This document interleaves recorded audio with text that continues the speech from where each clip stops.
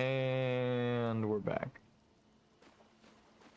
We are going to be doing a victory lap today. I realize we have a bunch of quests to turn in that we finished, supposedly. So Throps is alive, but we never sent him to Ray Lucaria. We never gave him the key. We're not going to use his spell. I realize that as well. We got a bonus character. Another living character where it fits the theme of if you don't finish the last step for their item, their ending is like good. They actually live. Okay, so I beat Morgott. Uh-oh. Think we gotta see this guy? Now I can do what can I? Now I can I? I think we needed to do this.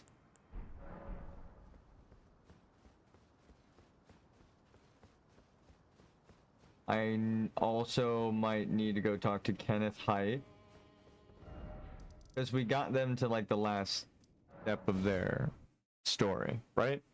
Kenneth was saying he needs to find a heir, or like someone who's, you know, going to take the throne since Godric is killed.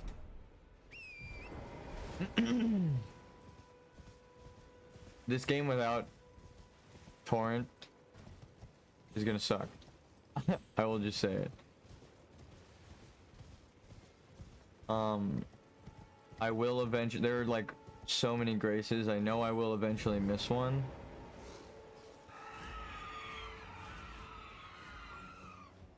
And the walk back is gonna be painful.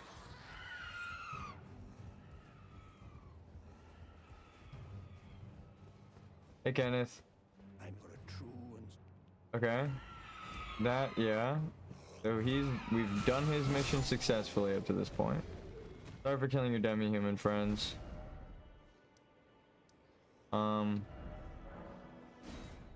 Maybe Nefeli? Again, we did what we were supposed to. One of the optional things is talk to Gideon about Nefeli's fate.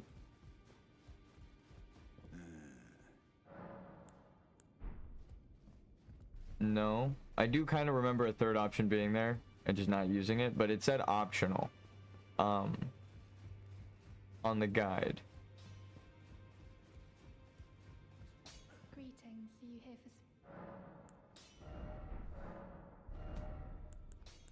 for... Huh.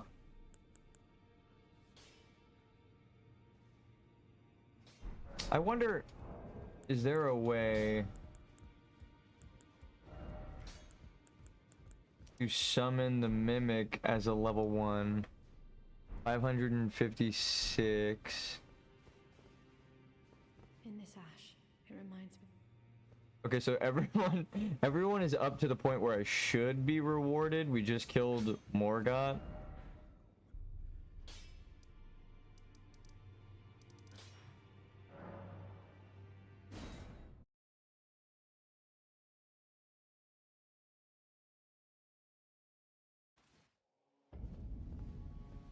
Maybe we just need to sit here.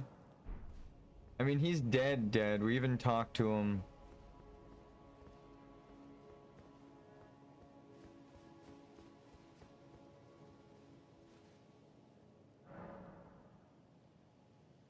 Also, I found that the reason this isn't listed on the wiki is he's got his own NPC page.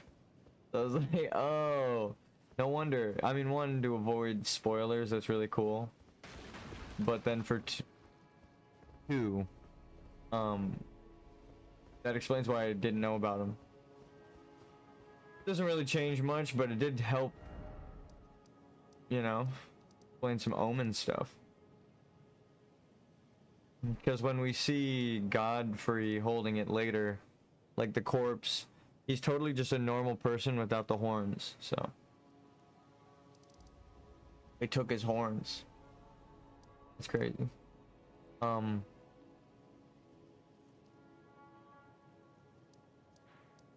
Okay, now I'm confused.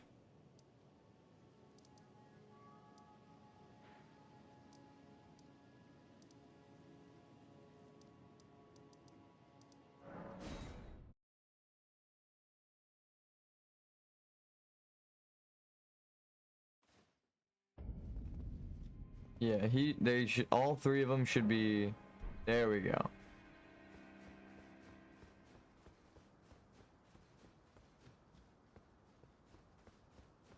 Dark Souls is so confusing. How did anyone solve this?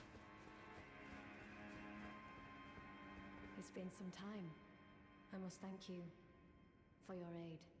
I told Father I would be with him no longer. I remembered the vow I took when I first became a warrior, so many moons ago. This land is much like the one from which I hail. I will call upon the storm to drive away the foulness that has settled on the winds. Nice. Ah, nice to see you after so long. Safe and sound, I take it, yes? Good. Ah, quite. I have indeed selected a new ruler.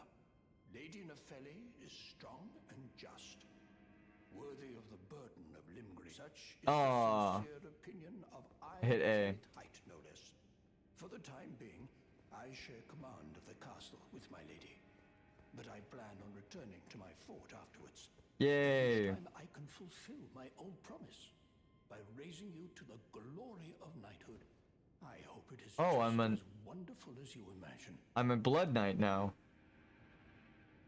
Of course. For the time being, I share at which time by raising you, I hope it is. I'm a knight. Hell yeah, dude. Again, I am Nepheli Lu, warrior. Some call me by the title of Lady, but I remain the same woman underneath, though I have now abandoned my former guidance. I cannot express how much you've helped me. And now we can upgrade our weapon. Should you become Elden Lord, I would gladly lighten your burden. Farewell, fellow warrior. I will remain to summon the storm, but your guidance and your fight surely lie elsewhere. So could you send me to the storm, the ancient storm of Farum Azula? I will remain, but your guidance surely lie. For the time at which time I'm raising you, I hope it. What do you have to say? Ah, you is it? Haven't seen your mug in quite some time. Yeah, I know. As you can see, I'm the new lady's attendant. I've been killing gods. Was worth squat. Besides, I like it round here. Huh. Lady Nepheli still fair of heart and countenance. Maybe there's hope yet for this world. Still, I have the lady's trust, so I can loot all the corpses I This guy. I'll let you take a look at the goods. Technically, that's how you get 90% of your treasure in this game, so who are you to judge him for looting corpses? Ancient dragon smithing stones, though. Pretty good loot you got there, bud. Glad I left him alive. That is a crazy item to sell. It is the item you need to upgrade your weapon to max. So, that's awesome.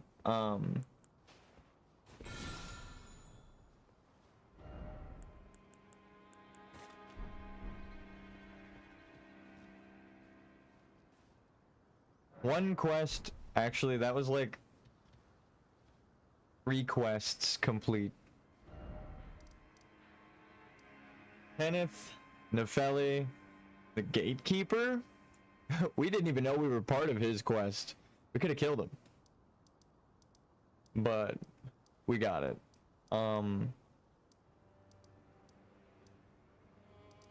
The next thing on my list is Jartown question mark. Down here. Jarburg?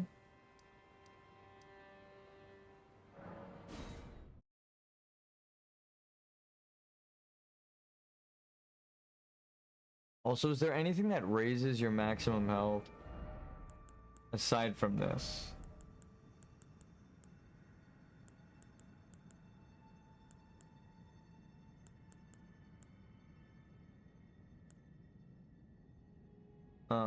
No. I'm trying to find things that increase your maximum health just to cast a spell, but we'll go back to our original.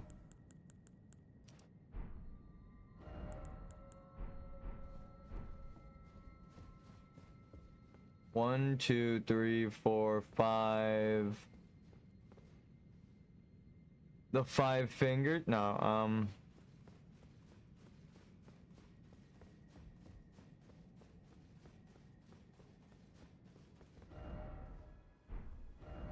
I see a path.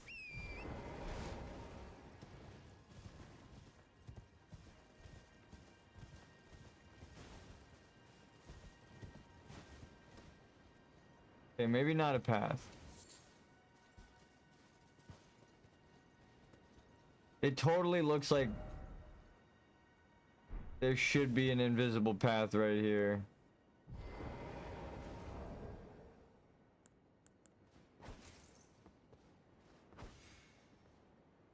Man. Thematically, that would have been sick. I've been like, oh, dude. The astrologers.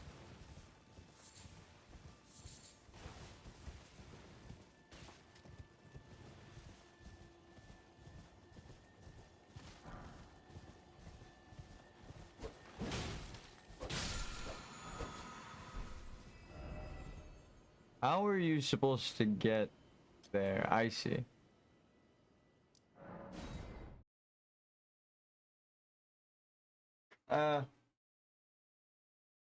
We're good. I was just unplugging the heater.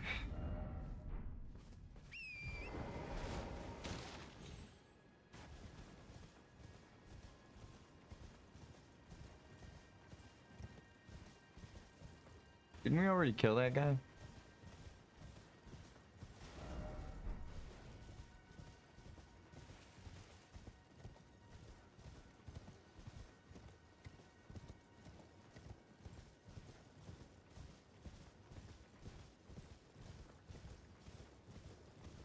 So I learned a lot of the things I'm looking for are in fact on the mountaintop of giants.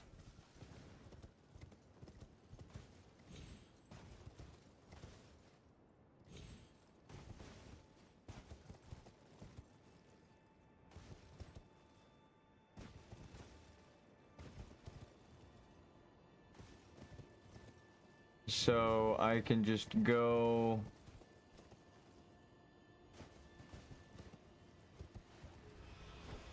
Well, unfortunate.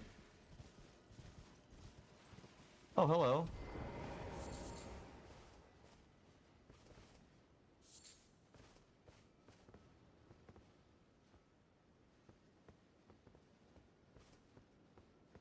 Oh, it's really just full of peaceful jars.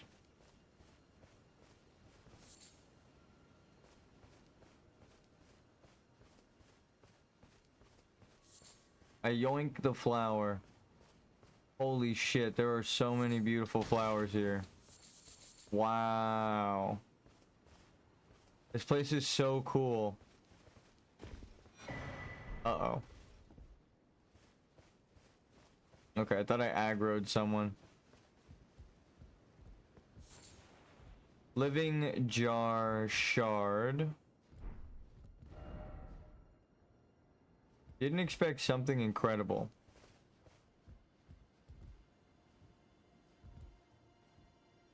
Who am I to take you from your jar, friend?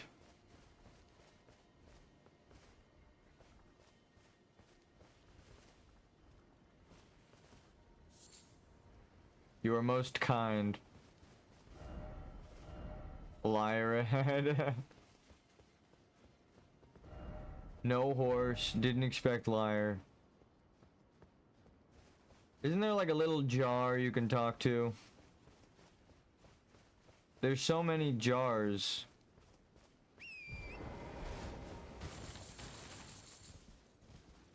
They'll grow back. I have roses outside.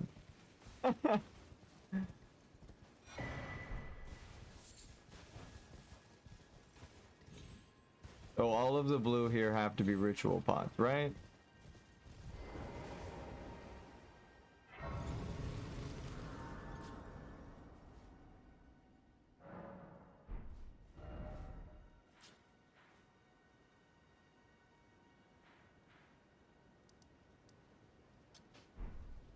Just a little thing you jump down.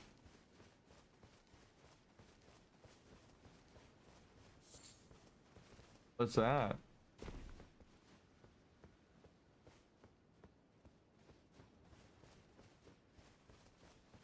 I'm glad I didn't spoil the place too much for myself. I thought there was only this jar here. Because it said there was only one interactable NPC. Hello, Cos. What are you doing here? I'm just walking I around. didn't think anyone knew about this place. Except us jars. Ah. Are you going to be the new potentate?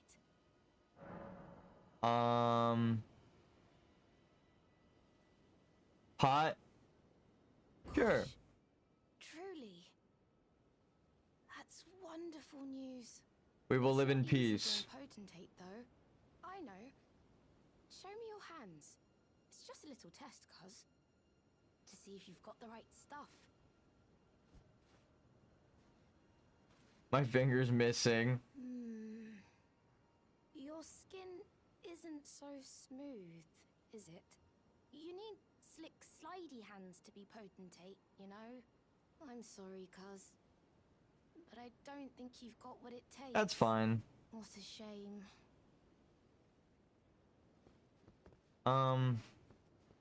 I wonder if I gotta like splash my hands with oil or do some crazy shit. Or maybe you gotta be like an Alban Oric? I don't know. That's okay. You need soft hands. No.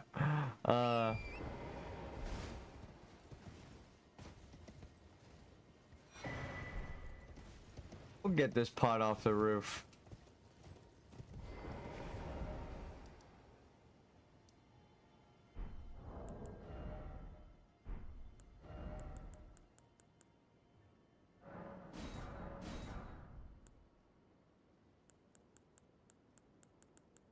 I could just be throwing magic the whole time.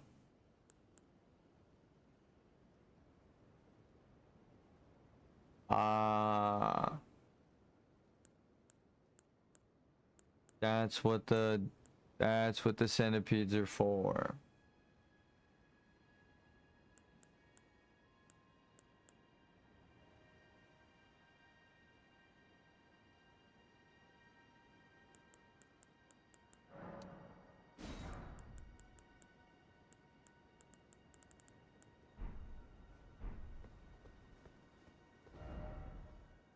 And something incredible champion ahead. Yeah. Don't look so glum, cuz. We can still chat. Potentate or not. Come back and visit me. When you can. Okay, so the game is just telling you come back and visit when you can be potentate? No, I doubt it.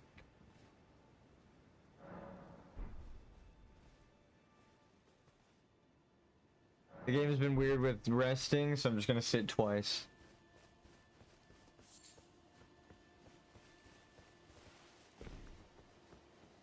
Oh, hello again, cuz. I'm happy you came. I have good tidings for you, cuz. Have you noticed the rare flowers growing in this village? I asked villagers if you could pick some of them, and they said you'd be very welcome. Okay, good. You're the best. Go on, cuz. You really should pick some of our flowers. Who knows? They might be of some use. You're the goat. You're the best. Go. Who knows? I felt bad picking the flowers. I thought I was gonna aggro them.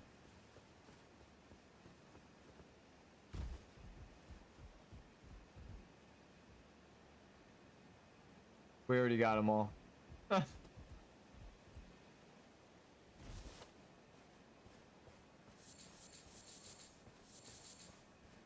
I don't think St. Trina's is back, right? Yeah, no.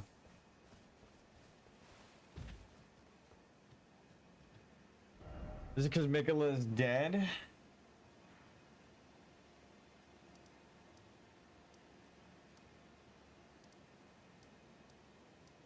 All right, next quest.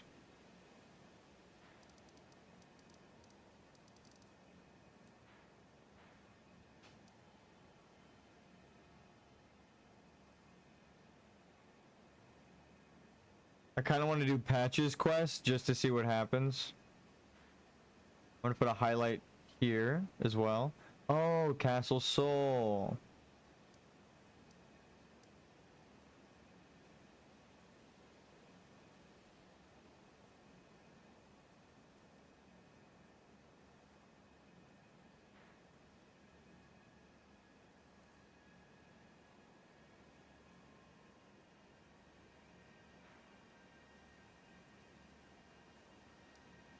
We'll go, we're definitely going here.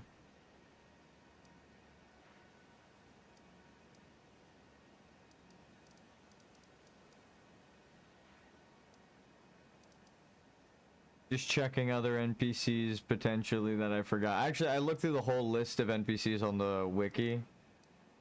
And so, I know. I wonder what they're gonna say. Because we killed Morgoth. Are you mad at us?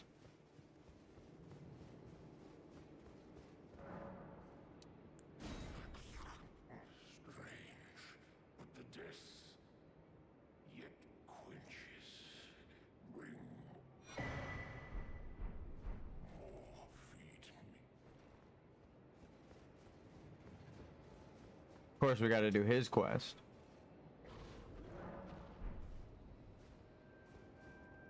Uh-oh.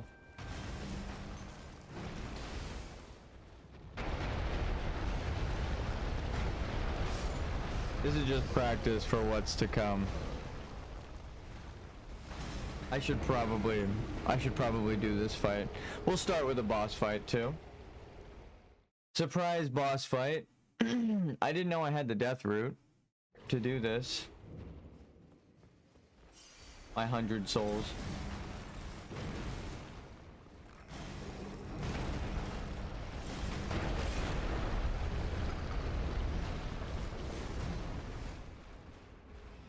That isn't what I meant to do. I meant to heal.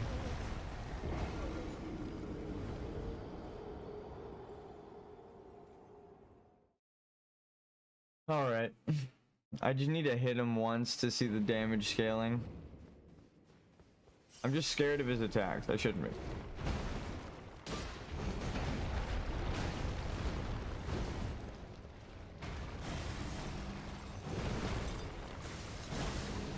Oh.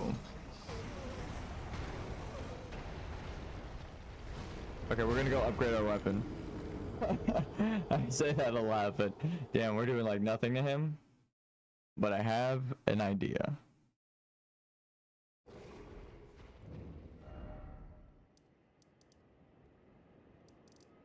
Nefeli gave us the last piece that we needed, but we have a couple more level 8 stones to collect before we fully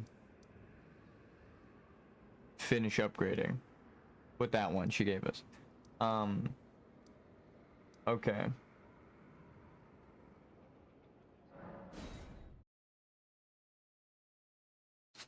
That's like a bonus quest. I didn't even know we were going to be able to do that. Whoa, did you see all of them drop at the same time?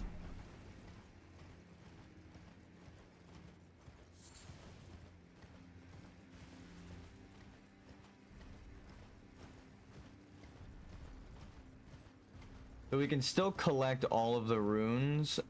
I think the game wants us to get a fully upgraded weapon, and it makes sense story-wise. So I'm gonna do what I can to get the level 8 stones that are here. Demi-humans even here, though. Further pushing my idea that, one, the demi-human should have been in the DLC, like the beastmen and stuff. We see a spirit in the graves, kind of connecting what I said, of like the Sun Society and the Crypt Society. Damn it, level 7. Traveling Maiden.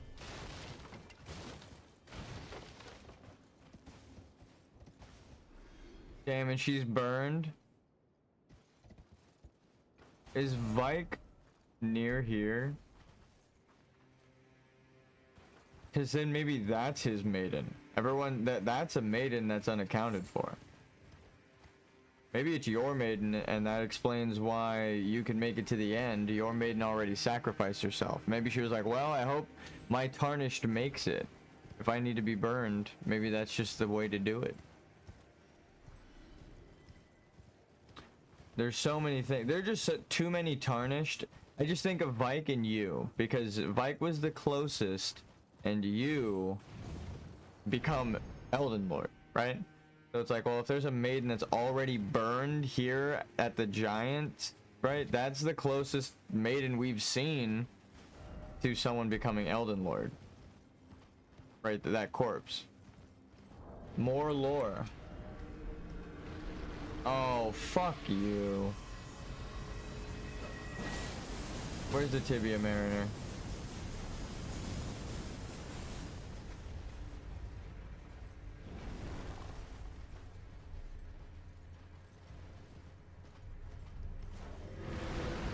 Yeet.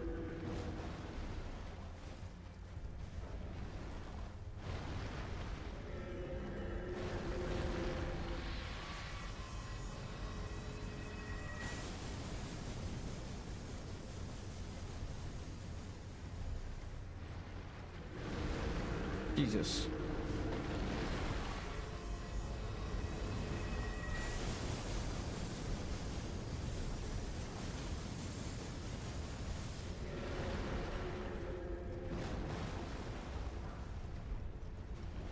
We are rich. There's got to be a mariner around here. What the fuck? Oh.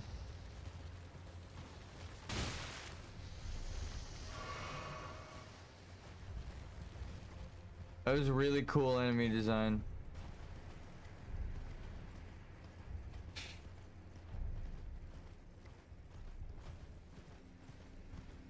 What's that? A trap?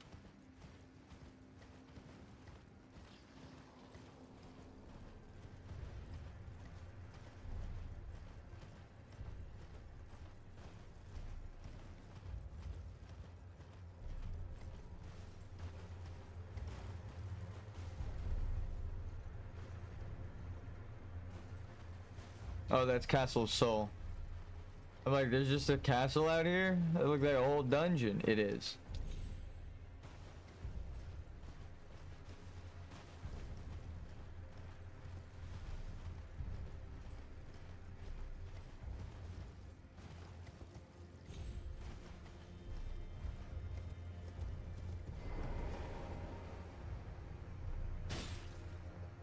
Do you mind?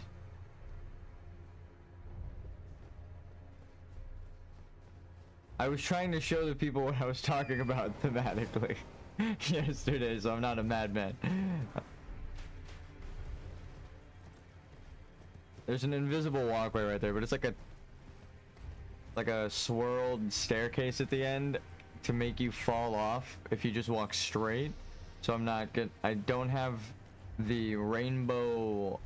My favorite item in the game is how you solve that, right? You drop a stone in front of you, you walk onto it, you drop a stone in front of you, you walk onto it, and then you just keep doing that, right? Until you get to the end. Oh, is this gonna be an Erd Tree avatar? Please tell me it's an Erd Tree avatar. Because then they're just Crucible. Yay, lore! They're just Crucible avatars.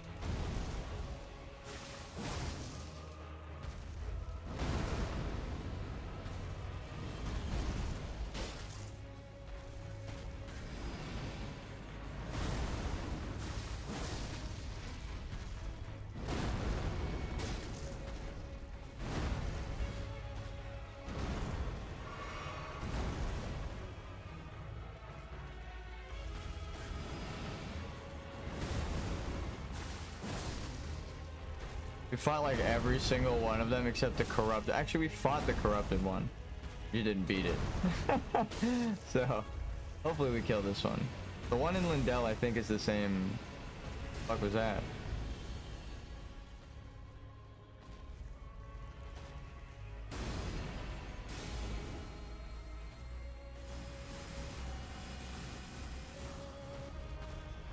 What? If I hit you, do you have your own health bar? That means I just ignore you entirely. Oh my god, you have a shared health bar?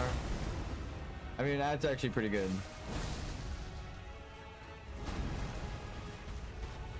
That means either one of you that engages me, I could fight. You're just one enemy. That is how you do multiple bosses. Because then it doesn't matter who you attack, and then you can sync their animations up. Like, see how that guy's way in idle? I mean, he's probably going to cast range in a second, but this is how it should be. And then they switch out. Oh, I'm done. Oh, he just missed.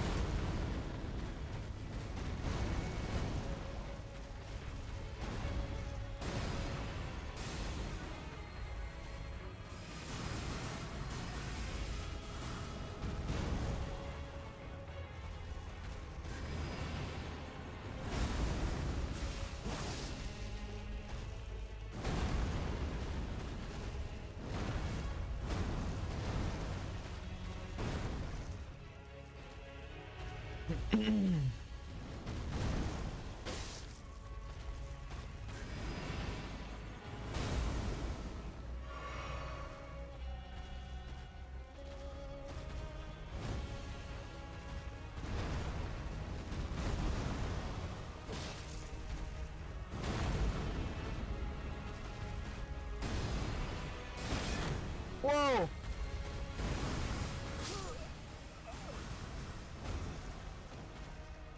Fuck. I got caught on the rock for like half a second and then that broke my guard. I could have taken cover if that didn't happen. Bad. I needed to jump. All of the years of Dark Souls with no jumping capability have conditioned me to, as soon as I back myself into a corner that I need to jump but I stop moving, I'm like, fuck. Like I normally that's death.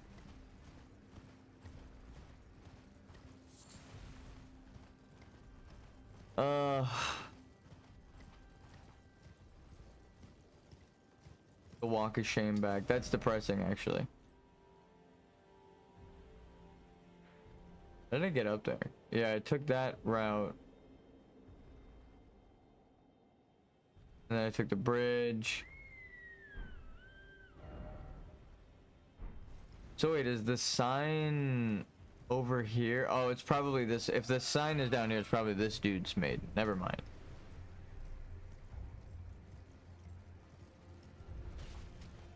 For some reason I thought the summon sign was at the top. There we go. Okay, no, it's probably this guy. If he uses blood powers, then he made it. No, because it's burned. He could use gold. Knight of Blood. Oh, okay. That explains. I was gonna say he either uses blood powers or fire. Oslo's Oath. Oh, you're the dude. Like the other guy.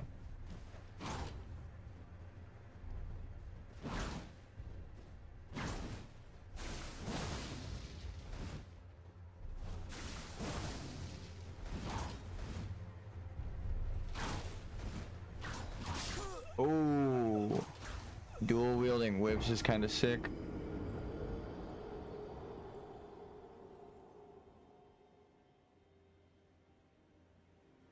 The dude that was looking for his girlfriend that we found dead.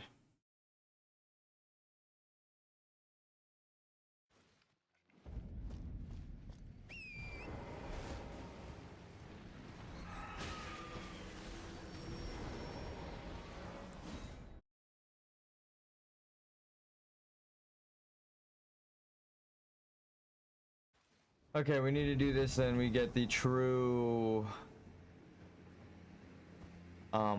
way to. What happens if I hit him with the emote?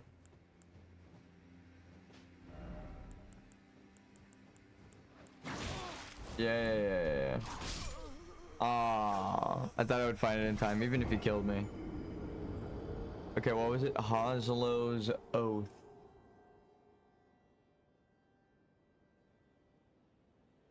Kind of fucking helmet is that? Hopefully we get the set to inspect it after we kill him.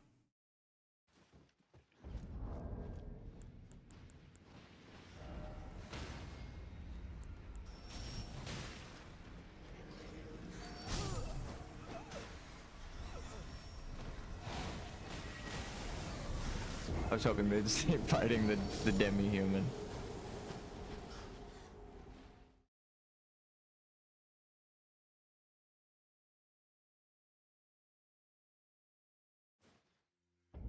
Fuck.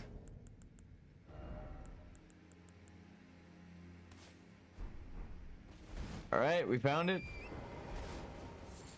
I wonder if he'll go easy on us. Or if he'll go ham.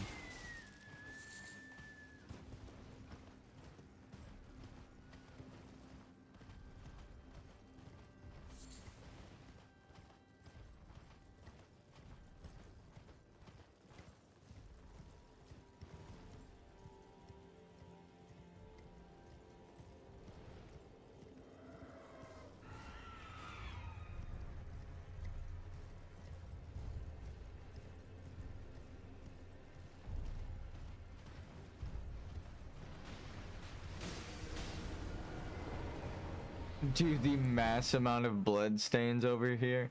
Holy shit. Alright, I need to lock in. I was thinking I didn't do too much damage to him. But that makes sense. He's like a hard boss. Knight of Blood. So what, he burned his maiden we just got here?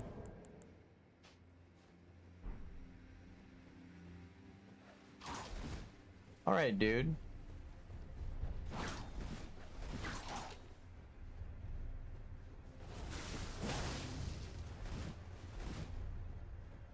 Hey, nope.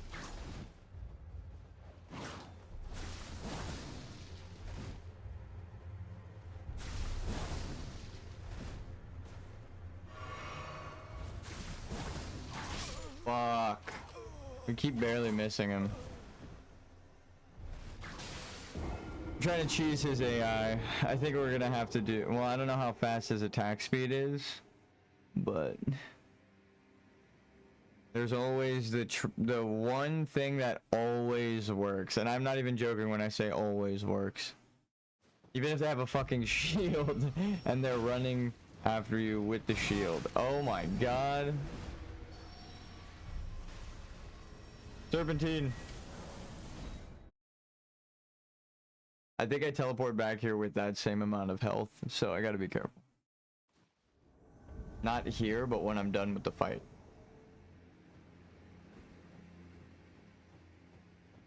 Yeah, right. I gotta give a shit about your stupid dance. Hold on. Let's see. Hold on. Let's see if he chases. Yep.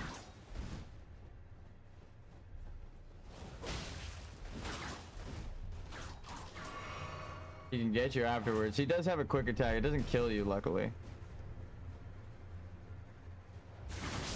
Motherfucker. I have to jump over it, but he just walked. I got screwed. His armor set looks cool. Kind of got the same bloodstones. I have so many questions, though. There's someone from his faction that we meet. Motherfucker, dude. I spawned in and they attacked me.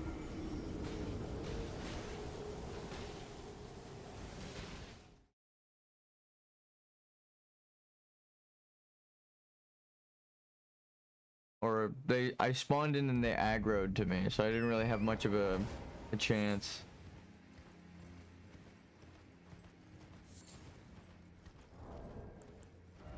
I wonder if the other thing works. I doubt it. It's funny, I just crafted the Trina's things and then I wasted them. Alright, well I have one, but... I guess I could use it for science.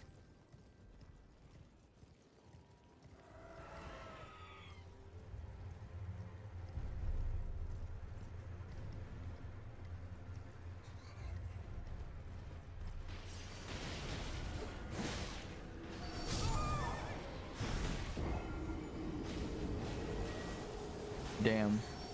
I just wanted to see how much damage I did because I was like, would it be worth killing them? Nope. And then immediately I died.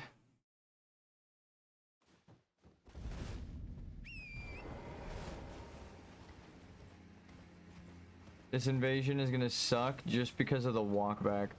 The fact that you have to take your horse. Actually, maybe we just wait on it and we upgrade our weapon. We need the consecrated snowfield. Which is not where we're at. We're at the mountaintop of giants.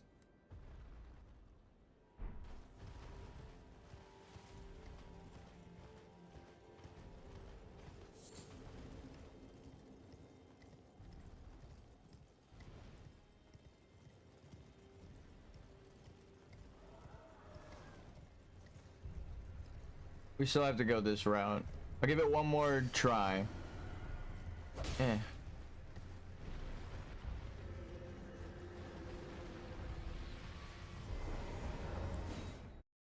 And then it'll teleport us like right here. Oh, I think I just had an idea though. I think it teleports you like your past death location, like as if you died right there.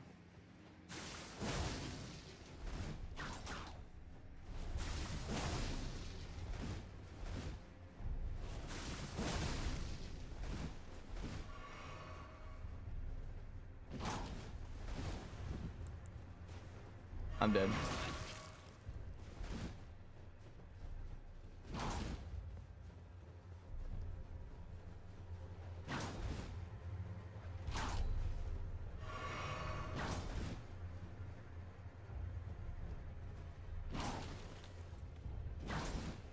Poke. And fuck. I was hoping he would duck inward, but he went sideways, and I spaced myself out. Again, the best thing to do is wait for them to push towards you. I got impatient. So I might have a way to make it easier for me to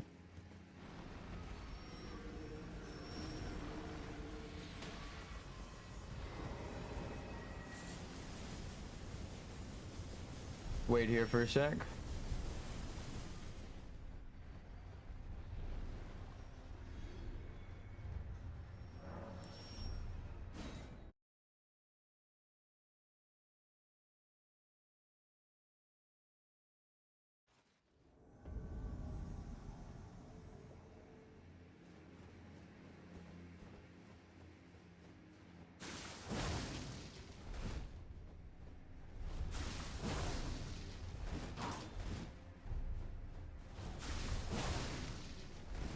Oh, tell me that's the speed I need right there. God damn it. He can, I don't want to say animation cancel, but he can just finish up attacking real quick. I think I'm gonna have to like bait him around the house. Now I see why there's so many deaths right here. Hopefully this worked though. I should be right next to the sign. Yep.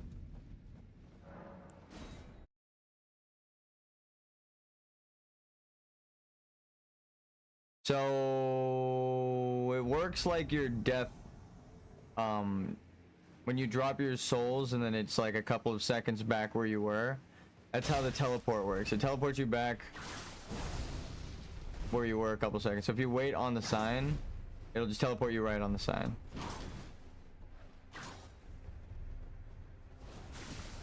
That was bad. Yeah, there's no timing for my long fucking stupid blood slash. I love it, but I think I'm gonna have to upgrade my weapon. Unfortunately, we did find a good way to make it so we can keep trying them over and over again, but we should upgrade our shit before we do that.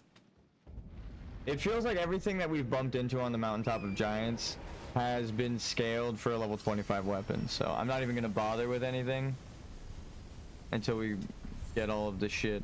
Except I think I have to do Castle Soul, without the upgrades, because I have to get the consecrated snowfield.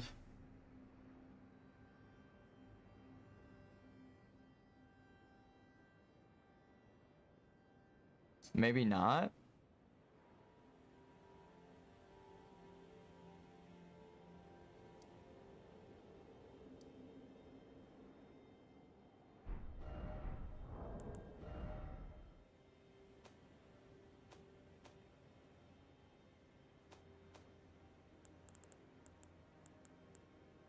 Yeah, Hallig Tree Medallion. Yeah, okay. You saying lift have rolled?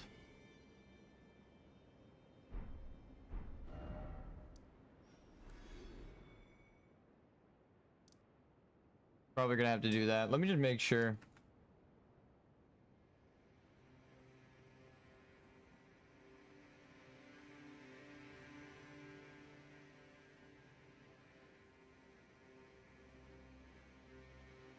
So there's 3 there.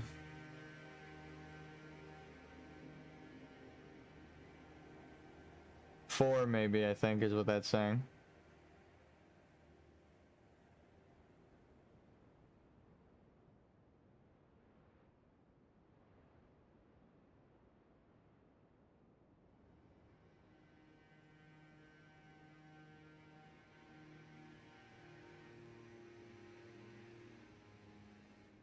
Lunar Estate Ruins.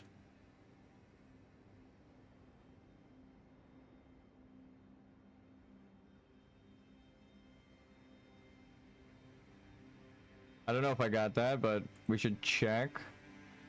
Because that is major. I think I actually joked, like, oh, this has a proper name. There's got to be something hidden here, but I don't have the time. And I ran away from these ruins. So, I was right, and it was one of the most important fucking items that I could have collected. Weapon upgrades. Ronnie was trying to help me, and I just wasn't paying attention.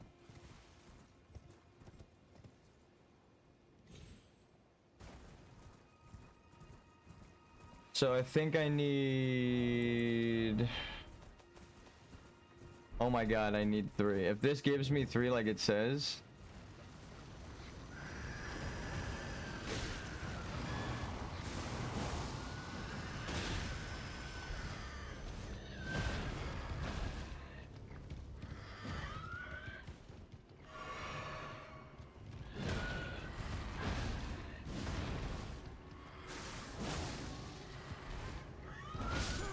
Damn it, dude. That shit landed next to me. And behind me. Unfortunate, though. We did a good amount of damage with the blood slash, so it's more of just timing it out. Learning this guy's attack pattern right now will help on my next playthrough. I can't believe I'm saying that. I'm addicted to Elden Ring.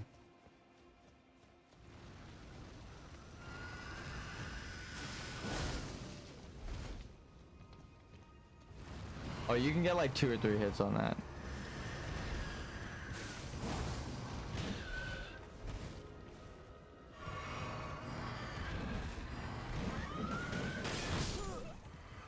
This is why I duck it.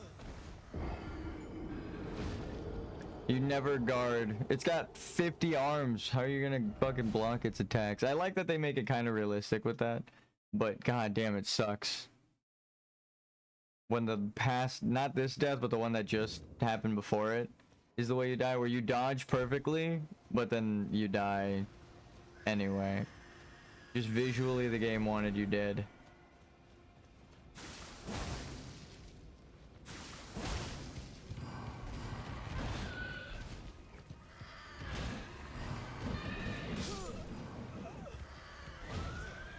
Duck into him.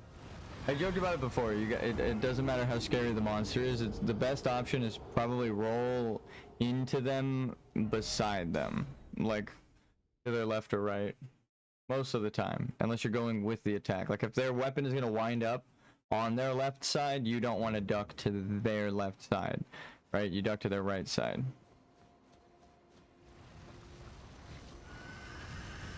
Can I just kill him at the start?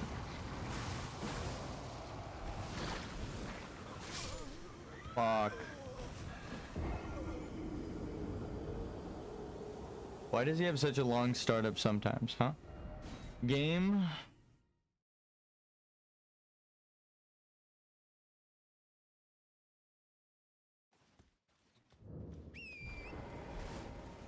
It's always random. It's always the random shit.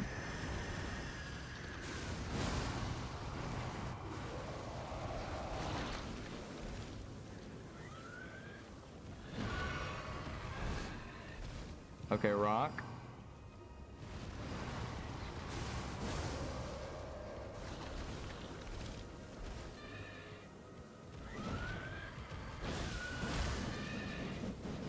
Oh my god. You know how happy I am that this is working? Get fucked, nerd.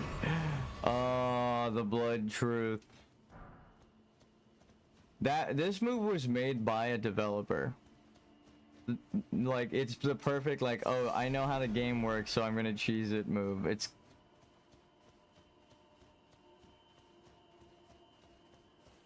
Secret? Nice. Tell me these are 3 level 8 upgrade stones. Holy shit. That means I could have had a fucking stronger weapon this whole time. Since we beat Estelle. I guess they don't expect you to beat Estelle in the guides. They're like, yeah, don't take Estelle on right now, are you crazy? So, having this upgrade this early is... Yeah. We needed 1... We had 3, we got 3. So we needed 1 stone, we got 3. Now we need 4 though.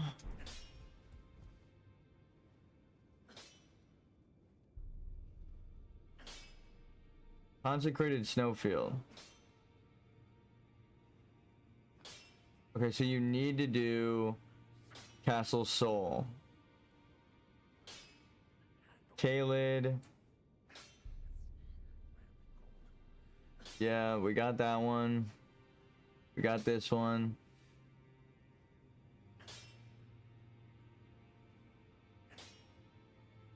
Yalau Annex Tunnel.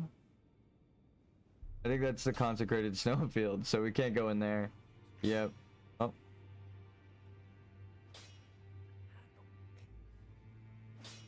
Moonlight Altar, we got this one. Yep, we got the gazebo ones.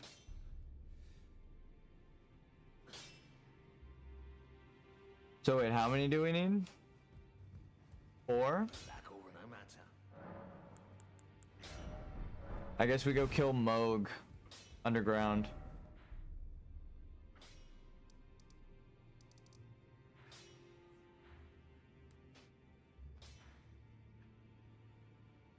Actually, I think the game wants us to get to the next threshold boss, which would be the red giant. And then when we get our ass kicked there, I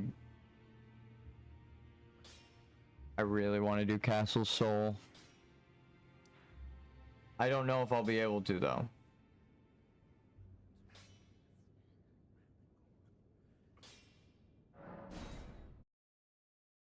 Getting Castle Soul done early sets us up for success, and the boss at the end of that is a boss we just killed yesterday. The Commander O'Neill, except it's a frost version instead of a plague version, which means he's wind. He's just frost wind.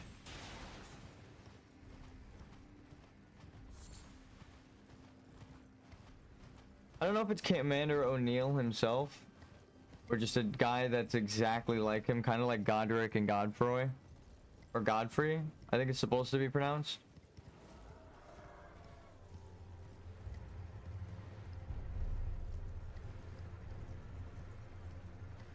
We might get our ass kicked so bad right now. I don't want to do the invasion yet. We need to upgrade. Well, we did upgrade once, but we're missing out on some important ones. So I think we might have to go do Moog. Okay. Game's telling me I cannot go around here, is what it looks like. Yep.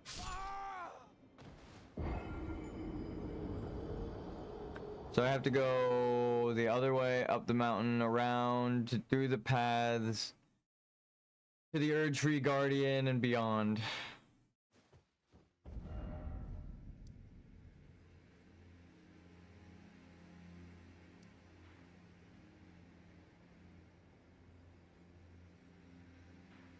How the fuck did I even get to the Erd Tree?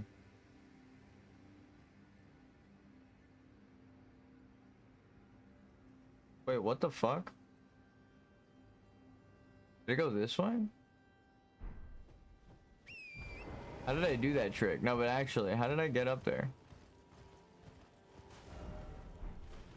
Then I go left. Now that's to the invasion.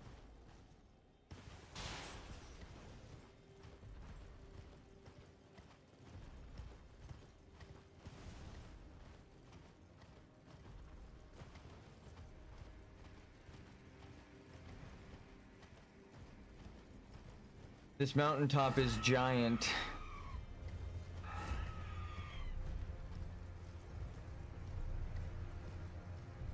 Again, this walking around here without the horse is probably such a pain in the ass. Like, just the whole game. So much of it I just skip by running with the horse. God damn, it would suck if you had to dodge your way through everything. Did I not get this? Wait, what the fuck? I do.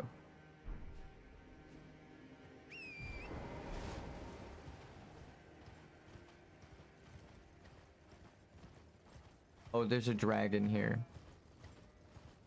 This can't be the way, right?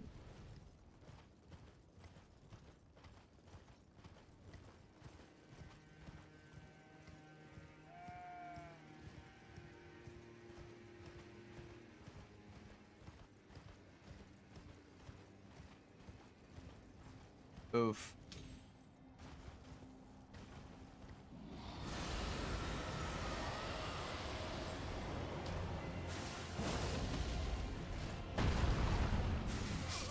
Oh my god, frostbite dragon.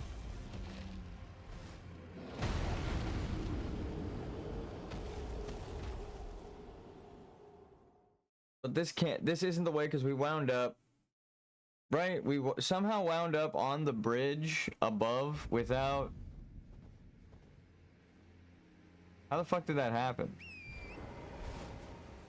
We got to the bridge above and fought the Crucible tree guy without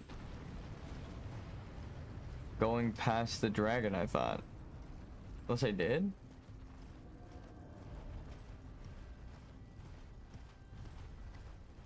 I vaguely remember that golden thing, so maybe I did just pass the dragon.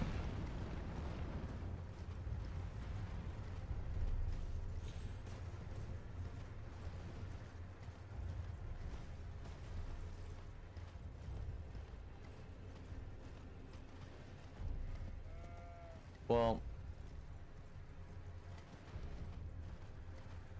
the bear communion part of me wants to fight the dragon, but the astrologer monkey neuron activate part of my brain says trigger the boss this way.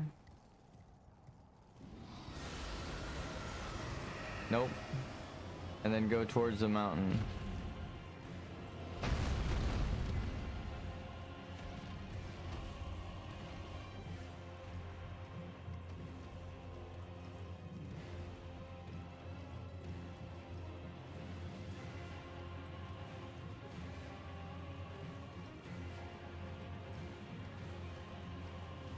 There's gotta be a grace or something in that fucking church, right?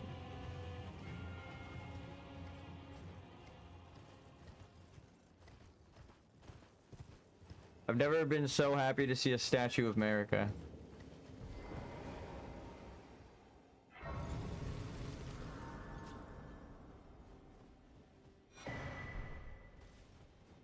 Can I upgrade my shit?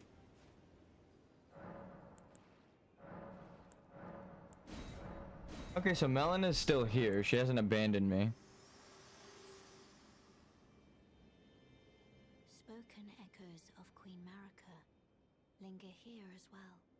Shall I share them with you?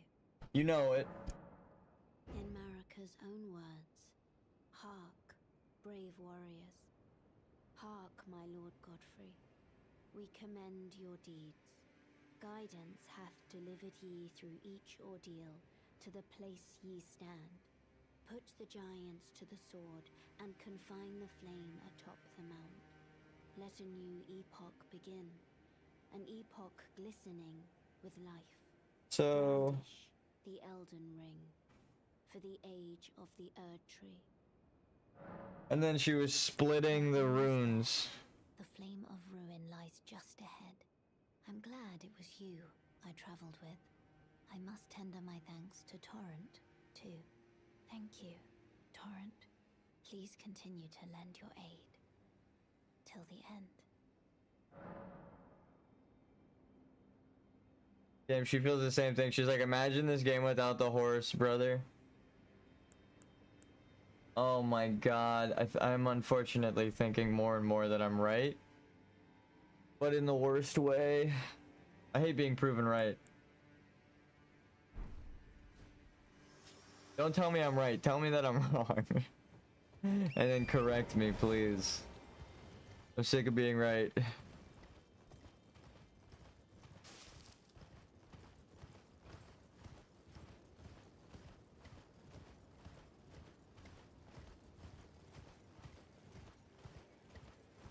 I'm trying to think of things like the mysteries of this game that I haven't completely like, not like solved for my. That's a better way to say it. Solved for myself, because it's not like, oh, I know that this is the answer. It's like, this is the answer to me. Some things we keep getting told, and it's like, oh, thematically that fits perfectly. Okay. Forgot there were dogs here.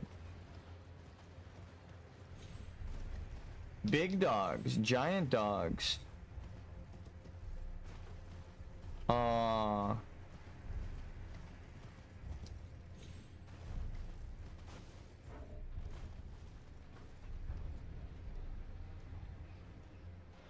What am I looking at over there?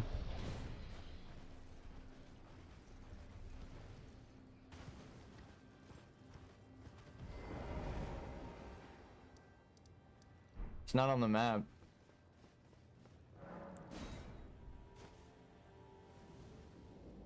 Who beeth contained here?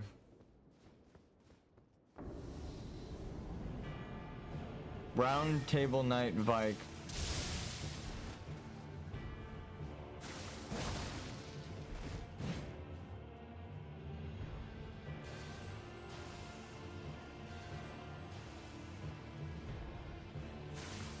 Oh.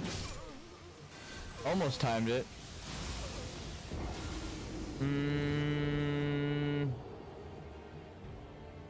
I feel we need to kill him for his armor.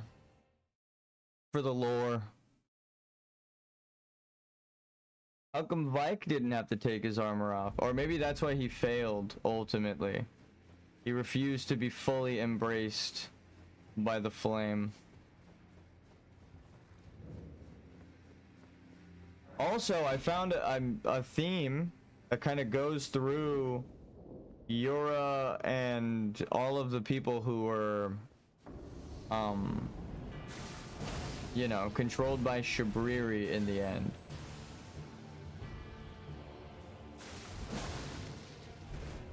Because he is the demon of, like, blindness or whatever. Everyone is blinded, but not just literally, but they are blinded in the story. Like, Hayeta is blinded by faith. Vike blinded by the truth, right? Or what he knows is the truth. The Golden Order. He was the closest to becoming a lord, and then he found out that the truth was blinding him. And then Yura was blinded by love, right? The reason he died was because the girl that he loved was a dragon worshiper, and he refused to accept it. He was hunting her, but he in the end was pretty much like, please no. You know, like, he gave his body to Shabriri in the end, right? It's like something had to have happened with Shabriri, but it means he was blinded in some way. But we saw he had eyes. But I think it's supposed to be a metaphorical blinding, like a hypocrite kind of thing, right? Which is a Golden Order theme. If Yura is blinded by the Golden Order and his love for the Golden Order and his love for this woman, then it is, you know, ultimately his downfall. Because not only is he he's in love with her, but the reason, again, like, it's hypocritical. The reason he is trying to stop her is the blood of the dragon communion, right? Because she's using dragon spells. So it's her eyes that he ultimately is trying to keep normal and not let her change, right? He's like, no, don't. Even though it's the power that she's after and stuff, he's like, no, just be yourself. Like, don't embrace the dragon. You know, you're gonna become a dragon. So he loves her, but he's also kind of blinded by his love. And it's like, well, she clearly, being one of Mogwin's dynasty, knows the truth, right? She has the power of the truth, the blood. So she knows the truth. He's blinded by, again, his love for the Order. It's like D and those who live in death. D's brother or other half is racist to the undead, and views them as abominations, even though it's just his ancestors that are brought back by like a cursed mark, which it's only even a curse because they're trying to keep immortality alive, so death is a bad thing to them.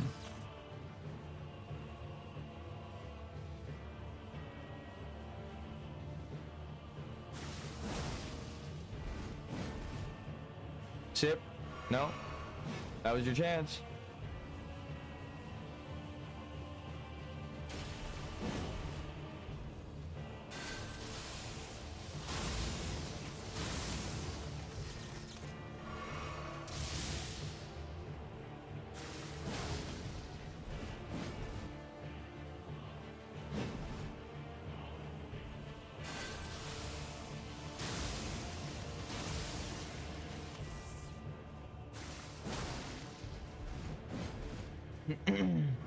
That's fine.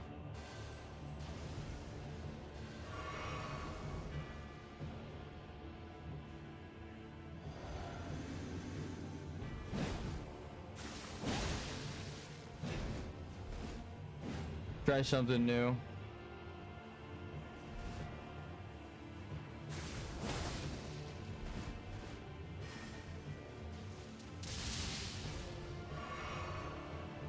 No! Oh, that was close. Were you trying to take a sip? Respect. Oh.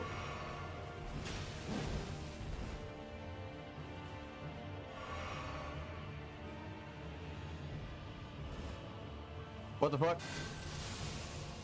I tried to turn and attack him and my character crouched. I guess I just gripped the controller too hard.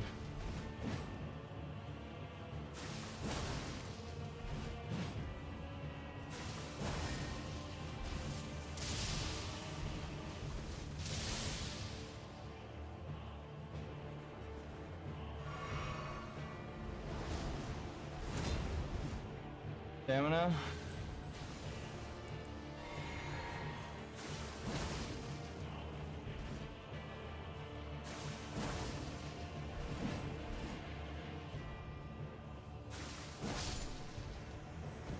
He got me, actually. Look at my health. He made me bleed. He made me bleed my own blood. What is it? Vikes fingerprint helm. Back into the jail with you.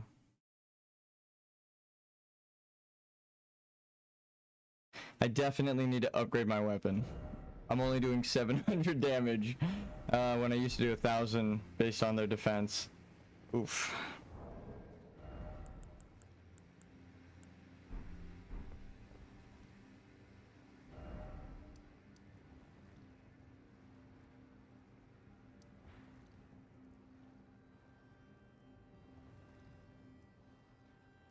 Oh, is that the way up over there?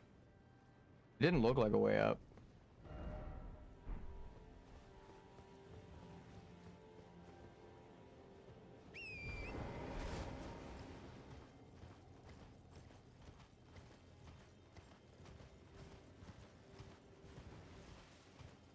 This will answer my question.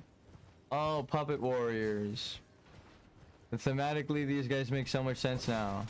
I was like, what are these marionettes, right? And the, duh, astrologers made the puppet soul warriors. These are like puppet soul soldiers. But they're not like super strong. So like one really strong falling snow marks unseen. Marks something unseen.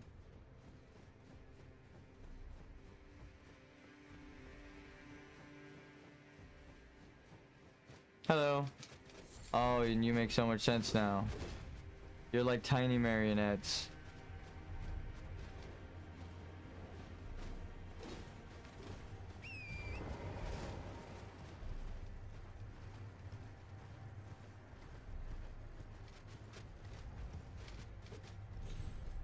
Item.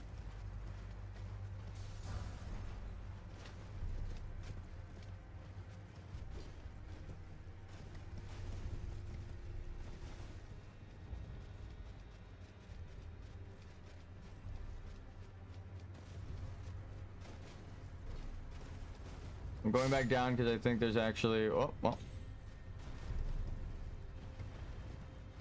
Yep, a path there. The way to Castle Soul has been found, I believe.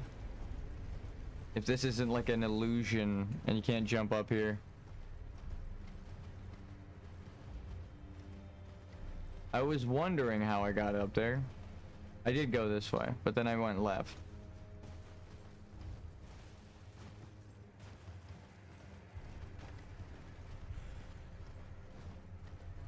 Yep, snake. Well, no, didn't I come up through this way but backwards? What the fuck? No, because I found... I did go through this way backwards, I thought. How the fuck did that happen? I must have accidentally glitched it and jumped up something I wasn't supposed to. Because I don't think you're supposed to be going backwards through that way. Oh, does the falling snow literally show you the fucking path? Now I have to go back out of curiosity. Now that I found the way, I have to check. Ow, what? What hurt Torrent? Here, wait. Oh, geez, you got a fucking arrow sticking out.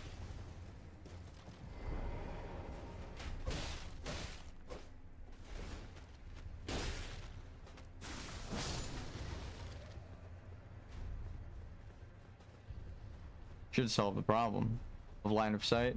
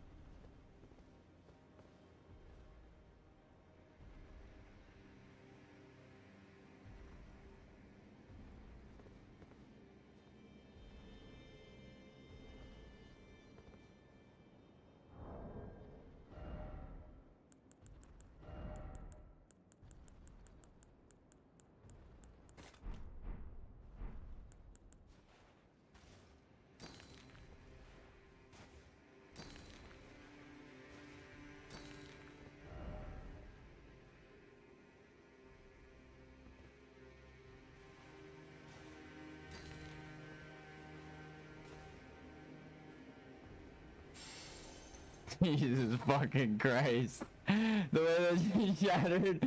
Okay, not that way.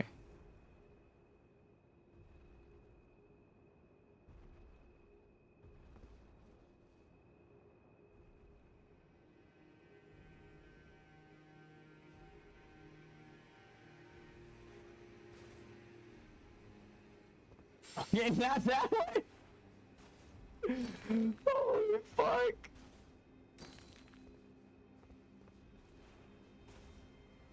Oh my What the fuck is this staircase? Holy shit. You guys. No, dude.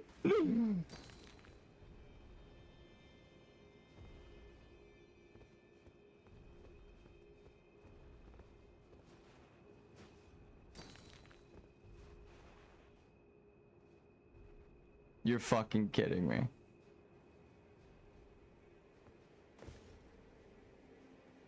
You guys see this little fog path I'm on?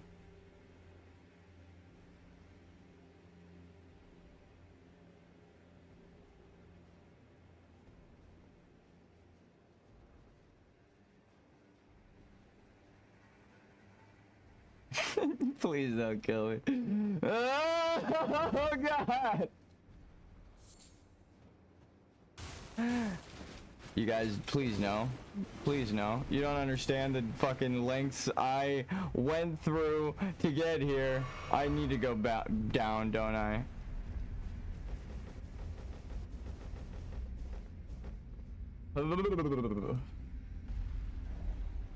Drop my headphone. Oh god. I had to trust a particle effect with my life.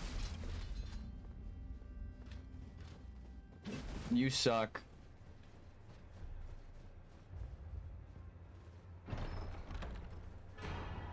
Founding Rain of Stars. That's gonna give me lore. Definitely. You suck. I knew that was gonna happen. I felt it in my bones. I'm not making my way back up here.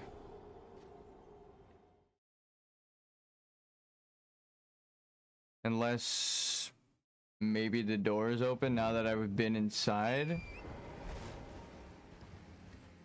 Might as well check.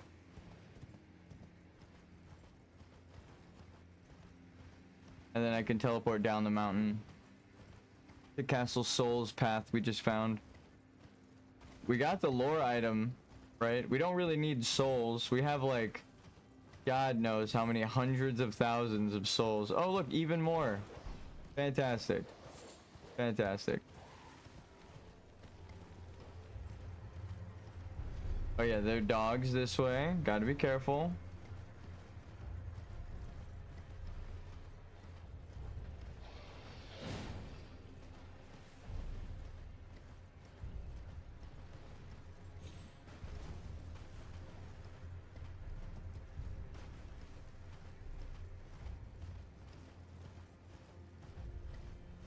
If you are doubting that you could do a level 1 playthrough, I believe in you.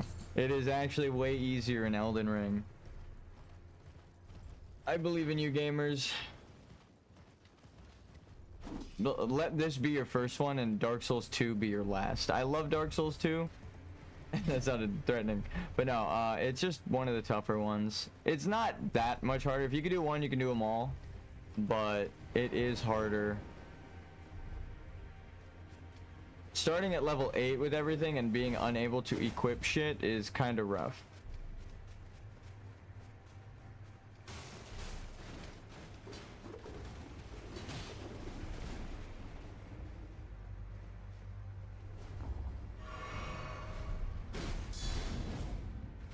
No, get off my elevator. Okay, we did it. Think I can get him? Whoa.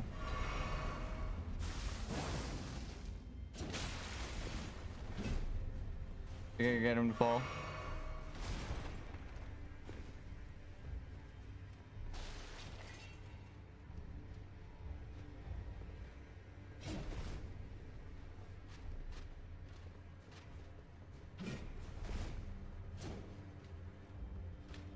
Our character is stuck.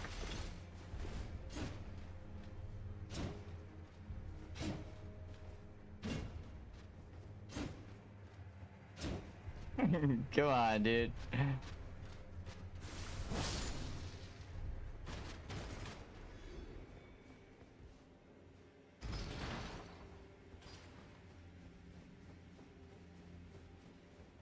All that fighting and then I almost run off the edge. So what is this? It's like a dark purple glintstone. Ooh, with gold.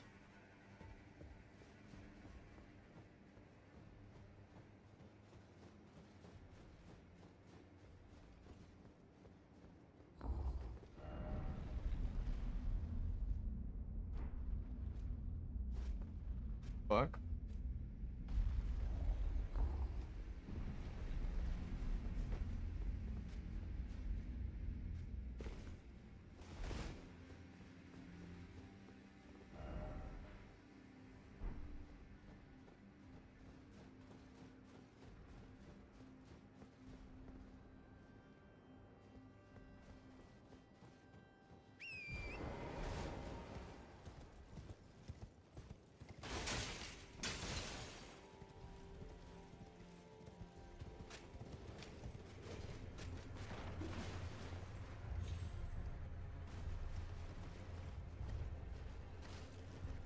Thanks for leaving a path for me, guys.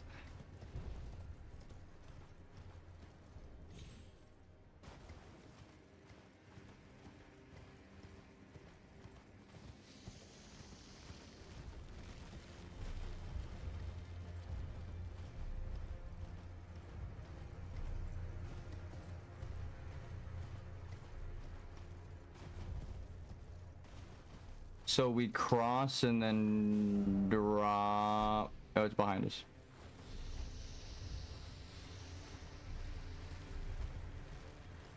And then big skeleton. Yeah, because I came up this way.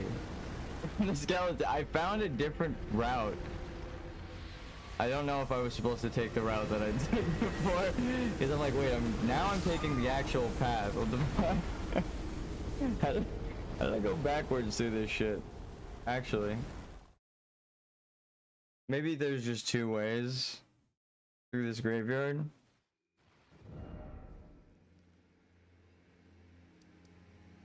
Yeah, you can go across the bridge down and then back up. Instead of just down and around. Or you could do the thing I did where you jump from the... What I did was crazy, but it definitely cut down on time. Going from the invisible path to the graveyard so that I can just go straight to Castle Soul. That's only if you know exactly where the path is. Oh, there's a jump here too. That'll save me some time.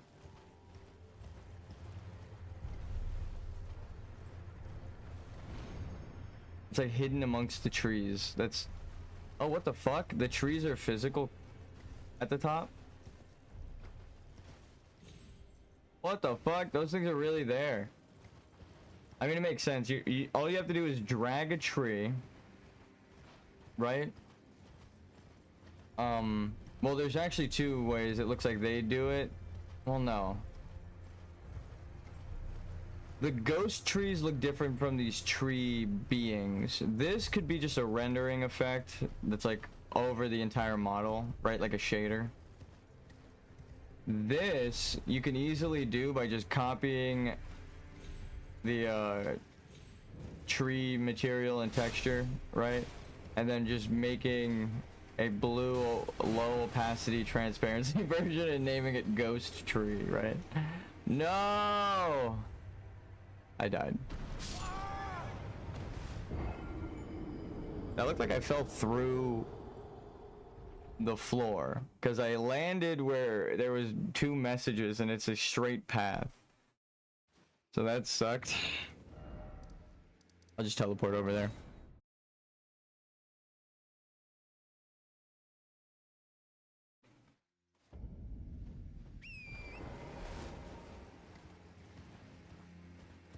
All right, real quick lore. The eldest primeval sorcery said to have been discovered by an ancient astrologer. A sorcerer of legendary status summons a dark cloud of stars overhead. Shortly after, the cloud will release a violent deluge of star rain. This sorcery can be cast while in motion. Charging increases potency, thought to be the founding glintstone sorcery. The glimpse of the primeval current that the astrologer saw became real, and the stars amber rain down on this land. Oh, damn. That kind of makes what I was saying about Estelle true, but like the second thing of like maybe they're an eldritch horror conjured here by the mind-bending sorceries, right? And it's like a careful what you wish for, right? So they opened a portal with the founding glintstone sorcery. All of the glintstone that is the comet dust that shattered deep into the foundations of the lands between is there because of the early astrologers who maybe shattered civilization. And then that would explain why the sun civilization doesn't like the astrologer civilization. They want to keep things natural, while the astrologers summoned things like Estelle. Uh-oh. With their magic and hubris. There you are, you little shit.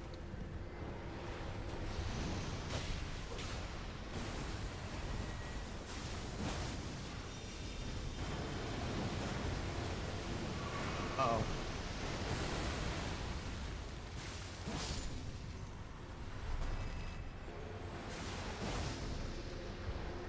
I'm doing 1,000 damage to her, and I'm also not doing any damage to her. I was hoping to get that snake with the cleave. Level 1 is rough.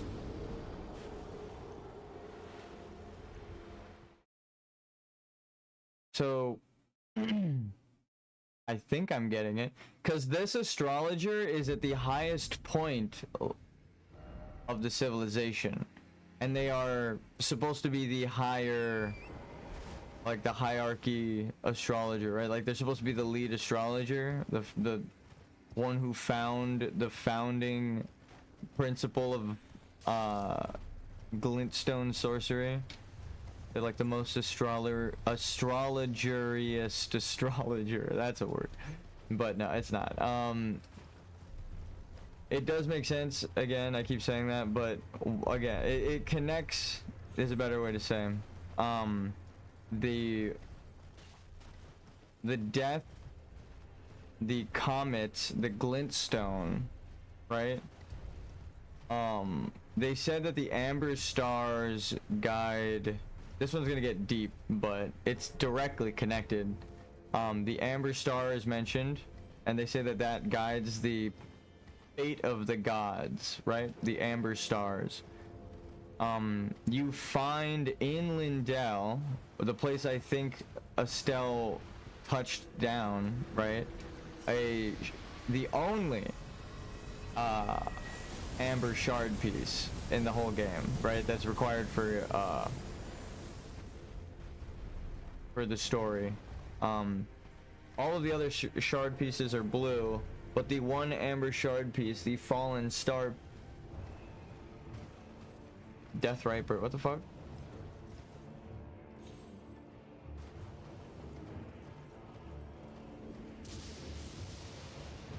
Ask not for whom the bell tolls.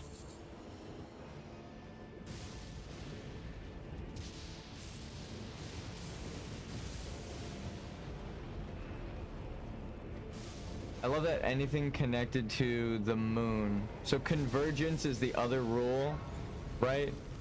Which is two things aligning, right? Like an eclipse. Which again explains Marika, but it's because she's the knight to Radagon's day. I'm getting distracted by this lore because we just walked in here. But I've been waiting for the flag. This is the only place you see it. It's Castle Sun, and the flag has been eclipsed, right?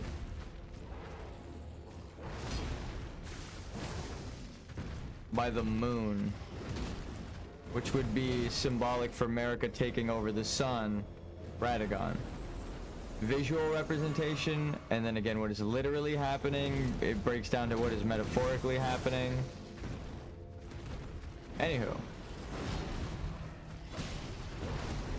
astrologers. Oh fuck, I see the second one over there.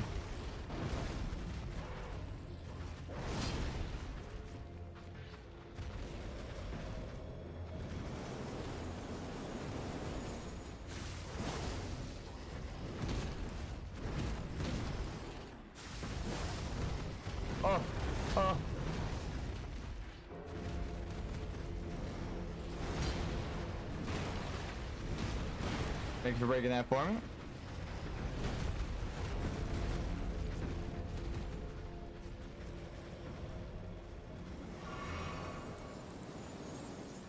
Oh my god, I hit the wrong button.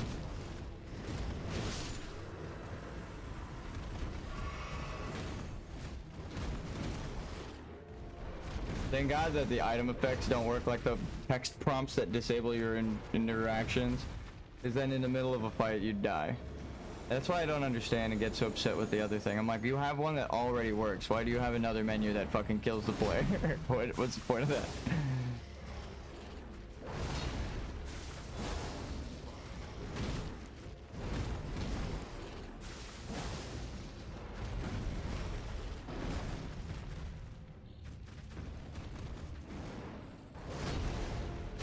Poke.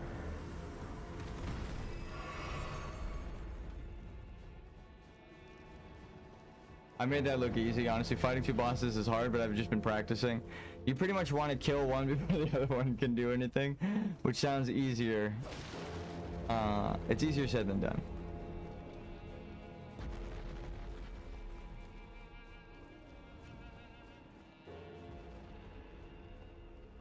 Hello, slime. I see you up there. Nation butterfly.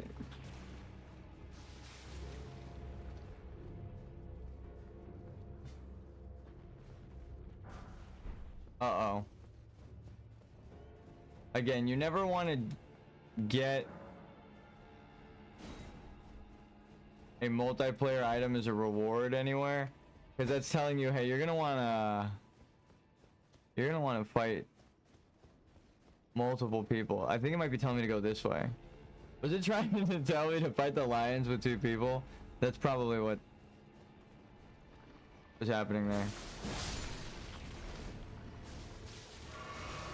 I get him through the wall. Blood slash knows the truth. It doesn't matter if you're on the other side of a wall. You're there.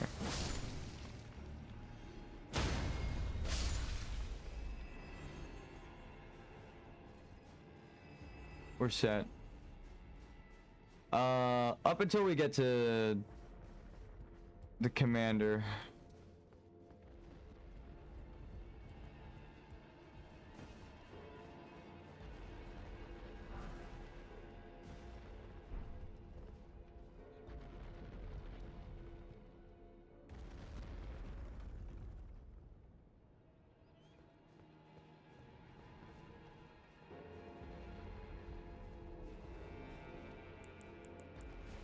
You guys thinking what I'm thinking?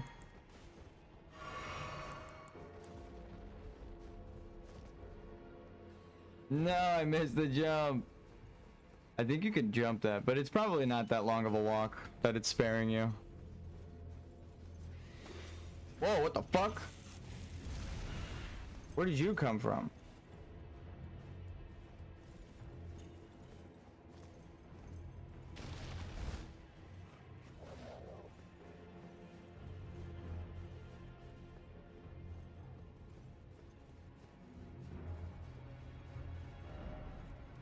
Wait, what? Grace ahead.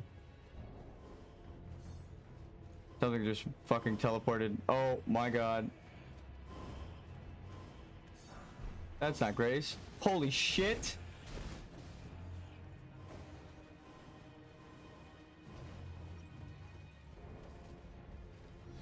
Listen, dude.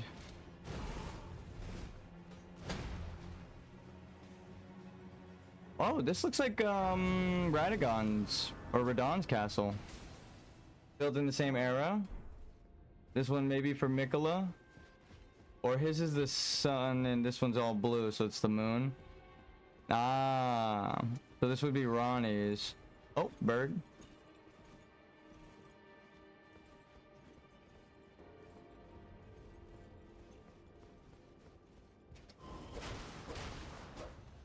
I saw you shooting down at me. You're not sly.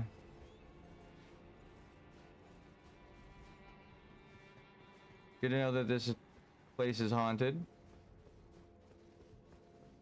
Oh yeah, night spirits, graveyard outside. Of course. This is the lunar eclipse. Maybe the other one's the solar eclipse.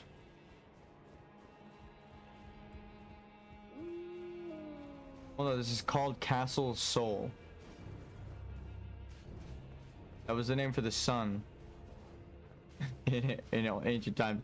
Literally Castle Sun, and the picture is a fucking eclipse. Whoa! Whoa! I call nonsense. Oh wait, you can teleport. Did it animation cancel, literally teleport him to us like that? Get fucking beat, nerd. Imagine losing to a plank of wood. Alright, we're back here.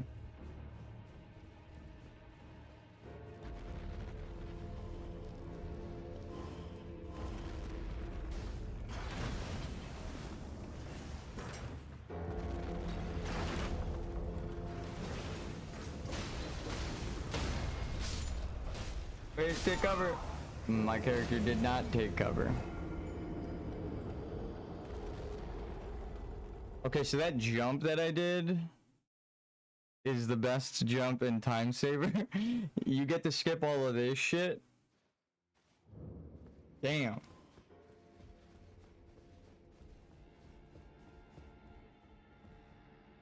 Great sun, frigid sun of soul. Yep. Surrender yourself to the eclipse. Grant life to the soulless bones.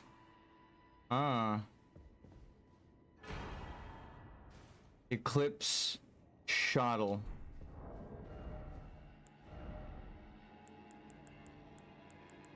Give me lore.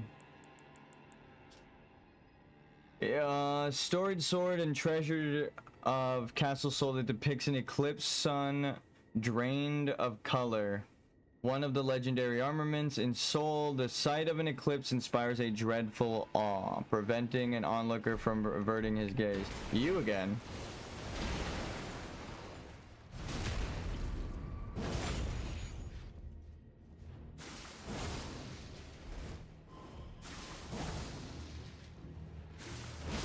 Damn it. I shouldn't have held it. I actually think I would have got him if I didn't hold it.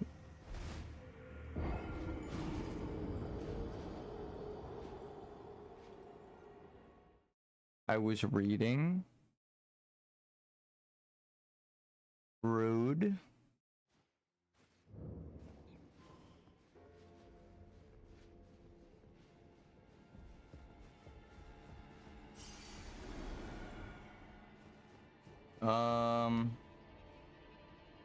This is another burned maiden. We're finding a lot of those. First off, right. Dead end.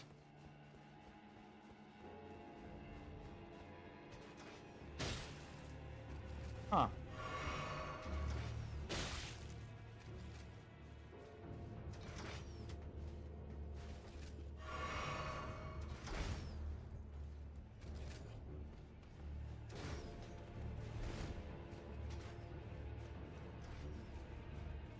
So could I do this? Hold on.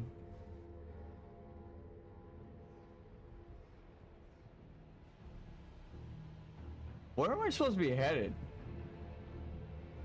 How am I walking? How am I finding ways to do shit backwards? This guy's turned around.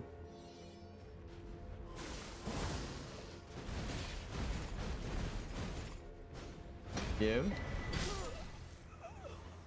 All right. Cerulean amber.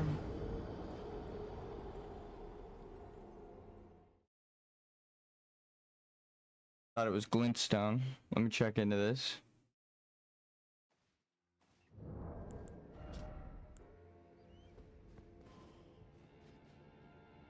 The Erd tree's old sap becomes amber. Treasure as the most precious of jewels in the age of Godfrey, the first Elden Lord. A primordial life energy resides within. Oh, so it's like glintstone. Primordial life energy. Be wary of trap. Try target lock. Target's locked.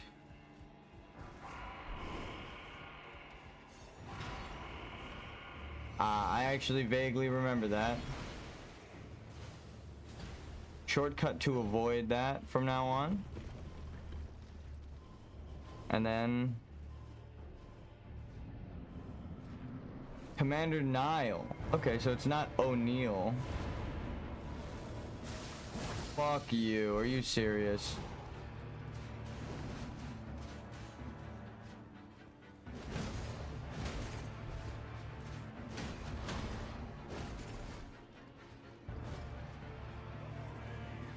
Do these guys just despawn after a minute? Are they like my summons? I kind of want to just check.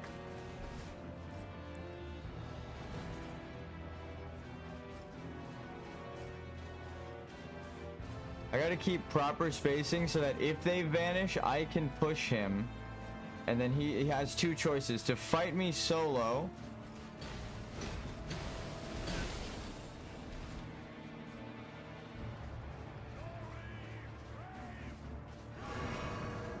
okay, he buffed him. That's fine.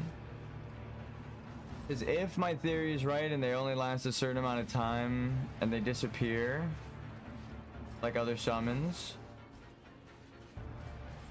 or like the Physic Flask.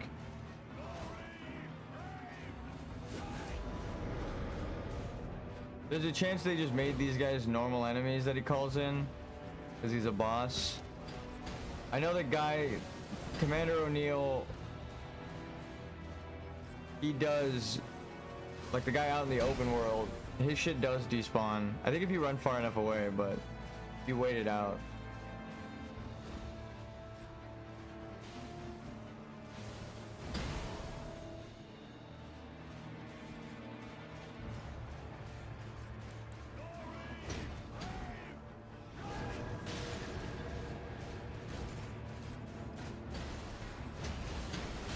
No.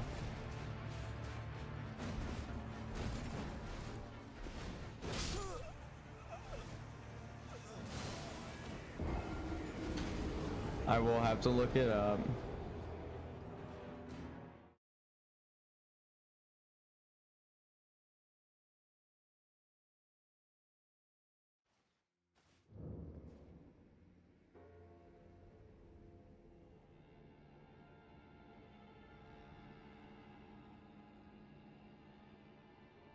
Okay, so they want you to just fight both knights.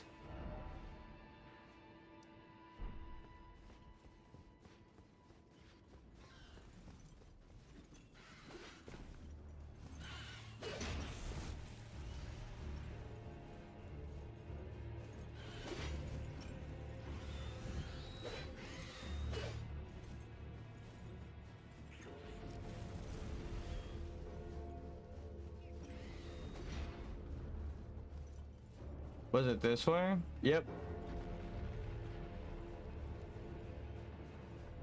Just the entrance is now the fastest, safest path to him. That's kind of cool.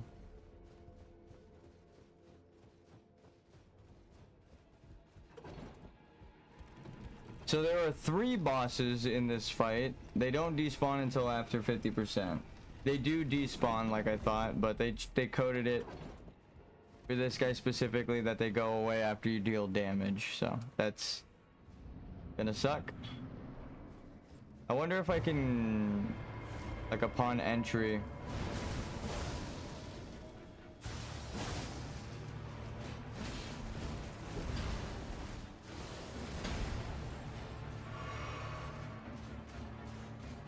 maybe we just take it super slow.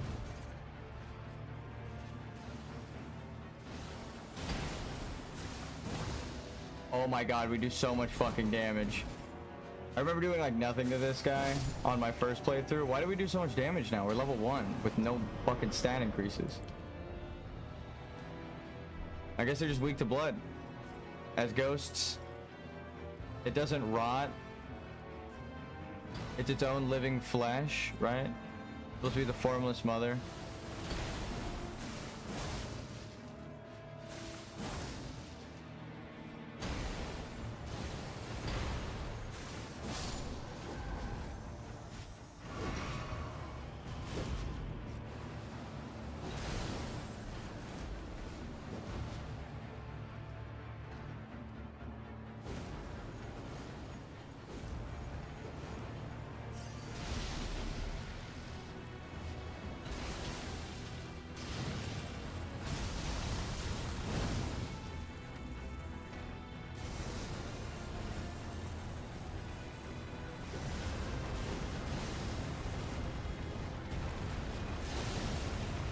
Because that's an opening.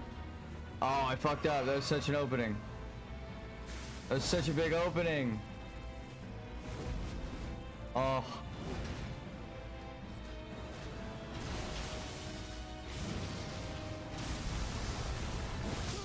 No. Okay. I don't know which way I rolled before when he came at me with that, but I landed like perfectly in front of him, and then my slash stepped to his left, and then he stabbed with his left, and he missed because he like attacked on the wrong side. So I was like hoping he would do that again. I guess I didn't catch it right. All right, I'm gonna BRB. That we're gonna beat this guy. I feel it. The fact that I can two-shot the knights makes it way easier. The Commander O'Neill out in the field, he had weaker looking knights, but even before buffing them, it took like 3 or 4 hits to kill them. So this is hopefully, it's weird because these are like really big knights and a way later game boss than that. But whatever, it's fine. Commander O'Neill out in Caelid is harder than this boss for no reason. I'll be right back. I'll say that. Even though this guy has more health and has more moves, the Scarlet Rot is fucking annoying, and he summons more enemies with more health, so it's annoying. And also, I don't think he stopped summoning enemies. I'll be right back.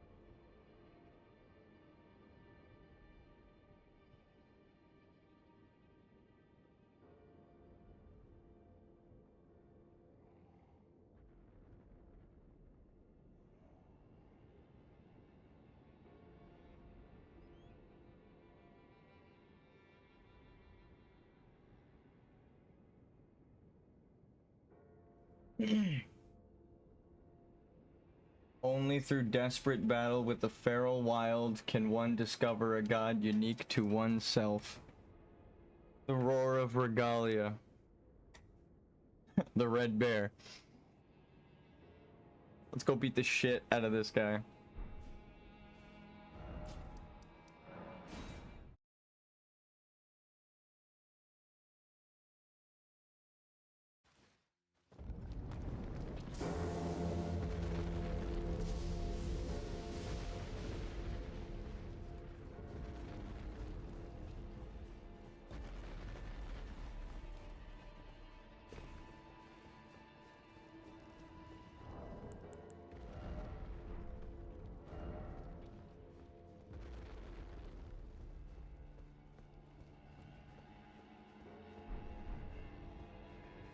The spells are for show.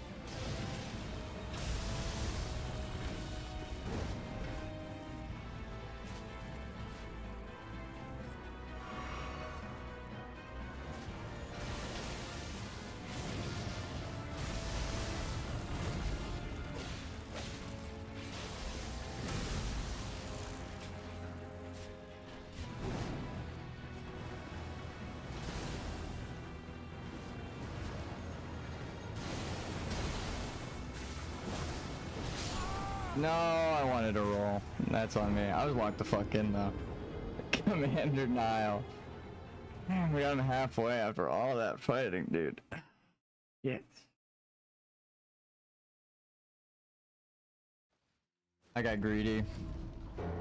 I'll admit it. I went for a hit. I wasn't sure. Ooh, I see an item though. Speaking of greed. I see something shining over here. Let's grab it.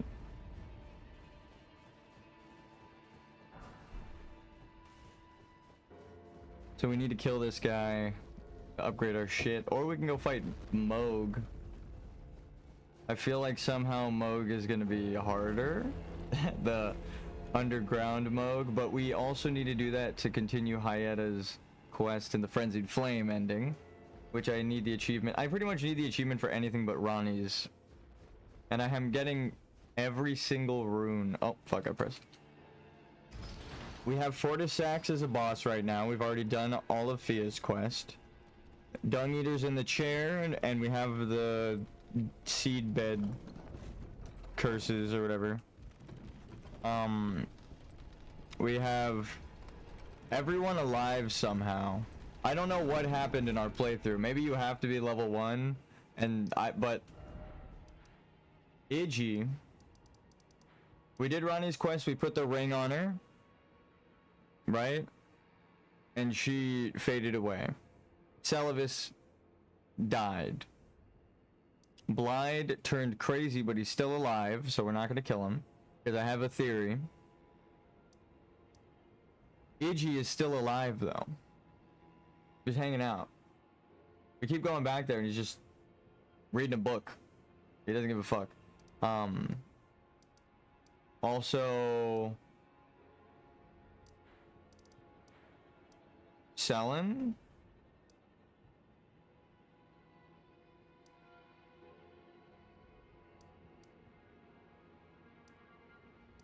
I don't know where Selen is, but she's still alive. Did she move back to her original spot? That'd be kind of cool. No. Maybe she's a puppet, so it doesn't count her as a person anymore. That'd be kind of crazy.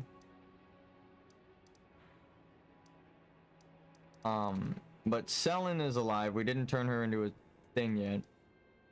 The fact that she just kind of wandered off. You might be waiting for her summon sign, but her plan is to take over Carria Manor, which we pretty much did when we put the ring on Ronnie, and she was like, well, you're my lord, goodbye, and then faded away. She's like, summon me when you're ready. We're kind of in charge of everything when we do that. So we've helped Selen when we beat the game. Question mark? Bach is here alive. Bogart, or whatever his name is. Blackguard. Yeah.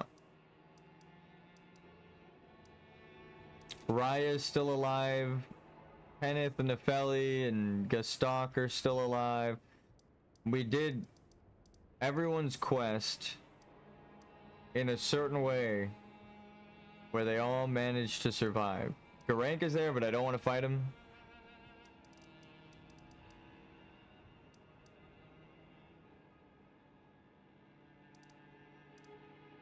I mean, all of the people who are like destined to die,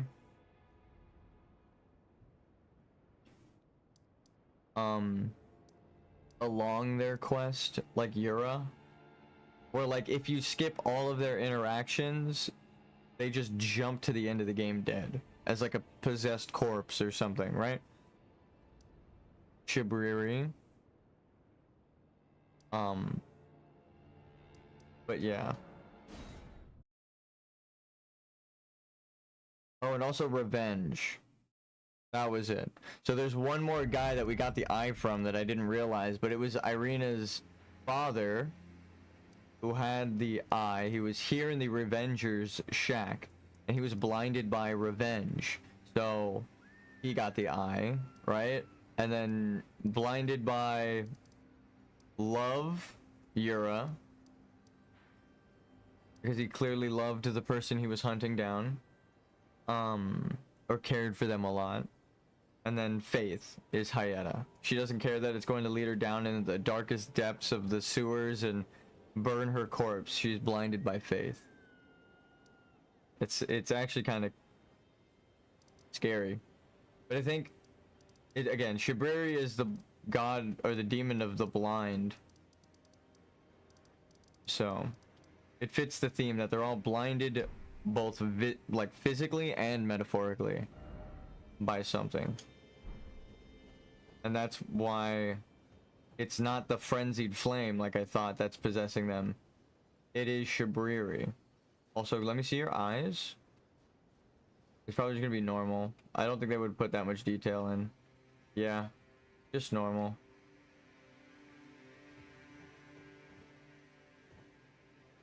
If you got Shabriri eyes, it's supposed to be glowing orange. So he's not, I mean, if you attack him, he uses the powers though, so they just didn't do it to his model. But again, that I read his dialogue, and if this is supposed to be the most reviled man in history, Shabriri, because he acknowledges that the frenzied flame is a different thing. He like, go and unite with the frenzied flame, right? He's not saying come to me, I'm under Lindell, and he's like, he gave this corpse to me, Shabriri. Burn the Erd tree and incinerate all that divides and distinguishes. Right? He just wants to get rid of all that divides and distinguishes. The world. May chaos take the world.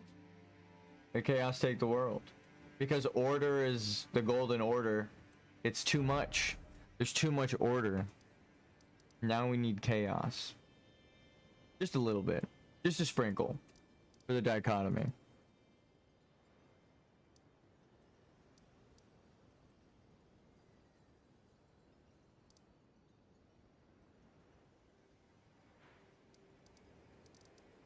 Where were we going?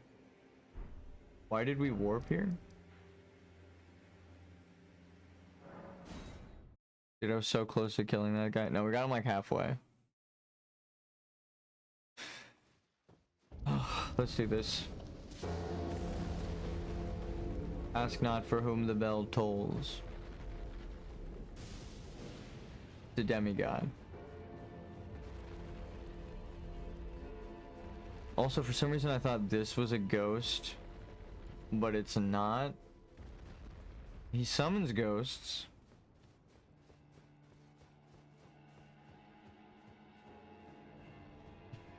Is he just summoning like a legion of the damned?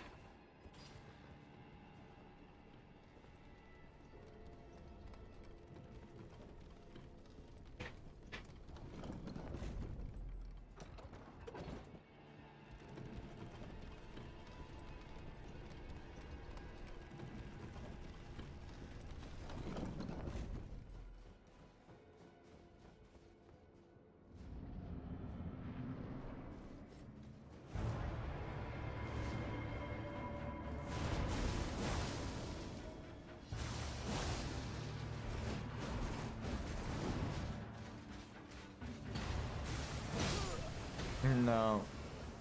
Not worth it. I'm just gonna wait for the openings. Or that'll happen. These guys kind of have... I think because there's 3 of them, the game is a bit more forgiving. They're not all trying to attack me at once. And I just read on the thing, that's how they're programmed. Commander O'Neill or Commander Nile won't attack you until the other 2 are dead, or if you're just attacking him non-stop. And I think he might just run or like swing at you to get you away, essentially, and then use the AoE so that you have to space him out.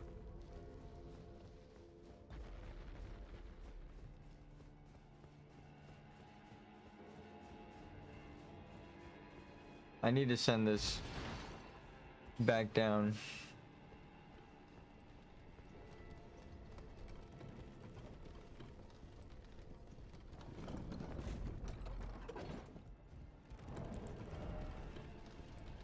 Fuck.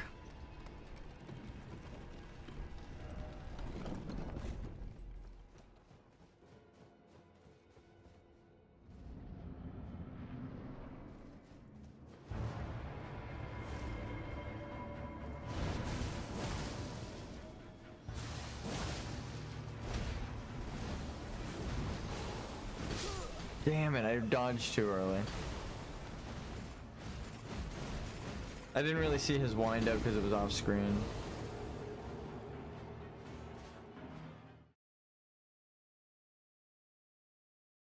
Then I saw like the last half of the wind up, so.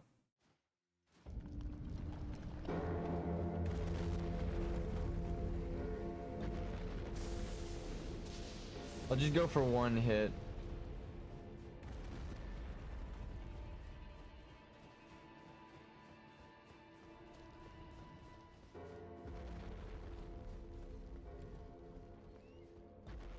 wonder if you can put the ghosts to sleep here with Saint Trina.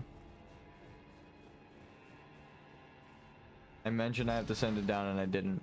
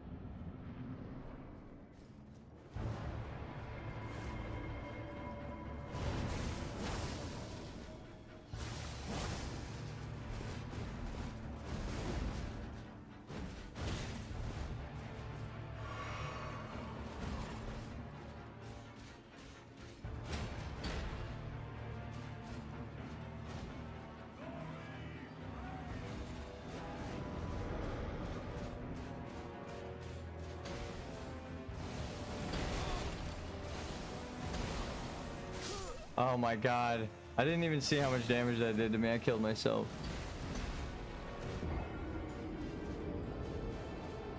We got unlucky there. He wouldn't do the jump attack at me. So, and then his friend decided to join, like I said, with the randomness of multiple people.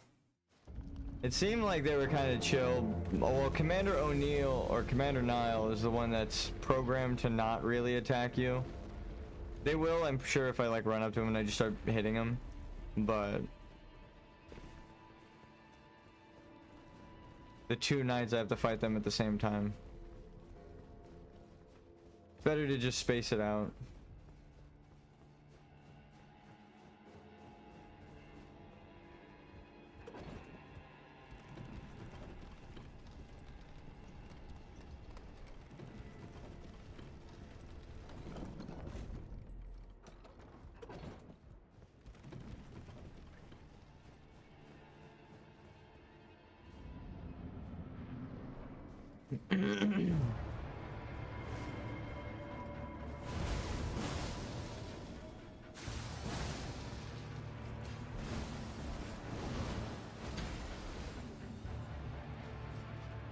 Can you do that again? I wasn't looking.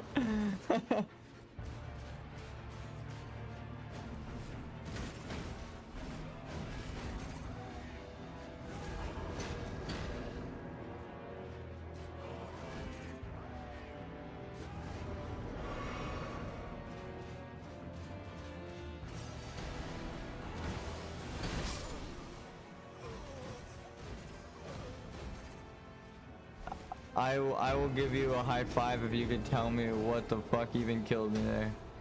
I feel like I dodged both of those. And they attacked me at the same time. Oh god.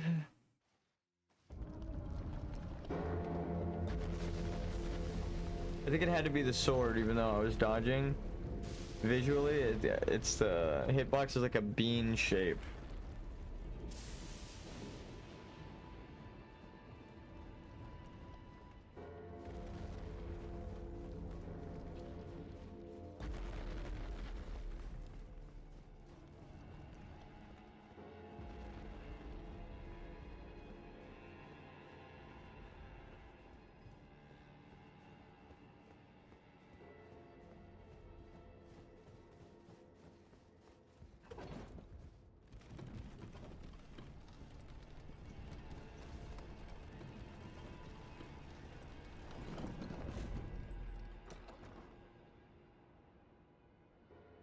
I think there's treasure on that walkway. I think I already went down there, actually. I don't know if I went that way, though. Check that out later. I say, in Elden Ring, when you say that, it pretty much means I might forget about that, and then we'll miss it.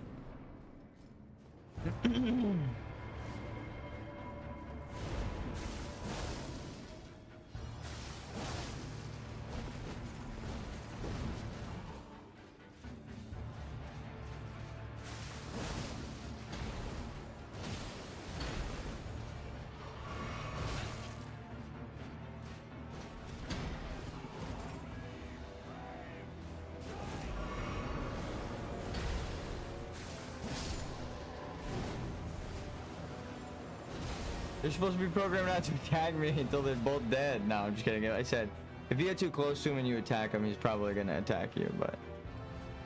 Yeah, he's kind of hanging out buffing.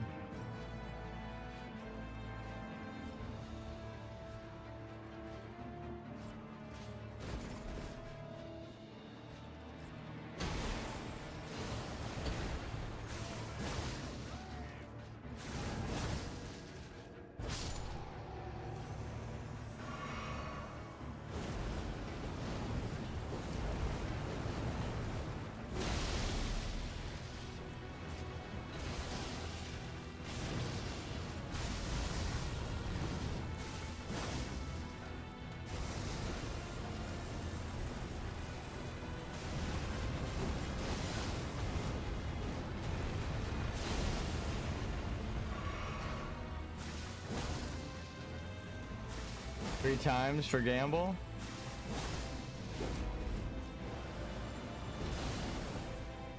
We won. Feels good to gamble and win. Maybe? No, I don't have the timing for that.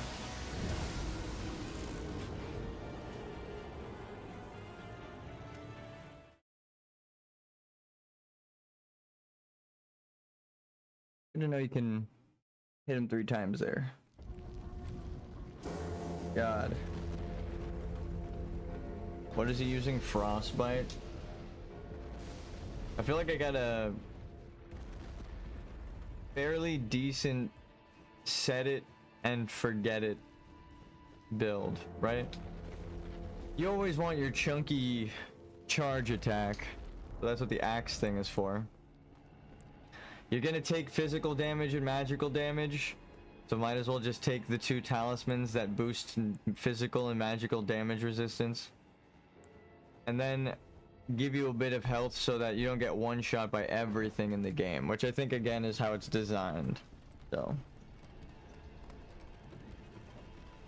we did do the first couple bosses like missing talismans and I didn't even know. I just straight up pressed pause, went to equipment and was like, oh. I'm missing a talisman. And then I jokingly took the other one off instead of putting one on. If I get you.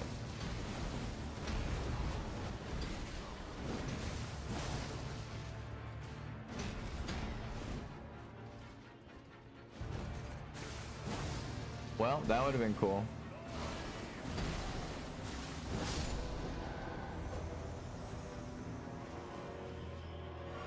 I'm out. You got my back against the wall.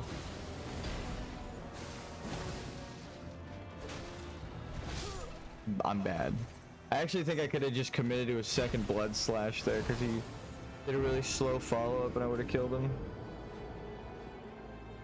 And maybe I step to the right and even if he attacks through my attack, he dies there and misses. Maybe.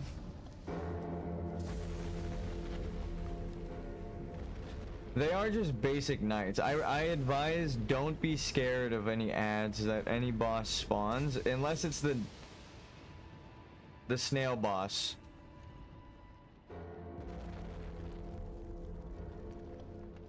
Hold on. If it's the snail boss, you want to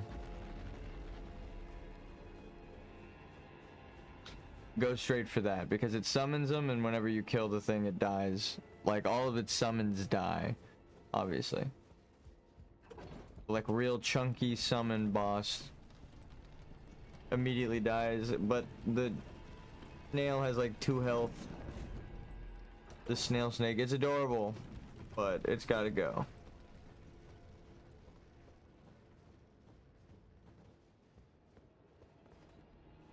I actually wonder if you beat this summon, does it just summon another one?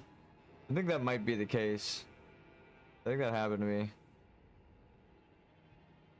Okay.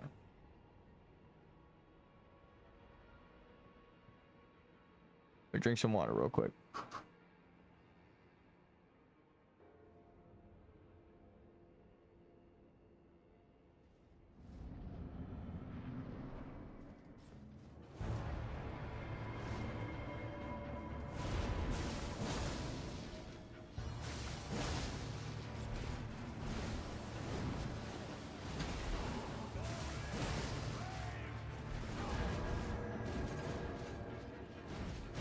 No, fuck me. He cut that combo off before. Ah, just again unlucky.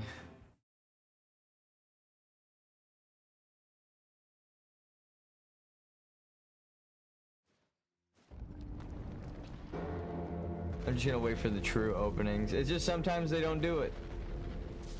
I know that sounds crazy, but we witnessed it firsthand. Sometimes they just don't do the whirlwind jump that they leave themselves open to attack. So I gotta just run around for like 10 minutes. It's not good. It doesn't feel good. So that's why I risk other attacks to bait out stuff.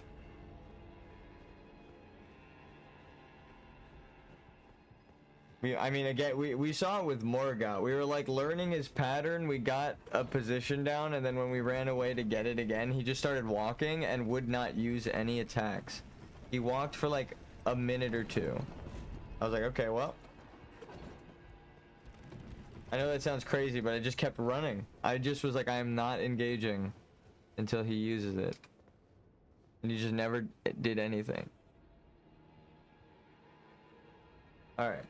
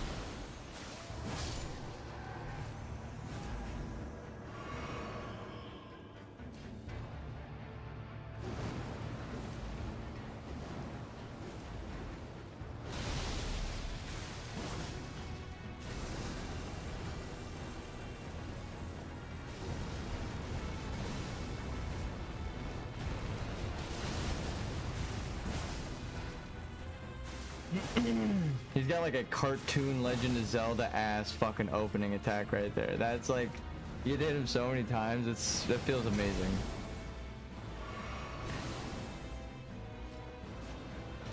All you have to do is dodge one of the largest AoEs through spacing.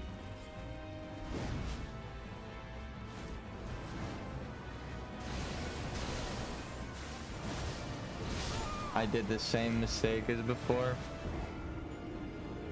Right at the same amount of health too. I was distracted. I was just like, I should just wait for that attack. It's actually really easy to dodge. I think they want that to be like his like, oh, he's throwing a big thing at you. But there's such a large windup that if you just start running away right when he starts it, he will never hit you with it. Again, running from your problems in this game seems to be the solution because they want you to learn spacing, right? They want it to seem like this big theatrical thing. The camera's coded to like grab on and like pan up and change angles so that it looks bigger. They want all that shit to happen. So if you're just sitting there wailing on them, the developer is not happy. I mean, that's what we do anyway, but still.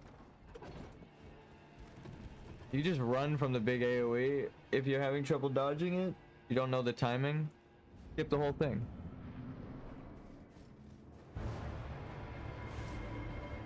Right about like here.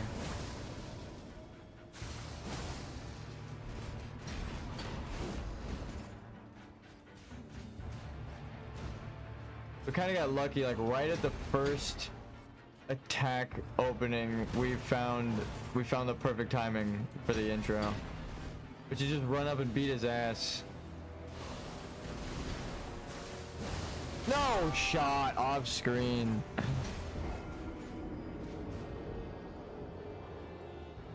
Second Knight joins the fight. That's that random shit that I hate. Sometimes they'll wait patiently and watch, and then sometimes that'll happen off screen. They'll decide, hey, I want to actually also fight, so it's 2v1. Oh, that sucks. So that guy did a whole wind up, jump, dash, and then landed on me, and it was the landing part that we caught. The whole thing was missed, just because the game is not forgiving like that.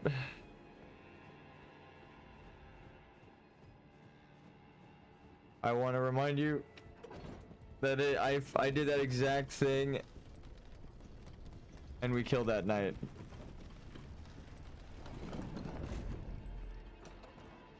The last time. Not even like kinda the same thing, but like the exact same thing. It's just that random variable that the second knight decided to join that very fucking moment randomly. Oh, that sucks.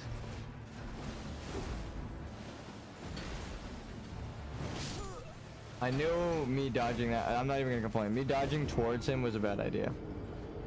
I needed to go back or to the right or something.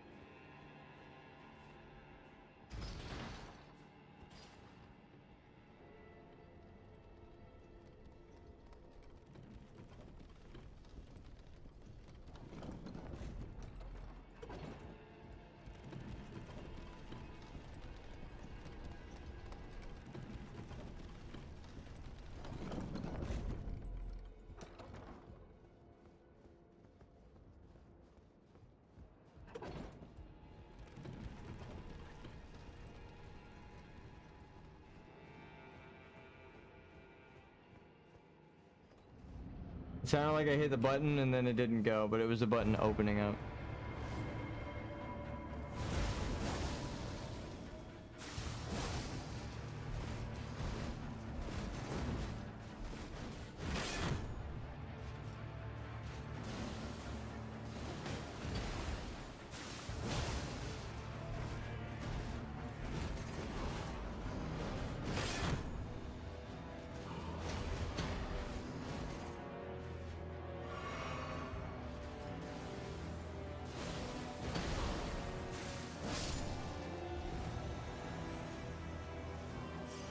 Give me that.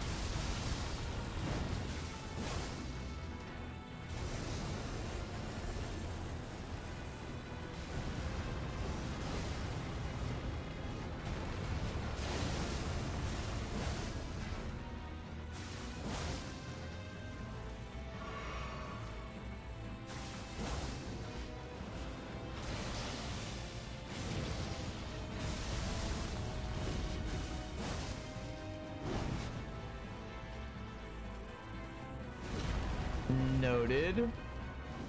He has a follow-up attack that's not the same as the other. Oh, I fucked up. I fucked up. I was distracted from a different new move that he just did. He has a second combo he could follow up. And actually there was two, because that overhead is, we only saw it in K-Lid. So this is a new version of it. Damn. Aside from the obvious, like, two other moves where he pulls out a lightning foot that he didn't have in K-Lid. So that's 4 moves in total that they added to this guy. I do like when they do that, where they change up the boss by giving him a whole new move set with new elements and like animations and shit. It's like, whoa, it tells a story, right? Like the one that attacked K-Lid is covered in rot and missing their gold, and then this guy's got the golden lightning, and because his wind is here in the ice zone, he's got frost damage.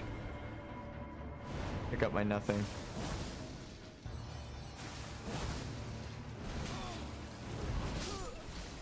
I was just I should have gotten for my souls there.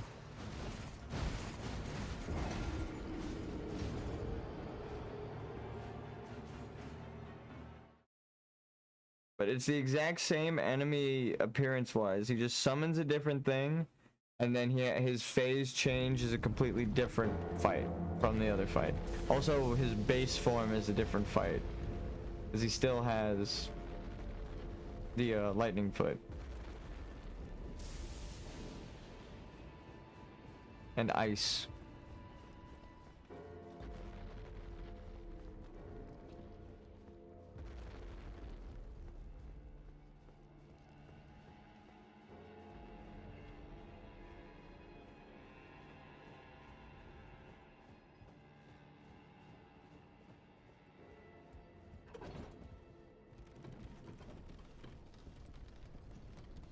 I might grab a snack.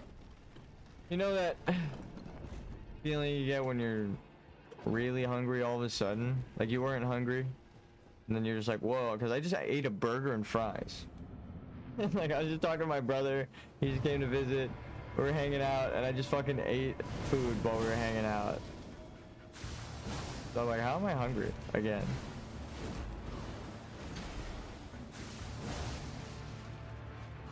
But like this hungry.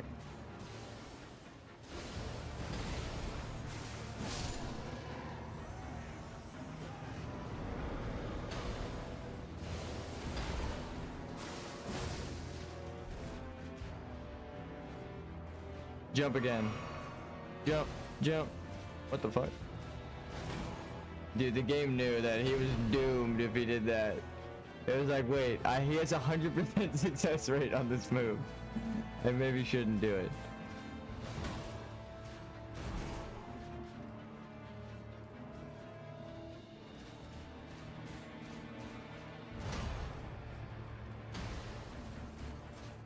Dude, it knows! It knows! What the fuck? I need you to do the dash. You're never gonna catch me. I'm never gonna let you get to me until you do the jump, because I don't know what's happening.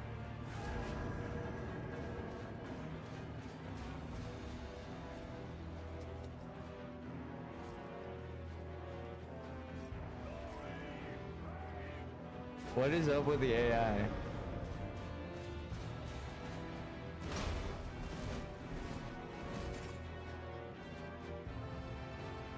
He won't jump now. Dude, fuck this.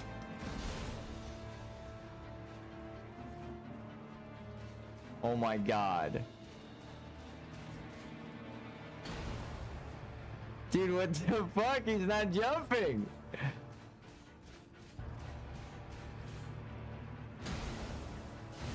There we go. That was weird as fuck.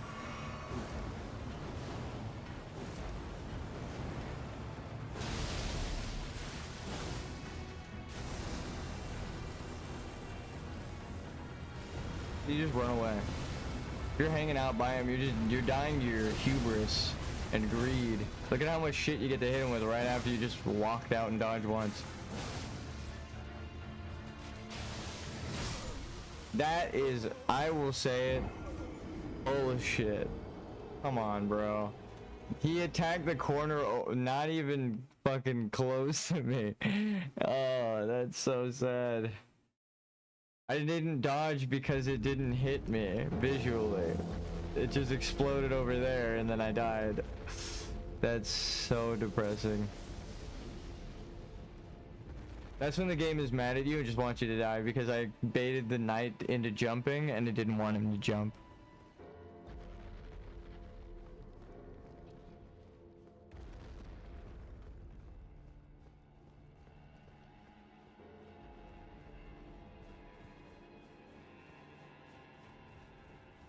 I should have just got punished for cheese.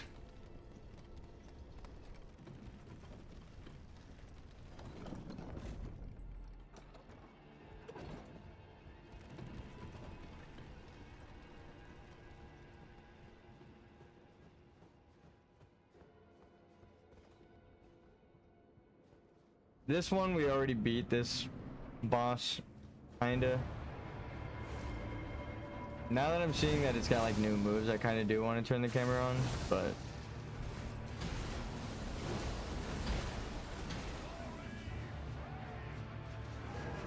now they do the moves.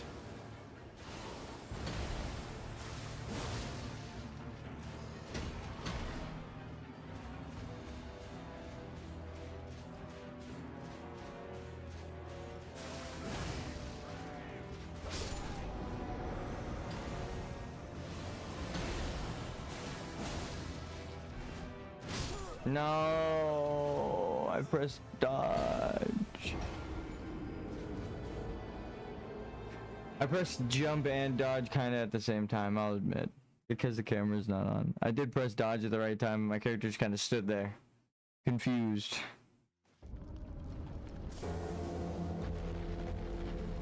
Alright, actually, I'm gonna grab a snack.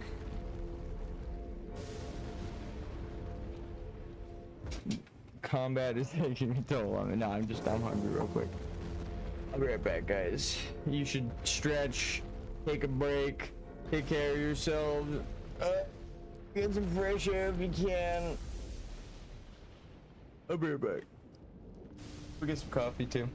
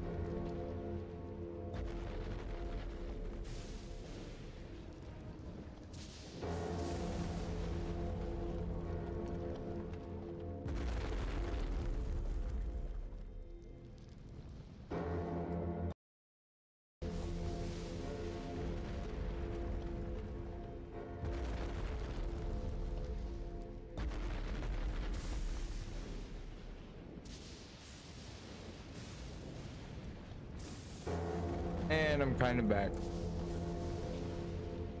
I'm gonna be snacking.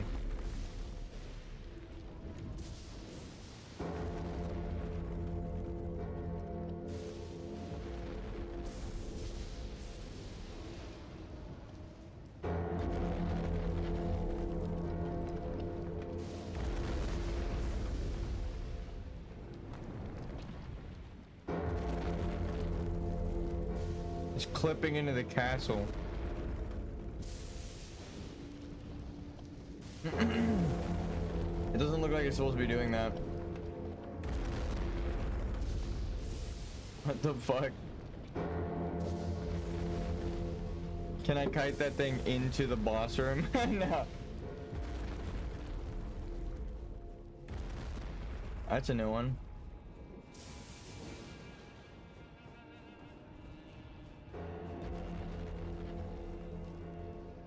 It just gets closer and closer until you can just walk on it, and then it keeps going even further beyond that.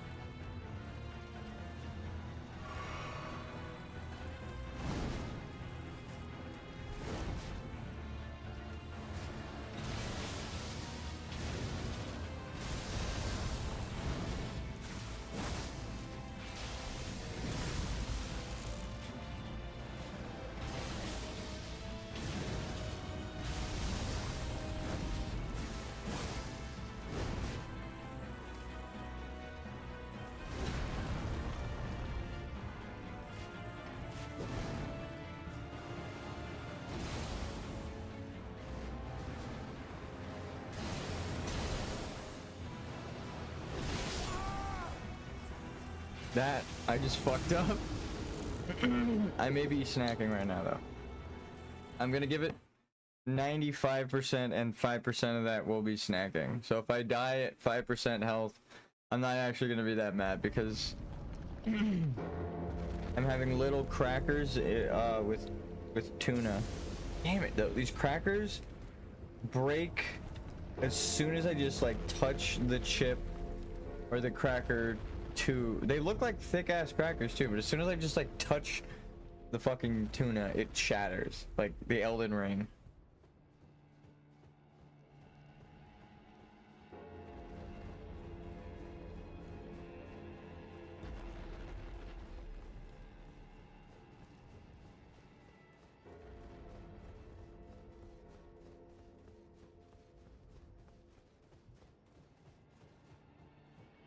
I said that as a joke. It made me realize something again. I keep cracking jokes and then I'm like, wait a second. Lore. If Marika is supposed to be the goddess of death who changed her identity from moon to sun, and she's hiding her origin of moon, but she can't help her nature of death, and Radagon is the sun, life, gold, right? That she's stealing from and controlling. the shattering of the Elden Ring and the constant repairing also reflects that, because she's killing it and he's reviving it. So it's in a cycle of death and rebirth. Further proving my theory. So why did Marika shatter the Elden Ring? Because she's the Gloam-eyed Queen. And she was using the powers maliciously. And the Greater Will knows it and was punishing her. But Radagon was recreated to specifically love the Golden Order. I'm bad. I see though. I see the lore. I'm not upset because I'm talking lore.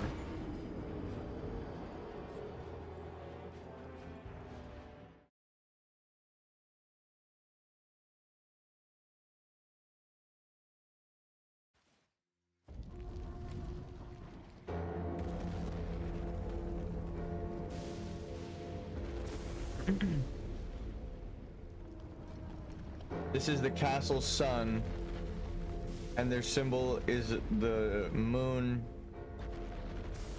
overtaking the sun. So symbolically, that is what we're talking about happening. Marika the moon is taking over Radagon with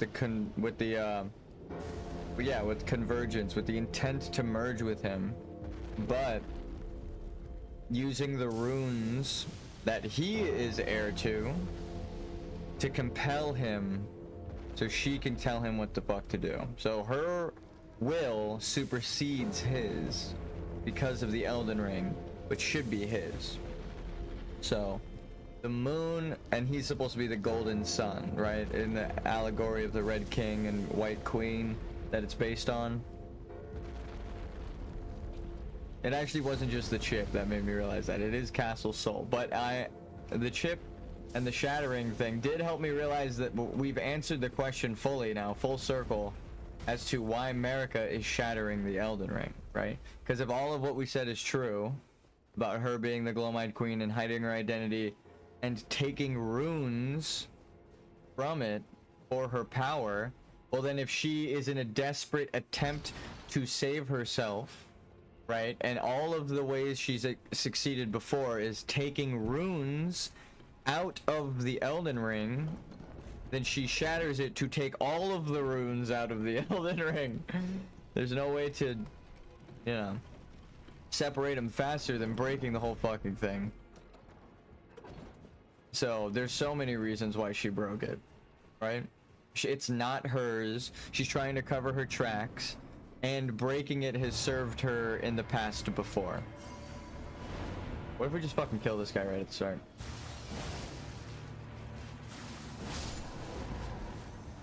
That timing though, that was lucky. So we can't do that because the Commander O'Neill will use a different move that's faster and then get us.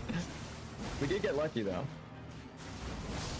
Oh my god, get ducked, nerd. Holy shit, that was sick.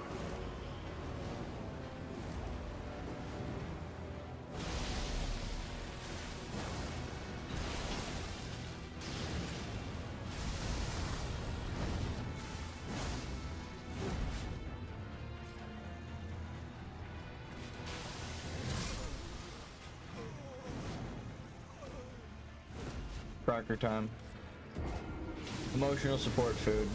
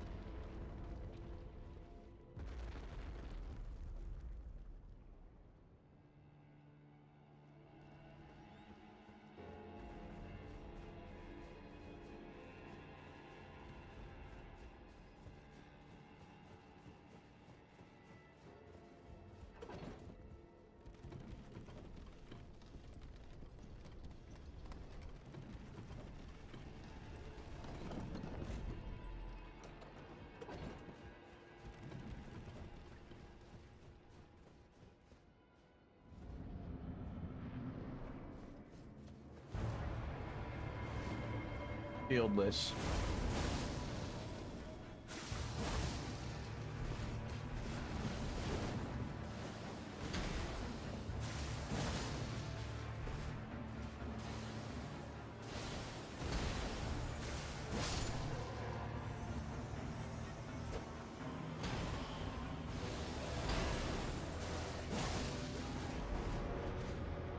Do we gamble that extra strike?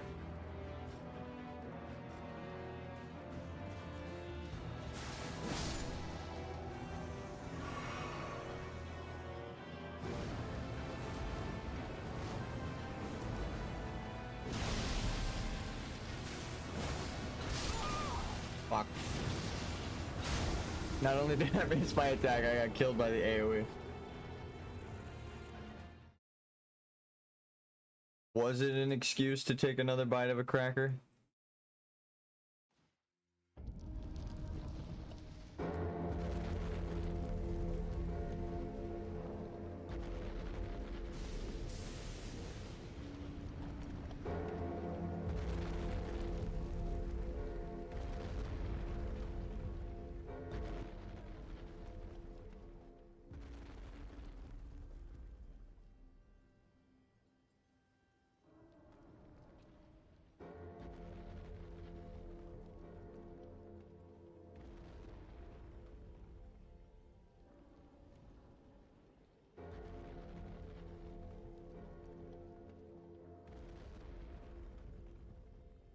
I bit something hard, which is never what you want.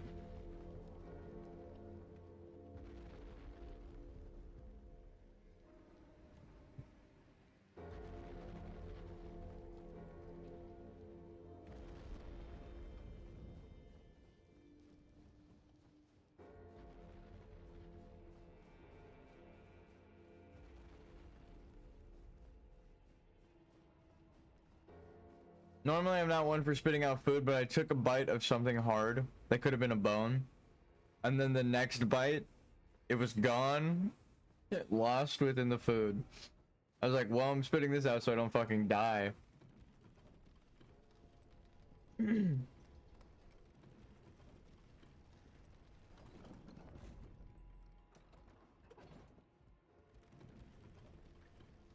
Normally I'll chew it a bit to spit out the hard piece, right? Like I won't like spit out my whole food because it's like a bit much. That shit was gone. I'm bad. I don't know what the fuck the difference is. My spacing is terrible all of a sudden. He literally draws a circle on the floor that's like, hey, hit me.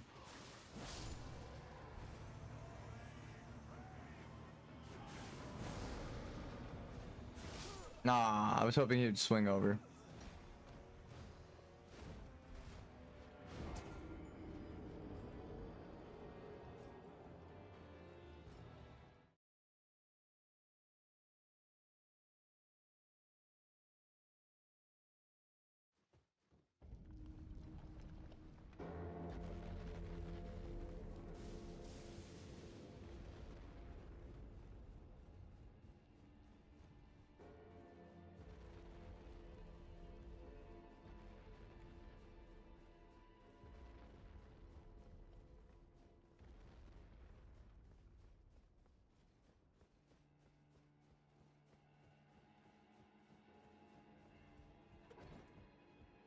Okay, I'm gonna tell myself I can't have another cracker until I beat this boss. I wonder what that's gonna do to my mentality. Am I just gonna get salty? No pun intended.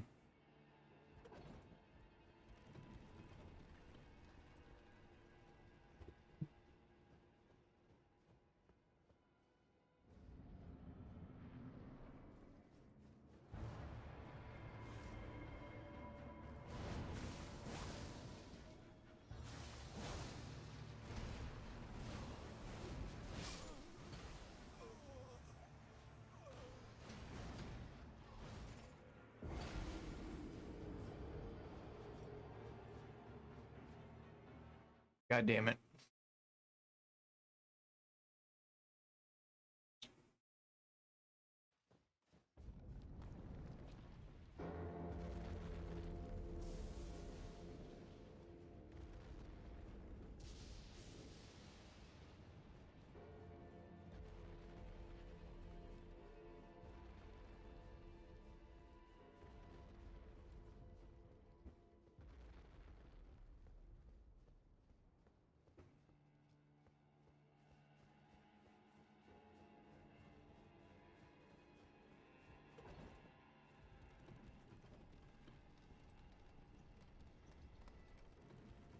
I would like to take this moment to promo my own self and say that my game is coming along pretty good. I finally found out how to make corners of buildings. I know that sounds very simple.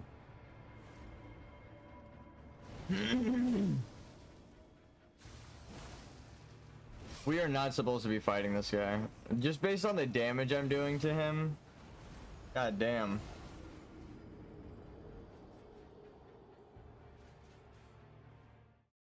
Actually, I have an idea.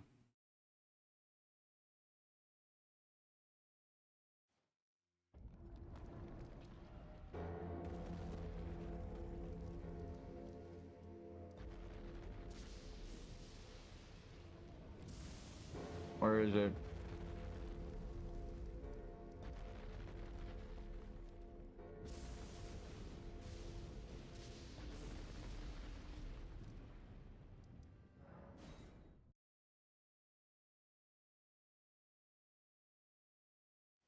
Oh wait, shit. We should talk to Vari. Never mind, he's gone.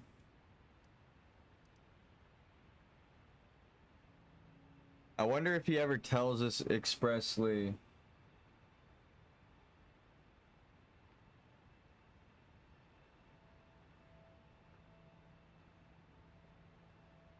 When to use Mohg's talisman.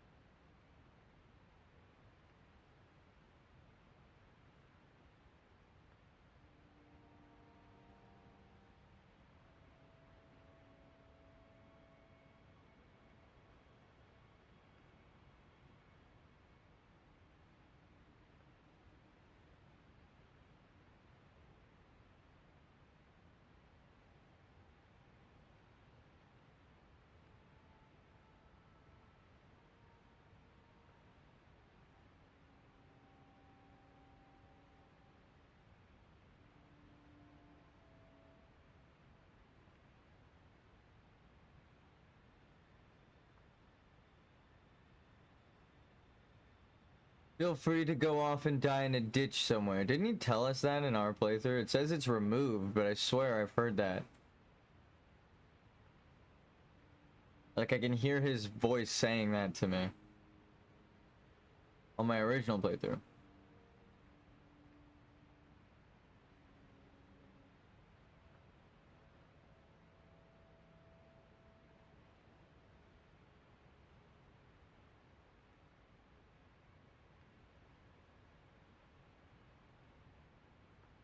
But he never tells you when to use that pass.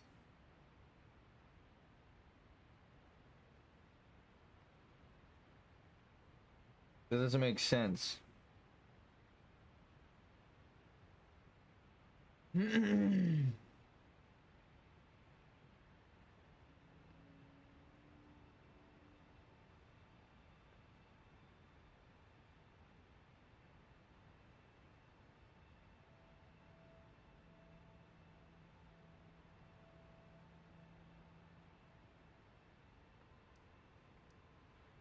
Why would he give you something, tell you don't use it yet, and then you never get a chance to use it?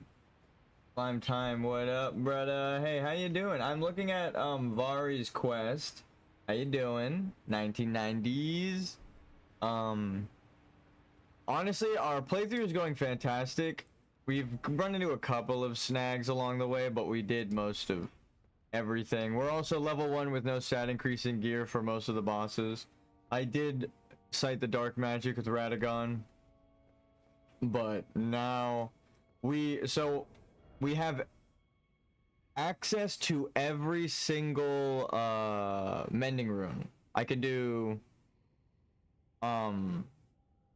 the golden or gold mask through like the intelligence build. I grabbed a bunch of intelligence build items and finished his stuff early enough, even as a level 1. So like I don't have any stats obviously in intelligence, but I collected every high level stat increasing thing for intelligence, stacked it all, and then used the spell I needed to progress his quest, and then just took it all off.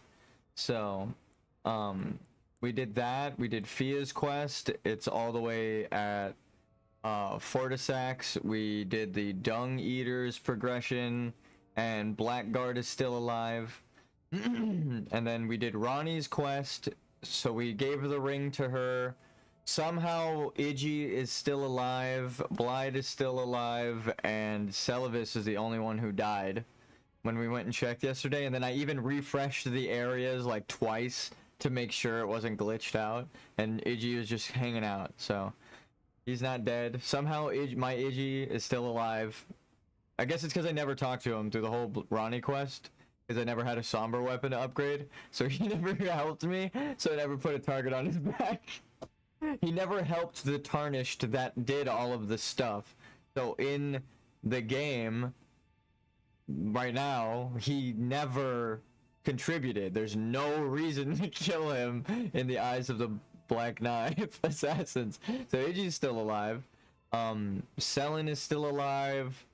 We put her glintstone thing in the puppet. Who else? So we pretty much did everything. The other two endings are the normal ending and the frenzied flame. We did Hyaida's quest, so she's sitting beyond this portal, hopefully. In the frenzied flame area. So this is like one of the only other things. That's cool that he opens with that like it's a ritual, but things are going good. This playthrough, it's crazy how perfect everything is going, and yet I still fucked up. Okay, that went above me, but it's okay. I have an idea of what I want to do for another level 1 playthrough, which is crazy.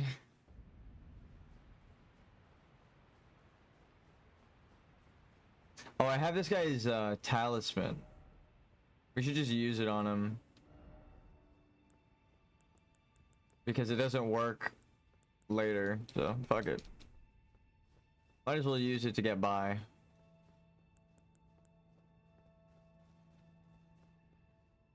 I think in phase 2 of both fights, or the second fight, it doesn't work. Phase 2, it works.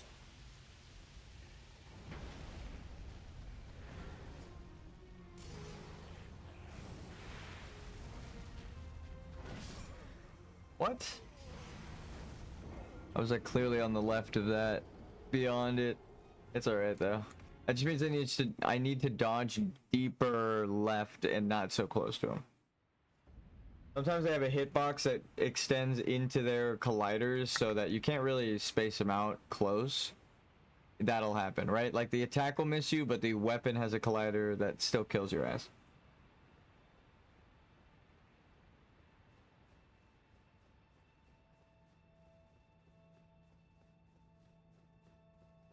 I want to compare damage to the other guy.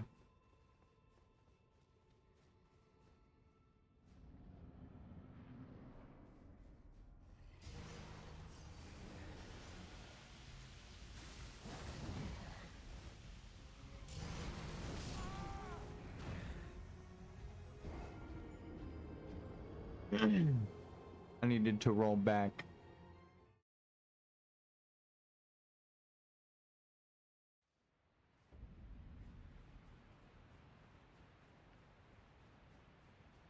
So I discovered you can't give someone a level 25 weapon right at the gate. Right out the gate. You may not upgrade past what you currently have.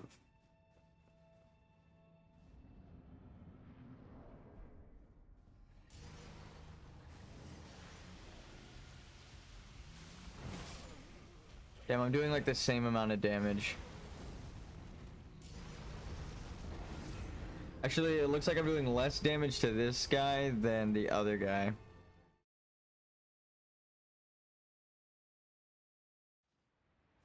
It's a game telling me I'm not supposed to do this yet. This is an ending is why. When you beat him, you get an ending, so.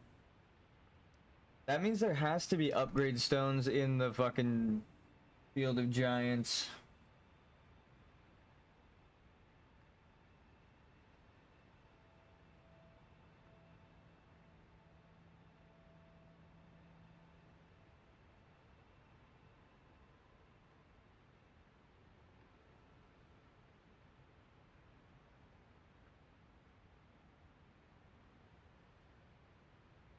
Oh.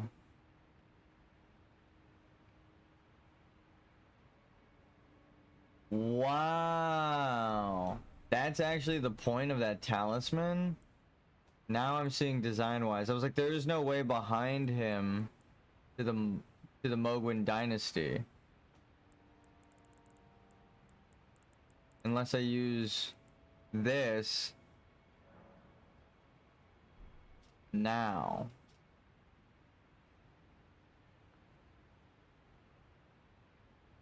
Proof that one is a glorious knight of the new dynasty of Mogwin that the Lord of Blood will inaugurate. Used to be granted audience with Moog, only it is not yet time, for Moog yet slumbers beside the divinity. Be patient. The new dynasty is nigh. Okay, so they are talking about Mikola.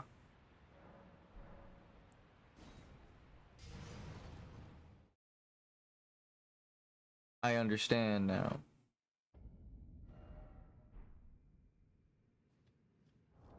Does it consume it forever when I use it? No.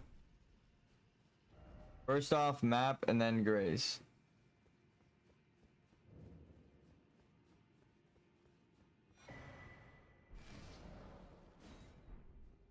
Sick.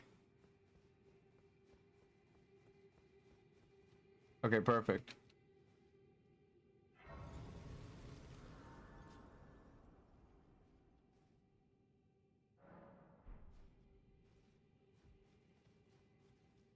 It's all covered in blood. But if it's the formless mother's blood? Ew.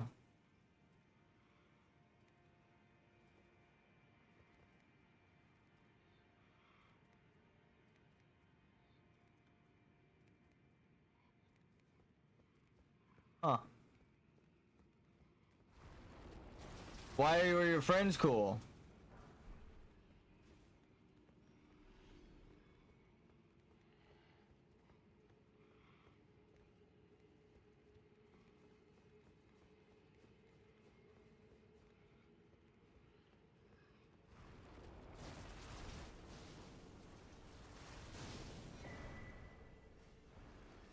Newman! Ah. Oh, that implies the Newmans had runes before the Elden Ring was shattered.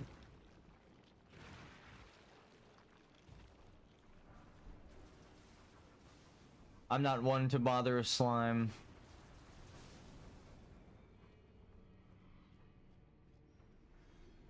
What are we looking at?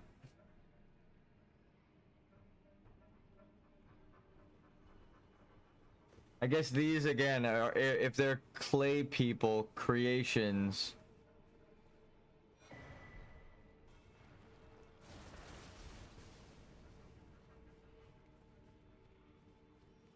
Then the formless mother knows the truth and is trying to reward them power, right? They're like, you're oppressed clay constructs. Invisible sword ahead. Praise the dog. Huh. There are dogs here. No, that's a bull. That's gotta just be like simple reused textures. I don't know if there's even, well, no, there was foreign people down the path. I guess the bull would be related to them. What's that? Two wolves? Or a lion and a wolf? Looks like the beastmen of Farum Azula. Maybe it isn't showing up and I should put my fucking lantern on.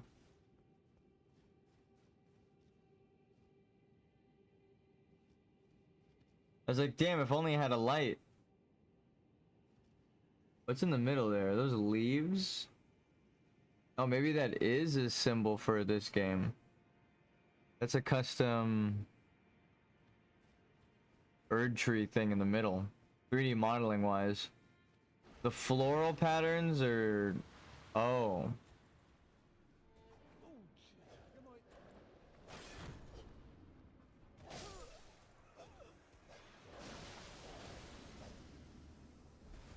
Pardon me, sanguine noble. I was trying to do business. Of course I want to go back to the stake of America. What kind of question is that?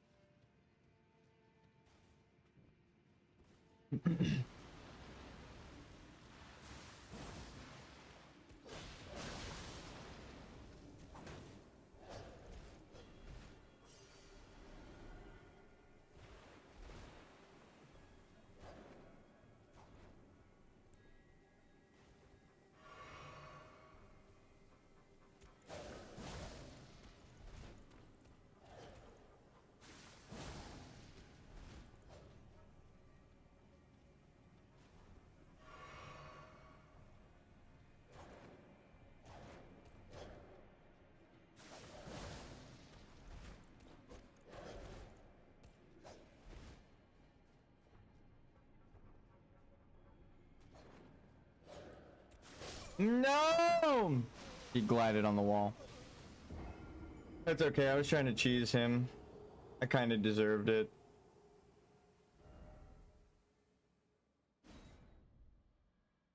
Though, it's not really cheese. If someone has projectiles, just take cover. You know?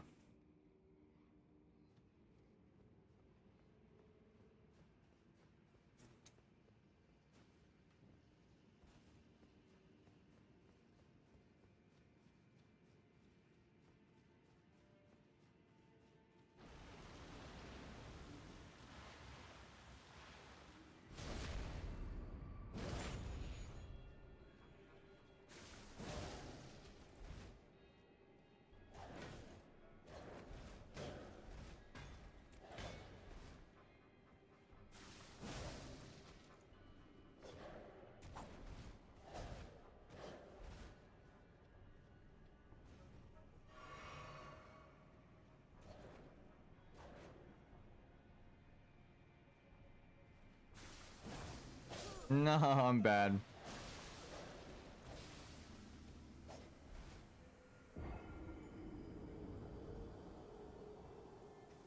I knew he was bigger than usual, so I just let him like get closer than I thought would be fine, but it still threw me off. God damn it.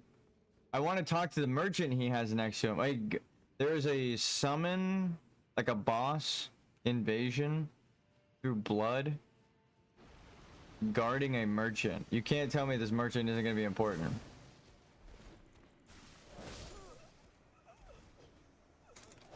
Worth a shot. How did I kill all of the nobles up to this point so goddamn easy?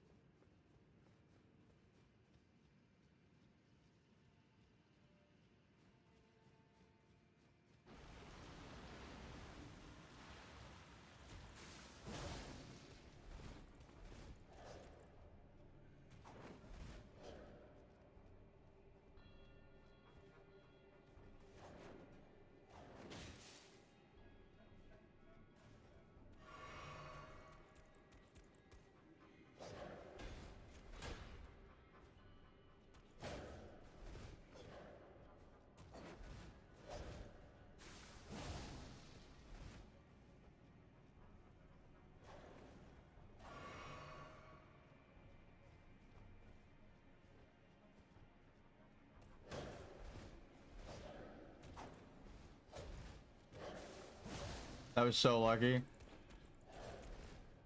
On my part.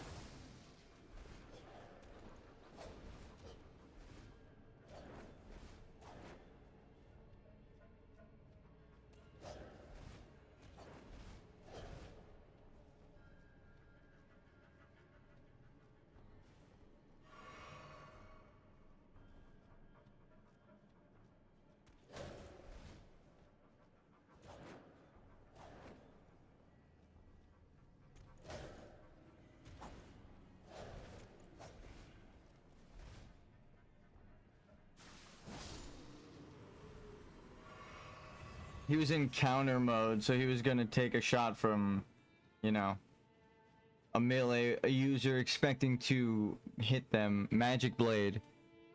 Counter blood. Oh wow, he was playing the music that whole time? You couldn't fucking help me? No, I'm just kidding. I didn't realize you came back.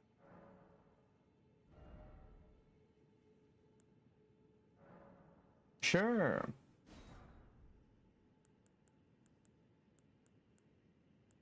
Damn. I just realized how dark it is that all of these guys have bloody fingers.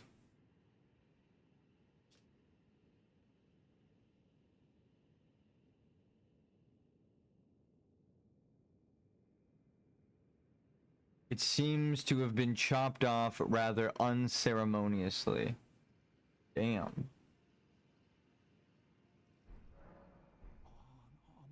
afraid I've very little. True. I guess that's if you never do. Suck my dick.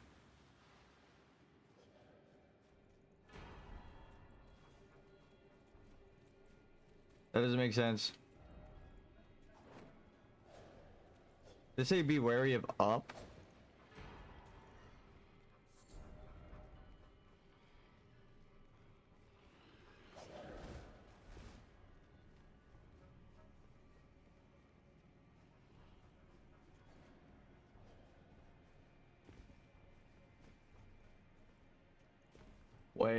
Wait.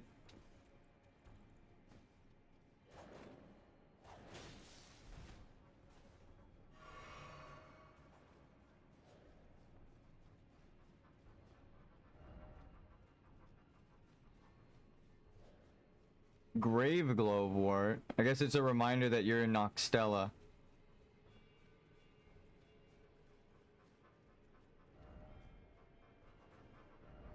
Is this where it came from? Nope. Uh-oh. Oh, I hear the footsteps behind me. Shit.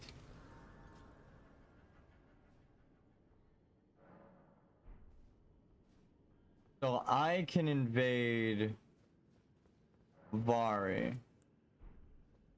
I won't. As he is misguided. Oh, he's like Mikola. He's like the shadowy influence of Mikola, greeting you from the start. Oh, that's what the person meant. Oh, fuck.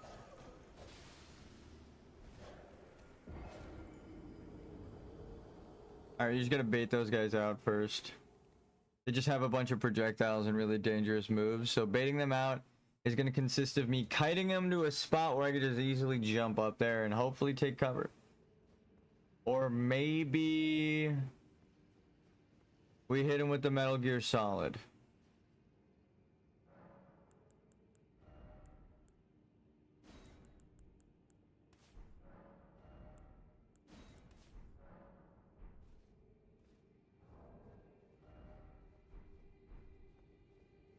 Let me make sure I have the spell.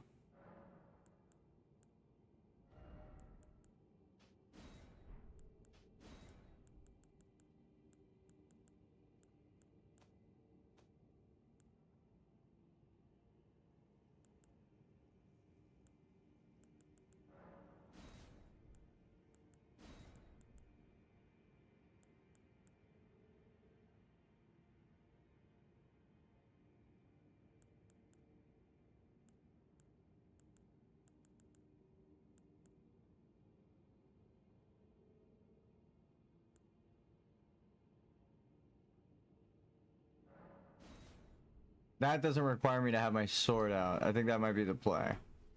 I need to conjure as a spell blade. I should conjure things that let me use my sword. Also.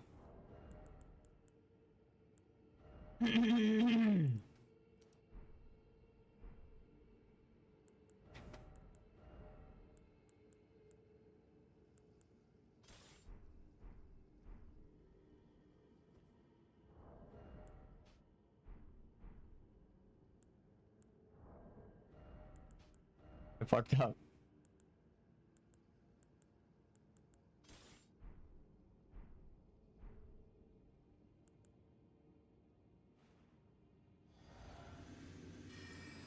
Colonel, I'm trying to sneak around.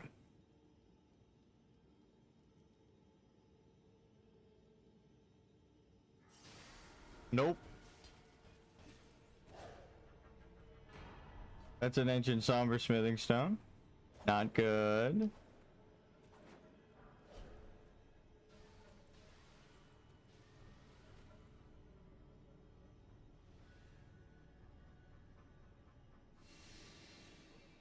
Oh.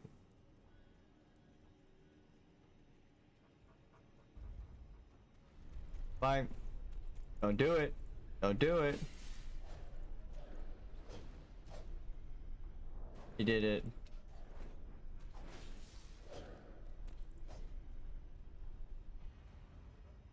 Send him down. Think I can kill him from here?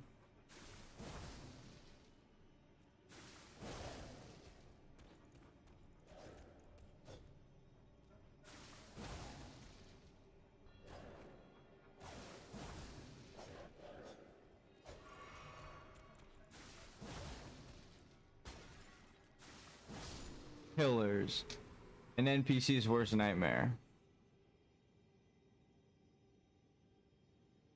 That's not the weapon upgrade that I'm here for. Likely blood loss. True. Alright.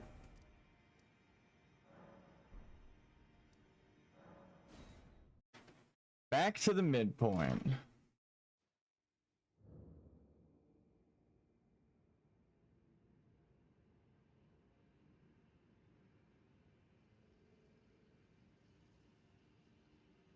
So where are these alleged stones?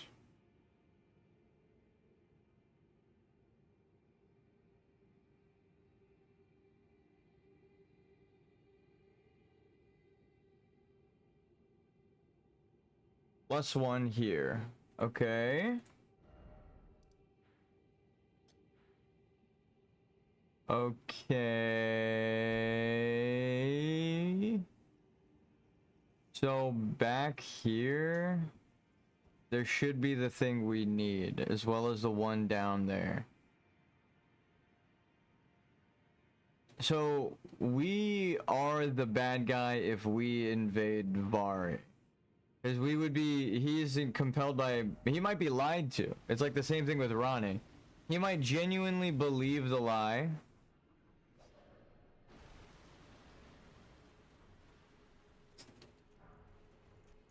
Ooh. Well, I didn't want to be in here anyway. I got what I needed. I need to go downstairs now, sir. But, I didn't know there were two of you.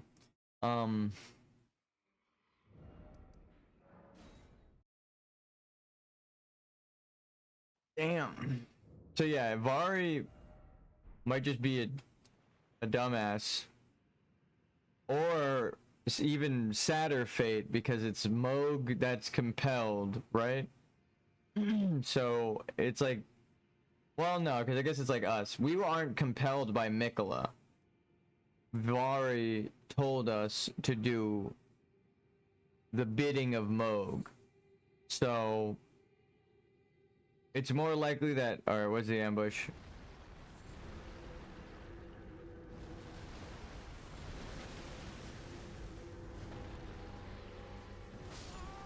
I knew some ambush was gonna happen, but goddamn.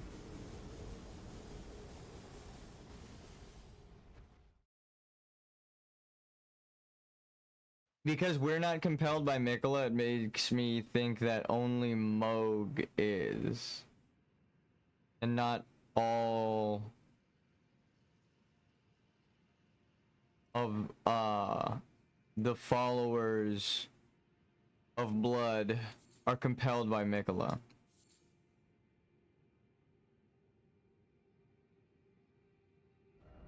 Message, dude, get the fuck out of here. I'm looking for words of wisdom. Dork wrote words. I guess hugging this wall is the way to do it.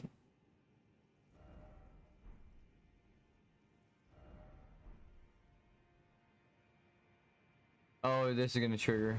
Yep.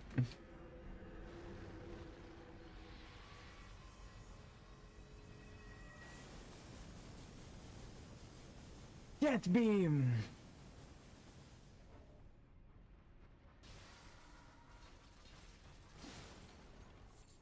Like one of the worst Dark Souls enemies and they just sped it up. Alright, you can kill me. Take my blood. Interestingly enough, they're getting horns. Oh, that kind of furthers my theory. Not proves it, but furthers my theory that if you bathe in the blood of Moog, you are becoming a horn scent. If Mikola needed to abandon the fate that Marika stole from the Elden Ring and imbued into them through Radagon, right? Then he would have to bathe in Moog's blood. So when Ansbach is like, he doesn't understand what he's doing, like the ritual, like the shame or whatever of this ritual, he's pretty much saying like, oh dude, he doesn't understand what it looks like. He's trying to, because we know the truth and that the Erd Tree is lying, right? We know why it's blasphemous, just because it has anything to do with not Marika. But it's like, oh, you're laying in the bed of blood. Holy shit, we have so many of these. You're laying in a bed of your brother's blood. That's crazy. That's crazy. And you're forcing him to love you. That's like we thought. We're like, that's gross. That's crazy. You're a weirdo. But if he's just trying to gain access to a realm, and he needs to bathe in Moog's blood, like all of the people out there, to gain access to it, like forsake his heritage and turn into a giant, then Melania, who's loyal to the Golden Order, it's like he can't really explain that, right? He's like, even though you're my twin, is he has to betray her. Carrion, Phalanx, Celavis, D, Rogier.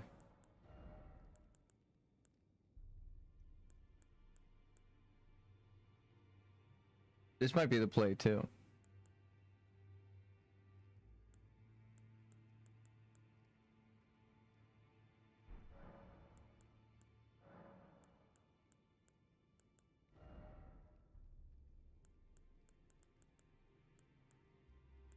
We can get up to level 6. What do we have? 5, 4, 3. We can upgrade our shield maybe. That'd be kind of cool. We finally consume one of these runes. Jesus Christ. We have 100,000, 135,000. Oh my god. Oh my god. It's not okay.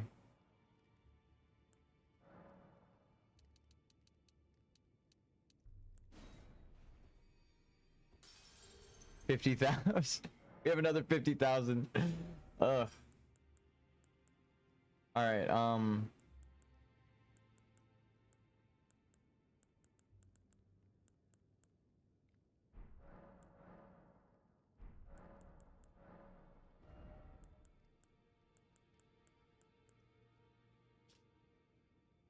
From the north, this shield depicts the polar star in rivets of gold.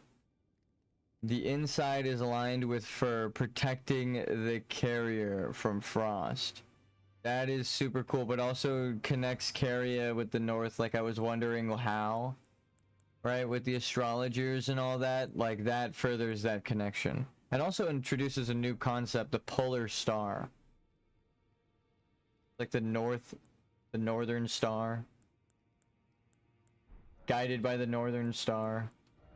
Pydia the Albinoric has it. Albinoric ties to the north with the astrologers, which is where they would have seen the stars. The north with the fire giants, the fire giant civilization mixed with Nokron's underground, night and day.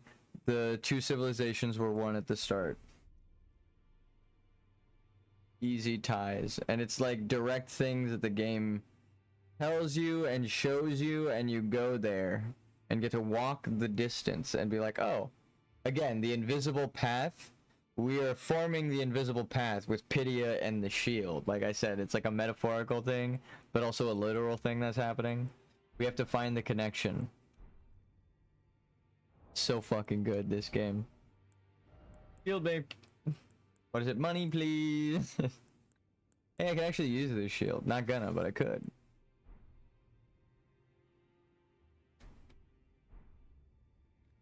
What do we need to upgrade this? It doesn't do anything when you upgrade your shields except lower the amount of stamina something takes when it hits you.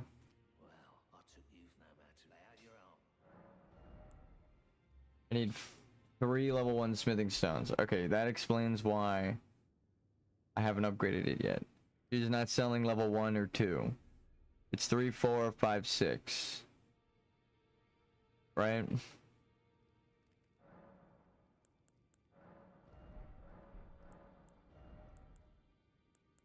Yep.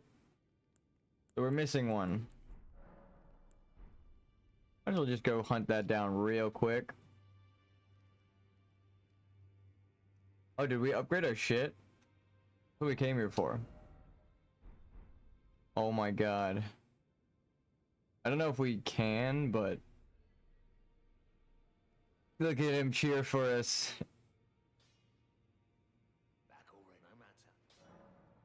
Oh my god. Fully maxed out weapon. Oh. Here, talk to me about the weapon you crafted. You don't have anything to say? You created a weapon that can slay a god. It finally happened. Oh my god, that's sick. Oh, we did it. And then Nefeli was the one that helped us get our weapon to claim the Elden Lord. It's all perfect. This is the only way I will accept anyone beating the game of Elden Ring now. I went from don't gatekeep people to you have to play it like this.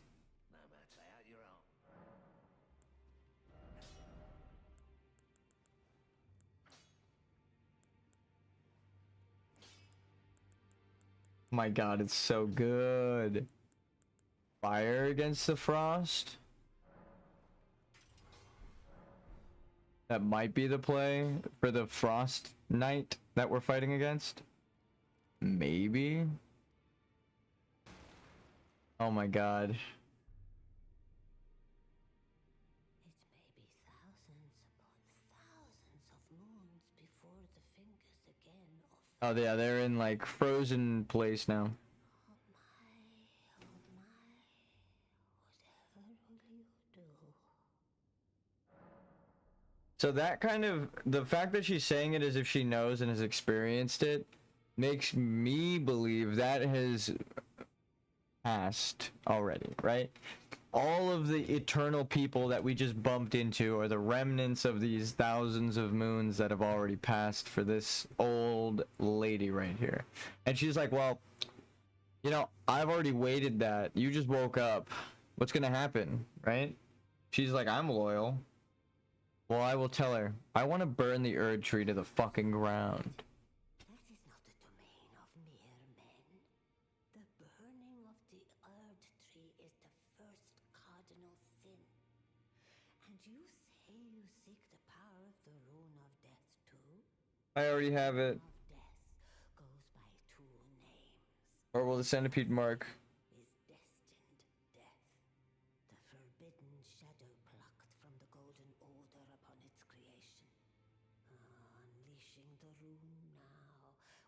the unthinkable. The fingers would never permit it. Nor would the greater will. Why I think the Greater Will and the Great One are two different beings. And the Greater Will is the Golden Order's concept of a god. Here we are. The fingers dormant, severing our link to the greater will. Yeah. The realm and all life in ruins. Impossible events transpire beyond the ken of the fingers. Who is to say that the cardinal sin must be cardinal forever? Go on. Or a sin. Finish the job. Take the course you deem most worthy. You must find kindling. Only the smoldering flame in the great forge of the giants on the highest peak in the lands between can burn the earth tree. But special kindling is required to reignite the flame. For the flame to burn the earth tree, a sacrifice is needed. Of one who envisions the flame and can lead you to the rune of death. But isn't that not true? Because you can do it without Hayata. You must only but special for the and can now let the work.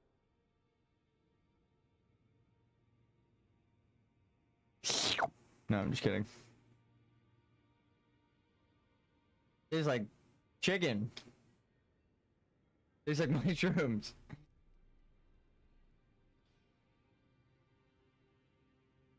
Goodbye, Fia. Thank you for the mending rune. Greetings, are you here for...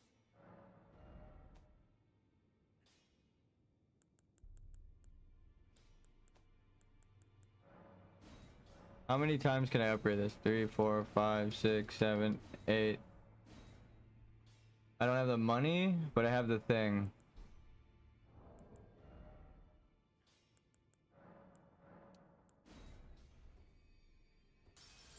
Let's see if we have enough to upgrade this thing. Are you here for...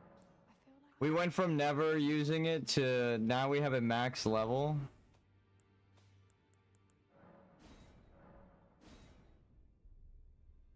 Wow, we actually can get a max level one and we get curtsy.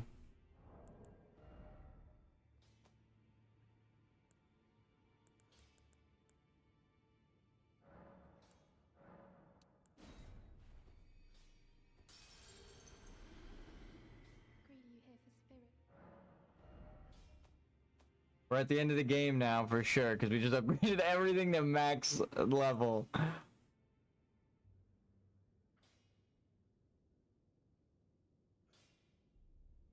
I guess I have all of the dolls, huh? I guess we killed Celavis and now they're ours. Pity is gone. We're the only one that really knows how to use them. I just leave them in Selen's care. She is a doll. How useful do you think it would be for her to pull her soul out of that corpse and disguise herself as another person entirely? Oh, so that's where the so-called Lord of Blood was hiding himself, eh?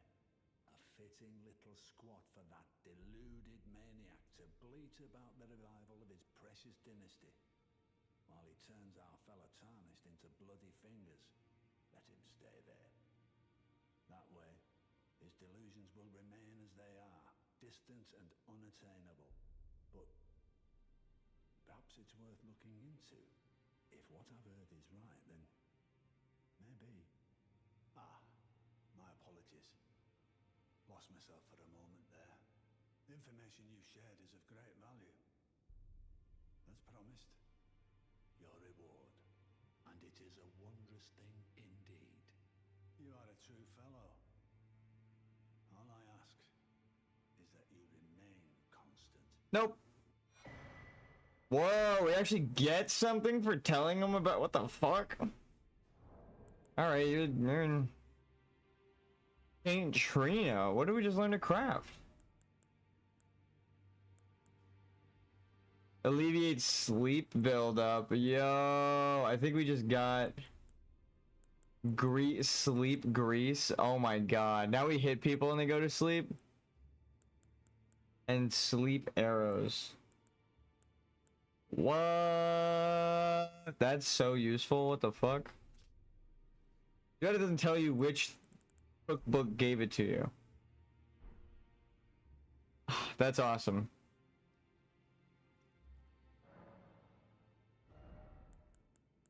You might as well just buy this. Fuck it.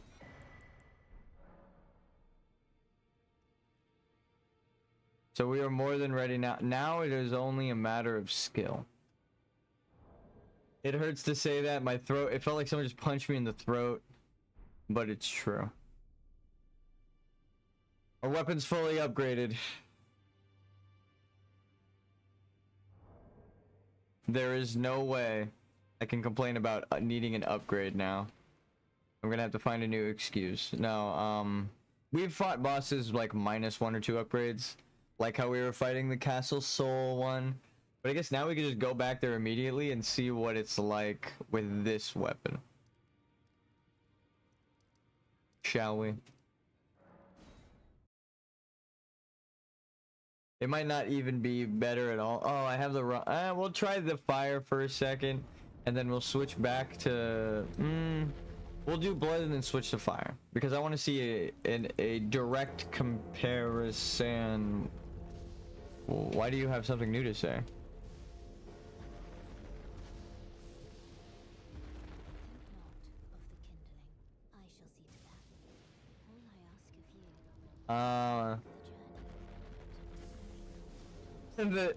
She's trying to talk. You just gotta make this journey!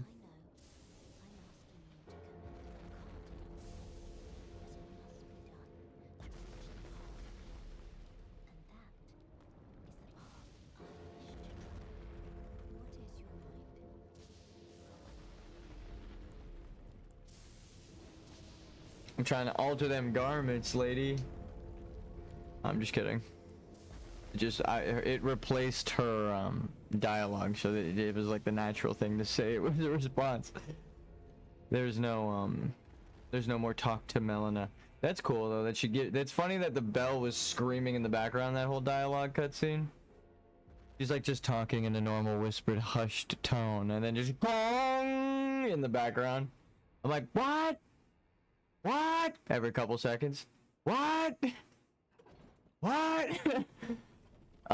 Can you just repeat everything you said, Melina? I don't know if you noticed, but there is kind of the loudest thing that could be sentient.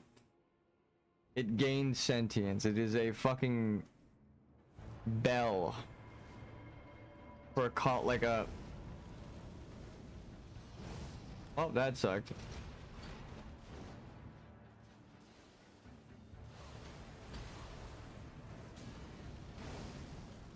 Okay.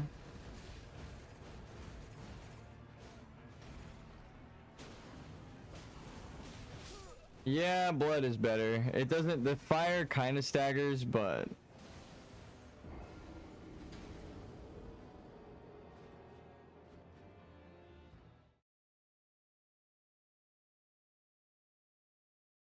that's kind of what I thought would be the problem, is that he might be frost, but he's also lightning, and the ghosts might not be weak to it, so.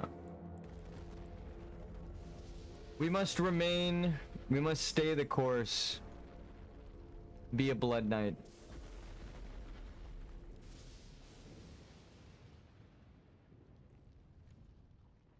I don't know what it scales with.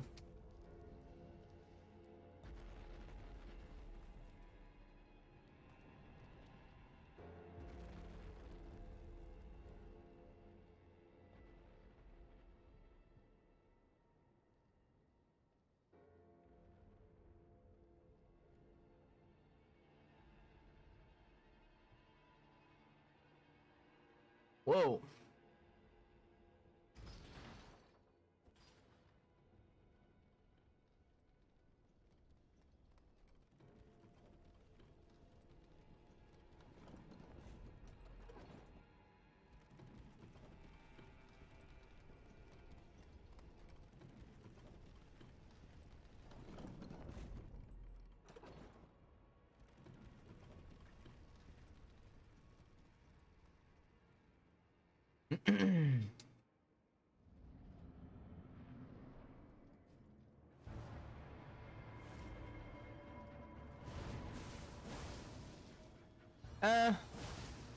A fraction better.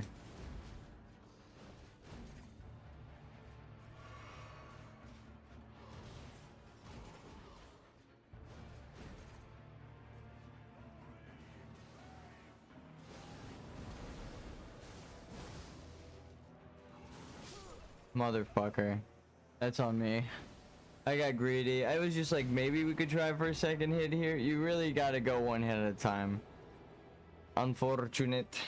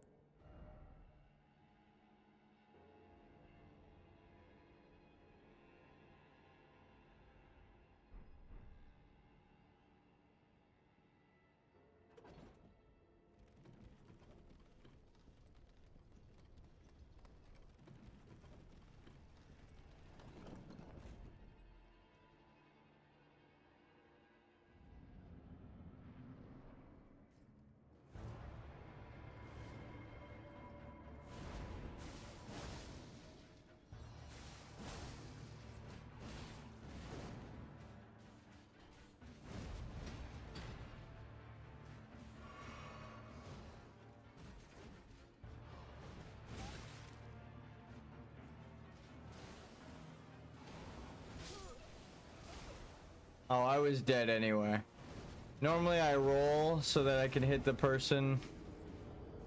I roll back so that I can hit the person with that, but if second guy was coming, I wouldn't have possibly had the timing, period.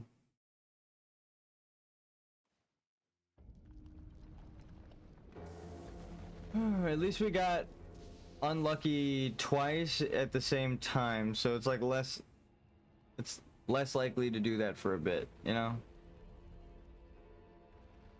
Means I should lock in for these next couple tries.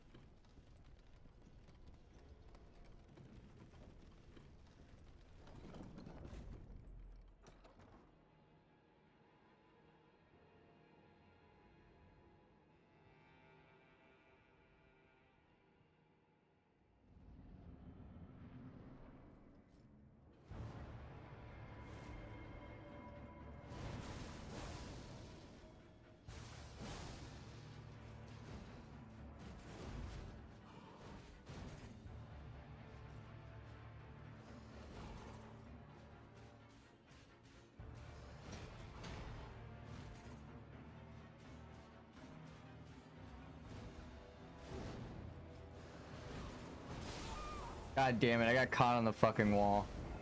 I tried to dodge left and it didn't move, so I tried to dodge again and then it did move. But that one little second of being stuck right there is what kept me shield bashed and then in the range of the AoE. Ugh. It's just my spacing. I actually needed to get closer to the commander. I just know that when you get close to him, he attacks. And then again, it's the same RNG bullshit that I complained about like 10 fucking tries ago, 20 tries ago. Where he didn't do the like the wind jump, right? So I can't hit him.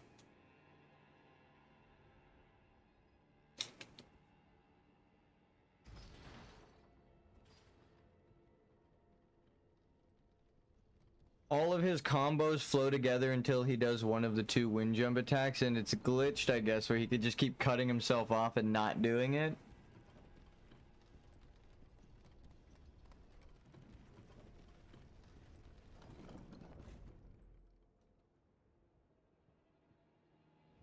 That's a literal animation cancel. Like, by definition. He's in an animation and he cancels it. It's like, okay, well.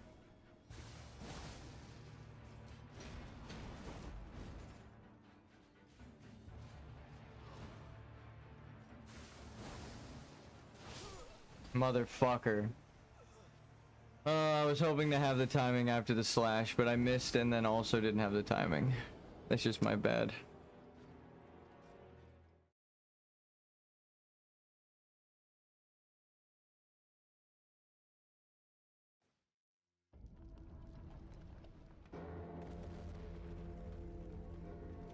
I wonder what that would be like.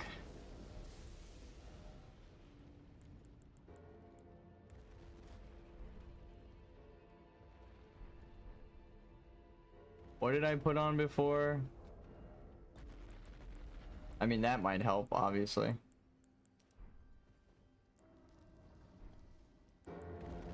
I want to use the temporary levels just to see how much of a difference it would make for the next run. Also, the fact that there are two bosses in this room are so fucking annoying that it is tried my patience too much. I'm sick of two bosses in a room. You're gonna put three bosses in a room?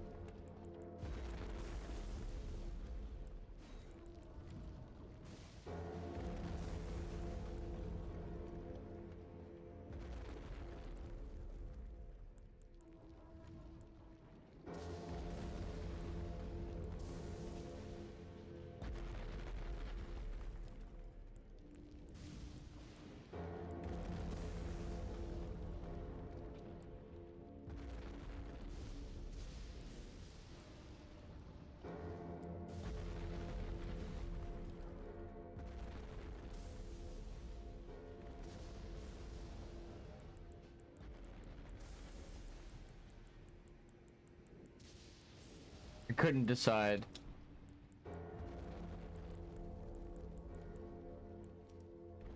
Ah?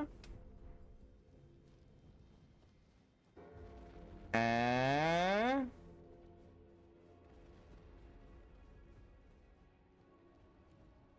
This one's more for fun. It's not really gonna be a, well, I was trying to pause, but that's okay.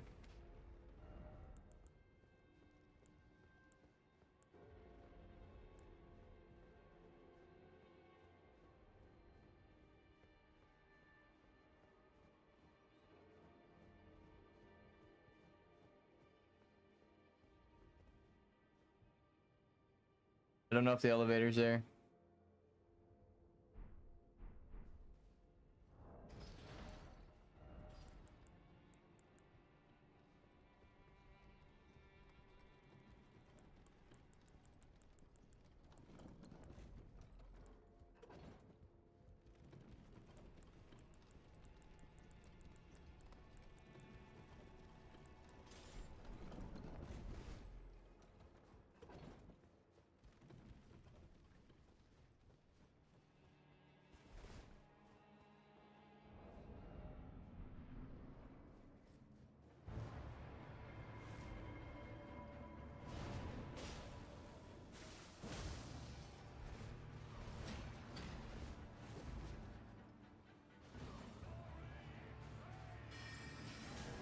No damage.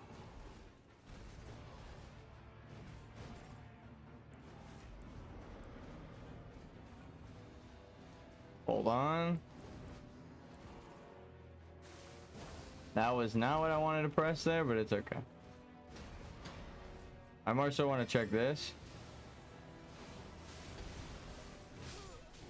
Okay, so it doesn't really do much damage. The Loretta's great bow might be my main thing. At this point, they want you to have like 100 something intelligence, so it makes sense that my character's not doing much damage. It was fun to try though. Also, that just kind of shows how powerful blood is. What the fuck?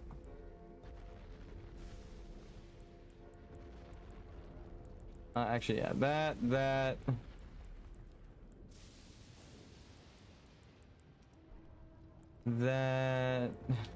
Maybe that actually, and then these two.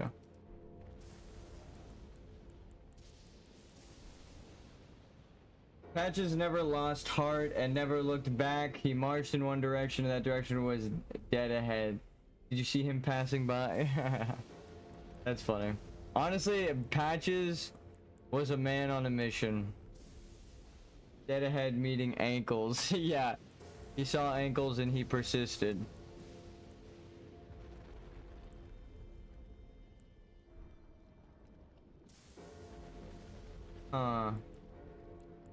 My question is there a way to raise your vigor enough to summon the mimic tier?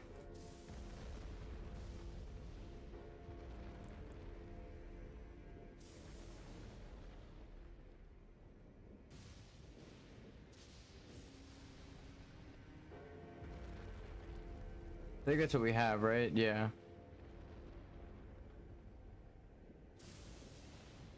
Imp Lion Head or Imp Head Lion DLC. Oh, Roderica. Oh, I still don't think that's enough. You need a lot of stamina. Oh, I think that actually you can. Wait a minute. If you do have it. Wait a minute. Oh, and then again, story-wise, that quote from Dark Souls 3 is so accurate. Yeah. I realize you might be able to summon the mimic tier. Holy shit.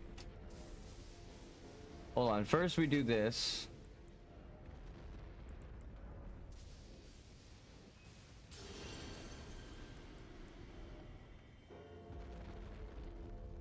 Ooh, so close.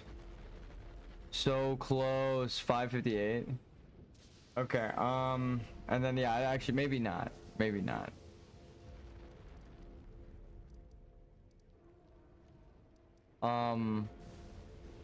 What is it? It's like way in Godric's castle at the start.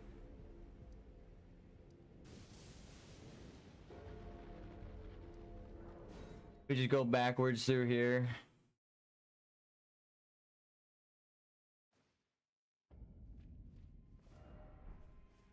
This is not active?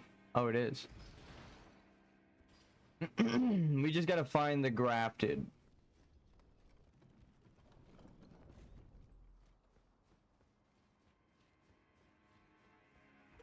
It actually might be earlier in the dungeon. I think I know where it is.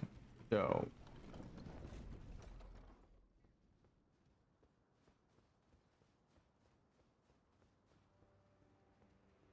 Yeah, this is jar area. That's main gate. That's okay.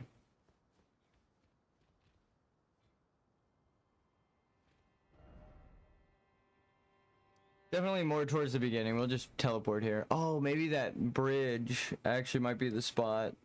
Teleport to, if there's a shortcut backwards from there.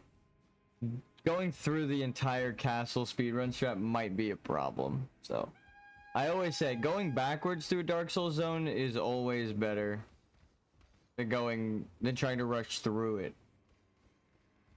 Right here, you want to break these.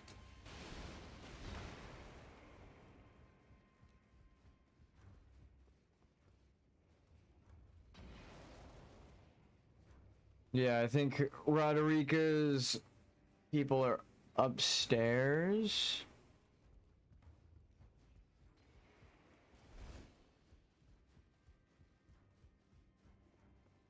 Because we're still on the ramparts, right? Yeah.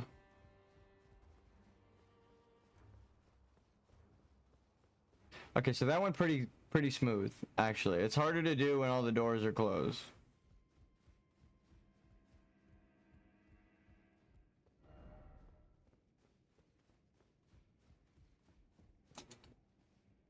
New Grace. I think they're actually around here, so this is the perfect Grace to grab. I thought it looked a little barren on the map.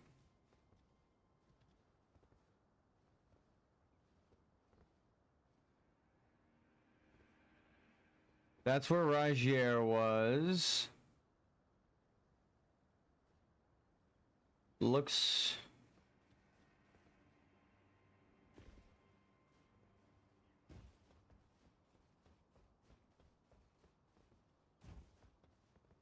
Yep.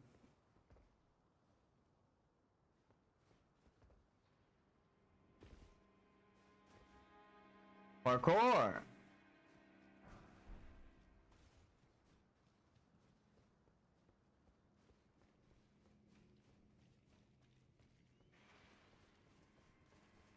Hello, doggies. Did you just hit me through the fucking wall? Technically underleveled. Yeah. I am literally barren. Oh wait, no, I took the... I used Godric's rune just now to see if we can get the health we would need for a spell. So technically I'm not underleveled. This is the appropriate level. Oh god, look at how much damage we're taking because of our defenses being leveled up. Oh my god, it feels so good not dying all the time. Time out, doggies. I want to grab this last item, then you can kill me. Alright, now you can kill me. Distant Volcano Manor. Yeah.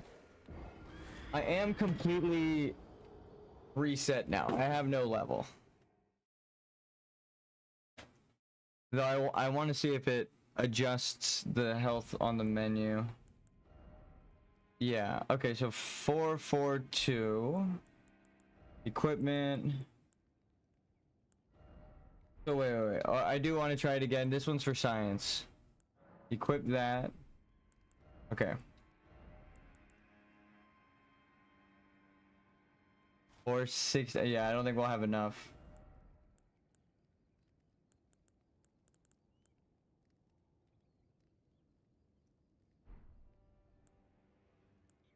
You feel over leveled because of the weapon and rings. Yeah, yeah. And also, it did give us like 10 levels. Or how many levels is that? 5, 10, 15, 20, 25, 30, 35, 40 levels from using Godric's rune.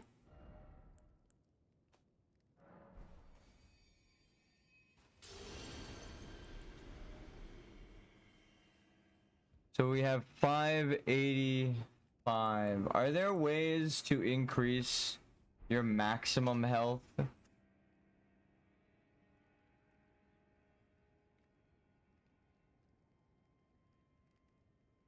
Ways to increase max health in Elden Ring. It's gonna just tell me to level up bigger.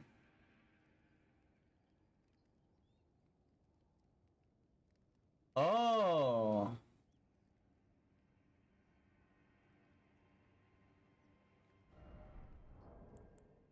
Thematically, that also makes sense. Let's see. Radon.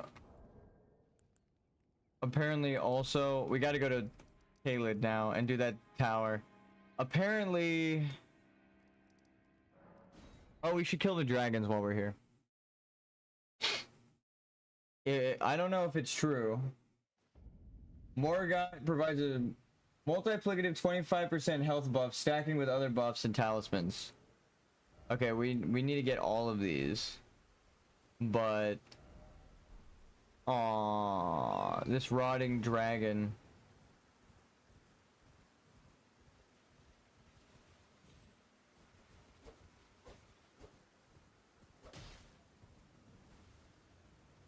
You just... It's gonna hit me with its tail. I can already tell.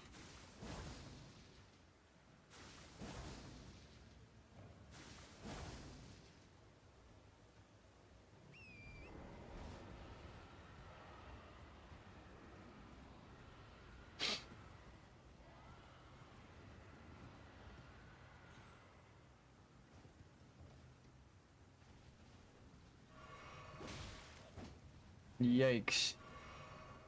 So to that tower we go, the Divine Tower of Kaled, to empower Radahn's rune. We've empowered Godric's. It gives us 5 levels, but I think Morgott, one of them might do the thing that I'm hoping for.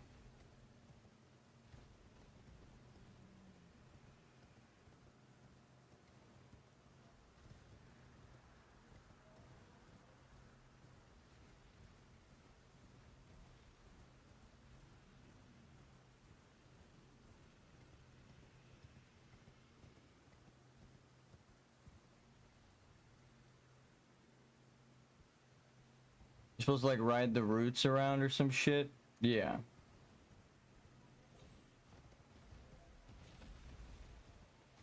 Dragons.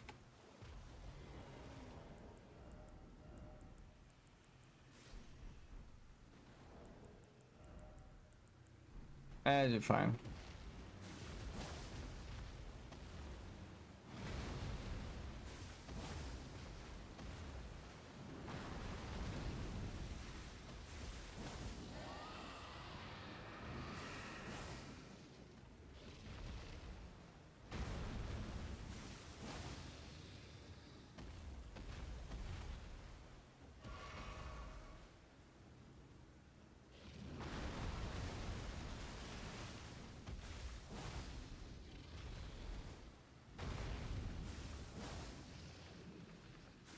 He's just a big dog.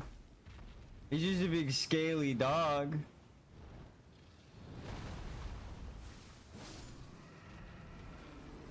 I do sometimes make fighting dragons look easy.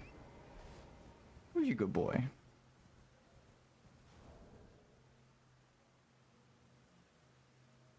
I am consuming yogurt. Actually, I'm jealous. I just finished my snack, my meal. Some crackers with some fish. Fish and chips if you... Well, not really. Not fish and chips. But, just crackers and some tuna. And now I want dessert of some sort. Some sweet treat. Ooh. What are you?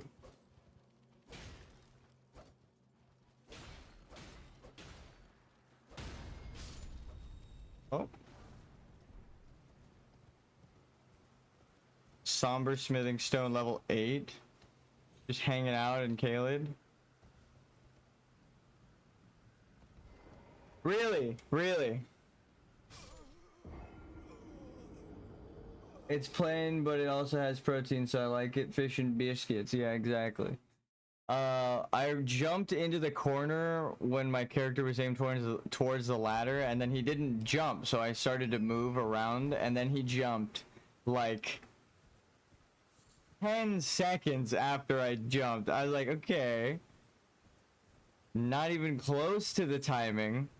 I think it just wasn't going to let me jump because I was pressed against the wall, but the input went through, so it was just waiting for me to get away from the wall. That sucked. Plain yogurt does go pretty good with certain foods. I've had Afghani friends who would make me meals. It's actually kind of funny. Their sisters were gay, so it's not like it wasn't like a flirty situation, but like their sisters would constantly make me meals and feed me like figs and stuff when I was over.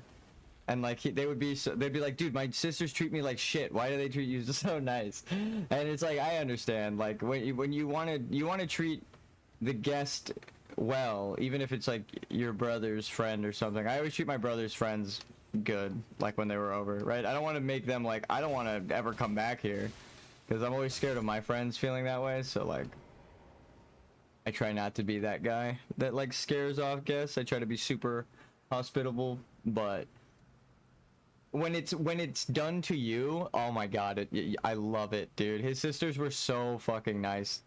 His mom too. They would like literally just sit there telling me stories, feeding me, and I'm just sitting there like, I see no problem with this. I can sit here forever. Like, what the fuck, dude? This is the best.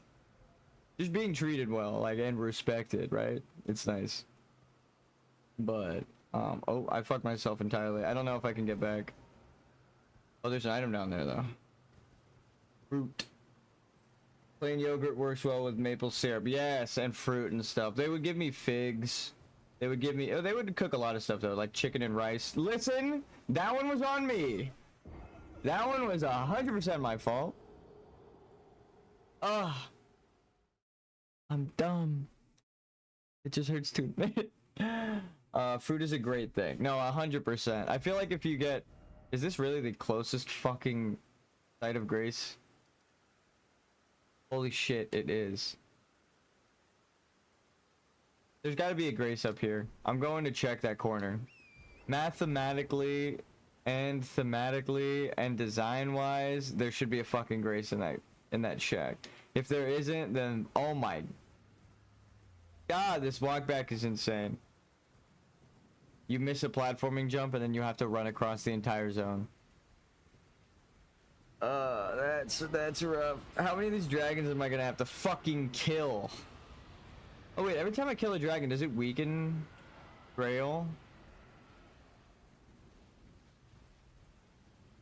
I think this is dragon boss rush mode, and I'm on. I think we're out here. I think I'm the proper skill level, and I mean, there's no. I will always be level 1, but oh, the dragon's back. Yoink. Yoink.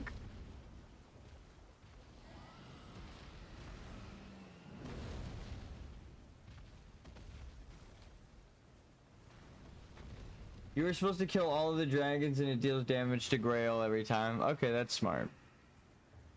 I hit it and I was like, I did no damage. Grace? Message. There's a... Oh, it's a ghost. Divine Tower of Kaled. Now I'm really thinking there's a Grace over here. Yep. There are more dangers. Oh, actually, I don't know. That dog is really close to the shack. Maybe not. Oof.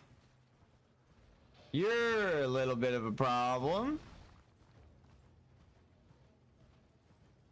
There's a grace, there's a grace, there's a grace, there's a grace.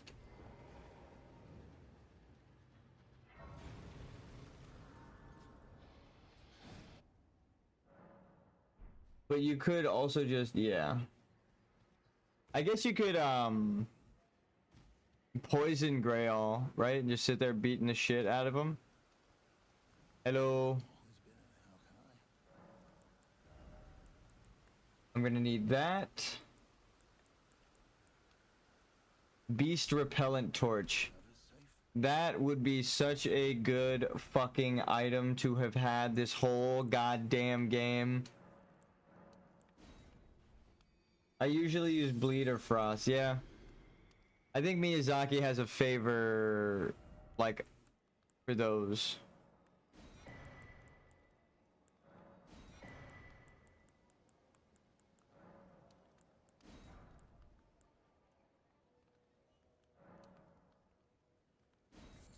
I don't even know what those are for, but sure. What do you mean?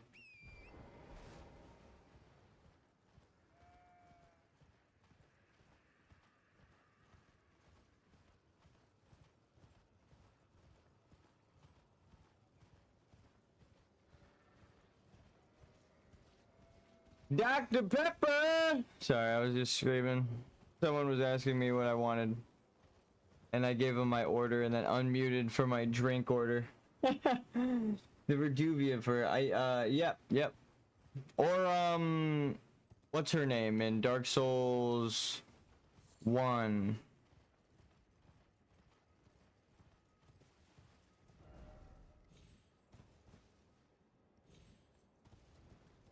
I could go up or I could tempt fate again. Ooh.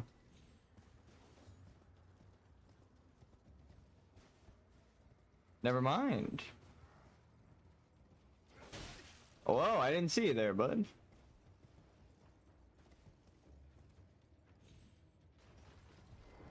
I can work that time.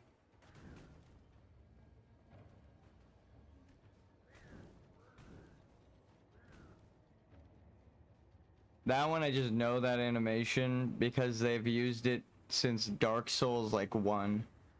How many times have you been killed by that same pokey poke animation in all of the Soulsborne games is my question. No item ahead.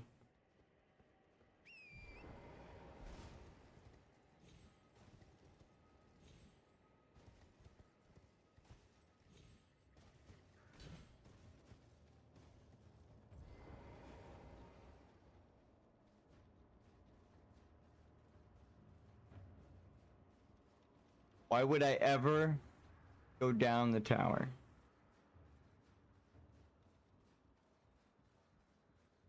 Well, I've never died, so none. Okay, well. I think if you added up all of the runes I've lost to the basic enemies in these games, the number would probably, like, even shock me. Because, you know, sometimes you're carrying like 100,000 runes and then you die to something stupid. And then you probably just forget it. Not you, of course. You never die, but... Me, a filthy casual, be wary of right. Bloodstains? What?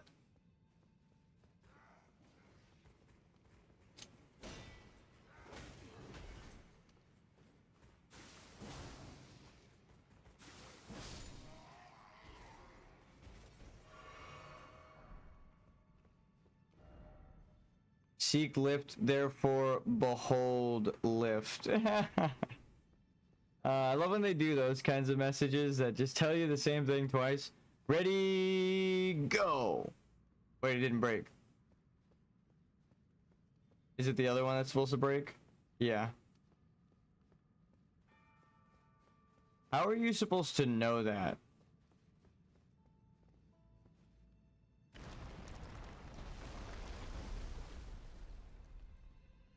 Like, how are you supposed to know that's gonna happen? I guess Dark Souls likes to break stuff. I once saw a guy carrying 300,000 runes into Lindell and then get destroyed by one of the lightning Lindell knights in the streets, and it ruined my already mild opinion of Lindell. I mean, that just happened to me earlier. I was walking, I lost like 120,000 souls. But I do stupid shit. It's different for me because I'm playing a level 1 playthrough and I'm like, well, I'm not gonna spend these on anything, so I just forget I have them. Like, it's just, I don't even care. It's more of like, wow, look, I had like 100,000 there, but it's like I already bought everything from all the NPCs and stuff. It's not like a, oh, I could have used those. Like, oh, I just found one NPC with a beast thing and it's only like 3,000, 6,000 I needed to spend on them, not 120,000. So it's a little easier when you're doing a no leveling run. But damn, bro. It wasn't me, of course. I just feel bad. No, yeah, I understand. Even if it was, it hurts me, and I'm not even leveling. You know, I couldn't imagine I needed those, I feel like, for my progress. And then I lose them to some stupid shit like a glitch. Like someone attacks me through a wall and I lose 20,000 souls or something. I'm kicking a hole in the wall. No.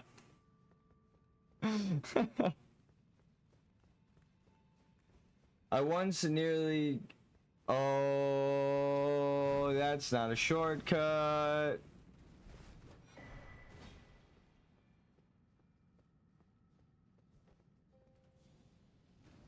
I once carried nearly 2 million runes into consecrated snowfield. God damn, what were you, just like not leveling? Killed everything? I feel like if I genuinely ran to the weapon upgrades first, like I said, the game would be a million times easier, but I knew that after like the second boss. I killed it.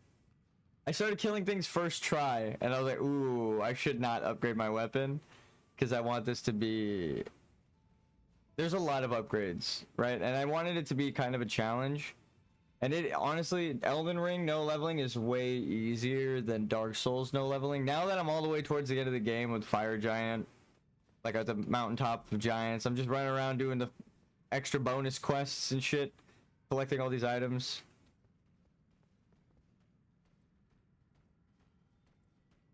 I wish that it was a little higher, but yeah, no. I could say without a doubt, unless some crazy boss comes out.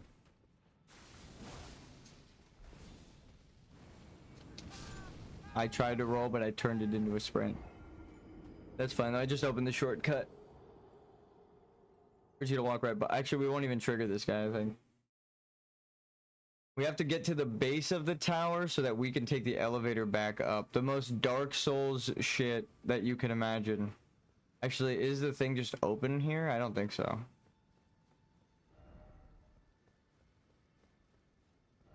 Lift ahead. Oh, it is? So what's up with the Kaled Tower? Oh. You can open, you can't get through here. I see. I see. This is gonna take you down?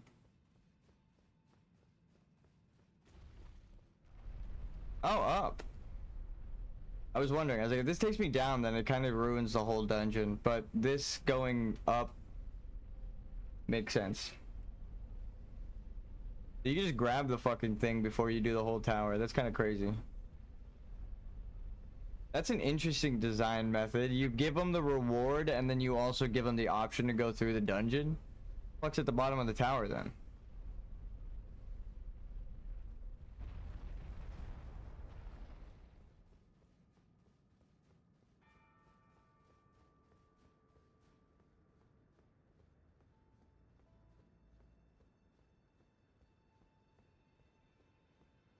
Oh, maybe it's another red herring. They give you 10 fingers to work with, and then restore the Great Rune. And then the last tower gives you more fingers. So you're like, wait, there's so many fingers. What the fuck's going on? But then at the DLC, they tell you, like, well, it's actually just a sprouting of mushrooms. They're not fingers at all. Elden Ring has the most tempting broken progression system, especially with its bosses being what they are. I've decided time trying not to break the fragile game, but it's wild how one boss comes and ruins that. Valiant Gargoyles. Try mushrooms butthole. Exactly. And the fucking community. But no, you're right that the Valiant Gargoyles is so frustrating. We already beat him. But God, it's so, especially with no leveling. Ugh. I hated it. Divine Tower of Kaled Center. So this is supposed to be part of the center as well. Oh, so my original theory of where the map goes over Kaled kind of works. Because if you overlap the two center... I didn't realize the tower said center on it. What the fuck? What the fuck? Alright, fine.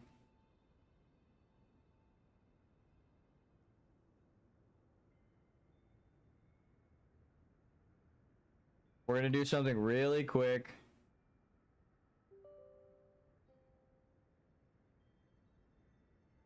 I didn't expect Elden Ring before the secret mushroom in Stormvale Castle. Yeah, actually... They did pretty good. What is the biggest, clearest version of this map? It's 6,000.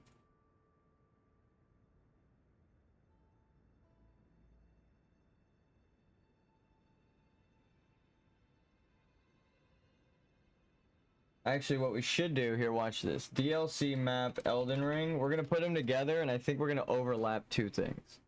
And it might solve the... Because we've done this before, we have some reference of the physical maps of how they would connect. Actually, now that I'm looking at it, kinda...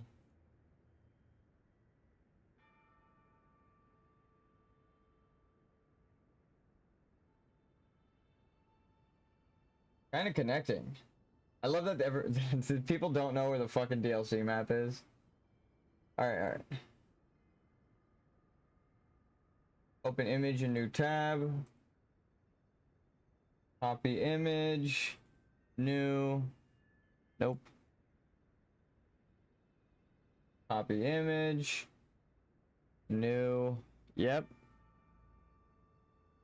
Elden Ring. So here's the map. And then I think the same person made this because it's the same style. Open image, new tab.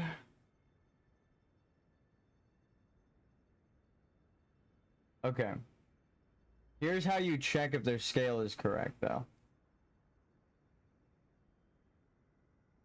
The trees.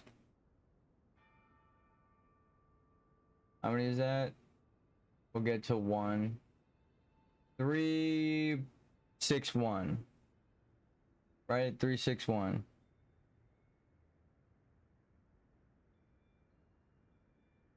Three, 6, 1. Okay, so the trees are the same size. So the scaling of these two maps is exactly the same. And you can tell because the icons are exactly the same size too, right? So now we have a scale, right? In terms of time and space, I know that's stupid. That's how you would check the scale of a map. But we've answered a question now that people have asked a couple times. How do we even know the proper scale of this map to piece it together? I'm trying to avoid erasing the actual land mass, even if it's just an island, that we could piece shit together. Okay. So there's a tower that's like here. Yeah, it's this. So this right here, yeah, it's near the red, is marked as the center of the lands between. And this is the center of Caelid. So if we drag it over,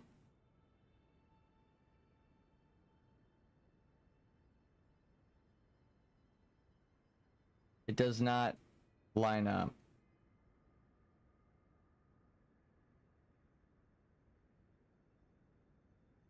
How I thought it lines up was over here. Right? Okay, let's erase this. Up to the land.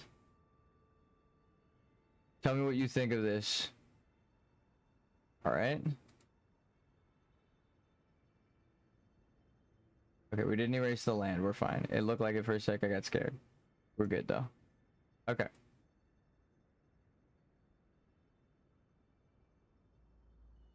Half of the castle is gone, right? This is broken land. Where you spawn, it is broken. Like jagged here, right? It is a broken graveyard.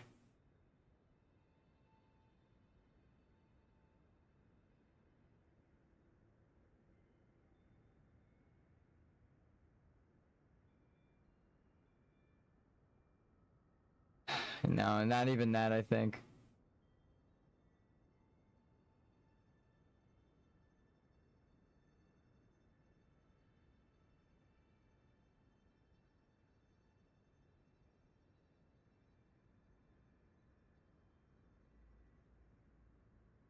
Maybe it's the other half of the... No. Well, this is underground. Actually, the lands are already fucked up because this is all sunken in. So the top of this is gone. It's all sunken and ruined, but it's still there, it's just sunken down. So it's not like, oh, it's the lands between. It's just... We have the proper size of this map, but it doesn't really fit in anywhere. Actually, the one place that I said way forever ago when I played the DLC, I'm seeing... This is a piece of land right here, right? This is just like fractured nothingness. Or right here, I'll do you one better. We'll move it to use it later, because I think I know where it goes. If you take this piece... Oh, wait. Put it on its own layer. If you take this piece... and this propped up plateau... and slide it in right here... then the beast, right? Hold on, I'm not erasing. I'm gonna make sure not to erase any land here. Right? Pixel perfect. Only the water. You see what's revealed right there? And where it lines up with? This is where I thought it went originally. It kind of lines up, but hold on. I'll explain why.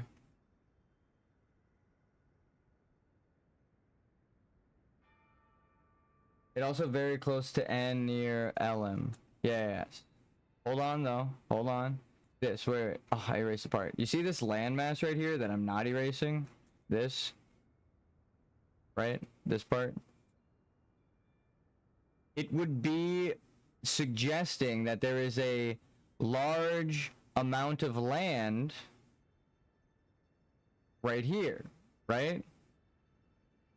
And that's Radahn's boss room, which, if you go there in game, should be underground. I know that sounds ridiculous, but here, I'll prove it to you without a doubt.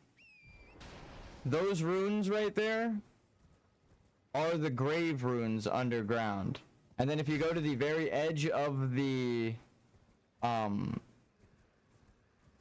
map, there's another catacombs, but it doesn't go down as far as the other ones, suggesting that this is like one of the lowest levels and you're just walking onto the bottom level of the catacombs.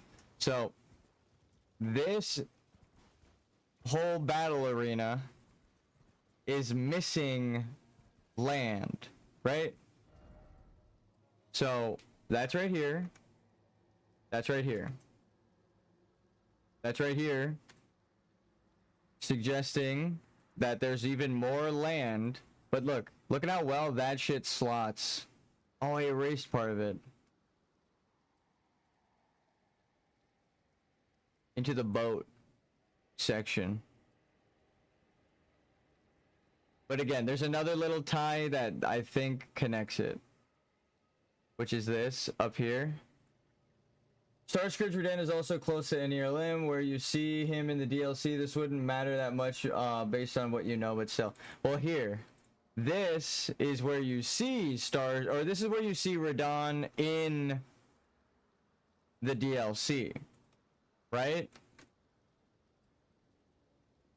Which, if I'm correct about where it all lines up, then which I'll explain why I think it's there again.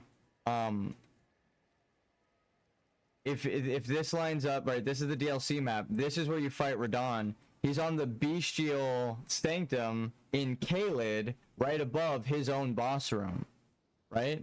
So it's like Radahn doesn't really move far, and then so thematic ties with literal ties, right? Like he out of this whole map, Radahn's story takes place pretty much in Caelid, except there's an ancestral version of it that was locked away when Marika took power and Mesmer attacked, and then the current version of Caelid after the however many thousands of moons is what the Finger Maiden suggests has taken place over the course of this story. And then also we know from the trailer of the game that there was an explosion. So Mogwin's palace is also right under it. Oh,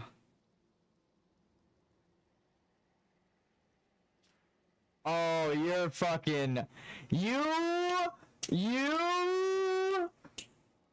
fucking connected that shit perfect for me. Yes, now we found where the DLC is, because there's a big chunk of land missing here in relation to Radahn, and Radahn, it winds up in those Shadowlands. Oh my god, you helped me with that. That was, I didn't even realize that was underground. That was like one little piece of the puzzle that connects it thematically, because if you do the DLC, spoiler alert, who else is there? Who else is right here, right? Mogwin is here. So Mog and Radahn don't even move in terms of the map, right? We circle where they are, and that's where the story takes place. And then here's another 2 or 3 ties that connect it. This is the Beastman. Here, we'll do a layer. Beastman.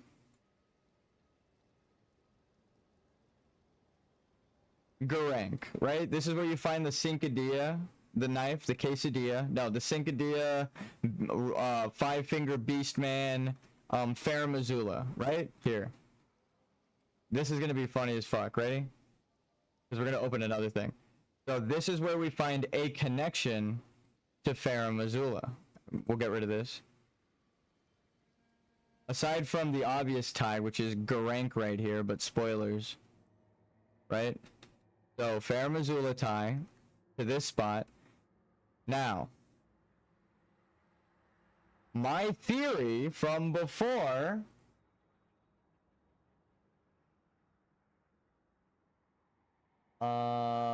open recent all of Elden Ring lore.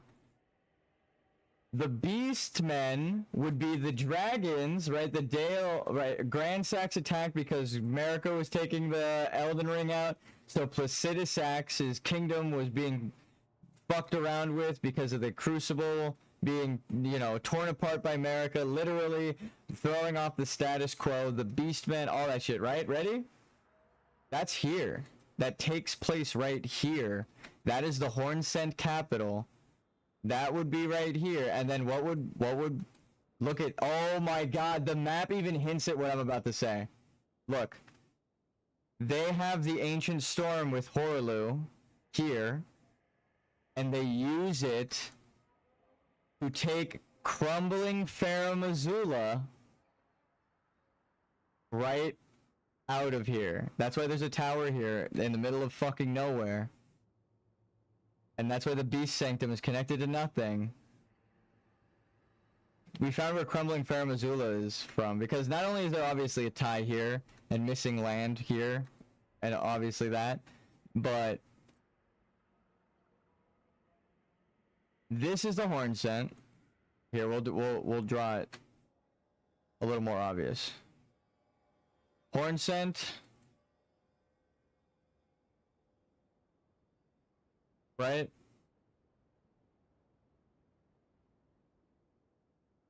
Uld and Ul society. That's the two night and day society.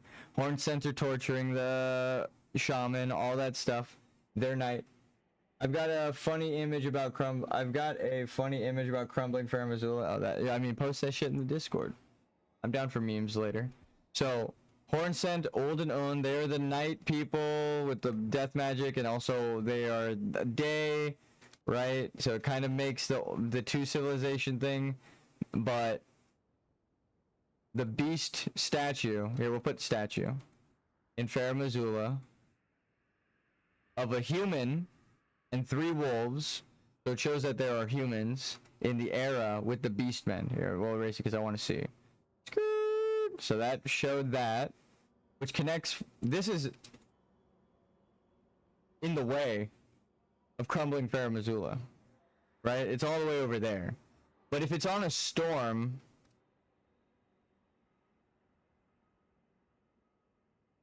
it could just be moved.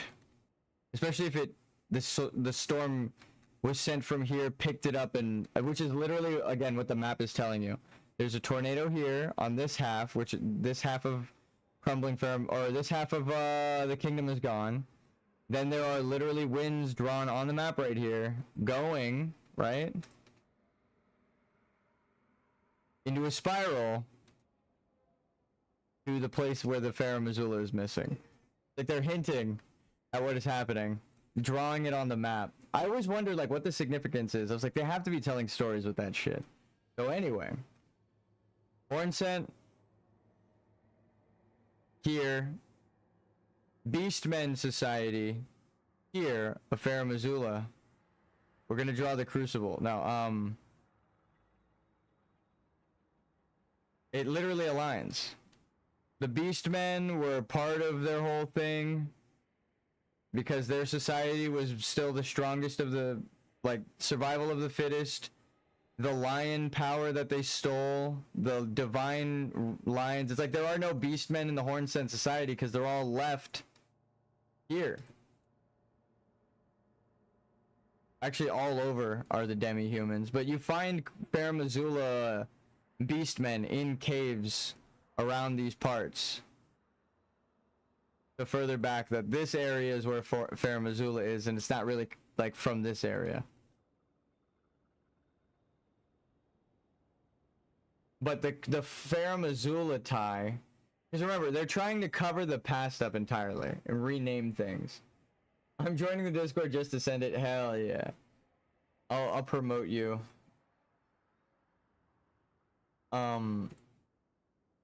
These lines are kind of throwing me off. I'm getting like distracted with my ADHD. And also it kind of sucks because I want to like see how exactly things line up. It kind of also lines up because if this is called Altus, right? Well, now it's on the top half of the map with Altus Plateau. And not down here where I thought it was. Actually, I originally thought it was here, which would make sense. Because then again, look, the Dragon Communion thing. Dragons with Bale, and then the Dragon Communion thing is right here. So it kind of lines up, but not really. It really lines up over here.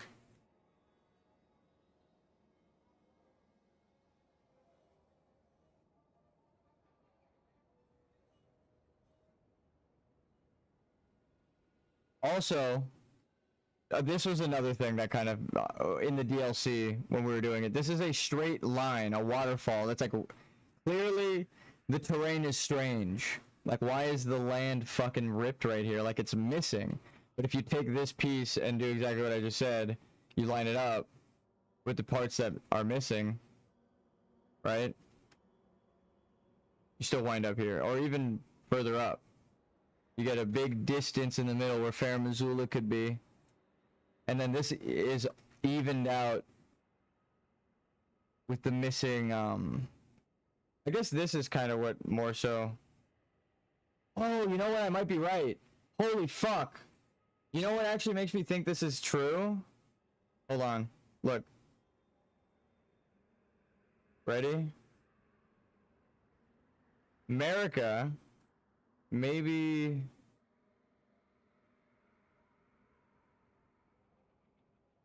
Hold on. I just want to see the different ways that it fits. No, because Redmane Castle is there. But I guess Redmane Castle and all those castles were built after the fact.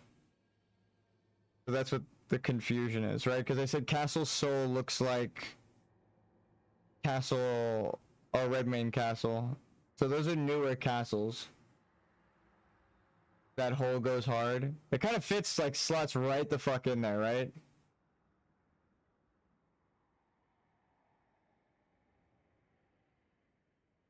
But this sliding in and these overlapping fit Fair Missoula because the under half of this city is ripped under it, right? Like it's ripped out from under it. And then there are like people, oh my god, we're right. Holy shit, you just helped me. We're gonna spoil it. And I'm gonna do it visually. And you are going to be the reason why. Ready? DLC Elden Ring City. Ready? Oh my god. You just helped me. No. You just helped me. What is this called?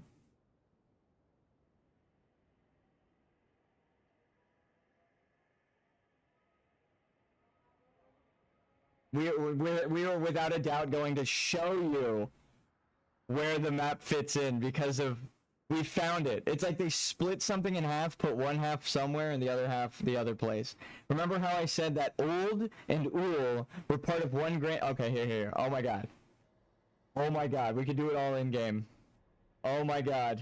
We found it. You helped me find it just now. That's insane. But we need a good picture of the thing. It's not visible here. Okay, here it is. Oh, I could just go here on my... Here, we don't even need this anymore. We know exactly where it is. I actually don't even need that. You helped me. Are you ready? Holy shit. Alright, look. Underground, right? We are standing underground. Right? So... Oh, it's raining here. That just started. That's super cool. Okay, so look. We are standing underground in the underground civilization of Uul, right? And Uul is up top. Now we connect them thematically because I have places to teleport on this guy. And we just immediately do it. So, first, Mausoleum Compound. Right? Or I think we can even get to the Palace of Uld, or whatever, the ruins.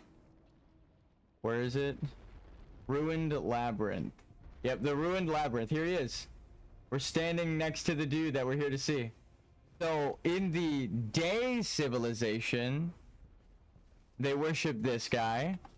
In the night civilization, they worship the same guy. Why does that matter? You just help me find out why it matters. Holy fuck, that's so goddamn perfect. There he is, in the distance. You see him, that's the same statue. I mean, he's also all over the Seofor River, so I'm not like guessing. It's not just obscured. We know it's him, but this is the clearest statue in the deepest depths. The only thing underneath this is Estelle's hole, right? Tri-hole. So anyway, Estelle's hole is the only thing below that. Ul Palace Ruins. So the underground kingdom of Ul and the above kingdom of Uld were once one thing. We just showed that, right? Now, what's the next portion?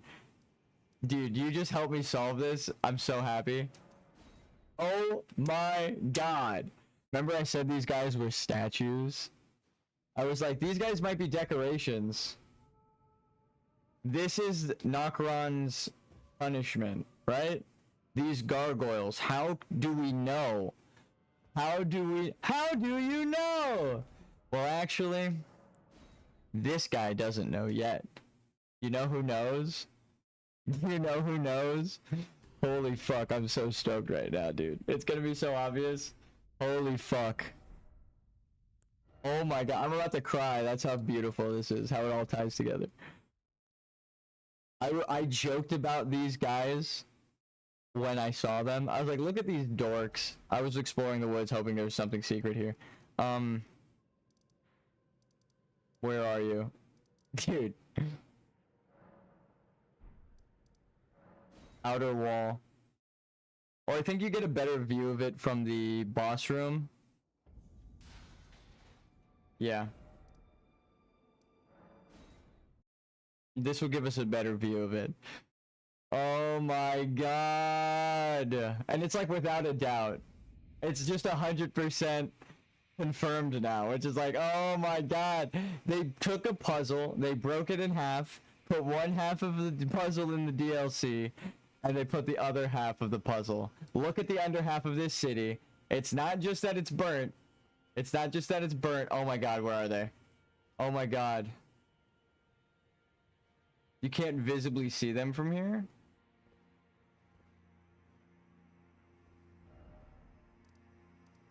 Do I have to get closer? There's supposed to be people holding on. I think my graphics are down, that's why.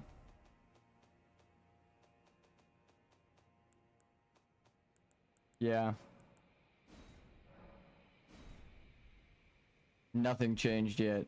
It needs to reload on render. Whoa, it looks fucking beautiful though. Holy shit. We need to get closer. They're not rendering from here. You can see the pitch black, but you could also see that they're missing models from here. I'll show you.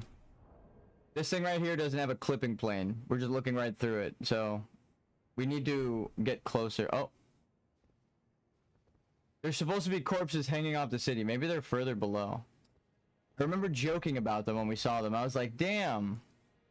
Spiral Rise. Maybe this is it. They're in the same burnt pose. I mean, this is super spoilers if we go up here, but here, I'll just take you to the gate. We'll just go to the spot.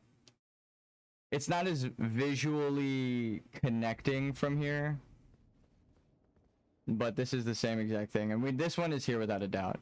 These corpses that compose this gate are also hanging off the bottom of the city. I know it sounds crazy, but look, you see? Oh, well, I just kicked them over. They're all like hands and corpses. See these guys? Oh, they're all mangled. That's fucked up.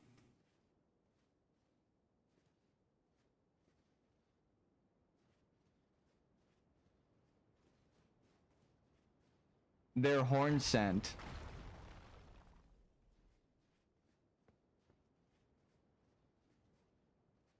It actually looks like they're reaching towards the gate to try and like either for salvation or to stop whatever is about to happen. Do you think we could find the lion corpse in here? If my theory's correct.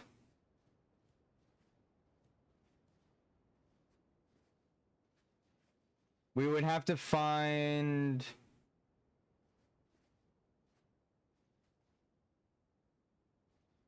a body that just doesn't look humanoid.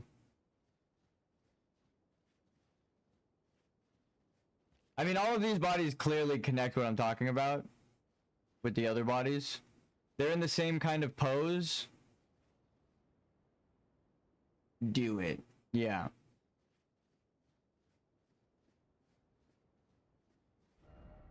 Time for sleep. Yeah. God but dung.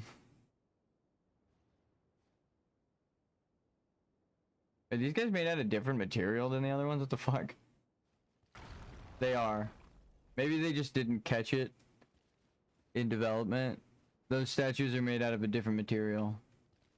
It's a different reflection entirely. I was playing Dark Souls 2 and I kept laughing at McDuff's name. McDoof, yeah.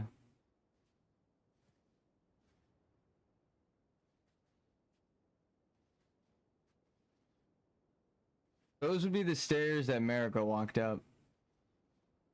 And Mikola walked down.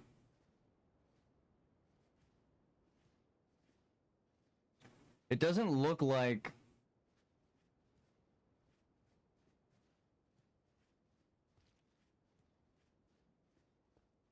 Honestly, it doesn't look like... Oh, that's the same material.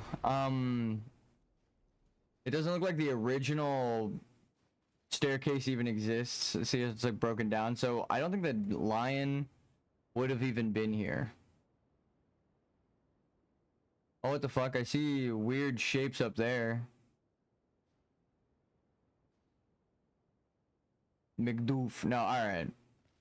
Well, this right here is the connection by itself. These corpses are in the same pose. Hey, my message was appraised. I wonder how much... I wonder how many messages I have that have just been straight up appraised. Messages written.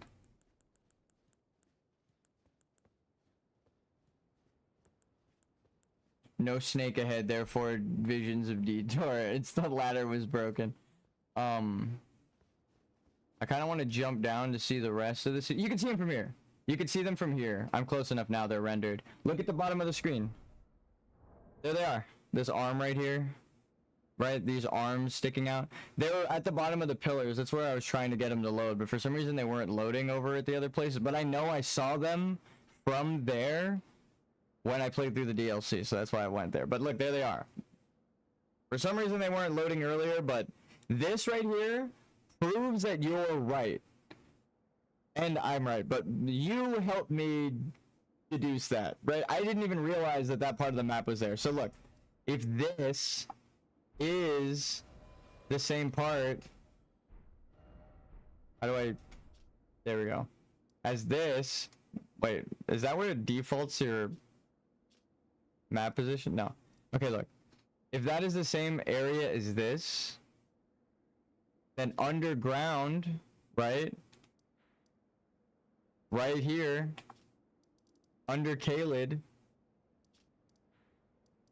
is the same thing. Like you said, Mohg's palace, underneath Caelid, underneath Radahn's boss room. I just randomly thought about Mohgwyn's palace being east of Siofra River, which is partially in Caelid. So that kind of confirms what we were just talking about. Again, well, the first connection is the Night and Day old ruins, this right here. Right, old palace ruins versus the old above it. It's actually right above it. I didn't even realize that. It's literally right above it. So the Sun civilization was literally built above the moon civilization. Like on the map, it's a literal thing. So it kind of it fits the theme of like the sun realm is overlaid on the exact spot that the night realm, the shadow realm, would be, right? So there's here this big empty, that explains this big empty underground thing. I'm like, why does it like hint? You see this? That's what this is supposed to hint. Underground is missing a chunk of it. Oh my god, dude. Oh my god. The only way to really answer is to ride up to this elevator and look out over the... If this underground area just goes out and expands, then we found... Like, there's no doubt in my mind now. Because they're drawing the lines on the map like, hey, you have the puzzle pieces. This is where it goes. That's so cool. Holy shit. You helped me. You just straight up helped me solve that though, because I didn't even piece together that Moog Palace is underneath. But then it answers the other question of the corpses, like the shadow corpses, the underground of. Whoa, that was really close. I'm so glad I'm not on my level 1 playthrough. The underground. Yeah, you guys can keep shooting me. This one, we're just looking for lore, so I could walk with this guy. Oh my god, we're right. Oh my god, look how far it extends. As if the cavern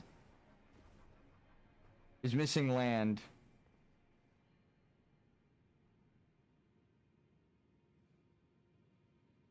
Run invalid. Yeah, exactly. Swoop. Now that I played through a whole like no leveling build and we're here, I just lost 500,000 souls, by the way. I noticed that in the bottom left. Remember when I said I don't care about the souls? All right, we're gonna go back to our main account. I could easily run back there for the 500. My character is leveled to level like 200. But I don't care about the souls. I cared about the lore. That's why we ran there. Okay, so the underwater zone or the underground zone has the same thing. Also, I realize these are only like 2 hours long, which is funny. This is like 60 hours, but I'm only in... I think I was, again, trying to get as far as I can to get not the shattering of the comet, but what is it? When, just before we're done, that area where the comet crashes, I wanted to explore. Alright. So look at all of these people on the roofs. Which way are they facing? Oh, and maybe that was what punished because people theorize that this person, like this giant sitting on this throne, stuffed their soul into something else, kind of like how Selin did. Maybe this is Selin.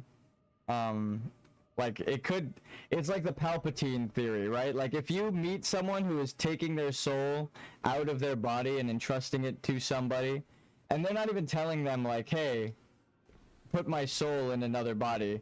They just happen to have that power and then trust you with the knowledge. That is kind of nuts. Thank you, buddy. Just leave it right there. I'll be honest, Zach. I'll help you. Yeah. Dude, that changes everything. Oh, and then this.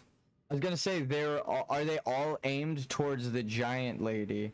No, they're not all aimed towards the giant lady. They're aimed towards the sky.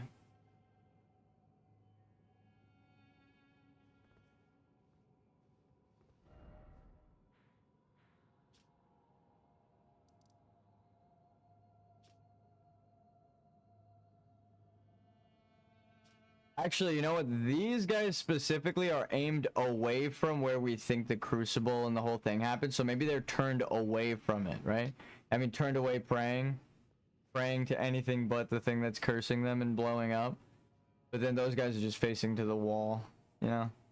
So maybe the way that they're facing isn't really significant. I'll just say that. But then the giant's corpse is a little less significant too, because they're not all like aimed at the giant who is dead. They all just probably died at the same time,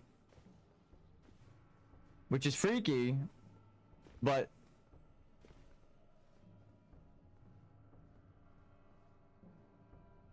it goes again with the theme of if America's trying to hide the past, the Noxtellan civilization specifically, where she came from, these mimics, wipes out all life. The thing that she would spare, knowing that she's an Albinoric, would be these beings, right? The Albinorics and the silver blood creatures, her relatives, and not the humans that created them, the Newman. I don't think Marika's a Newman. I think we've proved without a doubt now that she's an Albinoric.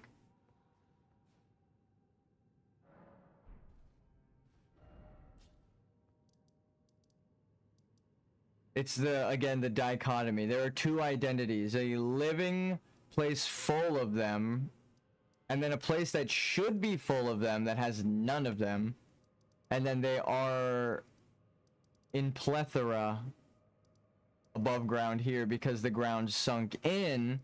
And then also furthering my whole Marika's an Albinoric and Blythe has no choice but to listen to her because of her silver blood. All of the Albinoric women ride wolves. Like they can command the wolves to do their bidding. Further backing my theory that Marika's an Albinoric and commanded Blythe to follow Ronnie after mixing with Radagon, and also commanded Malekith, and he had no choice but to abide, not because of the greater will, but because of her blood that she's hiding from everyone, being the Glow-Eyed Queen. All of it fucking fits in so perfectly. If she's the Glow-Eyed Queen, the God Slayer sword would be shaped like a crucible because the shaman were tortured by the crucible civilization of the Horn Scent to make a goddess. And if they used death magic, they would be making the Glow-Eyed Queen. So there would be a Glow-Eyed Queen out of the shaman women. And we know that the only goddess woman to emerge from that civilization at the time was Marika. And she's lying about there being another Empyrean, again, because there are no Empyreans. The fingers never select them based on the greater will, because they were abandoned before the forming of the Golden Order. The DLC tells you in the church. So, the Temple of Manus or whatever the fuck. So they tell you that Empyrean shit is all a lie, and while also introducing the shaman and the truth, which again, there wouldn't be a need for such emphasis on truth if there weren't like lies abound, right? The whole point of this faction is knowing the truth, being blessed by the truth, and like the truth is the thing that is, you know, like manifested as a sentient being to bless you. It's like the most, why is the truth so important? Well, it's because of the lies that are prominent right now. So the lies of the Golden Order saying that there's no night civilization when there's one right underneath it that is also part and tied to its origin. It all makes sense. And then why they don't want the ritual of death to happen. America never wants to allow death in the land again. Because it just, she thinks, it's a very ironic making of the monster. She thinks death is the cause of all of the problems in the world, so she never wants anyone to die or death could take hold, and then immediately causes problems for everyone that is directly tied to being immortal and not dying, right? Being reborn forever, being rotted forever, being, you know, doomed to kill your friends and enemies alike forever and eat them, which is Radon. Being cursed to turn into a fucking snake forever. There's so many things that she caused because of her fear of death and the fear of the darkness in humanity, right? It's like, again, it harkens back to Demon Souls and Dark Souls. America is so silly. She's Gwyn. Gwyn subdued the darkness in man with the Hollow Brand, right? And he didn't want the darkness. He feared the abyss so much that he subjugated humans, made them undead so that they couldn't die because he feared the darkness that released when they did.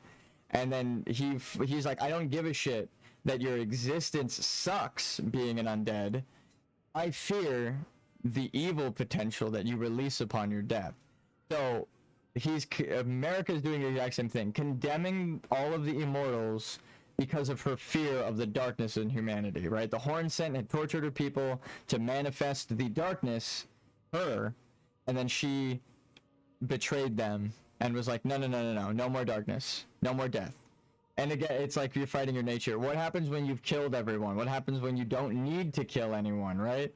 That's like Horolu's thing. It's like, well, he's a warrior, so he needs people to fight. He's an eternal warrior, and he killed everybody that opposes him. So he gets sent away. But the truth is, there weren't people, again, with America's lying, there were a bunch of people that were against the Erd Tree. Right? We see it now. The Carrion Manor, the Giants, there were blood people underground, Estelle existed, so there were natural entities that were against the Erd Tree. They were never like the last foe was stricken down, right? The ironic part of this is they're supposed to be gods. Yeah, and they're not gods, right? Because that's both the ironic part of Gwyn and Marika. Gwyn, it tells you at the beginning of Dark Souls, he's not a god, he found a lord's soul, and that's what gave him his powers. He's lying to everybody to tell them that not only is he a god, but they should be thankful for his lineage just existing, because they're going to inherit his godhood. But it's not true, right?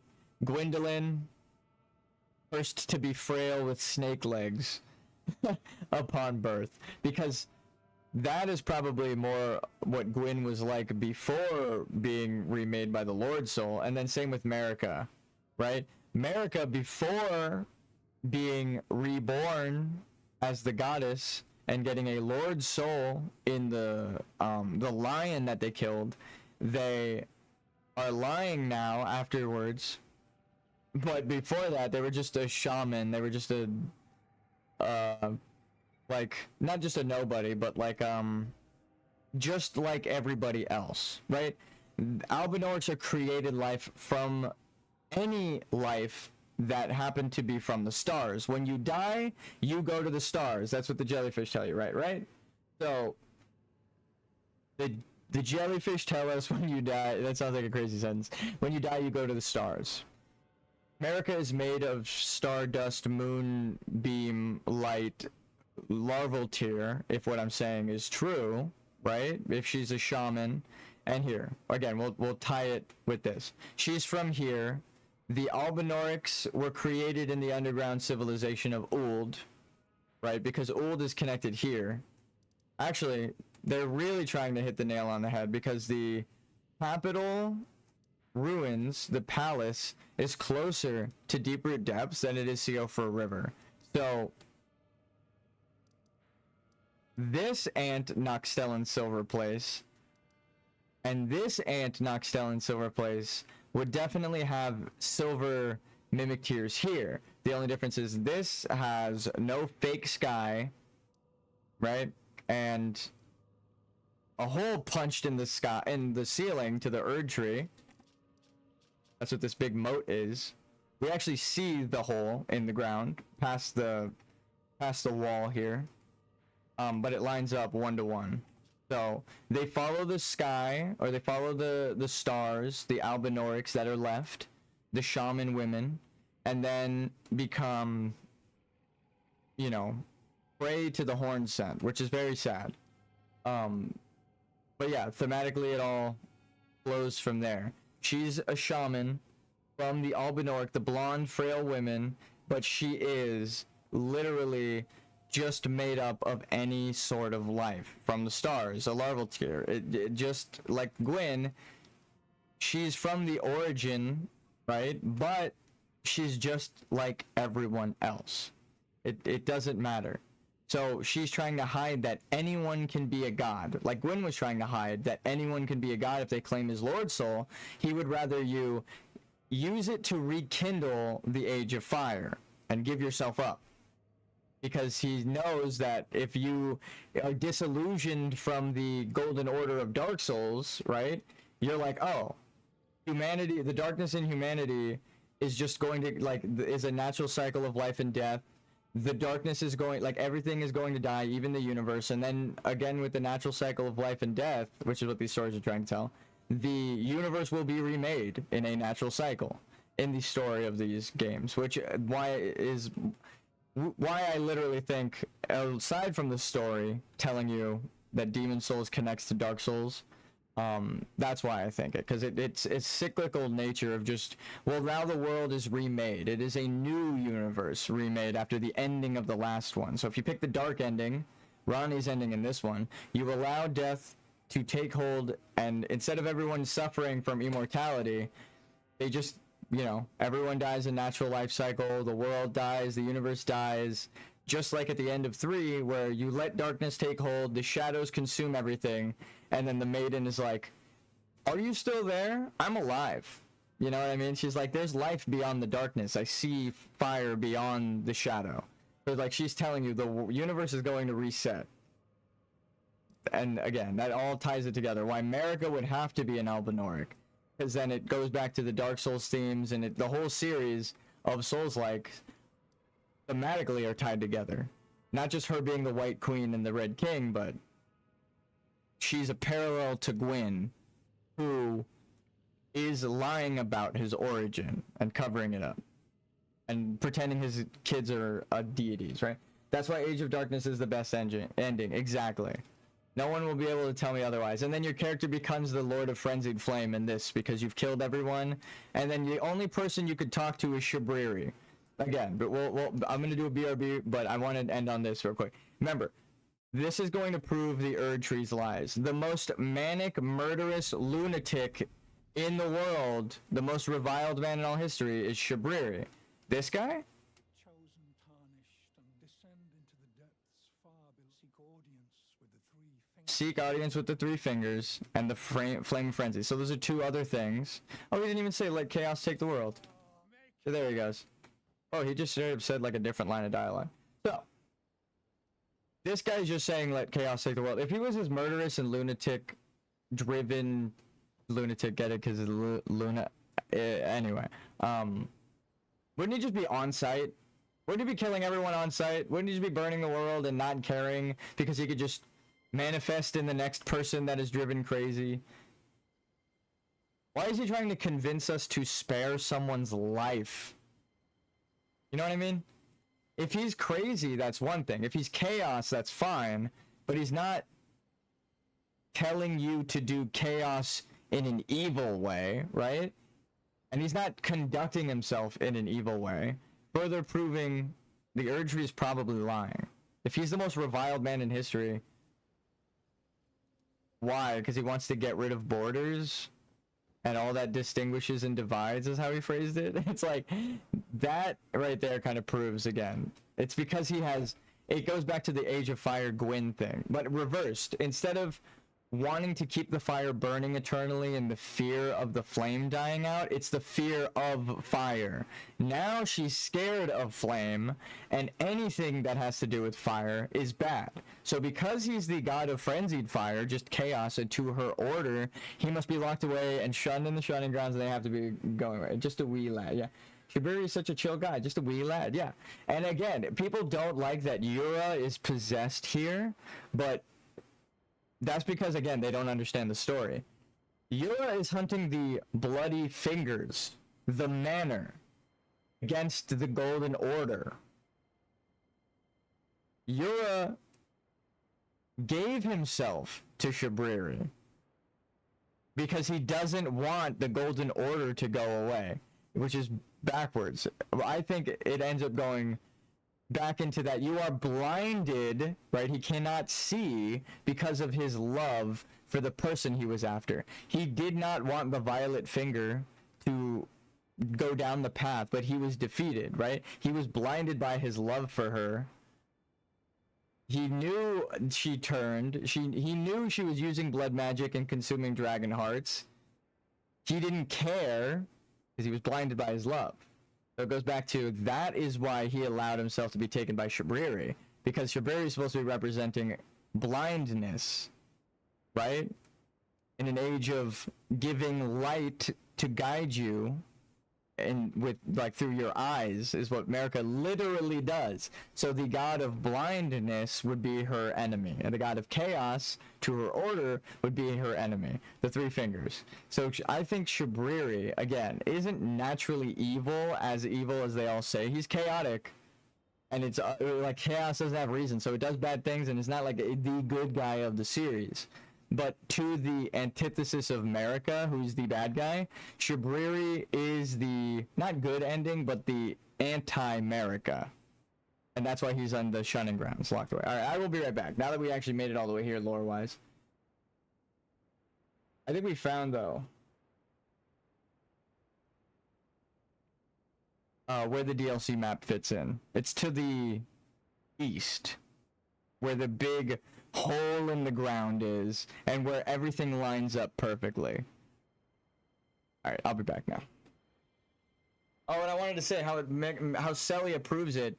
Celia is supposed to be a zone of glintstone and magic, like that blue area of the DLC, right? The little blue, seemingly meaningless post now has meaning, right? Because if it's blue, that's what Caelid was probably supposed to originally look like the blue and red mixed.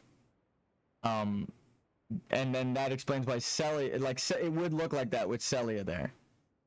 Like, it does make sense, because their whole thing is glintstone magic and looking for exactly places like that. So, I will be back. Oh, and also, Celia, they tell you that a meteor crashed there.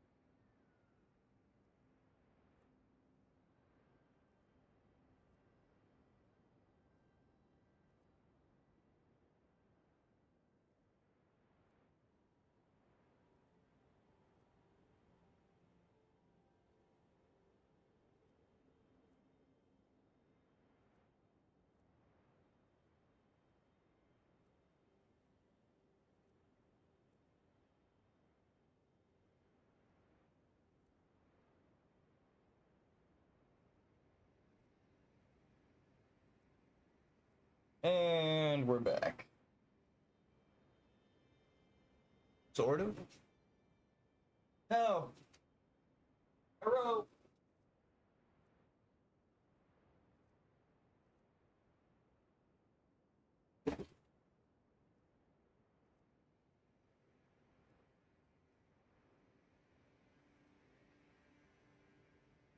Shabriri's the good guy.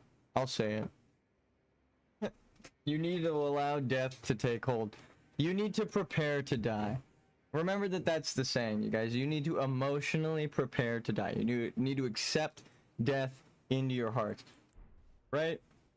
That's the story of these games. You need to be prepared to die. So, the perpetuation of immortality and the non-acceptance of death. That's the bad guy shit. So Mikkolo wanting to create his own golden order to perpetuate immortality, I already know he's bad. Period. Period. Okay? You want to perpetuate the suffering of others because you were born a royal and it's your heritage is stolen, you're not even royal? You fucking come on. Again, obviously it's an allegory for real life. Whoa.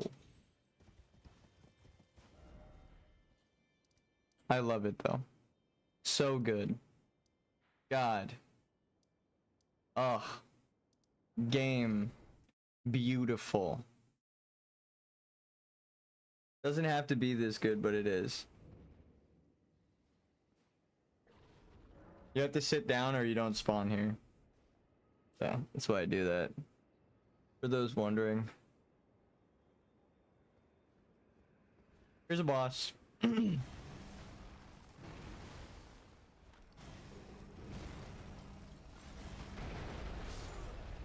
Roll forward. Noted.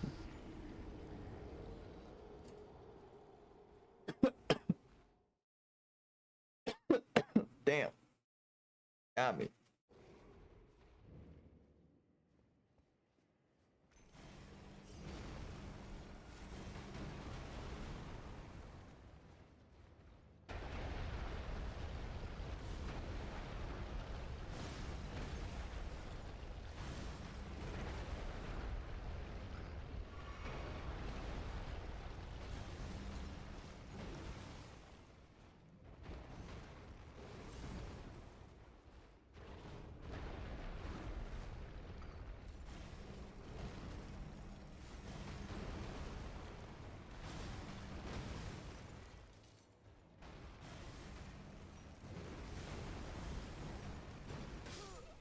I tried to jump behind the pillar.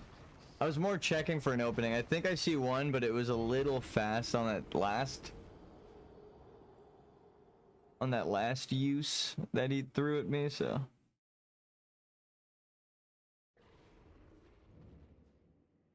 Again, we're gonna have to get used to this guy. Hello.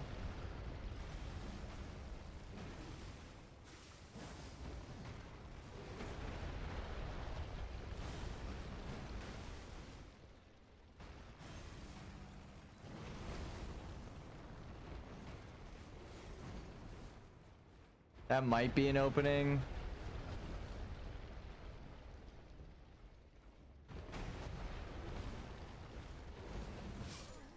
Damn. Okay, so don't go to his left. Because I don't want him to spam that.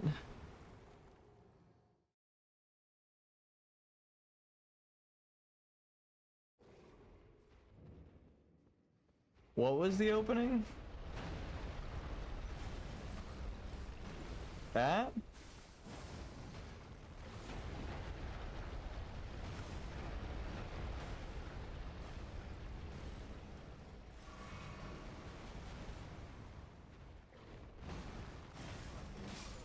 Nice. New move? I was like, he's got a huge move set. And he's using 3 moves, or like 3 combos. So I'm like, where are they? Show me your moves. Show me your moves! The bird is a fan. Back, what is up?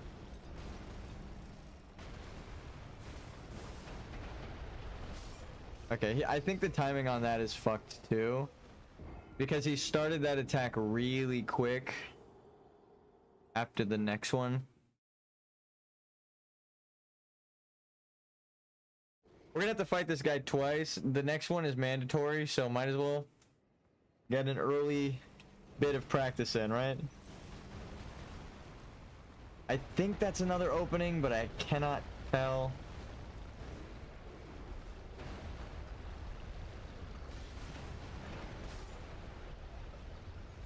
Also, ironically, the next battle we fight is like easier because this room has these pillars and you're fighting them in like a condensed hallway, but the next area, the pillars are more spread out. It's a larger arena. They just give you more space to fight them. It's like, all right, well.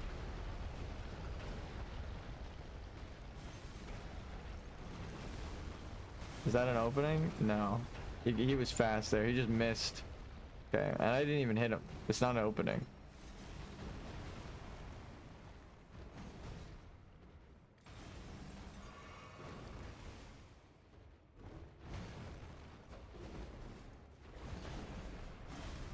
No, I rolled too early.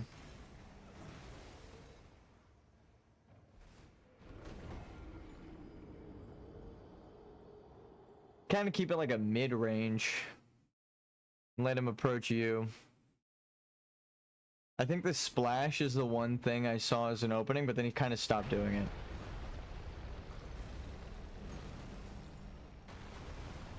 Opening? No. Oh, it is. If you hug him, you get rewarded. Opening? No. Opening? Oh, that's why he's got so much fucking health. You cooling off? You done?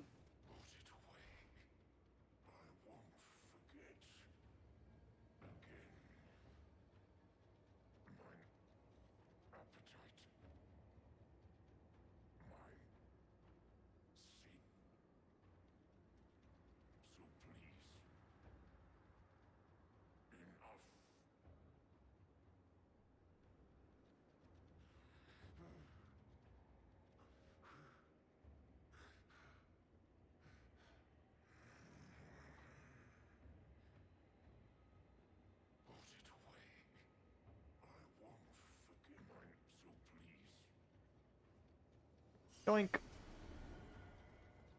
Okay, I'm glad he's cooled down.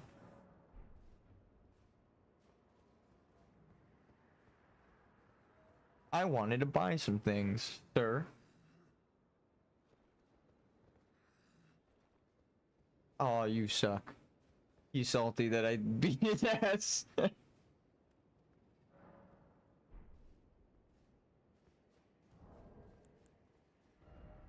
I guess this would be the best route to take because you are trying to allow death to take hold in the world, right? So helping Garank he's the best boy. He's an abandoned dog.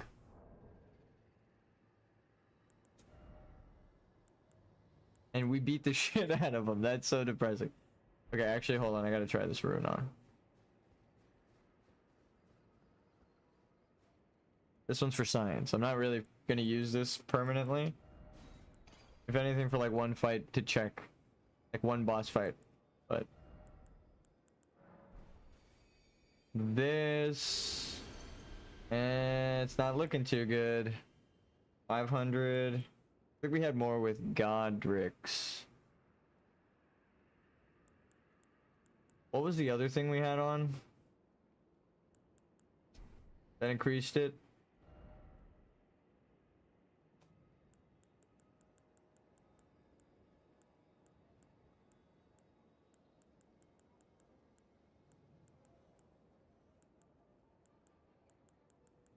Was it a talisman? Yeah. This one. Oh my god, can we cast that? No way.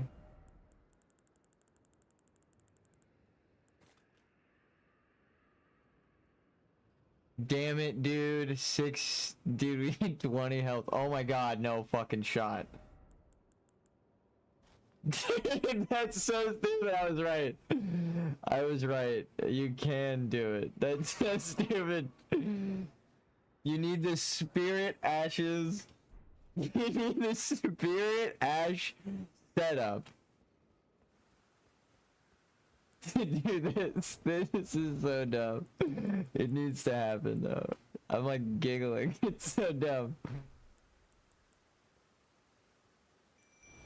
Kick his ass, me.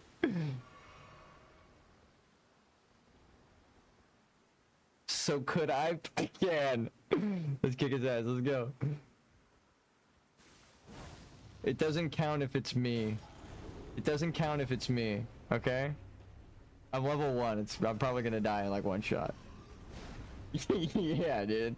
He's like a normal summon now. That's so funny. Okay, we die like this. Whoa, wait, I actually did bleed damage? Okay, okay. Okay. So if I give you nothing but warming stones, you're just gonna drop healing items for me? That's crazy. Wait.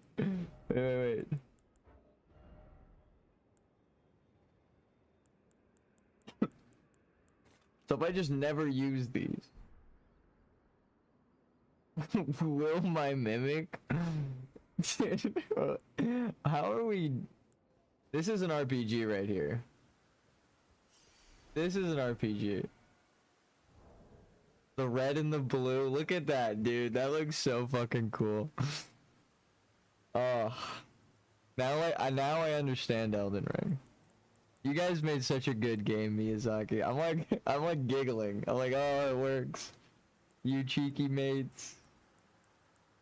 That's crazy. I'm level 1. But because of my equipment, I could summon the fucking mimic tier. It's so stupid, dude.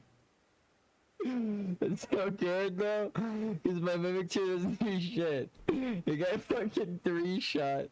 Well, it didn't die. It got hit once and like half of its health disappeared, with a little bit extra health remaining. So like it would survive with like a tick of health, like I would. That's so funny. God, that's fucking awesome. If my mimic tier rushes in and blood slashes, it could actually be useful.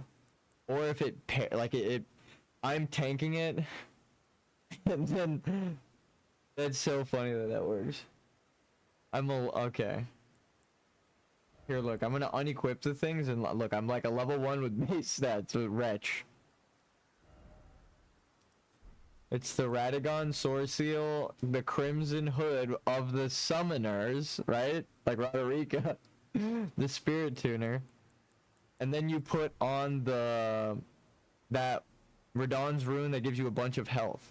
And then all of them combined give you 10 health extra.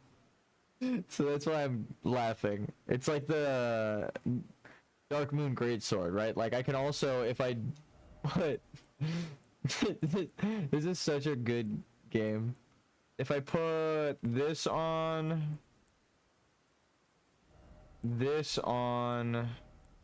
America's Scar Seal and the Stargazer heirloom from Ronnie's quest, these are so hard to get. Knockron and the Stargazer. This one's not really hard to get, but this one you have to do Ronnie's quest to flip the tower over. It's kind of hard to get that one. So the fact that you have to get all of these items, as well as the physic that gives you 10 intelligence. Here. And then you don't have the intellect to use it, right? Oh, and you also need Godric's Rune for the 5, because it's all temporary buffs.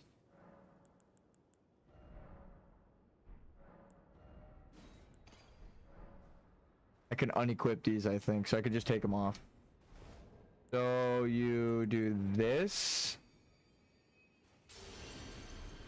and then you do this, and then you can cast the Law of Regression, and you can also two-hand rise the sword and use this as a level 1. I have fucking 39 intelligence, even though my base intelligence is 1 or 10. And then when you're dual wielding, it cuts the strength requirement, and then the 5 levels from Godric's Seal gives you the 1 level of dex you would need. So you can do this. I'm so bad though. I have no stats. You need like 100.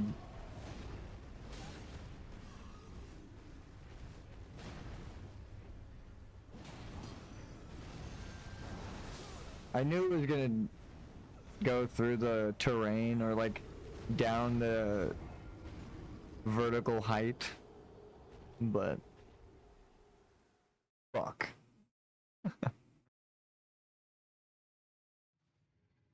Alright. You can use it. Is it good? Maybe if I upgrade it.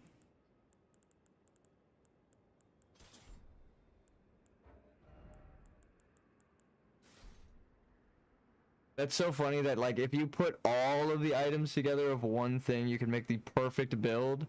It has the shit you would need for like Mimic Tear or Darkmoon Greatsword. This is really well designed. Again, I'm a wretch, so this kind of this should work with like every class. If you put like 1 or 2 levels, I think the I don't know what the lowest starting stat is between all of the classes though. It should work because you get 1 bonus point to do Law of Regression.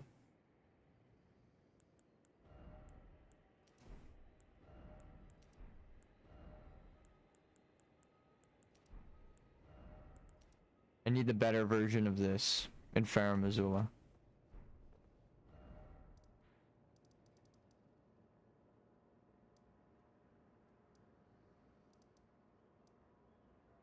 Okay.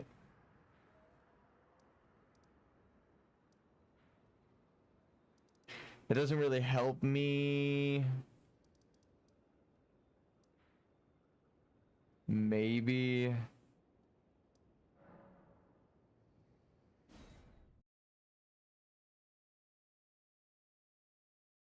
It doesn't help me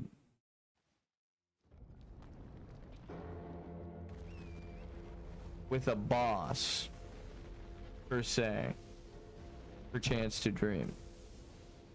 But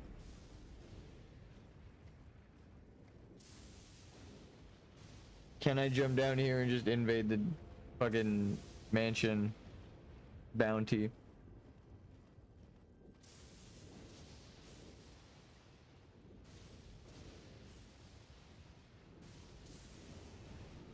Deathrite bird?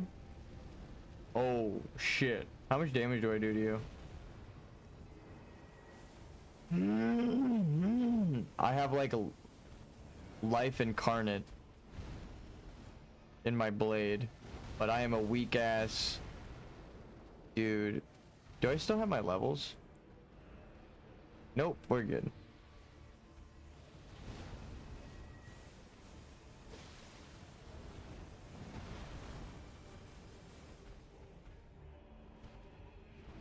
Something's going behind me. Oh, the Deathrites do have like the gold fire Melina has. Glomide Queen style. Huh.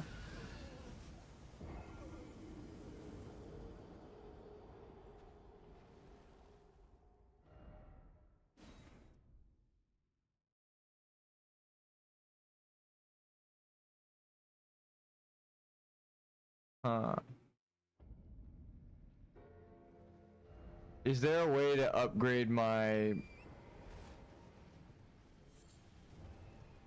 somber weapons without Iggy, or does he have to do it?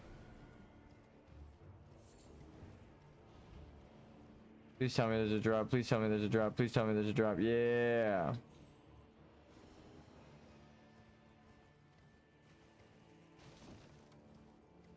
That's the best news I've gotten all day. All you gotta do is get to like right here.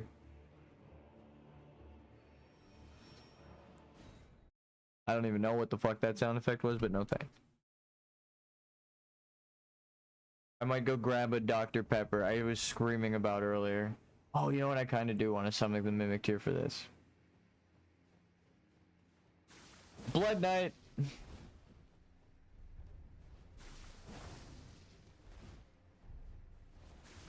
Blood Knight.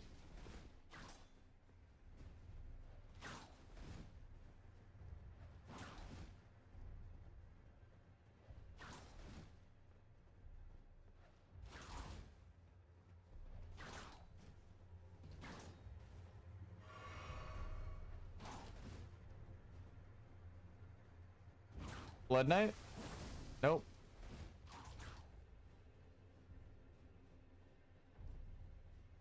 Blood Slash. Yeah, it's okay. Blood Slash?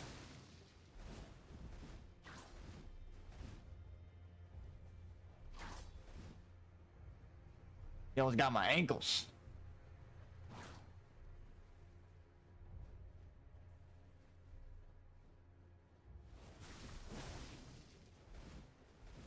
Like this? Ah!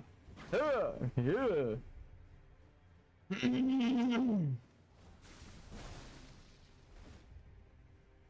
So his AI works exactly the same as all the others.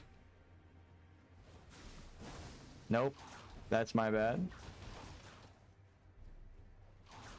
Break the fence.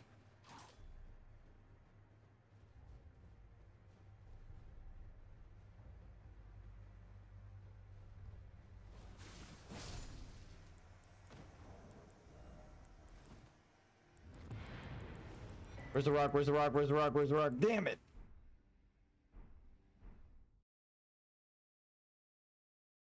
Okay, that was our last bounty. So again, that is all you have to do is get him to chase you and then turn around and charge attack him. However, it's stupid. Is it? Yes. Am I sick of fighting that guy? Yes. That's worked ever since Demon Souls. I don't know if they can program a way around that. Because if they don't, because if they program a way around that, then they'll always catch you and kill you, and then you can't beat them. So that has to work. Sadly. Every invader since Demon Souls. Because if you're running from them like that, when they have a projectile, they'll typically miss because of your spacing. If you're circling them, you don't like do that turnaround shit. As long as you're you don't need to duck. As long as you're rotating fast enough, you won't do the like that. The dance, the dash dance. Okay. Am I ready? Am I ready? Am I ready? Am I ready? Am I ready? Am I ready? Am I ready? Am I ready? Yeah.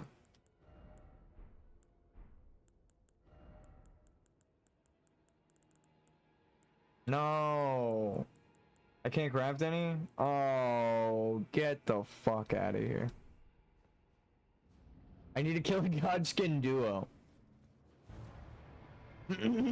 I know what I'm gonna do. But it's gonna be funny.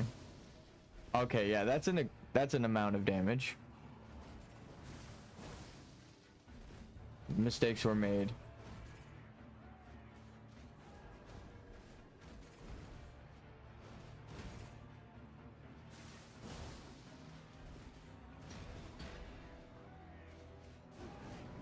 Oh, back right into the guy. Oh, hey, how you doing? No. None of them wanted, at least this guy didn't join. And I'm not gonna complain.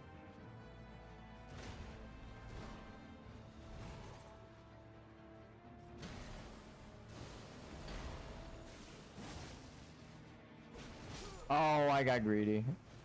I just wanted to know if I can, with the upgraded weapon, knock him around. I'm gonna grab a sody pop real quick. I'm gonna run though because I made you wait long enough.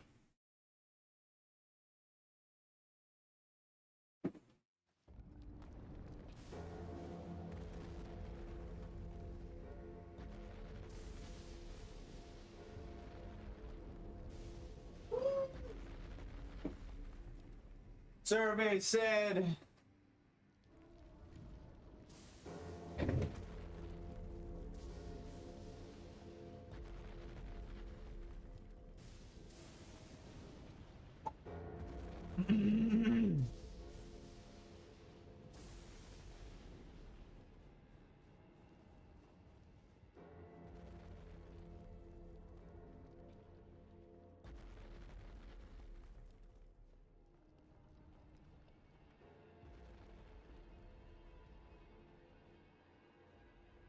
woo! Holy shit, soda burns. Ah, it's good though. Good burn. I feel like that was extra burny. I'm not gonna lie. The 23rd flavor is acid.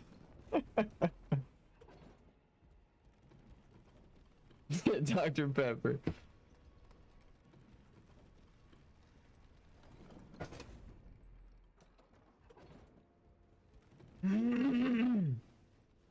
No, I love Dr. Pepper. Well, holy shit.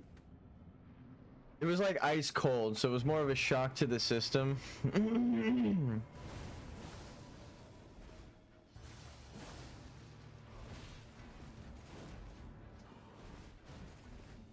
Sip. My character drinking made me want to sip.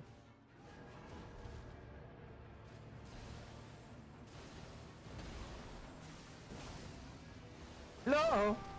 I knew it, dude. I was in the process of like, is that the wind from Commander doing a dance, or is that the fucking wind of the other guy attacking me? And then he entered frame to answer my question.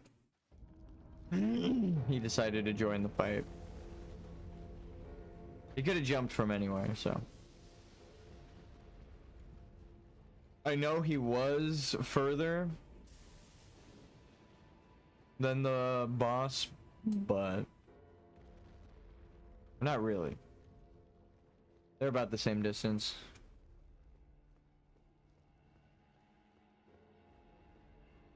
I think the boss stays behind the shield guy though, so he would have been like a couple steps behind him.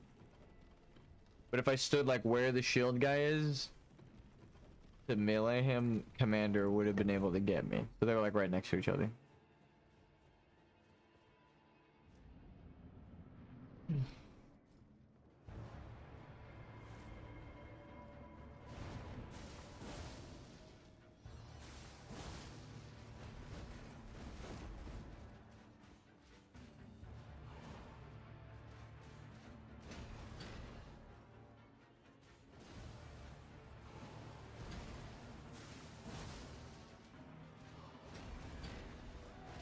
No way. I'm bad. I tried to roll to his right then, but I just didn't. What are on their shoulder? Wait, they have like horn scent horns. I just realized like the decals of this knight. Like, wait a minute. There's lore here. It's a crucible knight of some sort. Or it could be a dragon knight. I need to get a better look at the armor. But they're all ghosts, so they were all killed.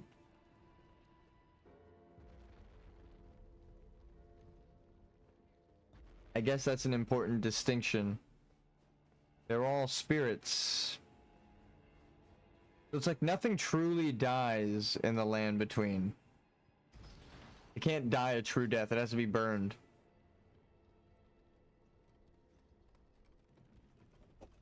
But fire is sacrilege. Because America's scared of fire.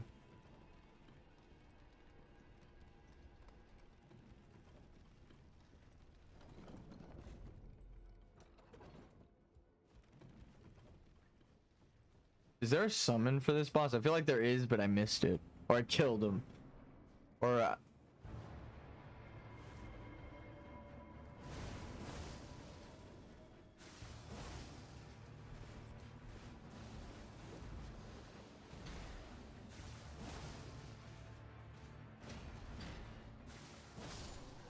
that was lucky. I did that so many times, I knew that the spacing would allow that, but now I have to avoid this guy. Never run with your shield down, bud. Tip from a pro. At dying with my shield down.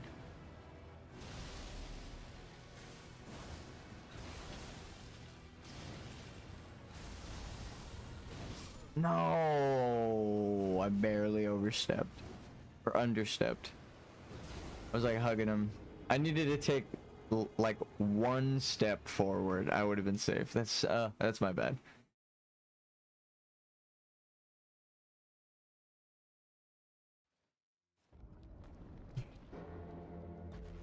The more we're fighting this, it sadly feels that I'm being vindicated. Like this is totally true, though I'm suffering.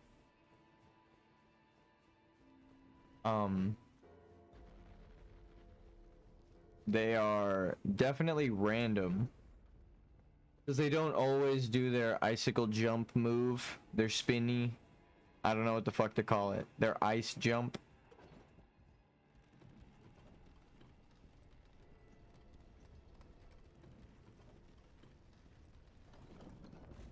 So we just have to pray that we get an opening like that previous one, where he follows up with a shitty move that steps him forward and will clearly miss, and then I can just charge attack and get him, right? Like right here. I like that I was like, dude, I'm doing a little bit more damage. It's like 40 more damage. That is not the play. That's an example of why the other attack was better. Fuck. Some attacks he steps through and you can hit him. So this is Fia's the Deathbed Companions. Wait, she looks like an Albinoric. She's not like weak in the knees. But could she be, I guess she's a human. She would have to be descended from like the same line as Lita and Mikola, the gold. That's so crazy.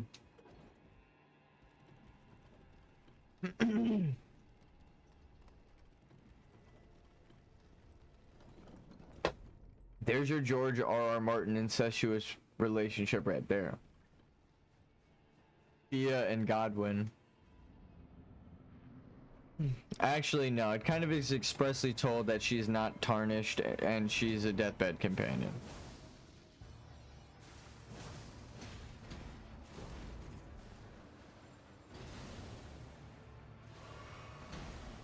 Fuck. Please? But I mean, she looks exactly like the golden lineage, so maybe she's just a Newman line of blonde people, which then makes it even more confusing.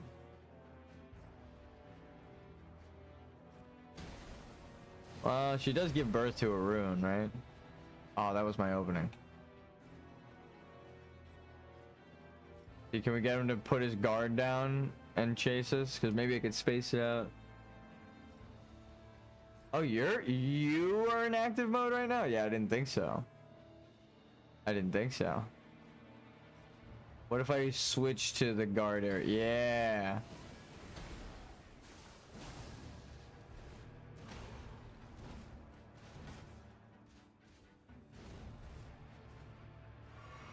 And right now? Damn, that was just timing. I've died so many times. I had to.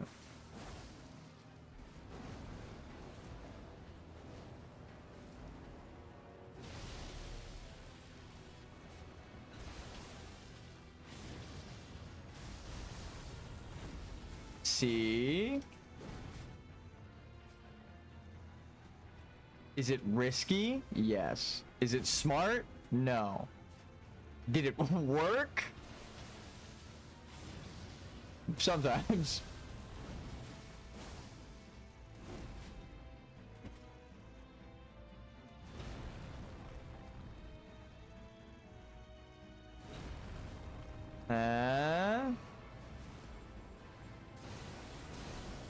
Poke.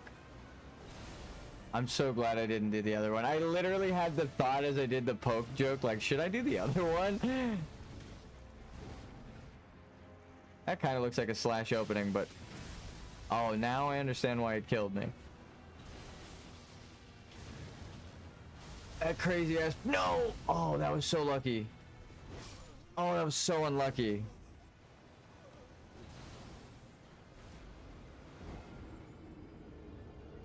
Dude, I'm doing like no damage to him. Okay, they will. You know what? We can bring a friend. I can phone a friend. We fought all the way here to Castle Soul without it. We can phone a friend. I call myself. When you need something done right, do it yourself, right? What else was it? Radagon Sword Seal.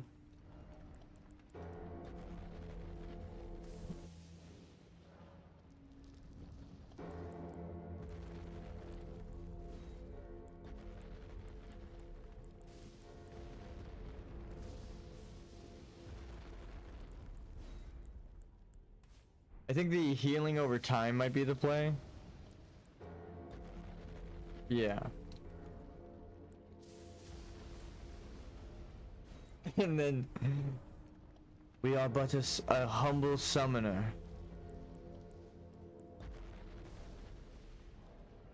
As a level 1.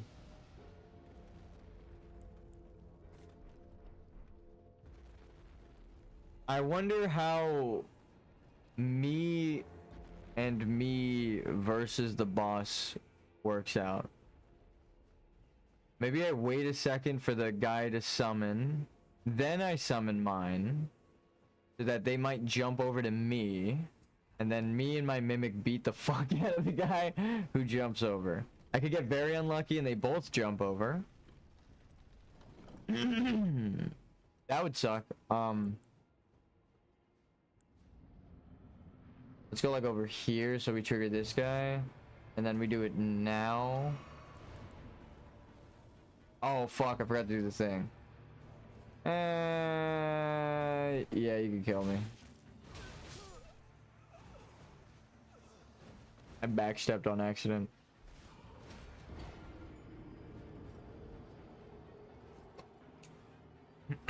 Instinctive dodge, but my hand was off the controller. Or my left hand, so I couldn't input a direction. Maybe just for funsies.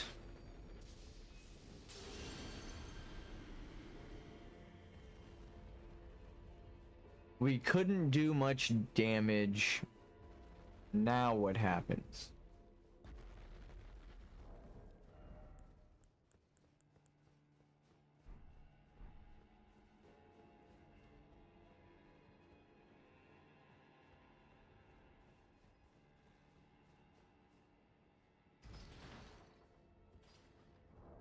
So, yeah.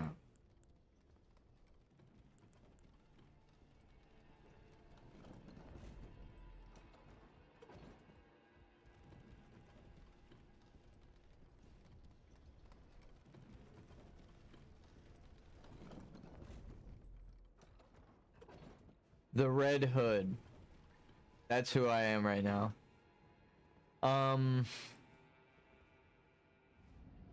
So run to the left, use this, go down, heal up. Look at my fucking health, dude. Maybe drop one of these.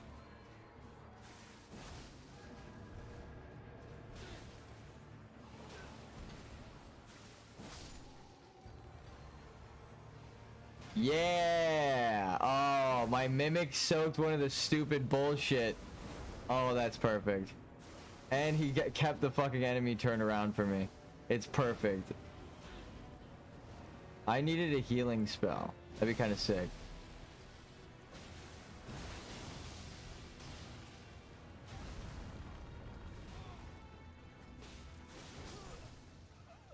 I got one free attack on him. Thank you, Mimic. You served me well. Oh my god, and he even just straight up missed that.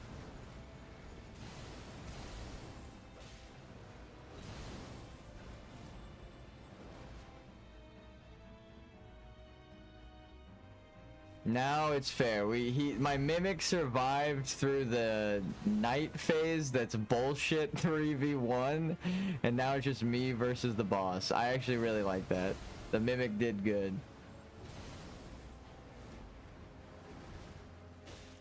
Maybe that's a slash. Oof. That one you can just run away from, but don't get psyched out because you might trip yourself up.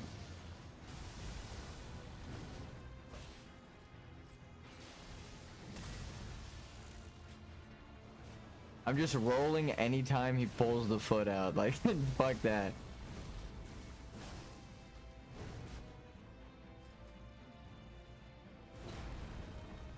Bonk.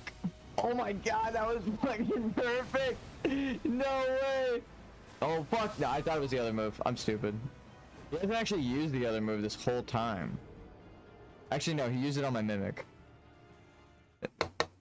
He used it on my Mimic. I just wasn't ready for my Mimic to be so useful. Like, god, that was sick. It wasn't like broken because I'm not leveled up, so it's not like, oh, it's just one-shotting the boss. Dude, use the Mimic and don't level up. It's so much more fun because it's like, oh, I kind of want to take a healing spell to keep this thing alive. Where then upon realization of what I just said, I was like, is this game perfect? Do I want to use everything? I want to use like the poison, the blood, the frost. Like there's a situation for everything. Even though I'm getting my ass kicked right now. Again, we're just playing for funs. Even though this is a level 1. This is a no leveling playthrough. I just can't believe we actually can reach. I gave up at the first time. I was like, there's no way we're actually gonna get a Mimic summoned. There's no way we're getting 600 health. Somehow we did it.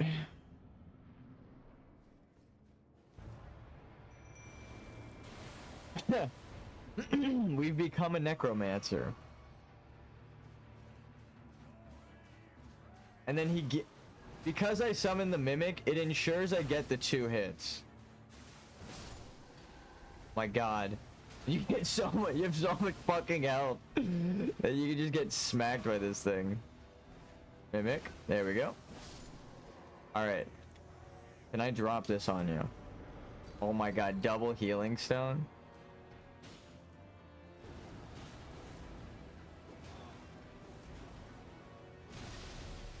Knocked him into the healing.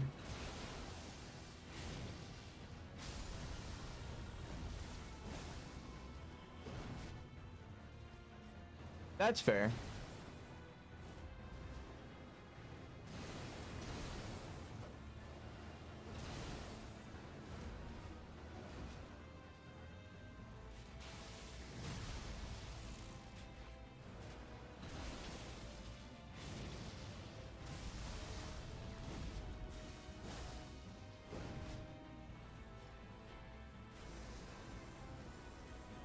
There it is.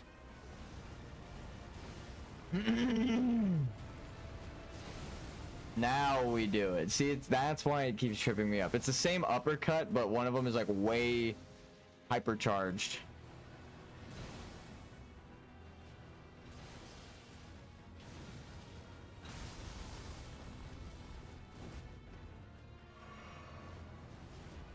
Not that one.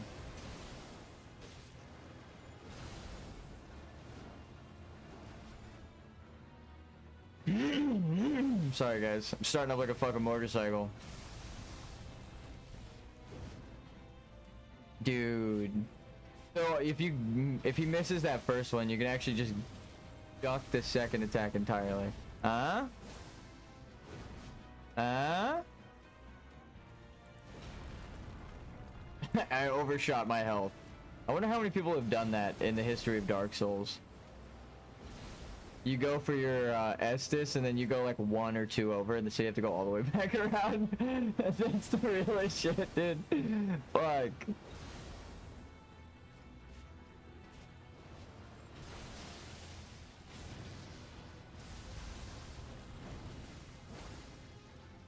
No, I dodged too early.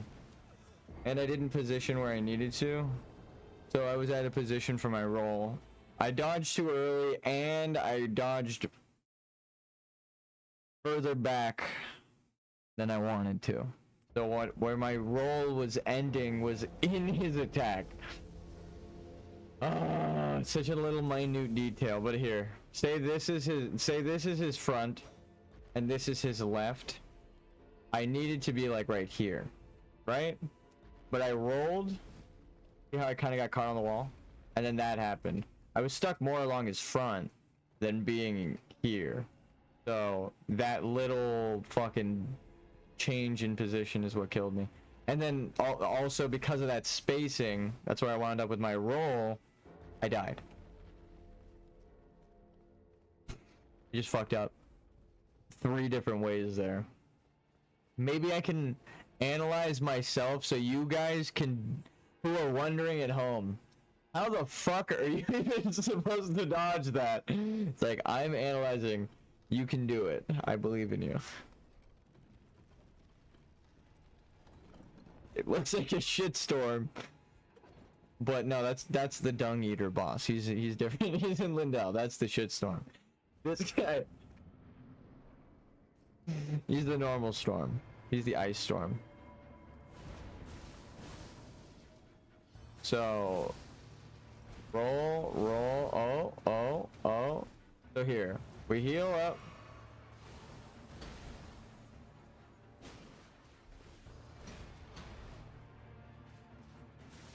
This guy doesn't have a shield conveniently.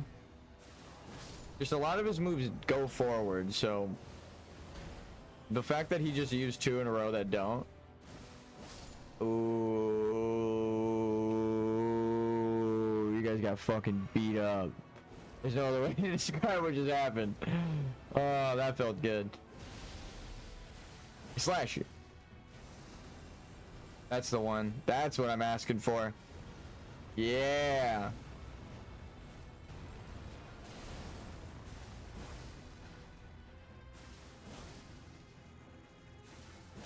And then we run. After the 3rd strike, you're out. Whoa, he did the thing and then he didn't do the thing. You saw that? He did the foot, that. He did that, and then he said, you know what? Never mind. Nah, damn it, I didn't walk far enough.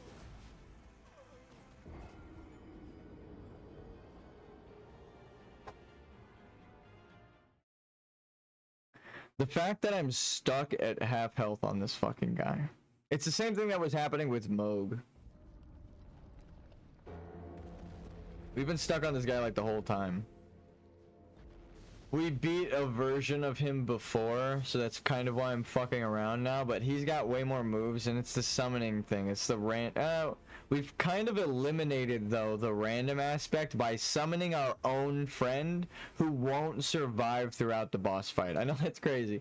Normally the Mimic tier is OP, but we haven't leveled, so it's not multiplying their stats by anything, so it's just the Mimic tier. Raw. And then it's getting its ass beat. Base stats Mimic tier is kind of wild. Actually, when I realized, like, oh, when it got hit the first time, I was like, oh, this is perfect, actually. This is what I want. A use for these things I'm never gonna use again. You're the ghost boss, so I'm gonna use a ghost.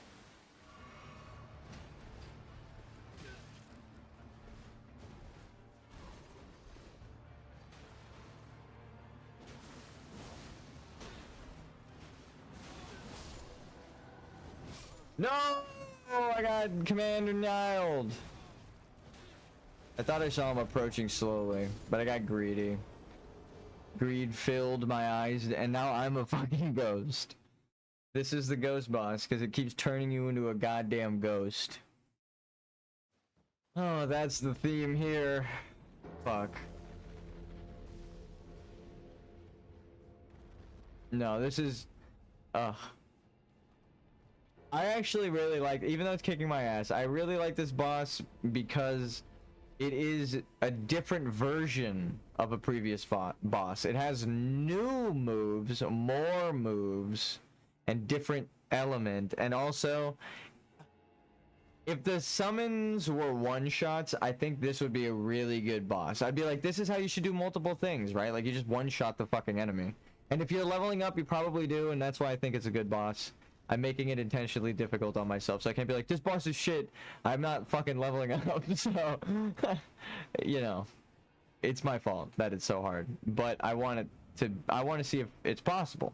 It feels like it is, because I keep getting it halfway. It really does feel like it's just a challenge. Like that move right there, this one, those are the two moves that we can hit. But he used them back to back, we got lucky, and this guy didn't decide to join. This is like the perfect run. And then we roll away because I don't know why I did a double up on that. This fucking guy has a shield. And yeah, he's running, and then slash. Timing, spacing. Sometimes holding a flat note or whatever will help you with your timing. Even if you can't sing, like me. I can't sing. Sometimes I'll just go, now. Now. Yeah. Dash. Yeah. Right? It's like on beat. Boom.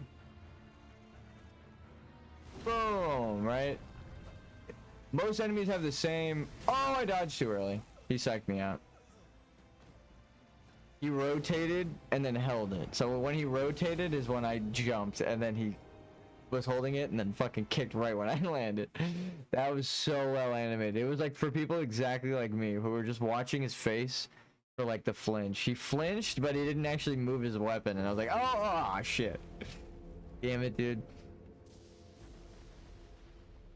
That move was for the gamers in the back. Because if you're behind the boss in the back, he will kick you in the fucking face. That is actually for the gamers in the back.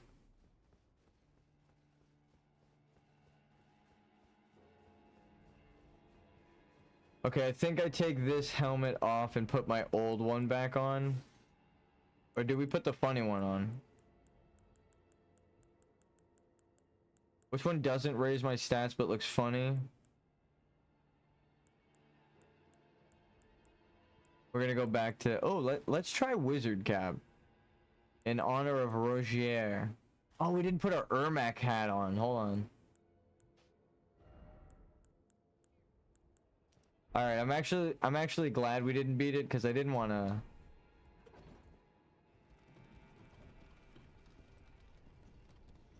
Ermac wins. Fatality. Bum bum bum bum bum bum bum bum bum bum bum bum bum bum bum bum. Mortal Kombat. I don't want to get copyright claimed. No, I'm just kidding. Weapon. Oh. Oh. I just got fucking ping pong balled. Okay.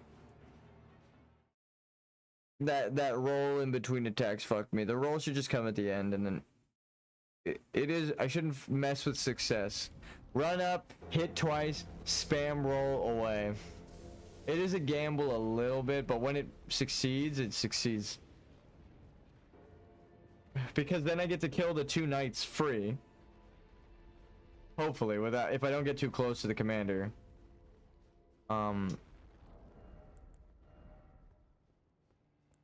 This is Ermac. Jesus Christ. This is like, the original Ermac. Or no. Which one is the one where he's mummified? I think it's 11. Ermac. MK11. No. MK1. No. Can you just make him look like a fucking mummy again. Or like this. Simplicity. Keep it simple, stupid. What the fuck ever happened to that? I think that's why Elden Ring is so good. You could beat the whole thing as level 1. Where the fuck is... He's kind of like this. This is when he started to get more mummified. Where's Ermac? There he is. That's the Ermac I know. Is it, Deadly Alliance Ermac? Is that the Ermac I'm thinking of? Yeah, dude. It's fucking Ermac.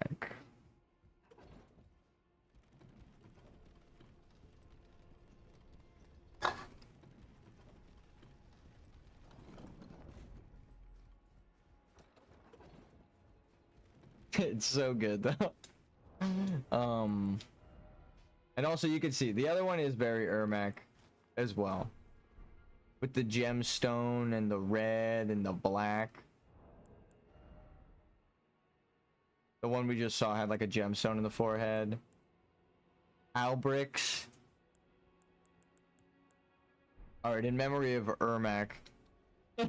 Because Mortal Kombat 1, I have it. I like the story, but it fucking sucked, unfortunately.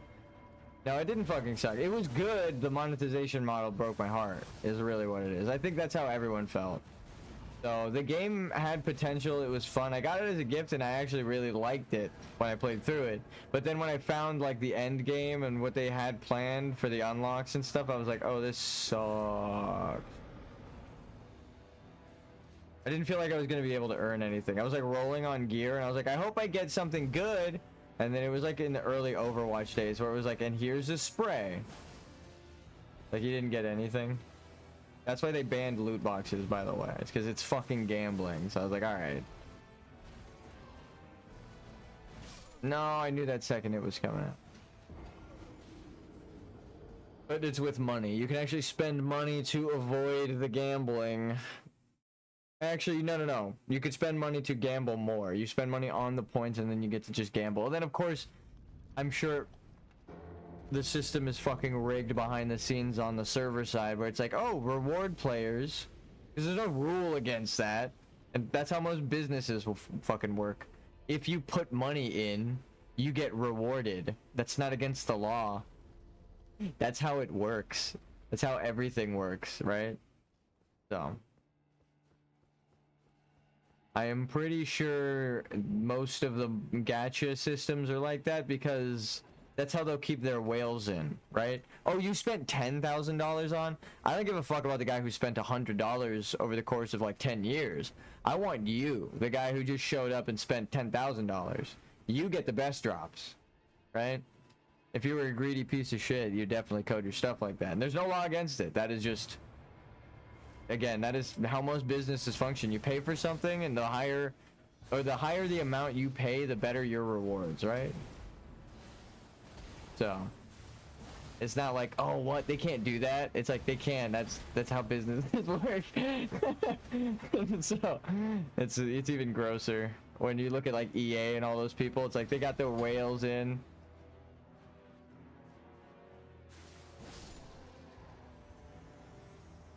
Oh, that's why they both disengaged. The commander was after me. I don't want to accuse anyone. But I wouldn't be surprised if that is how it ended up working. Because that is the smartest business practice, right? You're going to be like, oh, that's why the whales stay so much. And they have all this stuff, right? They get all the good shit early on. And then they get to enjoy the game.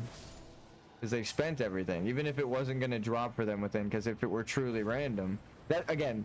We know it's kind of rigged like that because they do the, like, Genshin Impact and all those other Chinese companies. It's illegal to not show it when it's gambling.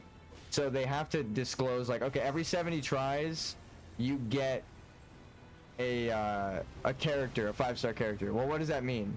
Well, if you spend $20,000 on the fucking game, you're gonna get all the characters eventually, or you're gonna max out the characters that exist that you have if you just keep getting dupes. So, oh, I know I rolled. So rich players are rewarded. You keep the whales, and then they again. It is literally a rigged system, but they have to disclose that it's rigged because of the country that the game is made in. So, I wouldn't doubt the other ones, because all they would have to do is change it for those countries and be like, oh yeah, we can disclose the information in those countries where it's illegal.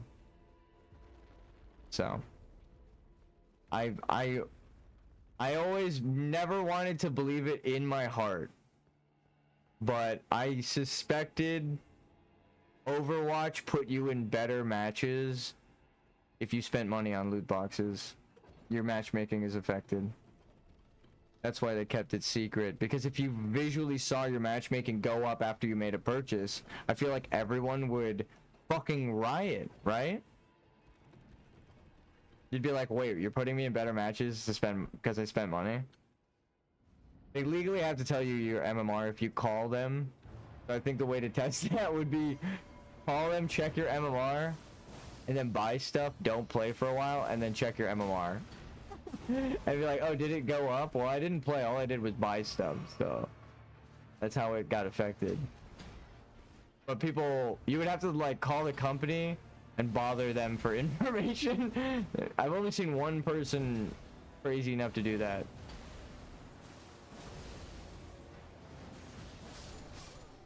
We got commanded. Oh, that's unfortunate. That's just actually bad luck.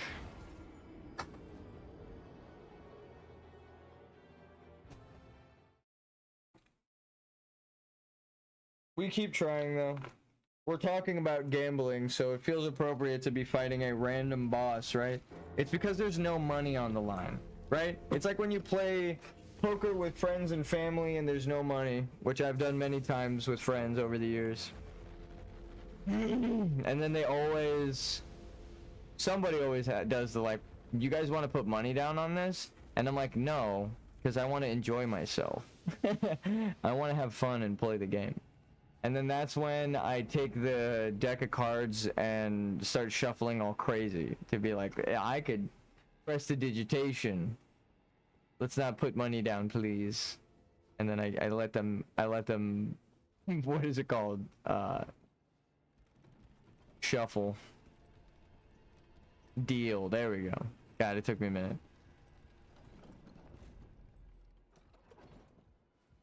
There was a joke where I saw it on Instagram recently where it was like someone was shuffling all crazy, and it was like if someone walked up to a table I was playing blackjack and started shuffling cards like that, I'd walk the fuck away. I was like, yeah, that's a good rule of thumb.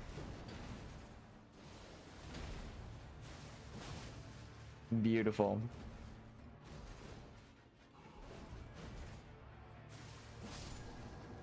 And now? No.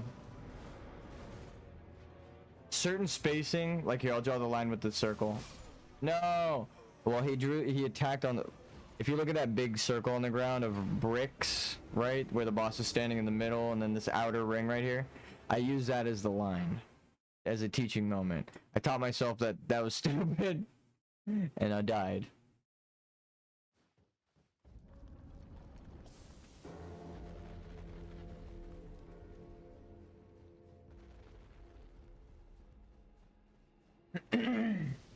Hold on, I have a pizza here.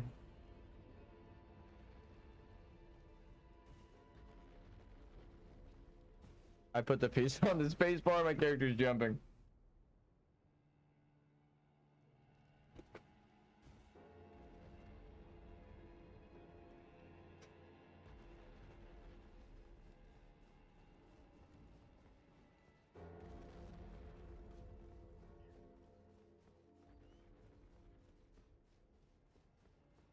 You know, I've been to Canada and I was about to ask. I have Canadian bacon on my pizza. Is it called that because Canadians actually call it bacon?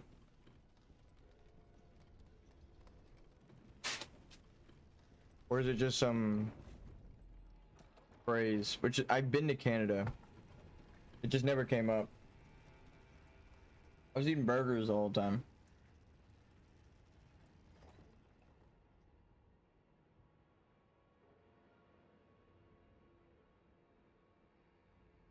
Googling.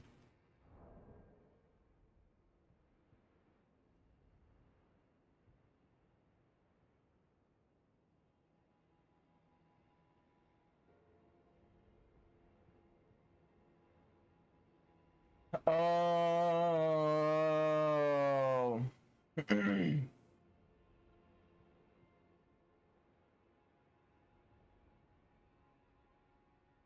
Do you want to share with the class? No, I'm just kidding. The name was created when this product was first imported to New York from Toronto. It's Canadian bacon because it's originally from Canada. So, it's just back bacon.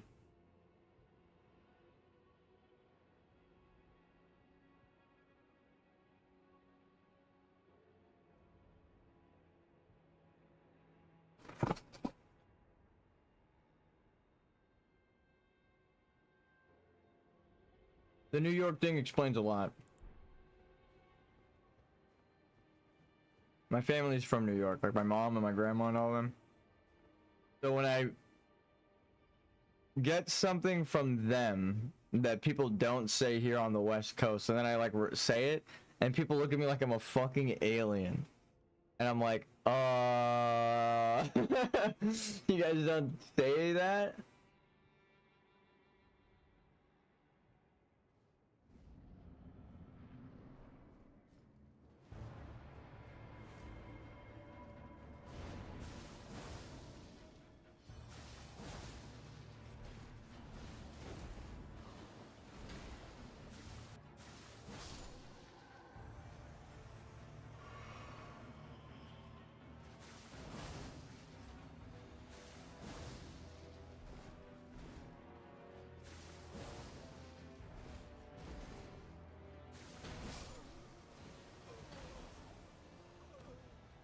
I'm bad.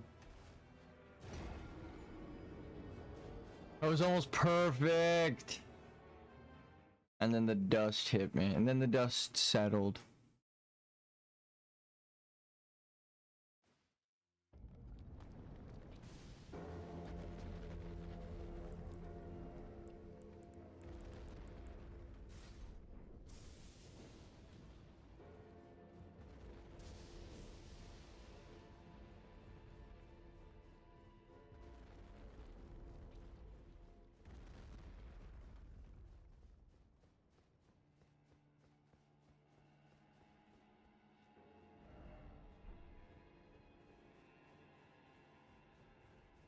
I'm gonna be honest. The dark realization that I can't upgrade my weapon just dawned on me. I think that's what the eclipse truly is. The dark dawning of what the game truly entails. They're like, bosses are gonna be this hard from now on, by the way. Just be ready for that.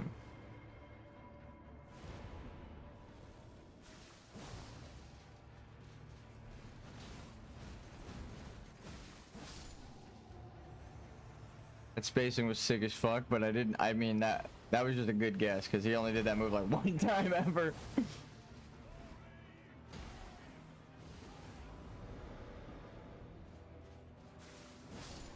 Never let your guard down, kid.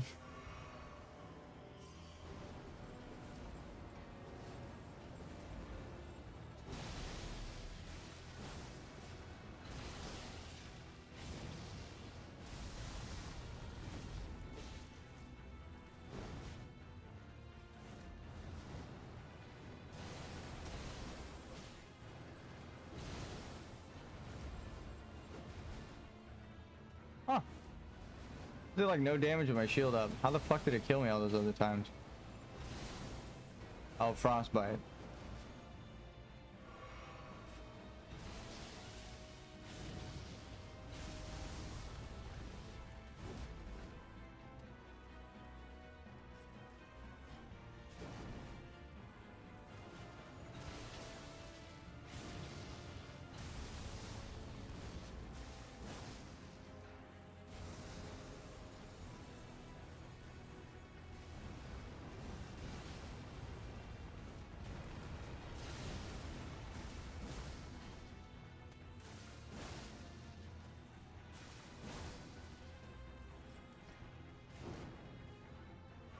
Oh, I love when he opens with a dumb move like that and they just miss.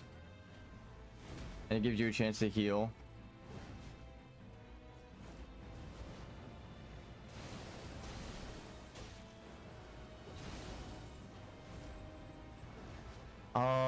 it catches me in the roll, and I'm not guarding obviously, so that's why. No, I'm bad. I'm bad. I'm bad. I'm bad. I'm bad. I'm getting another sody pop. I can only get this man halfway down.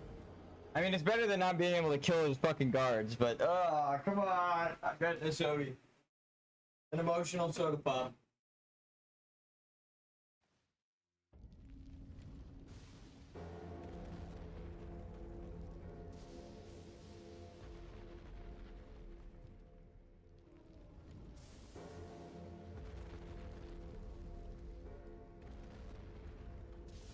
So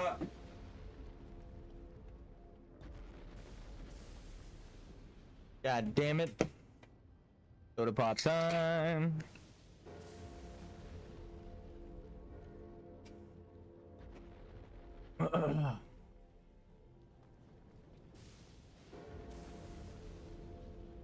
Please, I need to lock the fuck in.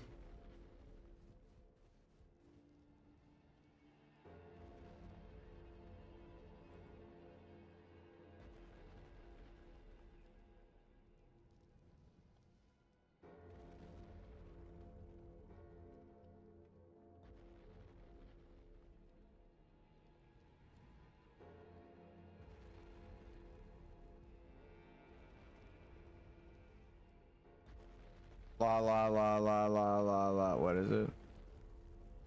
Whoa, what the fuck was that? I just tried to pull up a meme. TikTok sucks.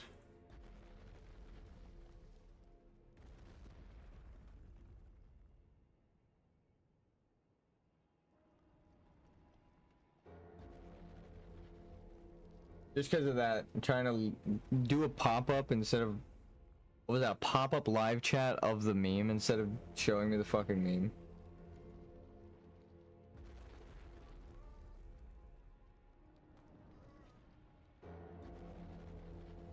Yeah, lock in.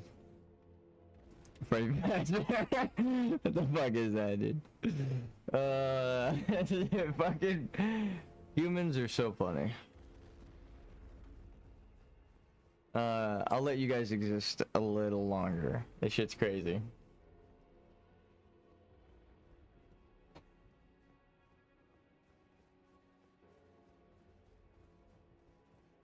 Oh, please.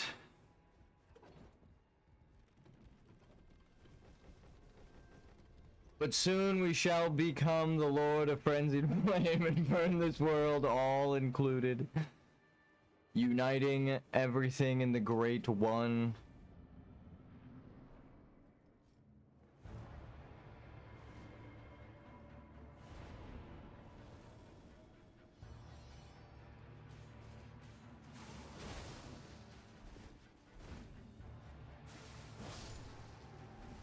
That's what I tried to do before, but nah,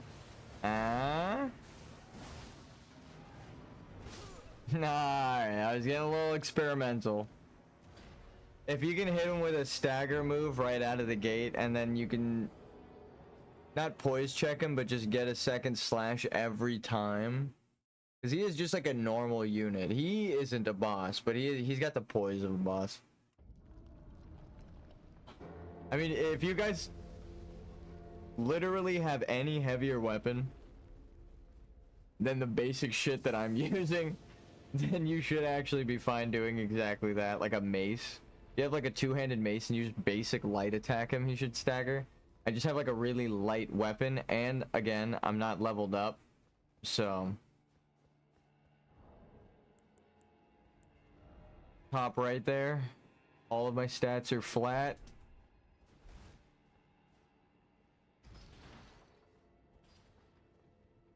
It's rough.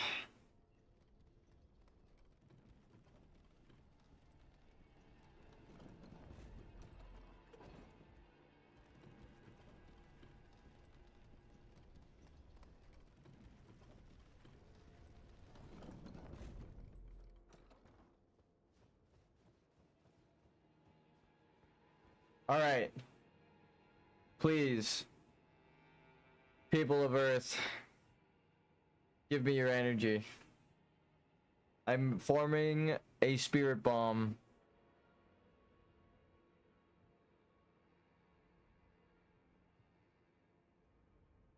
Okay.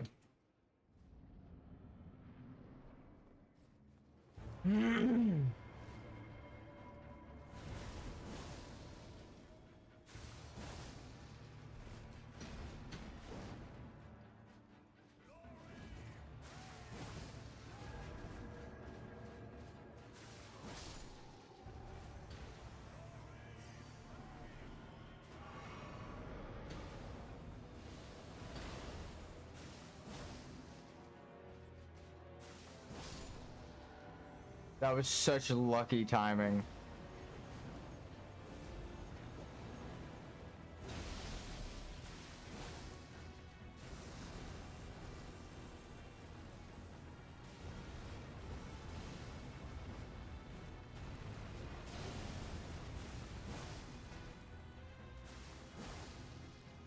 Oh! Oh!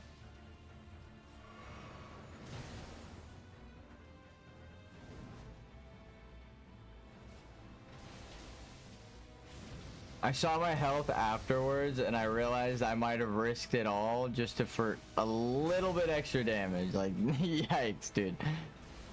Please use a real attack on me.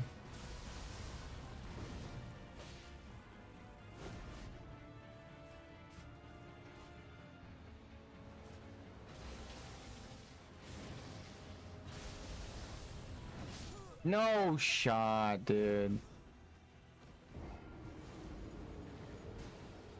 Ah, dodged that exact move just 10 seconds ago that exact way. Fuck me.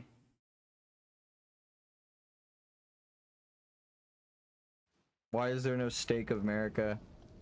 Why do I have to run through the whole goddamn castle every time?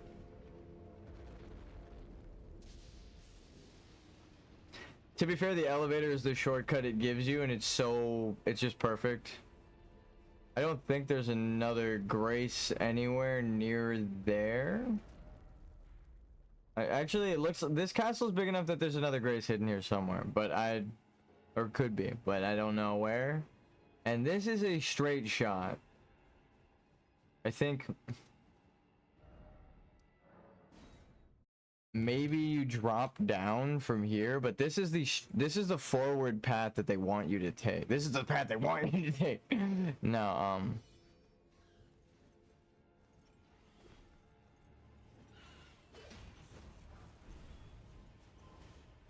not the smartest.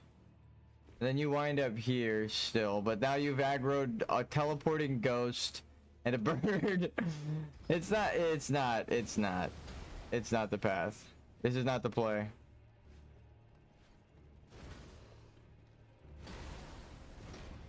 No, I tried to jump on the elevator. Yeah, it's not the play. I don't want this guy chasing me to the boss room. It's gonna be the same amount of time.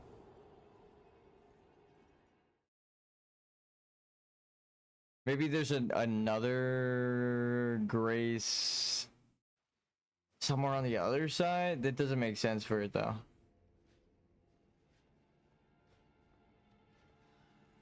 Like over there somewhere? Don't even think about it. Yeah, that's right.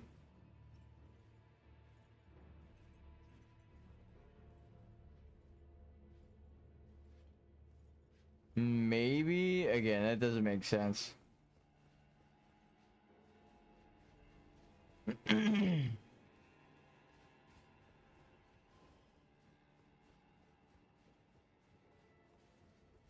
Let's see if we can hear one. See. Yeah, that's a big wolf right there. That's a big old dog.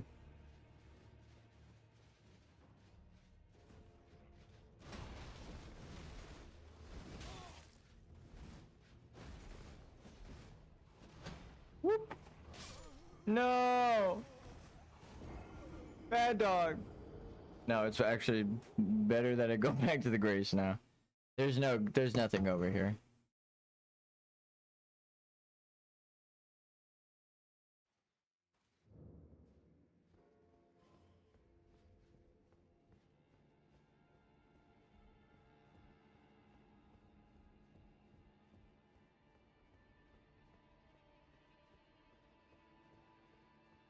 I'm sure going forward will be just as bad, but hey. But yeah, there's a fucking ambush of like multiple knights. Oh, I guess this is a shorter walk. You just have to dodge 1, 2, 3, 4. 1. Oh yeah, I guess now you're fine. That's a better walk. It's just more dangerous. Alright, it's not a better walk. It's just a shorter walk.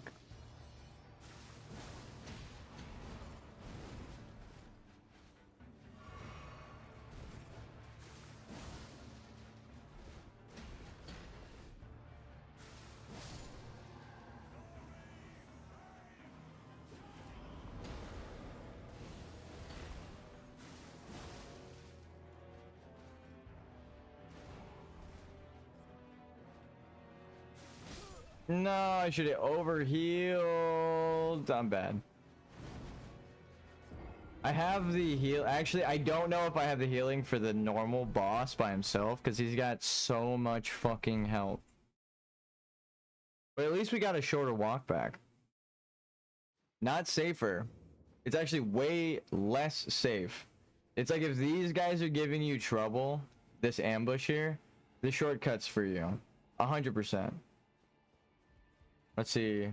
That's 2 of these guys, 1 of those guys, and then the guy obviously screaming and the guy down below. The guy screaming doesn't count, and I don't think the guy down below really counts. He's actually fast as fuck, but we left him in the fucking dust, so.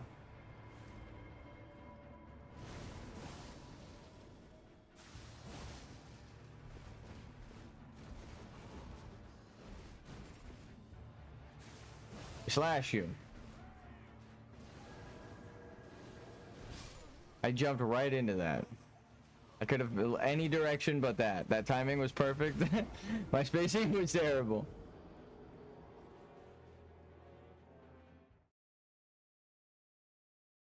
Oh, I'm actually way happier with the walk back we have. For some reason, that ladder back there, down by the archer and the other teleporting guy, I thought was over this way. There's this guy down below the stairs. When this guy next to me starts screaming, and then it summons these guys. So what, are they forcing the Albinorics to be summoners? That's why they're in cages? Because that's fucking crazy if so. A slave army using ancestral powers.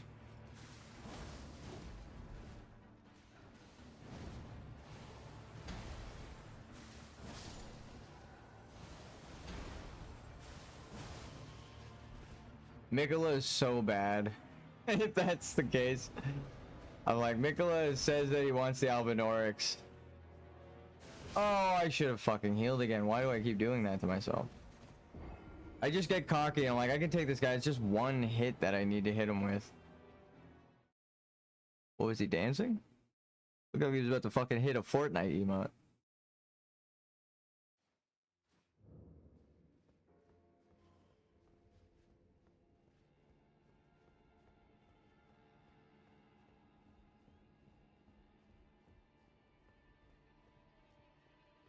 I kind of want to time it actually. No, this one is just the elevator wait alone makes it longer. This is definitely faster.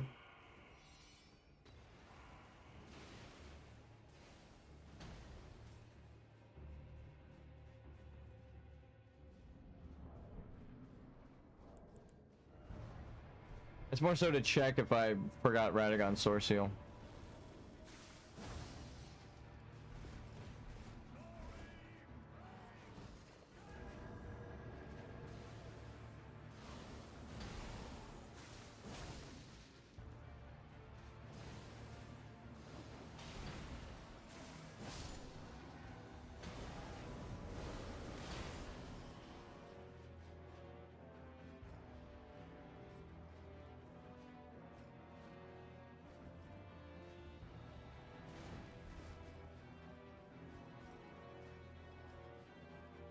trick him into thinking that I've decided to fight him, so he should do the shield thing because I'm at a good distance. Yeah, that's what I'm after.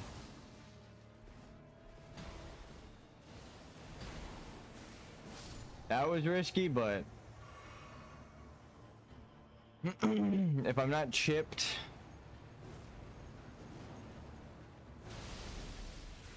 I should be fine. No way! I was rolling. I guess I was just too close to him. I've rolled out of that before, but I've rolled out of it. I've never rolled like through it into the secondary. I guess the secondary explosion's just too fast. It came out like in the middle of my roll. I was like right there at the peak, and then it exploded, and then I rolled into it. Ugh.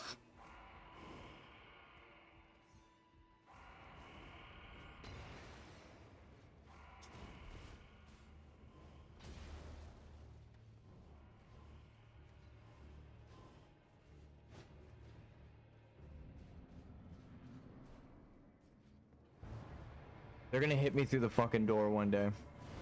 Let's get like one slash.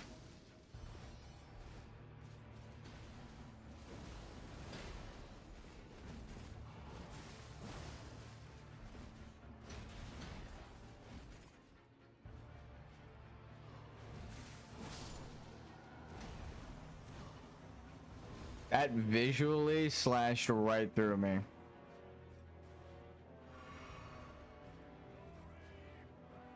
Sometimes the game gives you a freebie.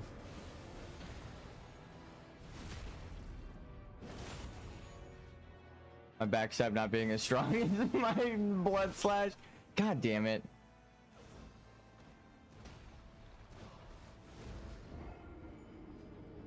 My weapon's just not actually that strong. It's all of the magic is in the blood slash.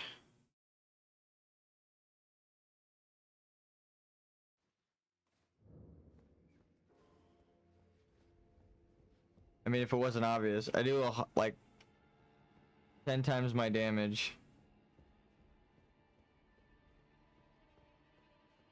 The door's not working. No, I'm just kidding.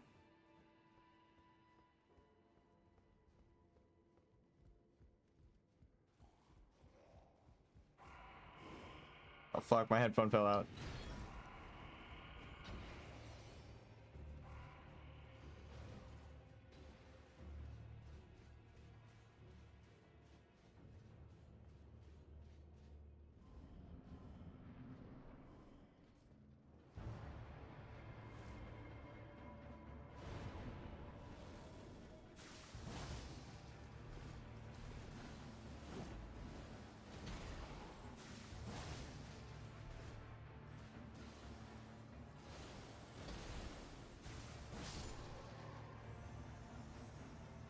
Beautiful.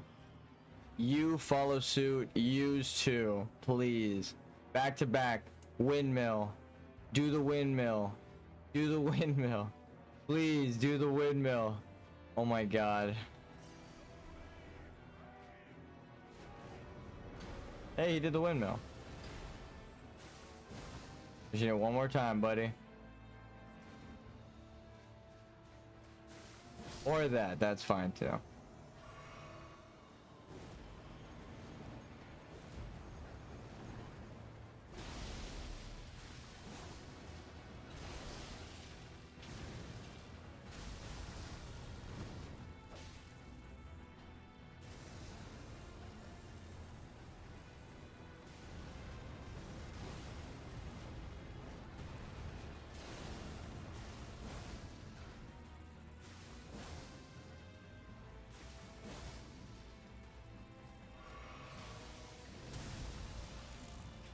Dude, I've learned the timing. It's just putting it all together. Yeah, I think that's also an opening. I just have to wait for the end of the combo. I'm learning. No, he didn't do it. I have to stay within like a cone in front of him. Dash. Boom. And then No, I rolled too early. I'm just fucking bad. No, it's not really. I'm not bad. It's that timing is actually really hard. It's because it's not random. It's hesitating. So he'll pull back his attack and wait for you, and then he'll attack. And it's that waiting that throws me off, because obviously the normal timing would be explosion, pause, pause, and then as they hit the ground, you should probably dodge. You can shield, and then certain attacks you can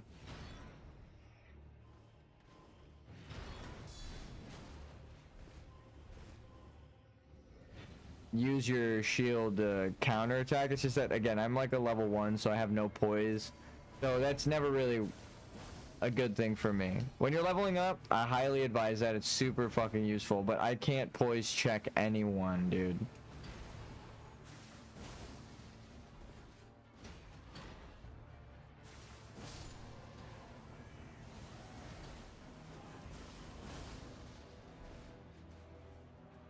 And step up to him.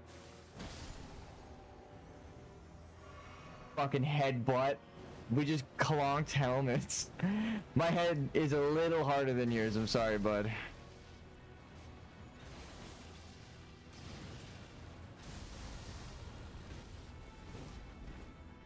Eh.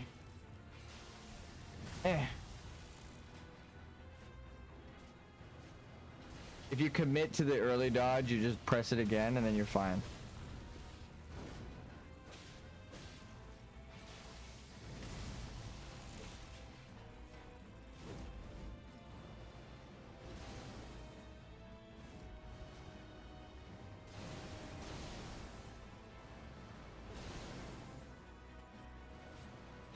I wasn't in front of him enough.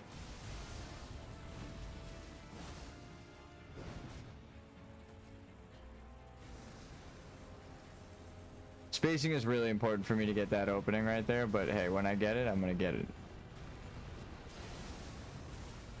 3.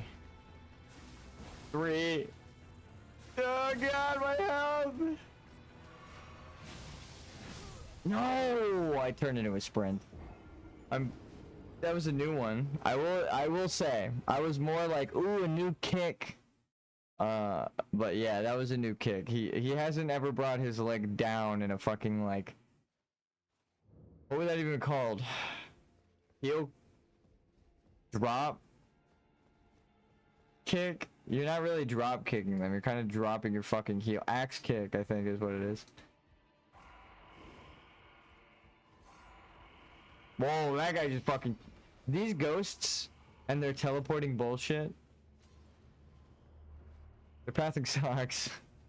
So they just blink up to you if you get off of the map. Like off of their AI nav map, their navigation. Navigation maps typically leave a little bit of leeway near walls, right? Like an unmapped area near the wall, based on how big the... Oh shit.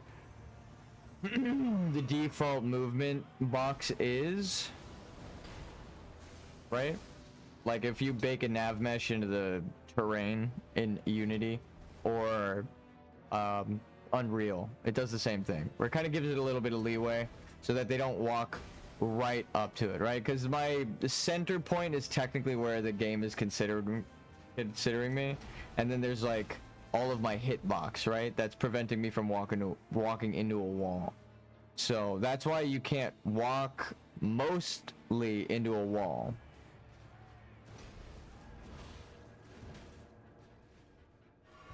And it actually like stops you. It's not just your colliders, but there's like a just central beam hitbox most of the time that's just like your navigation collider that you're controlling. I don't know how they do it on this engine specifically. I know that you have very accurate hitboxes. It's called inverse kinematics, when like you see my foot going up on the brick, and so it's adjusting the animation so that like my character is standing on the brick and not just like his foot clipping through it. That's how you can tell the colliders are really good. Okay, I know I rolled there. I saw my character sprint though, so I must have held it down for too long. But now we're just kind of talking game design. I do love that shit. But that's kind of how I know how to cheese it and like hit people through walls and stuff. Is like I'm pushing my navigation and all of my colliders into this wall, right? But look at where my character, it's not like pushing him back based on his knees, right? Like it's not like jittering based on the actual movement. There's kind of like an invisible flat surface of my character. But like if you are rotating your character, right? It's very smooth, as if it's a circle that you're rotating. So you are a bean for your navigation mesh. But it's that size of a bean. Even Elden Ring, you're a bean. But that little bit, like if I'm on this thing, it might not. You see how I teleported him? I knew it was gonna do it. I was gonna say it might not consider me on the navigation, so it might teleport him to me. I couldn't even finish my fucking sentence. It did it, but yikes. You know, if you've been listening this whole time, that's what I was talking about, and that was a perfect example. It cut me off. Like that's how clean that example was. It was like, yes, in fact, here it did it right away.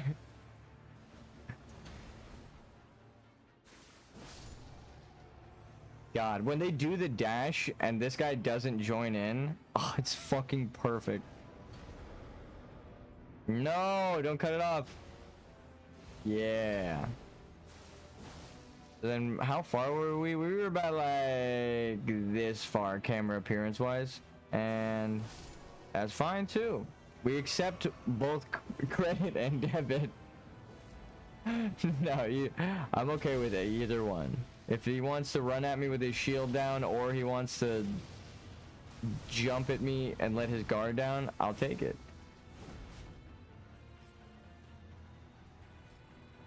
Summoning a mimic tier right now would be so sick, but I think it would be a little hard. I'd have to re-equip everything, heal myself up to full.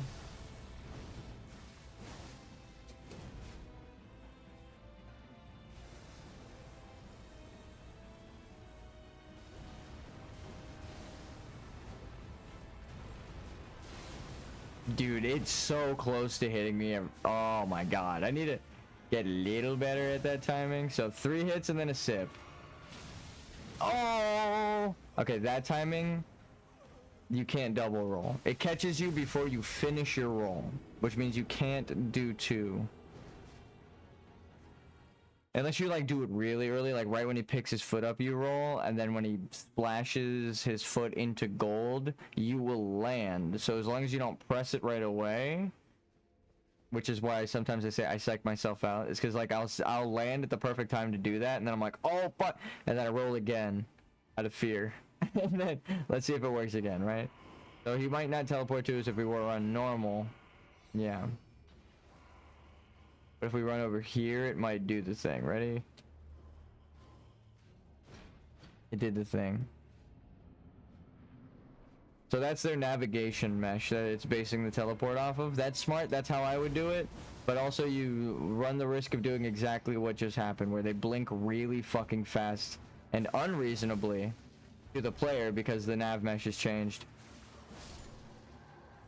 All those years of academy training. Wasted. Years of academy training.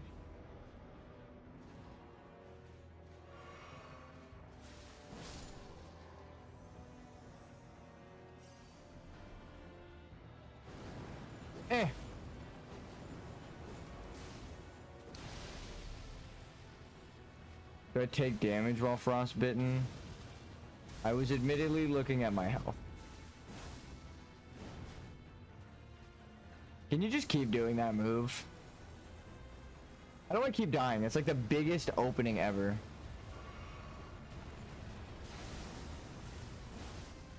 It's because I'm getting greedy. 3 hits on an opening. God damn it, dude. That time I know I pressed that shit, but my character just turned back around and looked at it like, hello. Commander Nail is the easiest man to parry to ever live. I don't do parries. Alright, fine. We'll try one bot. This one is more, again, it's more of a fun playthrough, so I don't want to be like, I judge people's playthrough. Does this have a parry? Oof.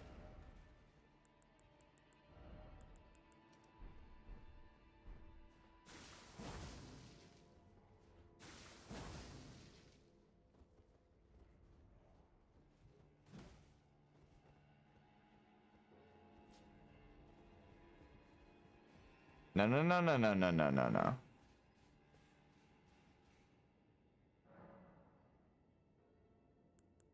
The thing is, I'm gonna have to practice parrying now. Parry. Alright, let's put our other shield back on.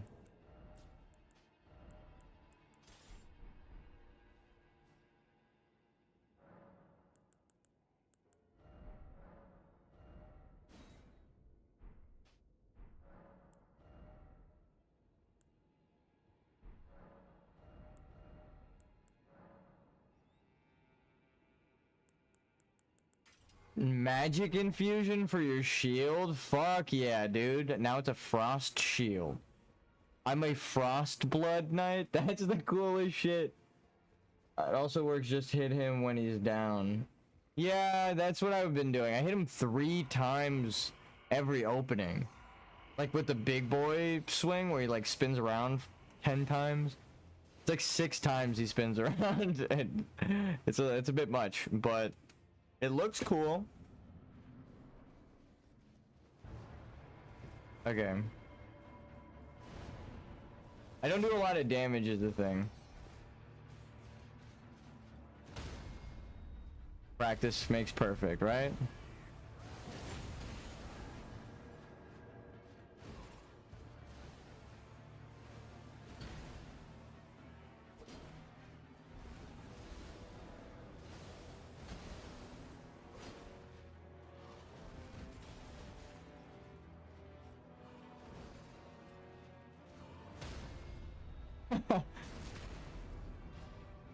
You're next, bud. You want some woody damage? Eh. Not do any fucking damage. Okay, no. No parry for stabs. That's typically the rule, unless it's like a little late. You can parry it, it's just harder to parry stabs.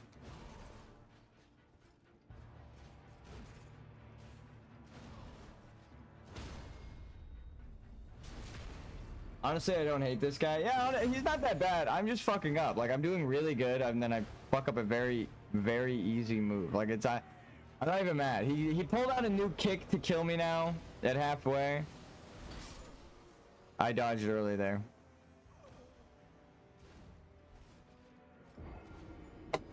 I don't want to say I'm distracted. I honestly wasn't even distracted by you. He started shouting and buffing, and then my peripheral picked him up, and then I was distracted by him. So it actually wasn't even you. He feels tanky when you do anything else, then you realize you can hit him 20 times. Yeah, honestly, I think I might have a play. Ironically, I'm still taking the Ash of War off. But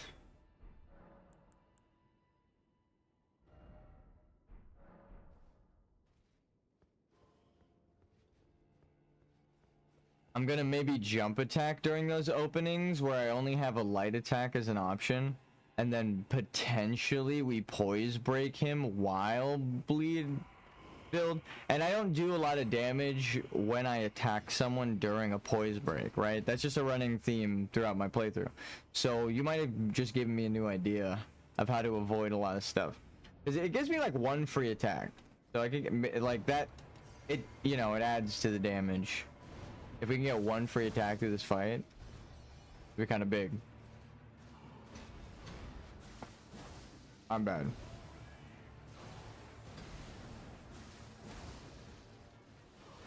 No! I thought I heard a second one when they landed, but he was also screaming, so it could have been a buff. That's just unlucky. That hasn't happened in a while, I will say, where both people attack me, but it makes it feel even more random. I'm like, so what the fuck is the cause of it, where the second guy decides to join in? It's just, again, it feels a little unlucky, it feels a little random, but it's not this guy's fault. This is, it's just a Dark Souls thing, right? Like, it's not like, oh, this one guy in this one game and otherwise the Dark Souls games would be perfect. It's like, nah, every fucking Dark Souls game has a boss where there's like 10 people in the boss room and then you have to fight. I think of the, what are they called?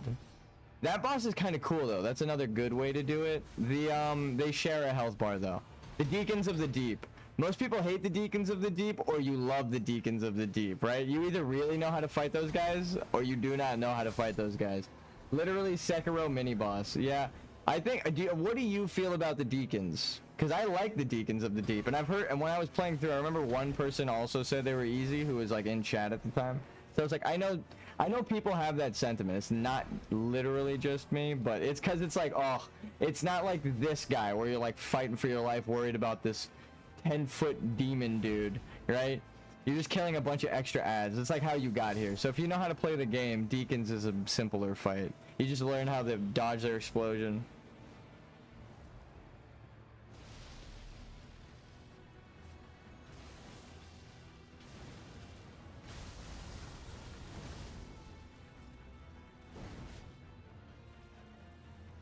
I'm learning.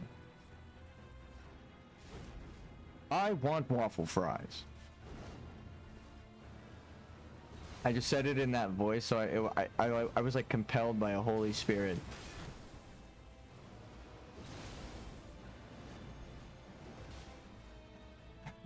I want waffle fries.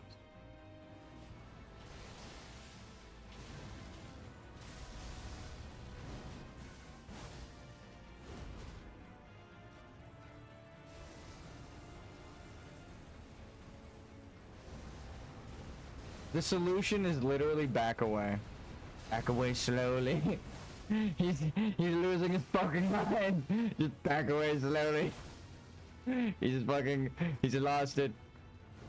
It really is like that though. This guy he's freaking the fuck out over there. You just have to put your shield up and back away very fucking slowly from this boss. It works surprisingly well. The one time I don't die is when I do not back away slowly. Like, half health, new phase, new identity, born identity. Now actually the new phase, well aside from that attack, the new phase is supposed to be when you get him halfway, the other guys despawn. So he's not even supposed to be here. I'm not even supposed to be working today. This is what this guy's thinking. He's like, I summoned the boys and you fucking killed them.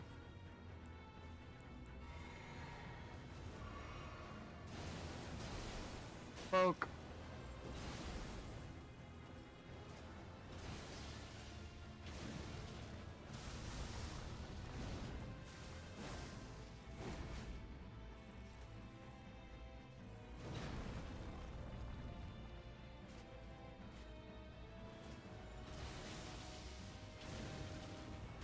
No, come on, dude. I feel it in my bones.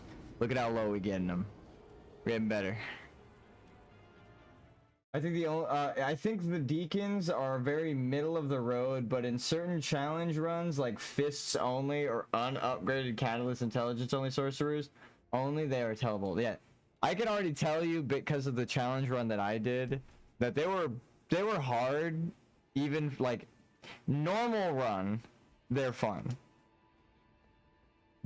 Challenge run, most bosses can be annoying for anyone, right? Like if you just, it's not your play style, right? Because I'm using a sword and shield, right? I'm not using spells, though I love spells as a level 1 challenge. It's such a fucking cool concept. That might be my next playthrough with like summons and everything, except I just stay level 1. But I feel like you're right. That's a good analysis of the Deacons. I think the Deacons, like when you're in a normal fight, like you've leveled up, they're such a good boss because it's like, oh, you're just going for the red thing. Like when you realize what you're doing in that boss fight, it's not about like, oh, I'm looking for the boss or anything, right? Yeah, what now, punk? I heard his sound effect, that's how I actually dodged that time. I got way too excited. He attacked me from off screen and like Neo from the Matrix. I fucking dodged without looking. I was like, he's just, if I dodge now, then he can't hit me. That was like that was literally what I thought. I was like, I heard the sound effect and I'm hoping timing wise, it just fucking, it works out. The thing with bullshit, dude. I can't with this game. I was perfect. I did such a good job. I clearly rolled out of that. Fuck. The Erd tree secretly is the tree you jump off of in Dark Souls 3 grown up. It's not the real Dark Souls 3 tree. It would be green, yeah.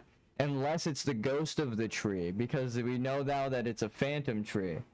Right? Because here, look, if you look at the Erd tree, you see that ghost tree out there? Like those trees that are ghost trees in the mountaintop of giants. I feel like the Erd tree is one of those. For 2 reasons, actually.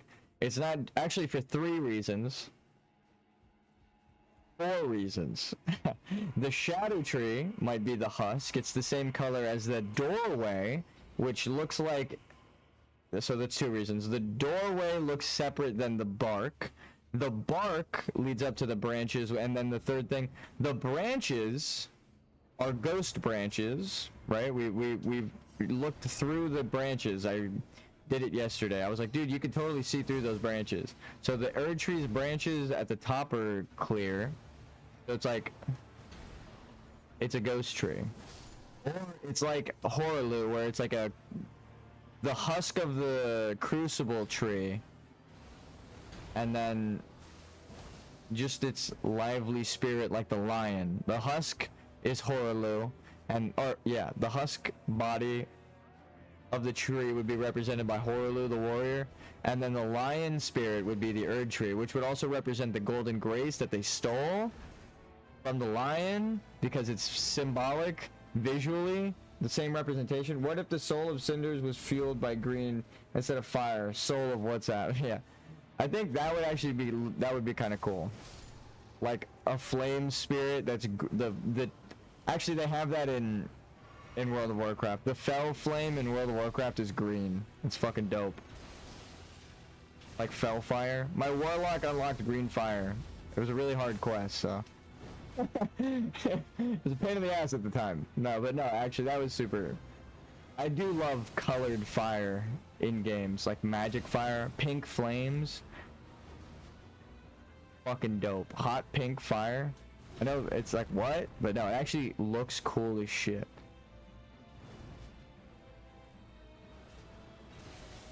Hot pink with black. I know those are traditional goth girl colors, but god damn, does it actually look cool as fucking Elden Ring. We need more green in Souls games. This is why Fair and Keep isn't bad. It's green. I actually really like a lot of the green. There's that one spirit color cave too. That's so... It's so beautiful. Let's just go there for a change of scenery real quick because it's right next to us. And then we can teleport back here. This cave, I want an entire zone like this. Like how fucking cool would a Dark Souls game be? Because it could still be death themed. But like this, ready? You might already know what I'm talking about. They have a lot of caves like this, but this right here, this green, lush, turquoise, magical water, like this cave right here we're about to go into. Look at this. You can have ghost spirits like that. I want a zone like this, dude. What the fuck? Give me this zone. You have these assets and you put it in a secret cave? You kidding me, dude? Look at how beautiful this is. I would take a whole zone of the Phantom Wolves. Like, get out of here. Am I wrong? Am I wrong? Is this not one of the most beautiful things in Souls game? The enemies, like the contrast of like their turquoise with the green. They could even put like red flowers around. Oh, why is that cave just so beautiful for no reason? The fall almost killing you is hilarious. I mean, it didn't deal that much, but 1 more meter would it? Yeah, totally. If I missed that gap by like that inch and I fell to the straight bottom, I would have joined all of the blood stains at the top. But am I wrong? I almost lost 150,000 souls in this cave. Yeah, it's straight up like, I understand. is dangerous. Oh man. I feel bad. We upgraded our weapon, but we're stuck on this guy. There's no strength we can get. The only thing we can truly do to increase our strength would be this. Sure have to go back. Yeah, runes. Sorry. How could you? How could you confuse the things that they function exactly the same, are exactly in the same place, and represent the exact same thing? How could you confuse that? How dare you? No, I do it all the time. It totally feels like that though. The game should either be called Elden Rune or the rune should be called Rings. Yeah. Elden Ring. Elden runes. Well, they call them great runes, and the rings are runes because in old Mesopotamian magical religion, they used pentography or something it's called, when you have like the fucking bunch of circles creating symbols within to ward off evil spirits and shit. Did I mention I'm a writer?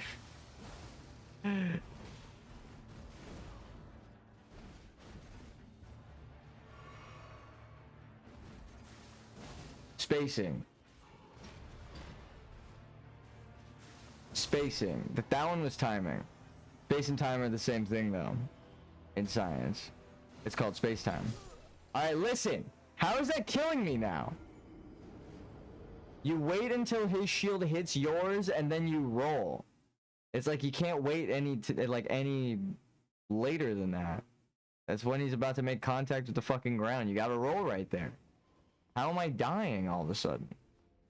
I rolled that a million times. That's my opener. It's my favorite move of theirs. Why am I dying all of a sudden? Elden Runes, Elden Souls, Elden Scrolls, Elder Scrolls. Yeah, you're right. Elden, I guess. Holy shit, you might be onto something. I think it is Elder, right? So it's like the Elden Ring. It's like the Elder, right? It's like the eldest thing. Is what they want you to think it is. But the Erd Tree and all that shit is a lie. It's a lie, goddammit. It's actually crazy. Old tomes. Yeah, Elder Scrolls, old tomes. Ancient tomes and Elder Scrolls. Now I'm just getting my ass kicked. The timing is gone all of a sudden. We literally did the same thing 90 times.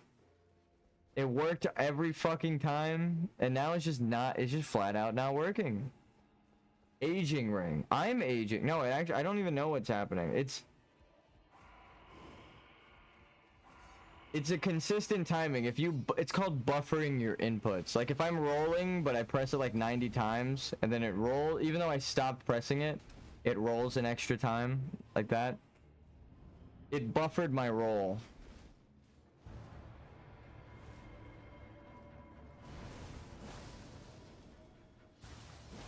Because of the input delay.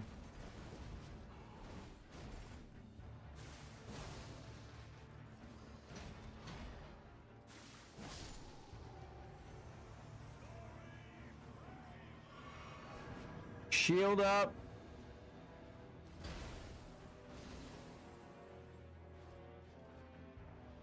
Dick out. Let's go. Damn, that timing was so perfect. And right now. No. No. I gambled and I lost. Dude, that one timing was so perfect though. Holy shit.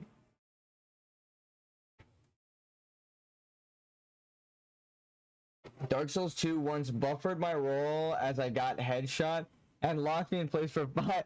Dude, that shit is the funniest. When you've played these games long enough, you know I know exactly what the fuck you're talking about. Where like, say I'm going this way and then I'm rolling like through this doorway. And then he hits me before I roll, and then I change direction to go back into the room. It'll do some stupid shit like buffer my roll so that I change direction and then roll into him. And I'm like, I didn't press roll after I changed directions. You know what I mean? Did it ever do that to you where it changed like the order that you input shit because it buffered your shit so long? That has happened to me, but that's kind of what you're describing, at least to me. Like, you got really close to doing something else and then it just buffered you in place trying to roll you. That shit does happen. And then you like try to fix it by rolling correctly and then it buffers you again so that you just roll in like a completely incorrect direction again. It's like, that's not, I wasn't trying to roll to the right. Why the fuck did you go that way? But it was the buffer. It just screwed you like 3 times. That shit I understand. I think I'm hopefully talking about the same thing, but I feel like the headshot situation is the exact thing that buffered me. I was like trying to go up a ladder. It was just in a random spot in the Black Gulch. Yeah, it's just like it can happen anywhere, but it's like if you get headshot. Like I remember being in like the what is it called? The demon, the fire demon, the furnace demon in Dark Souls. No, I should have rolled an extra time. I hate when both of them attack. Especially when they both don't stop attacking like that. I don't even care about losing when they both attack like that. It's like, alright. Especially after my death, because it's like, well then I would have had to survive through that. I wouldn't have had stamina, we would have had to wait. It's actually faster to just walk back to the boss room. Then I got poisoned, which damaged my life gems. Oh, which out-damaged your life gems. Yeah, which used to heal you over time, if you don't know. If you know this warming stone that you drop and it heals you over time? That's how, like, Estus flasks used to work. I remember worrying about my life gems. And then in Dark Souls, when we got the Estus flask, I was like, dude, this game is so much easier now. People are like, Dark Souls is the hardest game ever. And I'm like, you motherfuckers didn't play Demon Souls. Because, you get to, it's like playing Dark Souls except you don't have your heals. What? The fuck do you mean you don't have your heals? Yeah, you have to collect consumables to fucking heal in that game. Same with the early Dark Souls, actually. It's just funny. Well, but though there is Estus in those, they just also are life gems, so you can use either one. It's just that they don't. There's no Estus in. There ain't no Estus here, kid.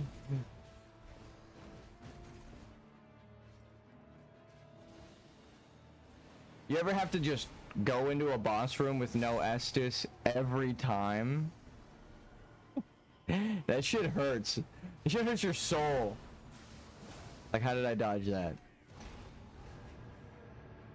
Nothing hurts more than knowing I have to perfect this boss going in. That's why I'm so good at these games. The fucking hardest game is the one you start with, because they make them easier over time. Now you can craft bombs, which in Dark Souls everyone knows is like the easiest thing to use. It's like the best item is black bombs that you could start with. It's like, yeah, now you could just craft a bunch of elemental bombs. Like, what? You can put motherfuckers to sleep. I haven't even used them this whole time, but they're wonderful. But I love Elden Ring. I'm not joking when I say they make it so much easier. Like, analyzing it, doing them all back to back like this, it's like, yeah, you have like a million things. You have access to so much shit in Elden Ring because of crafting that in Dark Souls, it's like, I wish I could kill the boss to get that.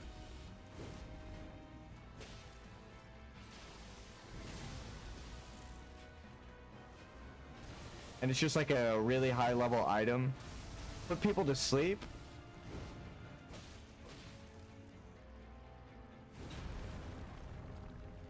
Eh. Eh. Slow and steady wins the race, huh? Eh. Why did you stop using all of your good moves all of a sudden? Oh, it's a distance move.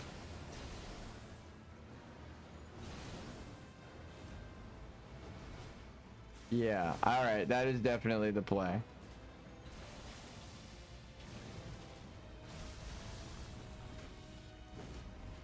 Using a pot against the boss and dying so you need to make it again is something else. Yeah, that's a new kind of rage. Like the Saint Trina pots that I can't make anymore.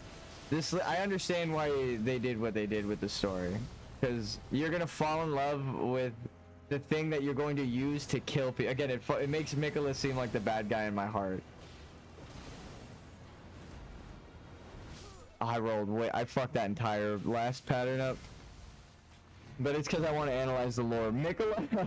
Mikola mirrors, again, the gameplay, right? The invaders are the bad guys. The PvP players, the toxic players, they're the shit, not... Well, yeah, they are the shit eaters, but there are shit eaters amongst them, like the dung eater, who just do it to spite people and are assholes who want to see people suffer, right? And they think they're doing something good by it. And it's like, that is funny. That's why, like, it all makes sense a million times over when it's like you start analyzing what the players, right, represent in the play styles of the story. Then there are the lore masters like Corin, who, of course, the people writing the story want you to be confused, right? That's like something we know about Dark Souls, and that is what's literally happening to them. You're watching with Corin him decipher Dark Souls lore in real time while in the world. That's why he's deceived, right? So it's like, I love it. It all mirrors the thing. But then Saint Trina would be like, oh yeah, again, they limit the use of these I was like, why are there no sleeping things and everything? Because it's not just that he's the villain. He's the villain because he's the epitome of love. Because again, if you got access to all of the elements and they were all evenly spread with equal amount of weapons and equal amount of pots and everything refreshed, everyone would just be using the sleeping shit because it's so fucking broken. So it's like, he's the thing that everyone would wind up loving in the end. So it is funny thematically that he is love, right? So it's like, gameplay wise, that is, again, what you are experiencing as a player. So the themes are tied into the gameplay, which is why I think they're good game designers. It's not just the lore that enhances the game.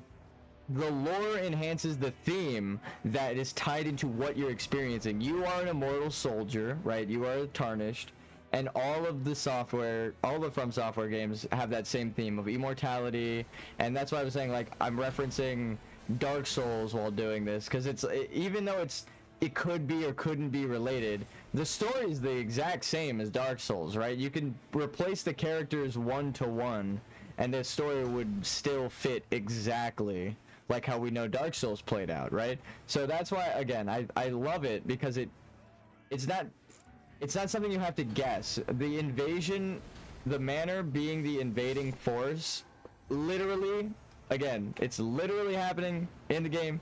They are the invading force in the story against the normal players, the people who would just play through the game normally one time, the Golden Order, the casual player, where if you were playing this game, you would probably beat the game like that, right? But then if you delve into the lore, you go through the madness of knowing the truth, and then, or you accept death, right? And then you pick Ronnie's ending. So the endings, they are meaningful to your play style.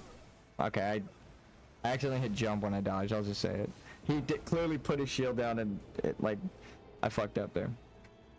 From Software, while working on Elden Ring, saw the people didn't care about most of the extra consumables in Sekiro and then made a row of berries. Yeah, they just made something that you're picking up, they don't do shit. But no, I think, because it's a redundant thing, row of berries, that it is kind of what you're talking about.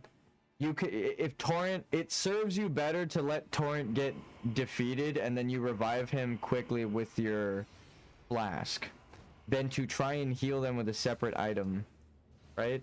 And keep a separate item for heals, because then you're going to be doing menu hopping a lot or keybind hopping a lot, right? So it's like, it's actually better to just play the game normally. I've never used row of berries once, but Torrent, I try not to let Torrent die, but if Torrent does end up dying, oh, I'm dead, like me, you know, like, again, it's like half a second, one menu pop up, It would be the same amount of inputs as the Roa Berry thing is healing him, but faster. So it's like, I think you're right. But if you want a way to heal your horse, you can also use Roa Berries, right? Because you can also just heal, and then it heals you. And Torrent, I'm pretty sure, right? Or no, I think you have to kill the other things. But there's an alternate way on top of that to heal Torrent. So it's like, it's a redundancy. I think you're right intentionally. Because From Software likes to make troll items that it's like, this does literally nothing, right? And you're like, what the fuck? Like, people will try to decipher meaning, like the amulet, right? Like, they years, and then they break down the code, and it's like, it's actually just a useless item. It doesn't do anything. It's like, wait, what the fuck? People have been wondering, like, if you don't know that as a normal player, it's even funnier. Oh. As like a developer, you're like, people are going to be deciphering shit that doesn't have a meaning. But again, that's perfect for, like, it's telling them don't read too much into things with that item, I believe, which is why I try to keep it surface level. Like, what is literally happening, and what do the items tell you? And then when people tell you, oh, these people are all lying based on this one fact that is true based on all of the evidence you've found yourself, and then you're like, well, now I know they're lying. Well, how do we decipher their lies? Like, goddamn, dependent. And in Shadow of the Erd Tree, you find secret area just to get Smithing Stone 2 and the Old Woman's Cookbook. Yeah, exactly, dude. How many wandering fucking cookbooks do you need? Actually, though, now that I'm doing a level 1 playthrough, I love the cookbooks. You can't convince me that they're useless. They're so fucking good. As soon as I started putting things to sleep, I was like, oh, what the fuck? This is so good. For no reason. And now we hit. I should just stay at like an AoE distance. I think I have a solution to that. He can't...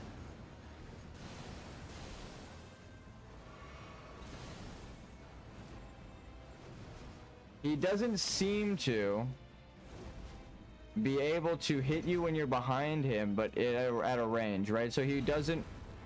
Let's get him like aimed this way. I think he does the AoE. Now he'll do the jump.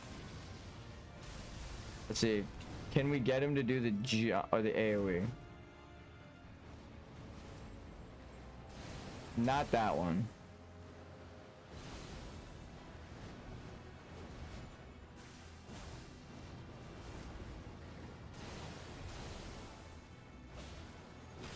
No, I fucked up. I feel like I pressed dodge. I keep saying that. I almost want to turn my fucking camera on.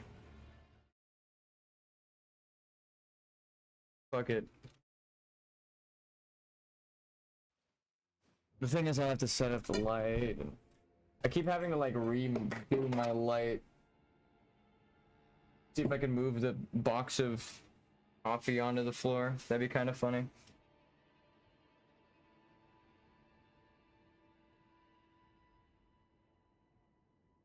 The way they set up to be such epic items with their height, the purple aura surrounding them, and then if it were more than Marika's Tears, though, I think Marika's Tears. So I really value items, I guess. As a game designer, I'm like, dude, they put story in, they put so much time and effort. Why can't I?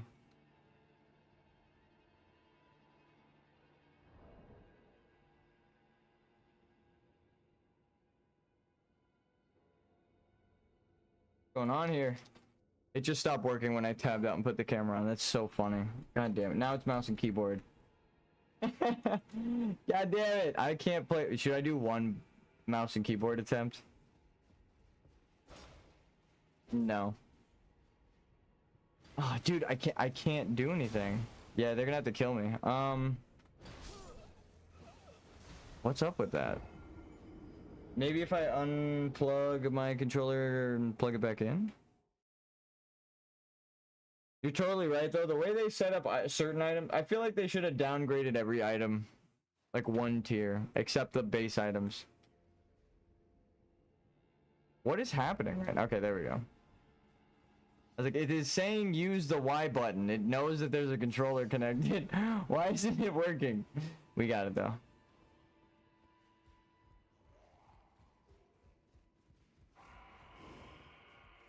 It was when I tabbed back in and clicked, it registered the mouse and keyboard, and then was like, oh, you're using mouse and keyboard now. It's like, motherfucker, no. Okay. We fixed it, though. Programming is hard. This isn't a criticism, it's just I noticed that's probably what happened.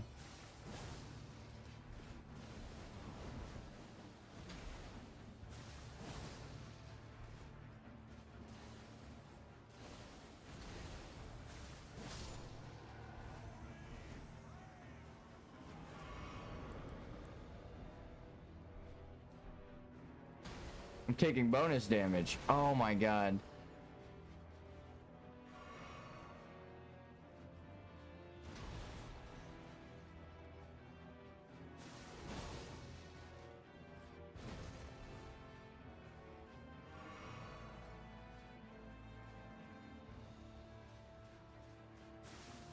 I'm bad.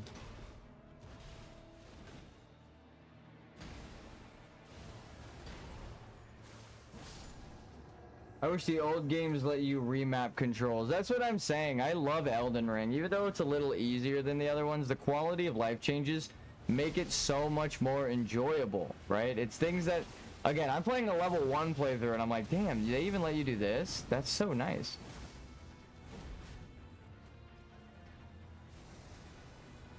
Shadow of the Erd Tree deserved Game of the Year. It's better than all of the microtransaction stupid bullshit that exists nowadays. I'm gonna say it. I don't give a fuck about your stupid goddamn pay to win bullshit.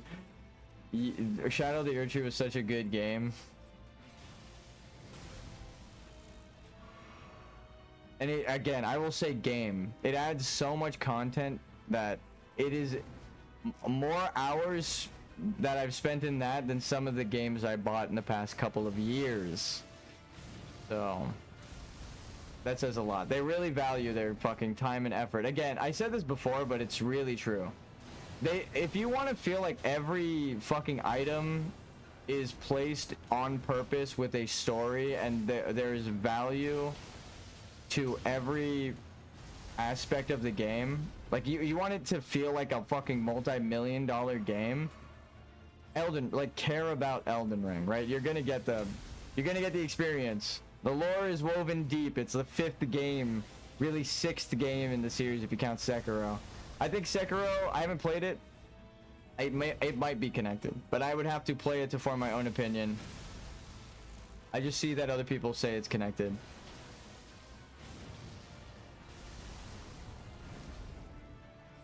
That was an opening right there. I'm just psyching myself out.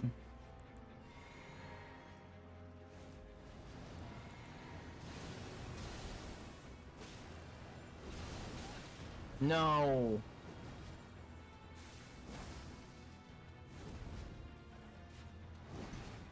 That's the real reason Bloodborne needs a remaster, not the 30 FPS or exclusively. I want the unmap the roll button. Yeah, dude. You get to remap controls? PC players be like, yeah, what the fuck? You don't get to remap your controls? It's called a controller. How the fuck does it not live up to the controller? The name? You can't control the controls of the controller? You should change the fucking name. No. The keyboard ironically has more control. You have more control over the keyboard than you do a controller. Again, you really should change the name there. No, I'm literally holding a controller, so it's like, I'm just joking, you know. I love controller. As a game designer, there are certain games that it makes more sense. Racing games, right? My uncle, when I was a kid, had a whole car set up, like the fucking racing car, like the fake wheel and the pedal and all that shit. They're like trying to teach me to drive. I didn't even realize it as a kid. I fucking sucked at that game because I was a child trying to learn how to drive a fucking car. But that shit is, certain things are better with certain controllers. And again, I love mouse and keyboard for first-person shooters. If you put me in a competition and you say, hey, we're gonna play some Counter-Strike, I'm like, yeah, and then you hand me a controller, I'm gonna look at you like, what are you, fucking crazy? I'm not gonna play a first-person shooter with a controller. But You give me a controller for Elden Ring, and I'll beat the whole fucking game without leveling up. So yeah, it really is on a certain basis, I feel. So the whole prejudice of mouse and keyboard's better, I don't think that's true. So I think the control that you have with mouse and keyboard, because you could change all of the controls, is an industry standard. Because I know how to program Unity games to make it so that you can adjust your controller inputs. Like, I can make it so that you can do that. So it's like when games don't have it, I do deduct a point. I'm like, you motherfuckers are just lazy. You could have lit it. Because I think Halo 3, you could change it to Southpaw in Halo. You literally can do it in Halo. It's not even like, oh, kind of. It's like you literally... Anyway, you literally can... I'm just talking about game design. Oh, I needed the camera on for the confidence. You can in old ass games, you literally can change your fucking controller scheme for controller. I've played them, so that's why I deduct the points. I'm like, this has existed since before you even started your game design company and made a game at all. You can't tell me that you don't know about it.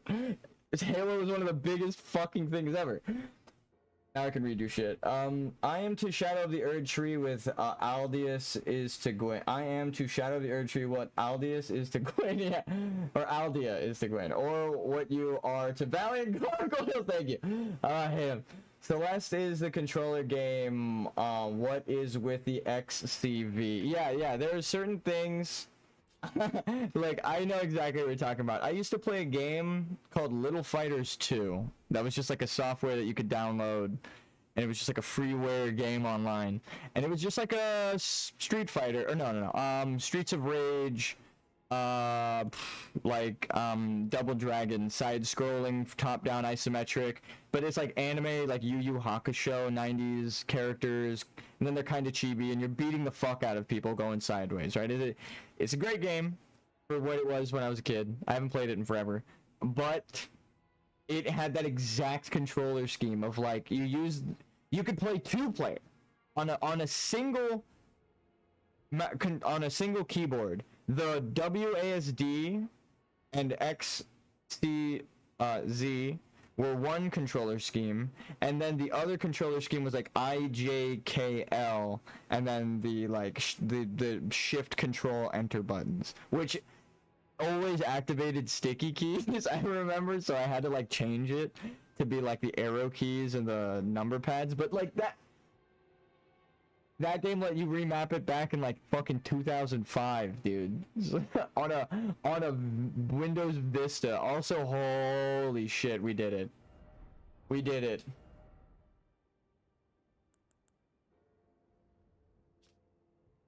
Bladed prosthetic leg unwreathed with the power of lightning. Instead attached to the fist. Wait. Oh, wow, it's a fist weapon. You turn his leg into a arm.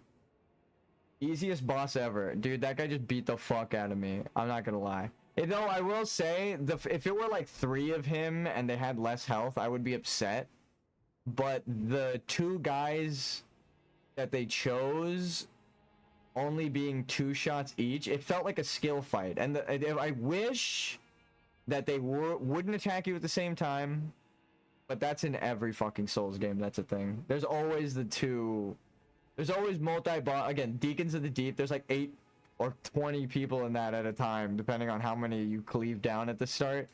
And then they keep spawning in. And they also will all just attack you when you get near them. It's the worst, dude. So... it's really it really adds the flask and physiques are recent it really adds the flasks and physiques as recent items. You couldn't even run a 5 guys. Yeah, I can't. That's funny, you're right. I think that they reprogrammed it to include like the tips and tricks. Where is it? Like, you find an area or some shit and it tells you like, oh dude, you found an area. Or you get a tip and it puts it here now. But ever since they reprogrammed it, it puts everything physics. Yeah, I knew what you meant. I knew what you meant.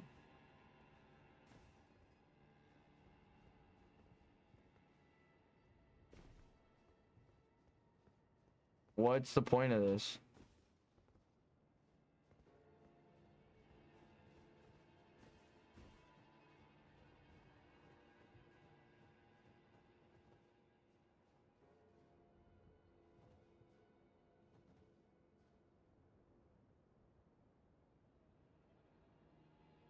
Why does that look like a walkway?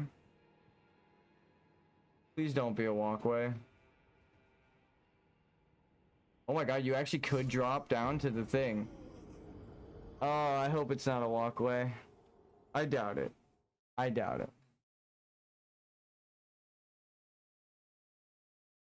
Okay.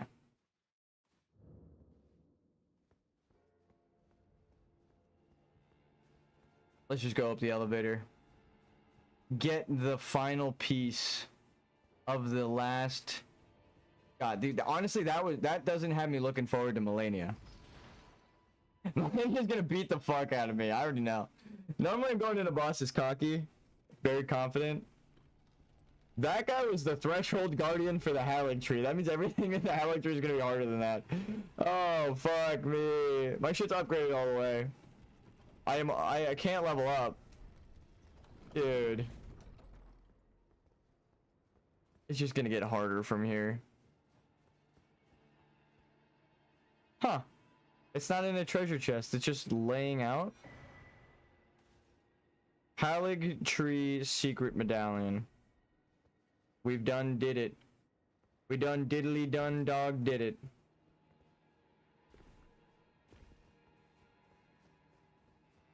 I feel like diddly is ruined, right? You can't really say diddly anymore without thinking of P Diddy. I'm gonna say it. That's crazy. He ruined a whole genre of words. That's fucking wild, dude. How bad do you have to be of a person that you ruined a genre of word? Jesus Christ. How bad do you have to be where you get charged with racketeering by yourself? That's a multi-person crime. Like, how do you fuck that up, dude? Come out, Diddy. That means the kids. What's the charge? Come out, Diddy. Meet the kids. Let's step right. I don't know what you're talking about, but I forget what it's from. Fuck. Also, we can pull your memes up. Wait. I forgot to promote you. Nice profile picture.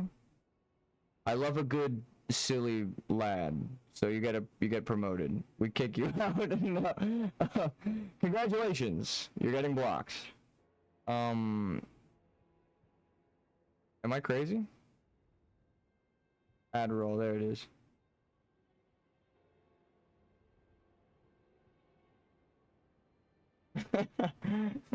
I would say in hindsight, but it was bad then too. Yeah, like, yeah, 1000%. Someone pointed out I might get fucking like a sniper. I might get a red dot on me. But you know, I'm not suicidal. Actually my mom made this joke and I started cracking the fuck up. We were on our way back from the dispensary just now.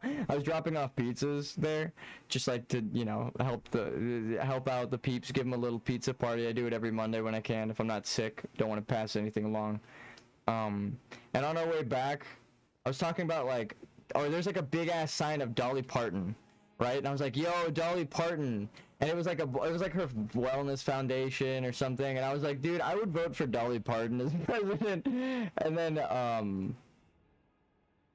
I said like she does a lot of stuff. And then something happened again where we brought up like Oprah. And I was like, I don't really see, and then I think she brought it up, and I was like, I don't really see Oprah doing much lately, you know, like, she's more like partying with rich people, but I see, like, Dolly Parton, every time I see her in the news, she's doing good stuff, and then my mom was like, well, ever since she did that stuff, I was like, holy shit, Like she cracked like a clean ass joke about it, and I was just kind of like it didn't dawn on me that she had been in trouble as well. So I was like, holy fuck, no wonder she has it. Like, no, oh my god, that makes sense. That's crazy. And then what is it? Oh, I mentioned like the school in Africa that I didn't know this. My mom kind of told me after the joke, was like, and this isn't a joke, and it kind of made me like, oh my god, Diddy Parton. Yeah, no, it's at the opposite. Dolly Parton. It totally. I see what you did there though. Dolly Parton is the good one, and we were like, holy shit, Dolly's good. But no, my mom mentioned like all of those girls from her school went missing, and she didn't even bother like looking into it. And then I looked at her like, oh my god, do you think they trafficked them? Like my jaw dropped after she said that. I was, oh my god, like it went from a joke to like, oh my god. That's why I said I'm not suicidal. Diddy Parton, no, Oprah Winfrey. She opened a school in Africa, and I was like, I mentioned that, like, oh, didn't she like open a school in Africa? Like, that's, you know, she does stuff, like she does charity work. Like, I didn't want to like just discredit someone.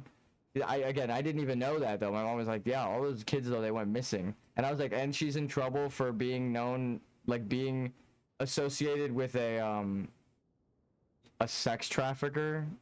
Like, oh, my heart sunk, dude. That sucks. I feel so bad for them.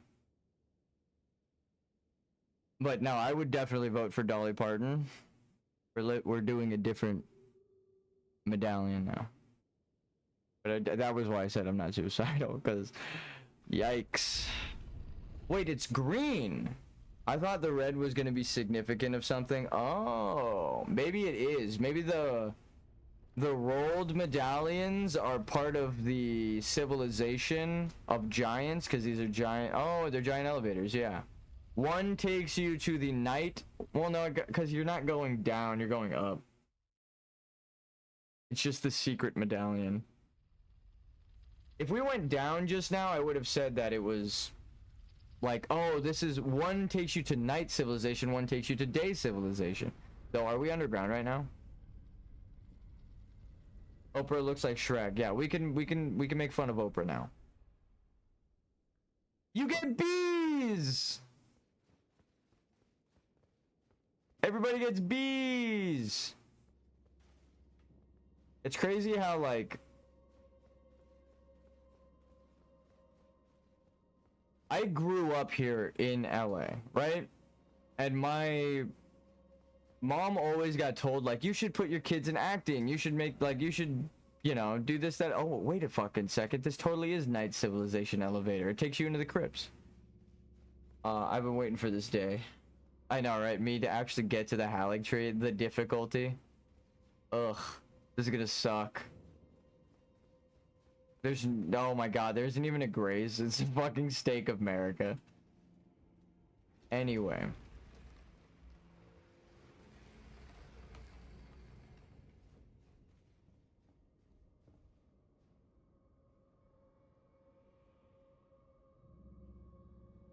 Do you see it?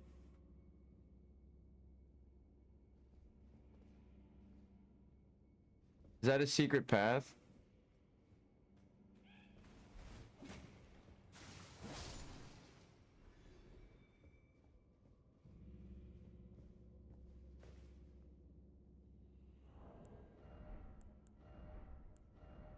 I wish I had something I can drop. Oh wait, I do. Technically? Damn it. Is that a little secret right there?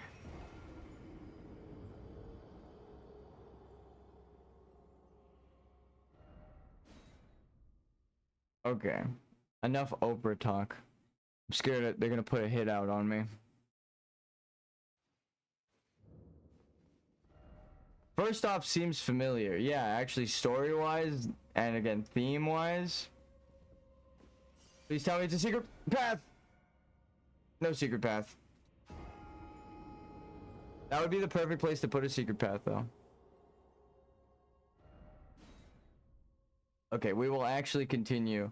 I'm not looking forward to what's ahead of us. We might actually, we were 8 hours in, but I will. It says hidden path to the Howling Tree. I wonder if there's like an obvious path to the Howling Tree.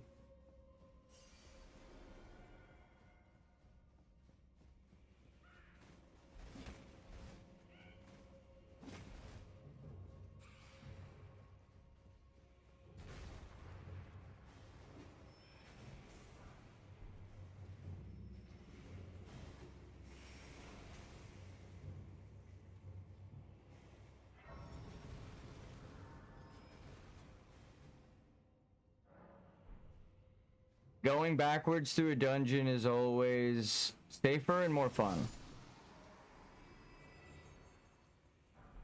Level 9 Grave Glove Wart. Yikes.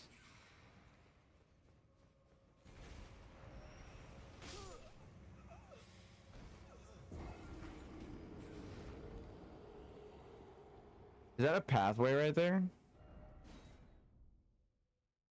Known path to the Howling Tree. Yeah, now the Howling Tree is secret, so it makes sense. Imagine needing that. Shake my head. I know, right? I was just more like, it would be funnier if this is the way that everybody knows, and then the quote-unquote straightforward path that everybody would know is the way to the Howling Tree is the secret. Is like the one that nobody knows.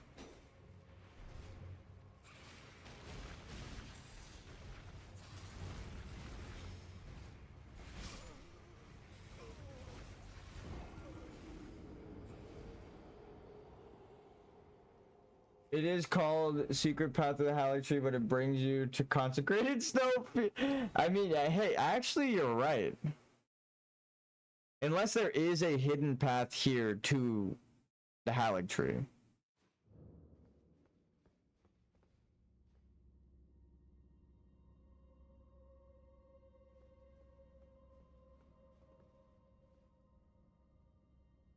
No fucking way.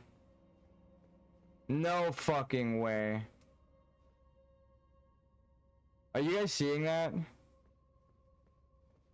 No, it just has to be a texture thing. The texture's cut off on that one brick wall right there. Why isn't Consecrated Snowfield considered a path to the Howling Tree in title? It is not secret enough. It is not secret enough. Isn't there a secret though?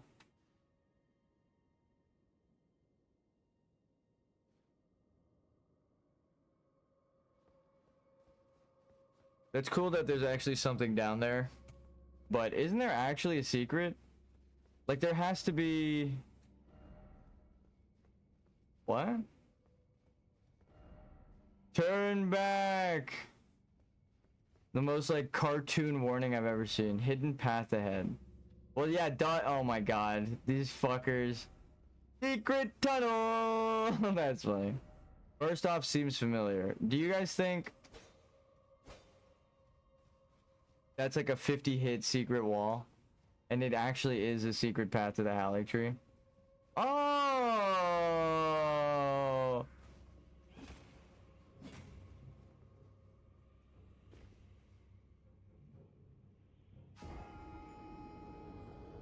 Secret tunnel?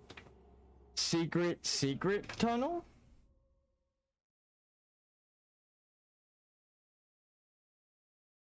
Did you guys see that? Did you see what I saw? Did you catch a glimpse of the glimpse? There's actually a secret invisible walkway. I'm always joking about what if there was a secret walkway over here? It's literally a fucking secret walkway. I died. Holy shit, there actually is a fucking... There's an entire dungeon down there. Ya boy?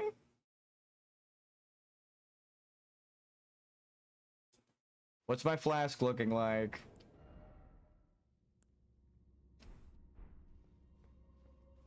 Okay, maybe we go...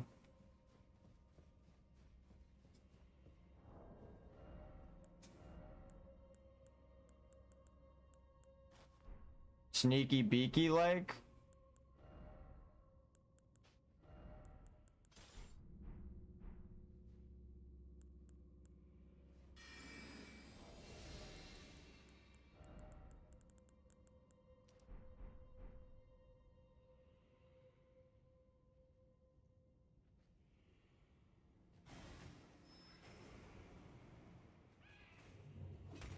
No, I overshot it again. I will not spoil the boss, but it's the only boss in the game you should never not use Mimic Tier against for reasons that we'll soon find. Is it a Mimic boss? Wait, so I need Mimic Tier is what you're telling me? Alright, so also my secret plan didn't work. Or my being a stealth knight is not really in the cards.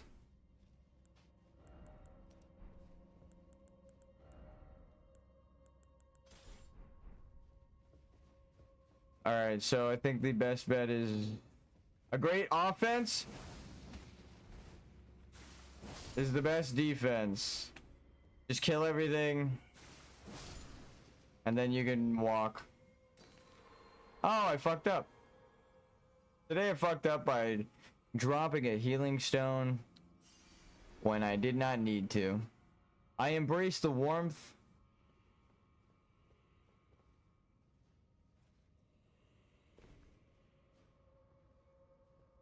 Oh, please.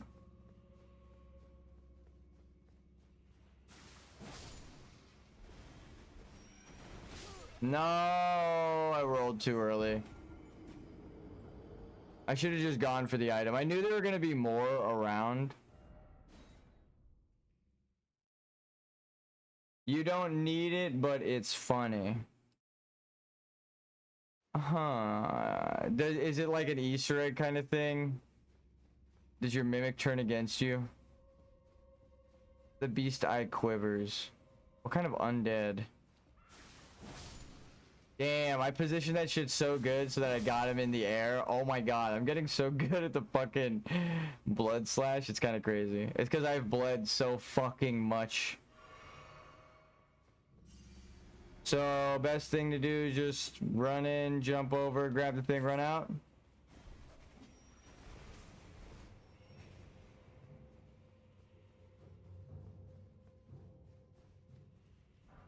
Eh? Okay, this way. Eh? Silver Scarab. Ooh, lore.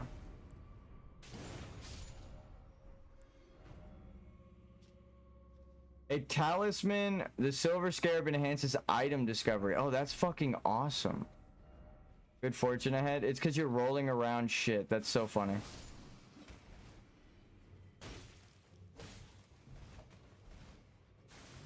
Nope.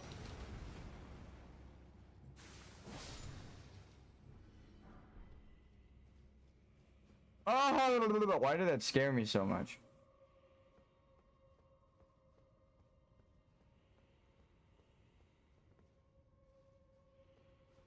Please, please, please. Wait, actually, hold on, time out. Item down below. I don't need the grave globe wart, so do I just jump?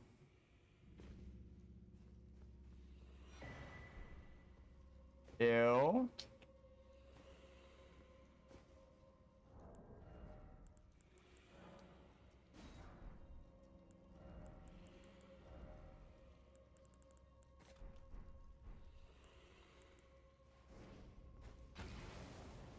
Are you fucking kidding me?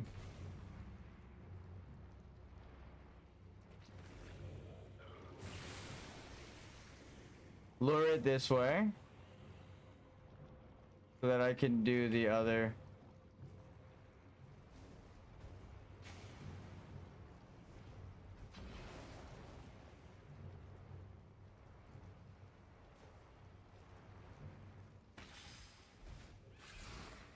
Yeah.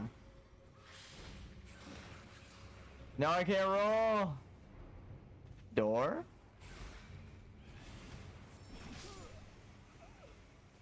Doesn't look like secret text. We're fine. As a level 1, this was kind of an interesting... Last Sight of Grace or Stake of America? I believe the Last Sight of Grace is right next to it. Yeah. Where's the door? Is it down there as well?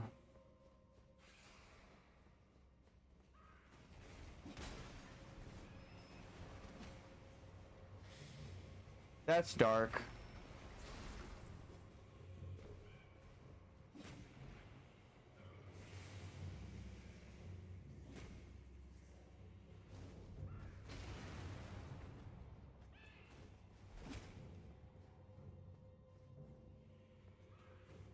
Whoever wrote on these is the fucking MVP. Wall? Fuck. No, I swear I was pressing it, but I got the camera up, so we're fine.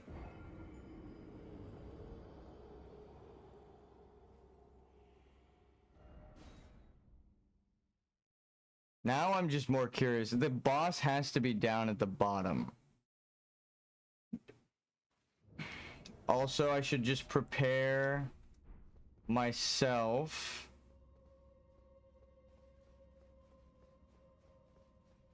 There's no grace, so I don't think I'll be able to do it.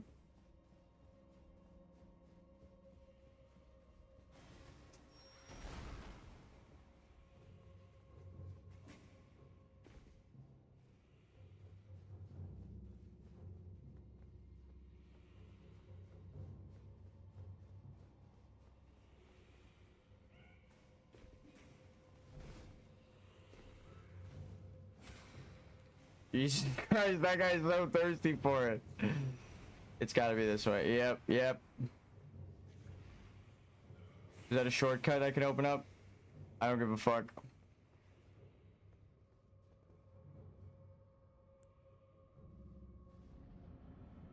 Aww. Wait, another mimic tier? Stray mimic tier. Where is this located on the map? Halig tree. Ah, this is definitely confirming my theory. Now we know that the cave system, these crypts, are directly tied to the mimics, right? Because you keep finding death-based bosses over here. I love being a level 1. He wasn't gonna do shit to me. What am I gonna do? Beat myself? Black Flame Monk. Interesting. So... Okay, but is Edwin tied to the mimics? Yes. I think... I've already said this exact theory, but here, we're gonna do the joke. Are you ready? Here, look.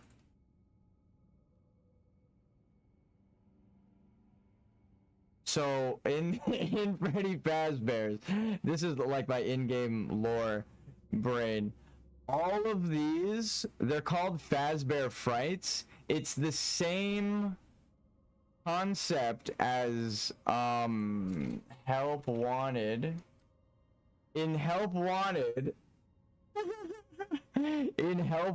they tell you that a game developer was making, a rogue game developer was making games based off of the Five Nights at Freddy's, like what actually happened in the game world, right? The truth. So they're trying to hire you to fix, right, with a cover-up.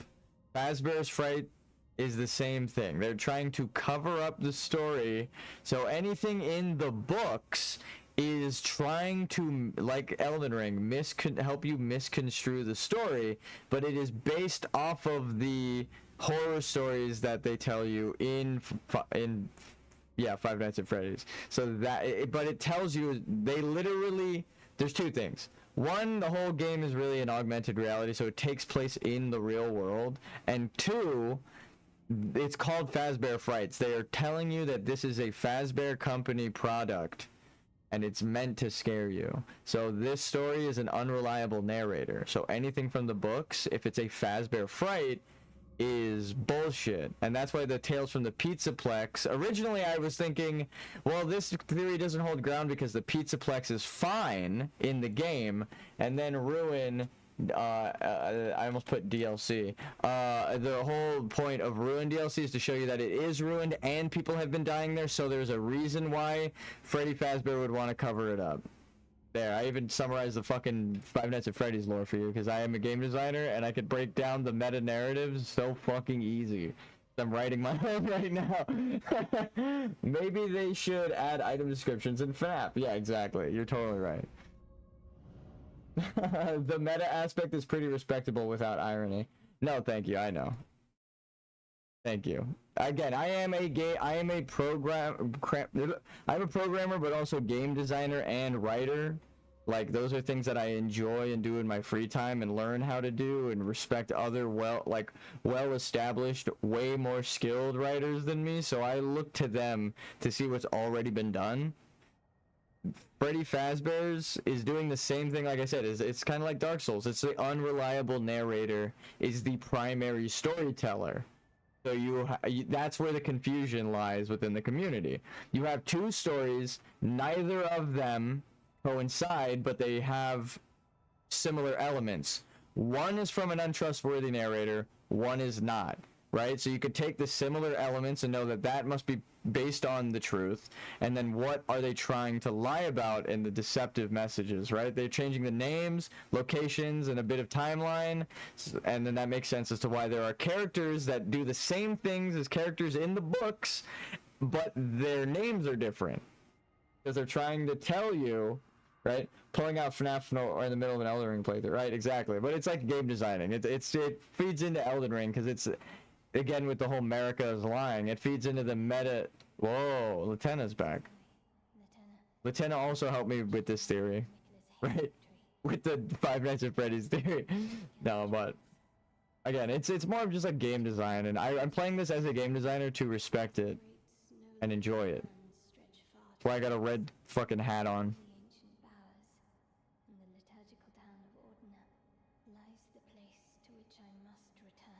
So she's from here as an Albinoric. Lore. That means the wolf ordering frost Albinorics are from the north, near where the crater fell. Interesting. Furthering my theory. Mushroom head.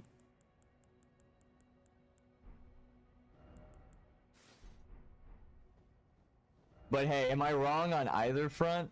Am I wrong on FNAF lore, or am I wrong on Elden Ring? The game just keeps showing me evidence as to why I'm right. And I bet you anything, if you apply the logical thinking that I just did to the FNAF lore like I told you, you're going to start seeing how the lore connects. You're going to be like, oh, that explains this character's motives. Oh, that explains why these two characters, again, have similar names, similar stories, similar things that happen in their stories in the similar time frames, right? It's like, oh, how could they both be at the underneath the Pizzaplex or whatever the fuck? Or how could they both be under the pizza location? One, like they have like two Pizzaplexes in the FNAF lore. Whoa! Oh, Dragon Knight spirit. That kind of connects the. Where's you gonna run? You're supposed to be guiding by the light. Guided by the light, but no, we actually we fucked up. Oh my god! Oh shit! They put like just a gauntlet of the deadliest fucking enemies. Holy shit! Dragon Knights without a boss frame either, which means there's multiple probably. Jesus. But yeah, what is it? There's the here. I'll show you the thing I'm talking about. To just prove the unreliable narrator. What is the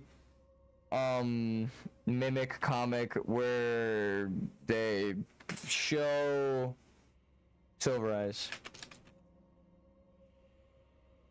right? This is the one thing that everyone is like, oh, Matt Pat can't solve the theory. There's one thing that doesn't make sense in this thing. Well, again, if this one is not a FNAF, right? It's Scott Cawthon writing it, but it is not a Fazbear Fright. So that would explain why this one doesn't align with the other books, right? Because it is telling you a story that happened in the world of Five Nights at Freddy's. It is not from the perspective of the Fazbear Entertainment. That's why the names would be different, but the events would be similar, and the timelines wouldn't line up with the characters, right? Two people experiencing very similar things at the same place at the same time couldn't happen. Two stories based off the same thing to confuse you would literally explain that. Period. Like, it's the one confusion point that the community keeps arguing over is resolved when you realize one of the storytellers is an untrustworthy narrator. It's been a common trope in gaming lately, so that's why I'm like, I can just point that shit out when it happens. As soon as they tell you at any point, you cannot trust this person, and then that person is telling you the story, they're probably the ones that are fucking lying, and you cannot discredit everything they say. Like I said, the story coincides with other people's stories somewhat, so you can base it like, okay, well, this event probably happened because this is what they're going to be lying about, right? Someone getting trapped under the Pizzaplex and stuffed into a suit, right? The Mimic, the original Mimic, or Baby, or whatever the fuck. The things that they don't want you to know about, Fazbear, that's perfect, right? That would exactly explain why those are the double ups in lore, and why the characters don't make sense, is because, yeah, they're trying to sow confusion, like America, to tie it back to Elden Ring, making the Golden Order, right? They're trying to sow confusion, and they're telling you, I'm the deity, I'm the goddess, and no one can usurp me. It is my bloodline that is chosen. Only the demigods who are chosen by America and the Empyreans, right here. You are proof that she's lying. She says only the demigods that are chosen by the Empyreans, by the fingers, are Empyreans. Only the Empyreans can replace me. Wrong. We show up, we kill everyone. We were never chosen by the fingers. We weren't set on our journey by the fingers. We were awoken by grace, right? Because of the bloodline story being more reasonable and their deceptive narrator, right?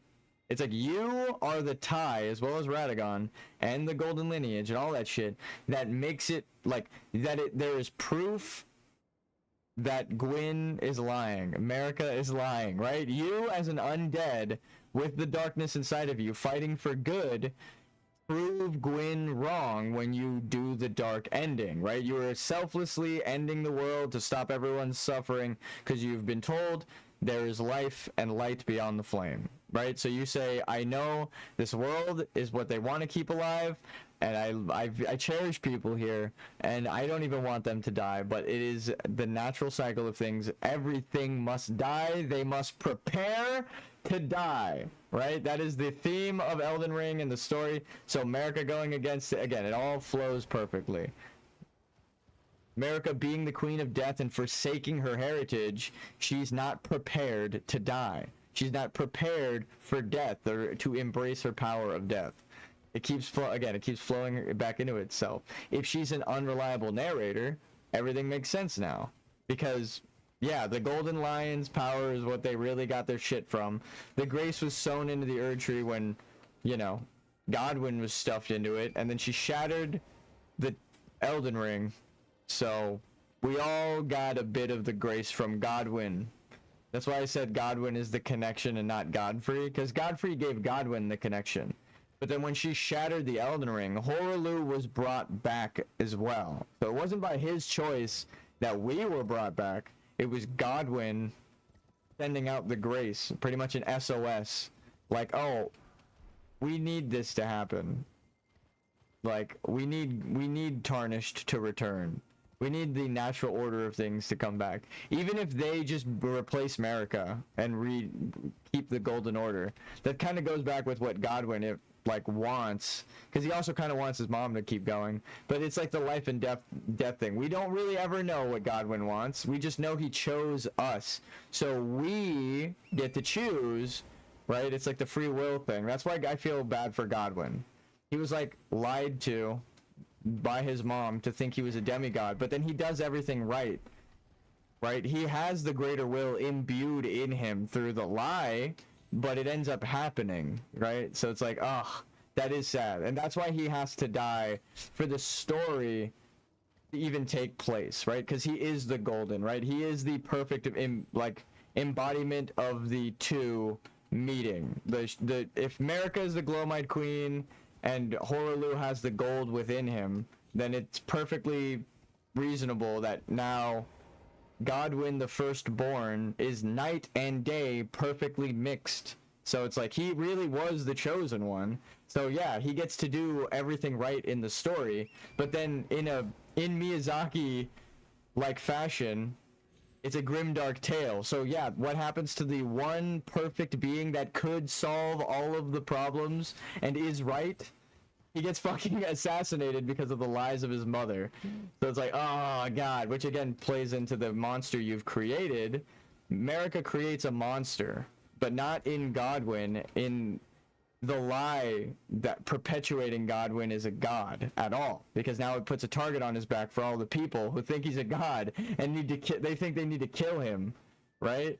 It's like, well, now you've made it so the dude who is the perfect blend is gonna die. America's lie is what did it. So it sucks, but he has to die for the themes to all loop back into itself.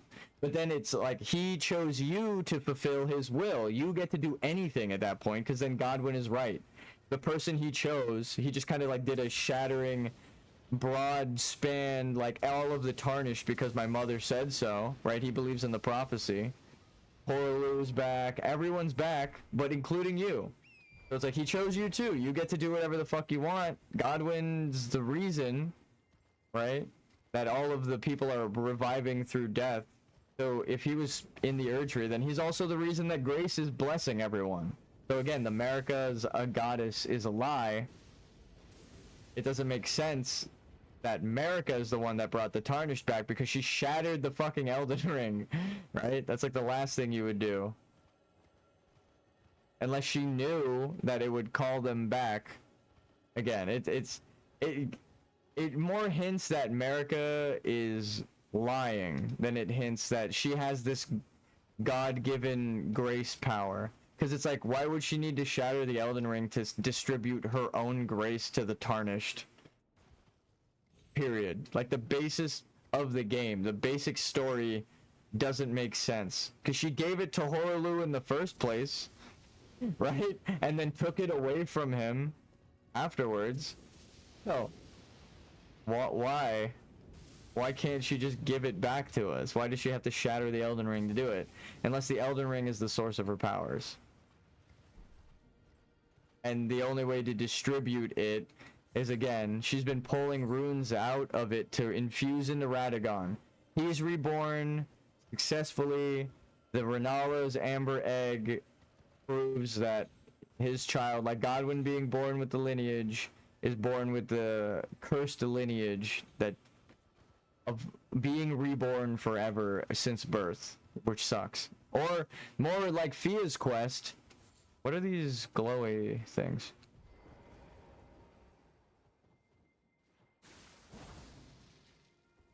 Oh, the beetles are gone. We already scared them off. There was just a healing beetle and a mono beetle. So yeah, it all ties back to the unreliable narrator, which they hint at in the base game. Oh, that explains the... So what's your whole deal? Please tell me you have a different element, because then that would be so cool. You actually don't look like the other Erdtree Guardians at all. So even if you do use gold, it wouldn't matter. Oh, you use Scarlet Rot. Ah, yes, the Halig tree. Ah. The red Kool-Aid. Yes. I understand now.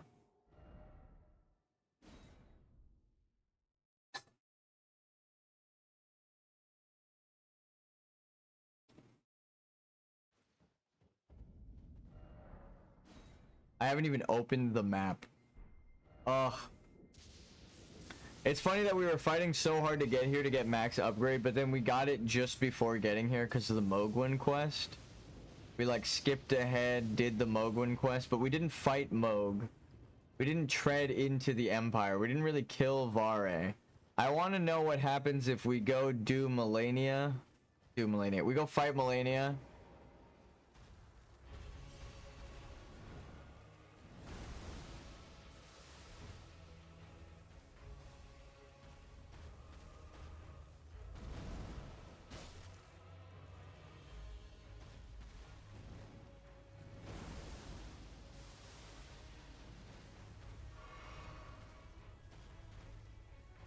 And then we go into the DLC. I'm bad. Oh, we do a good amount of damage though. Putrid Avatar. We skipped the one in Caelid, so I'll just kill this one. This one I think is stronger than the one in Caelid because it's in the secret zone at the end of the game. They like to scale things up as they put them deeper into the game. How many? We're 9 hours in though. Alright, I'll give myself 3 stocks.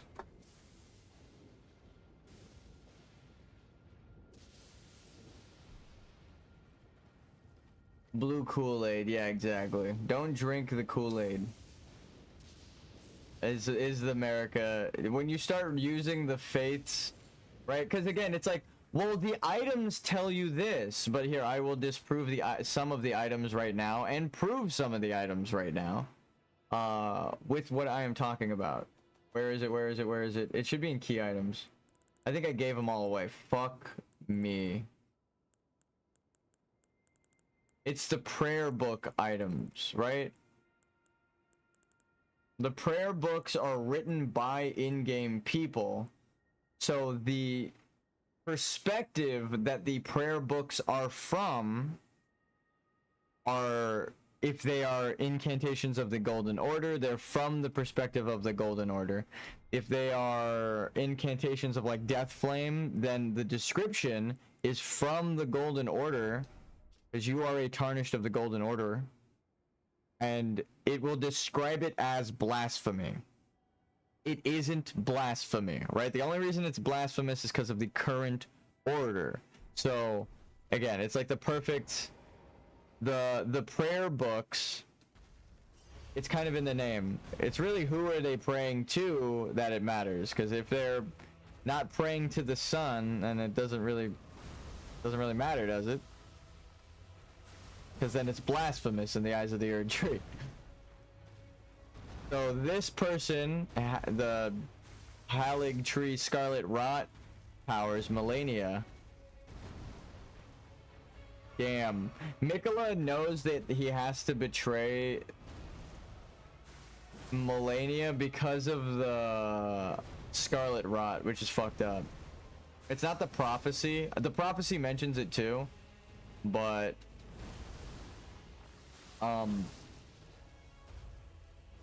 how he abandoned Saint Trina, right? He knows that the runes pulled out and the outer gods that influence them are going to be, so he had to forsake not just the order but his fate given to him, because he didn't want Saint Trina, the living saint, like they mentioned to the shaman. Actually, that furthers my theory that the shaman, or that that Saint Trina was around before Mikola. But because they call the shaman living saints, when you bump into like the one dude who knows what the fuck he's a ghost from the time of them. Like he's talking in the first person knowing what they are. So it's like a direct message from someone getting turned into an about the shaman. It doesn't get more direct than that. And he doesn't know you're there. He's just praying through the sky. It's like, this is the one person you can trust. Which is cool. I love those kinds of narrators, because that's the kind of shit I'm talking about, with like trustworthy narrators versus the untrustworthy narrators. An ancient spirit that doesn't even realize he's imparting truth to you, you can trust that guy. He doesn't even know you're there. But, so he doesn't know he's going to try and lie to influence you. The only thing is, you might find a golden spirit that is already lied to. They are already a servant of the Erd Tree and believe the lies that Marika is a goddess. No, we were so fucking close. That didn't even touch me. I like looked towards him to roll, and then my character aimed his shield near that, and it tapped the fucking hitbox. That is why I hate Brother Barnet and Shornet, or whatever it is. Wait, what? This is why I hate Brother Bornix or Shornet. Wait, who? Brother Corin? Are you talking about the oh, we should go do Brother Corin's quest. But yeah, exactly. Brother Corin is like the perfect example, right? They are deciphering. Actually, we even have an item in our inventory that further proves what I'm talking about. They are deciphering the magic that comes from the symbols. Like when you manifest a spell here,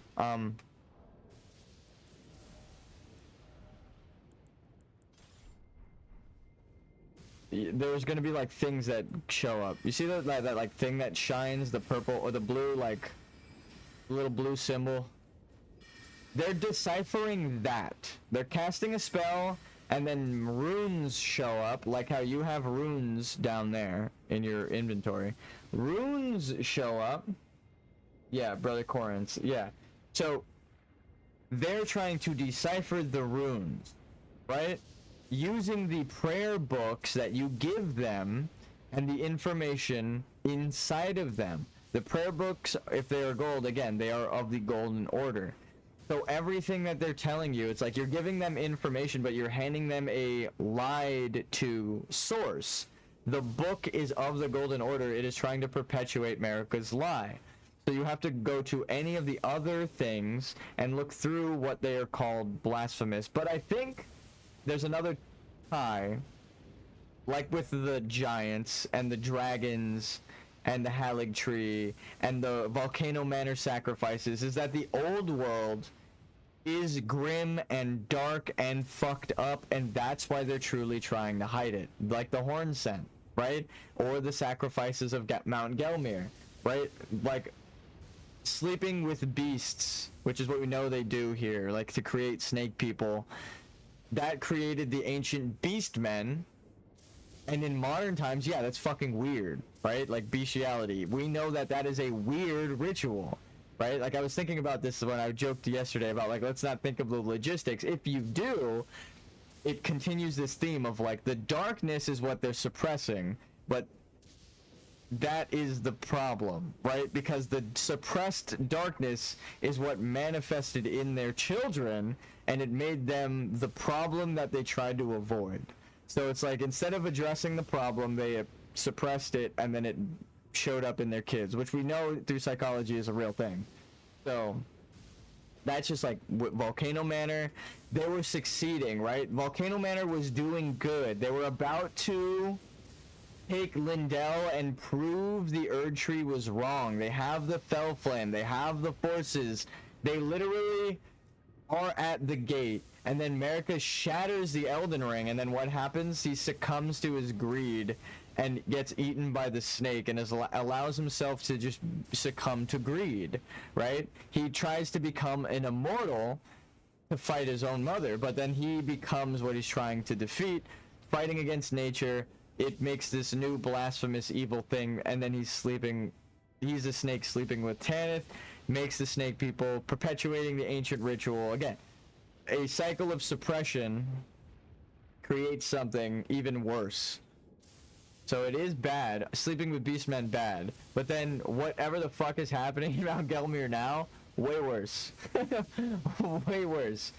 Because now it's like a Lord of Snakes is sicking through secret, right? Through secrecy, is sicking invaders on others to perpetuate their immortality. It's like disgusting. And then the people get strong enough, sent down like we are into the manor to meet the Lord, and then eaten to join them. It's like the most fucked up, cruel thing that could have happened. He was the closest one to becoming, in my opinion, I know Vike was the closest one to being Elden Lord, but he was like the set. His story is perfect. He was like, he found the truth. His brother and sister are night and day, so he was supposed to be balance of spirit and body, right? Everything was perfect for Rykard. He was seeking truth. And then what happens is he flew too close to the sun. He says, okay, blasphemous snake, devour me and allow me to become an immortal being. It's like, no, that was not the plan. So now all of his people turn against him. That's why the snake slaying blade is there. And the ghost is telling you to fucking kill him. Right? It's like, again, it all starts to make sense. God, I love this game. Alright, we'll try to find Corrin real quick before we... I think she's actually over here. But yeah, we'll do the Albinoric.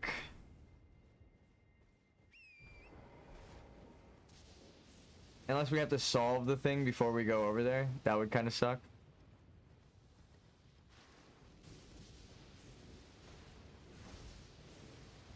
And also this furthers my suspicion that this isn't a confirmation, but it furthers the suspicion that the Marika is an Albinoric, and her closest to, like, handmaidens would be Albinorics as well, right? And Mikola would use his compelling magic to turn them against his mom.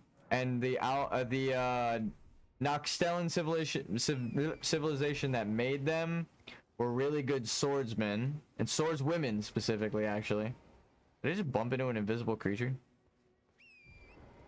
So, that would explain why they're so good at being assassins, that they can kill Godwyn. Right? Godwyn is like this chosen warrior who's already conquered dragons like Fortisax that we fight and know isn't a chump. So, you know, it's like Godwyn isn't a bitch. How did all of these assassins kick his ass? Well, if they were swordswomen from Noxtella, that would also explain it, right? And then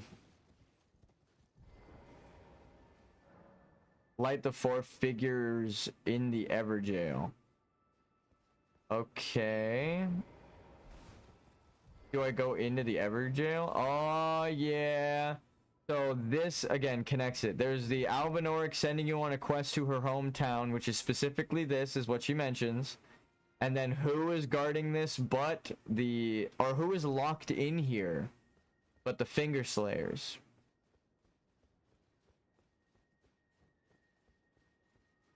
I can't horse you hoof.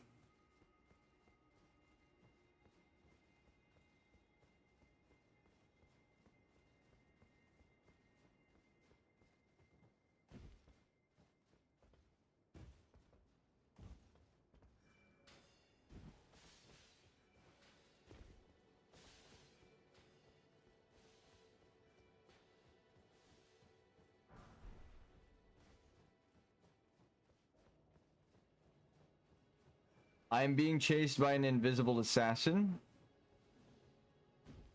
Maybe they'll show themselves in a second.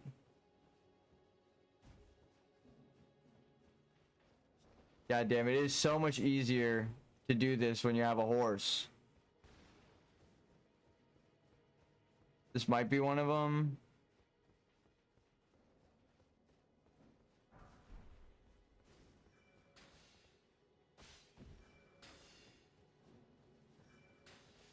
It's not even the assassins that are shooting at me. That's even scarier. Ooh.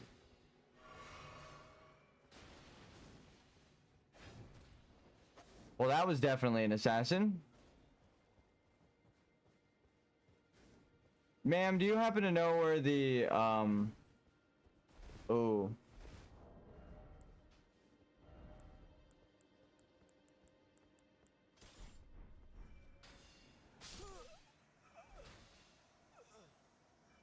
Oh, it's an Albinoric woman.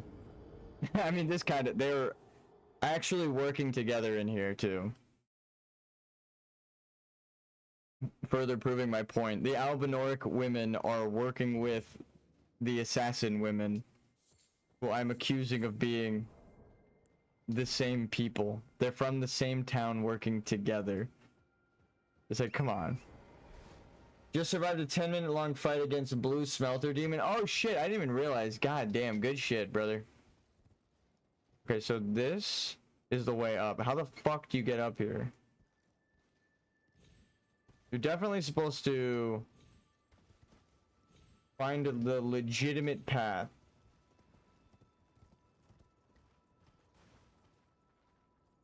Oh, please tell me that's the way. No, there's no way you make that. Yeah.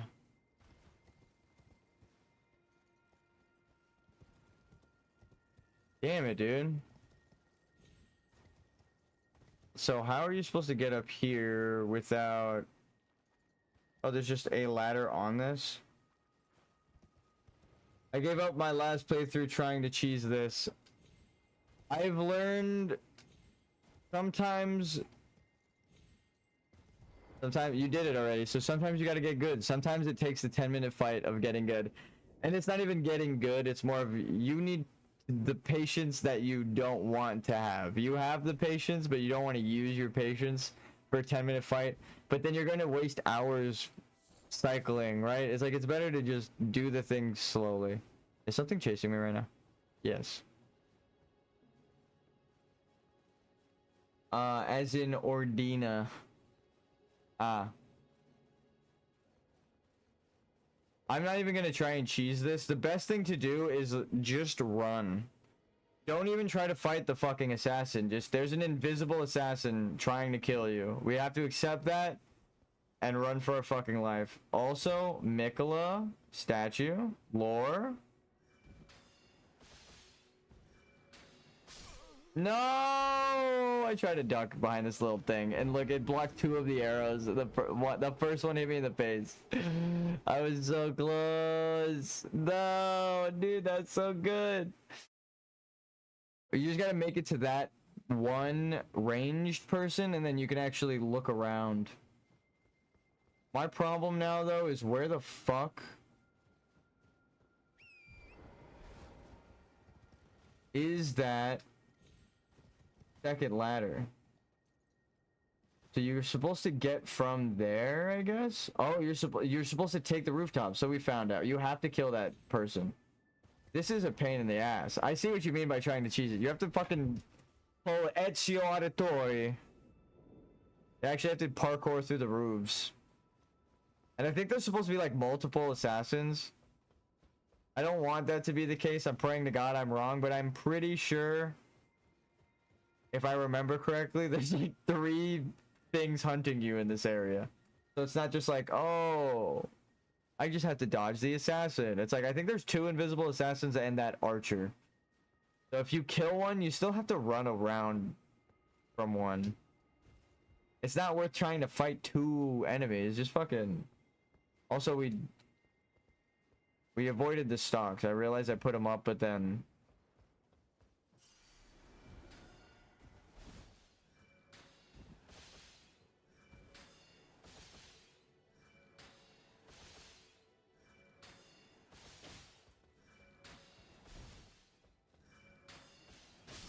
I rolled, god damn it. I rolled before I moved my camera too, so I wouldn't miss-roll. Oh man, that hurts every time. Again though, we have the camera up for the reasons. You just see my finger press a little bit, and then you're like, well, he did in fact press the roll button. And now did his character roll? That is a different question. Maybe cheesing it is the play. Oh, I don't think this is gonna...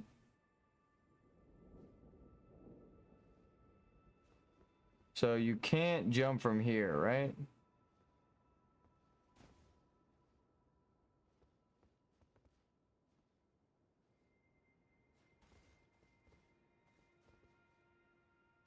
Dude, you might be able to if you're not wearing armor.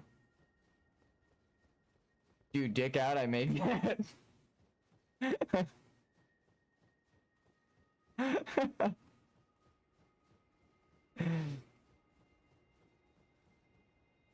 You jump further and roll further when you don't have armor on. That's the joke.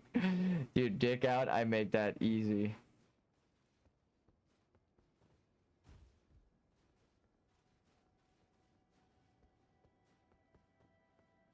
Okay, so we lit one of the torches, but I can see the other torches.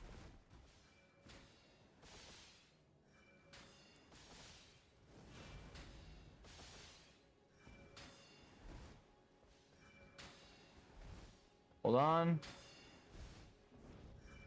No! Oh my god, I didn't know. I have to just jump over and do a it's the timer is gonna be crazy.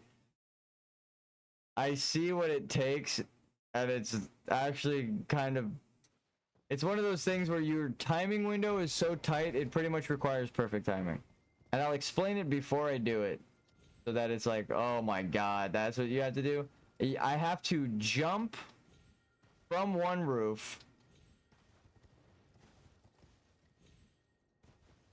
to the next right after I roll. Like, she shoots the arrows, I roll, and then right when I'm done rolling, I'm holding sprint, I jump to the next roof, I land. Then, as I'm landing, not as I've landed, but as I'm landing, I use my blood slash, and then maybe, which is the worst part to hear, I kill, or I don't even kill them, I stagger them, so that they don't shoot me with an arrow. Because if I don't stagger them and they shoot their arrow, I have to jump across the gap right after it's perfectly timed, and then that'll allow me to just barely make the next timing of dodging their shit.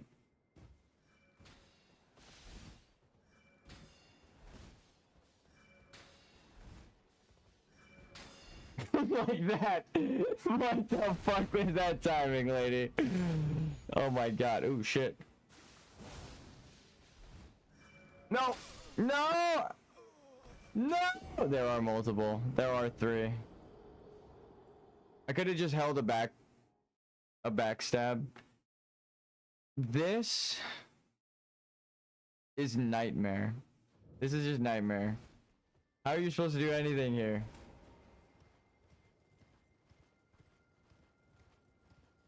And I will put money down that my stealth doesn't work.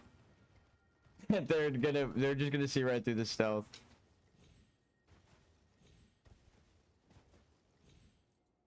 Motherfucker.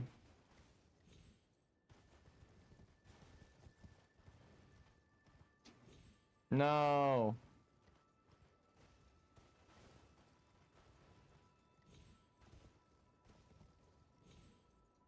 God damn it, dude. So let's try and calculate what a perfect run looks like to get it. I'm fucking losing my mind here. I'm just gonna take the normal path. This stupid fucking town has a bunch of blocked off goddamn roads. So you have to go around everything. Who the fuck designed this? Not only is it a piece of shit town when you are in the nightmare mode, but you have to fucking go all the way around just for that shit. Oh my god. There's an easier way, but it's like L architecture. Yeah. I'm trying to cheese it right now, 'cause I feel like that is the only way to genuinely make this. No, he stopped fucking sprinting. Oh my god, dude. I hate that shit. I don't know what the fuck is happening. I'm clearly holding the button down. I'm furled finger. It means that there's never... it's harder to let go. Least bad part is consecrated snowfield, by the way. I feel like the whole part is just... Consecrated snowfield, you could do the entire thing on the horse without interacting with anything. This part is the worst. because you can't do it on the horse. You have to fucking, you actually have to play the game. But the game is like that. Right? Perfectly time a roll so that you can make a jump. And you can't even fuck it up a little bit. The architecture is right at the edge of the top part. You can't jump anywhere but that fucking little divot. Or you can't jump in the divot. You have to jump on the stupid fucking window prop up. Right? Like you just saw. I jumped and I was like up to my shins. I could not even get close to the fucking top. So it's like, well, you're just kind of fucked. Especially in level 1.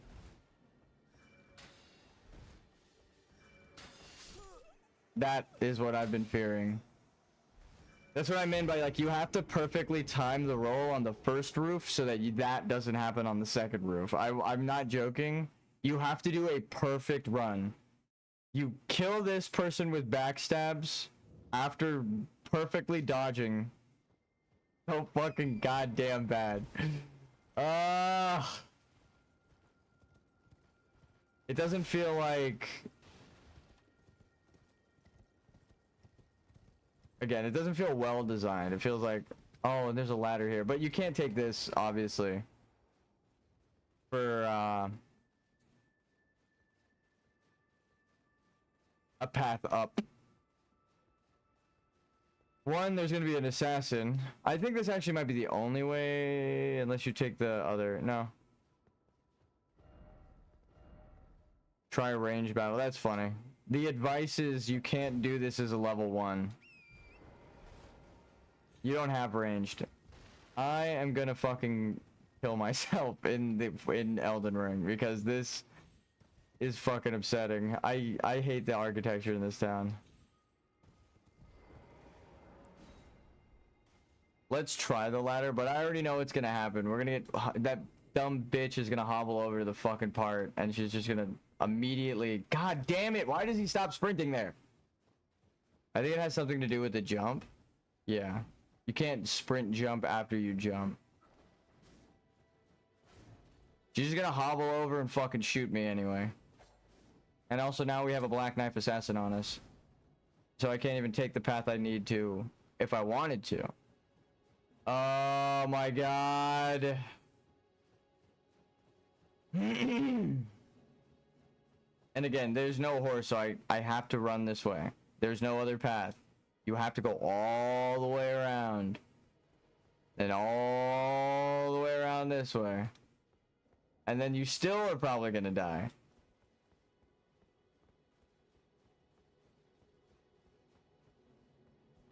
No, I see them.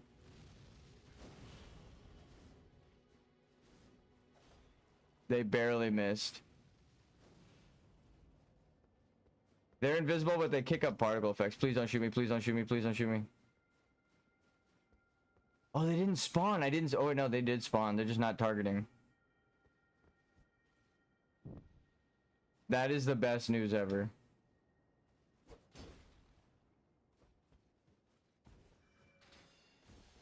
Oh, I knew there was gonna be some shit.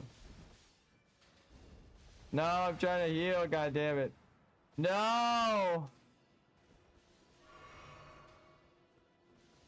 Now we have an archer shooting at us, and we have to get up. We're probably boned. Wait, you were there the whole time? The arrow sticking directly out of the top of my head is funny. Oh, okay, thank God. The other archer we aggroed because she has her bow out, but she's not targeting.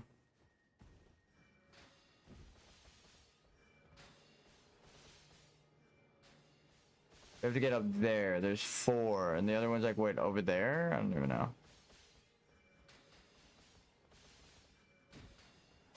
No, dude. I'm just calling it here. I think it's because the game's been running for 9 hours. I fucking rolled. I literally had the conscious thought of I'm going to jump onto this building and roll through those fucking arrows. I pray that you rewind and watch me press the fucking button. It just ate the input and I died. I did it so early. Like, so I did it so early that I thought I might have rolled into the arrows too early. And there's no roll that came out. It's like, I can't even make that shit up. The fucking camera is on my fingers so that I can't lie. That's the beauty of it. The game is the thing that's killing me, and I have the camera. I put the camera originally so that like no one can say, "Oh, you're cheating," all right? Like your inputs don't sync up. But now I can. Now not only is that obviously true, you could just refer to the inputs, and I'm dying a lot, so it's not like a one-shotting of every boss. But now I have the bonus of when the game fucks me over like that, I can be like, well, we're gonna call it here, because, I mean, you saw it. I clicked the roll button, and there was no roll. That was like egregious. I was like, okay, I'm in cover. They're shooting arrows. I know I'm gonna have to roll as soon as I get on top. I'm gonna wait. I'm gonna run. I'm gonna jump. There's going to be a buffer. I'm going to roll. I did it. Wild delay. There was like no delay, dude. You can see. I know I did it, so I'm upset. I'm like, I swear I will delete my fucking character if you rewind and say I didn't press the button, because I know I pressed the fucking roll button. So it's like, God fucking damn it. It's so upsetting. Ugh. Yeah. Imagine being crippled and shooting. It's crazy. God damn, they got gunners on the roof. It's driving me wild. But the game has been running for like 9.5 hours. So I'm not going to be like, this game is just bullshit all of a sudden. It's like, my computer's just been on. We need to give it a break. I've discovered that in all of the other Souls games, it's about 8 hours in where that starts happening. And then I would stream for 12 hours, but at the 8-hour mark, that would always happen. And I would literally look at the stream time and be like, yep, it's 8 hours in. Yep, it's 8 hours in. It's like exactly 8 hours in is when it starts eating your inputs. But I know as a programmer, like here, I'm a little more forgiving. That's why I'm okay with calling it. I will do the thing that confirms it. As a programmer, I will show you. 43% of my RAM is used up after I've closed the game. I'm going to let this tick down, right? The game is closed. What happens when I clear RAM? This is how much RAM, right? Visual RAM, normal processor RAM. I mean, you have sticks of RAM, and then you have your visual RAM that does it all at once, and then of course there's the normal processor RAM for like coding and the actual game to load. Look at how it just drops. So when we boot it up, we're at like 20%, and it goes to 30 over the course. It's at 40% whenever I end stream. So it's like, and it's cached directly from Elden Ring. The only thing we've been doing is streaming and playing Elden Ring. So it's like, I know it's caching data and it's holding all of this data, but here, I'll draw the how it's coded. So it's like a diagram. It's way easy. So say you press here, we'll do red so it's easier to see. Real quick.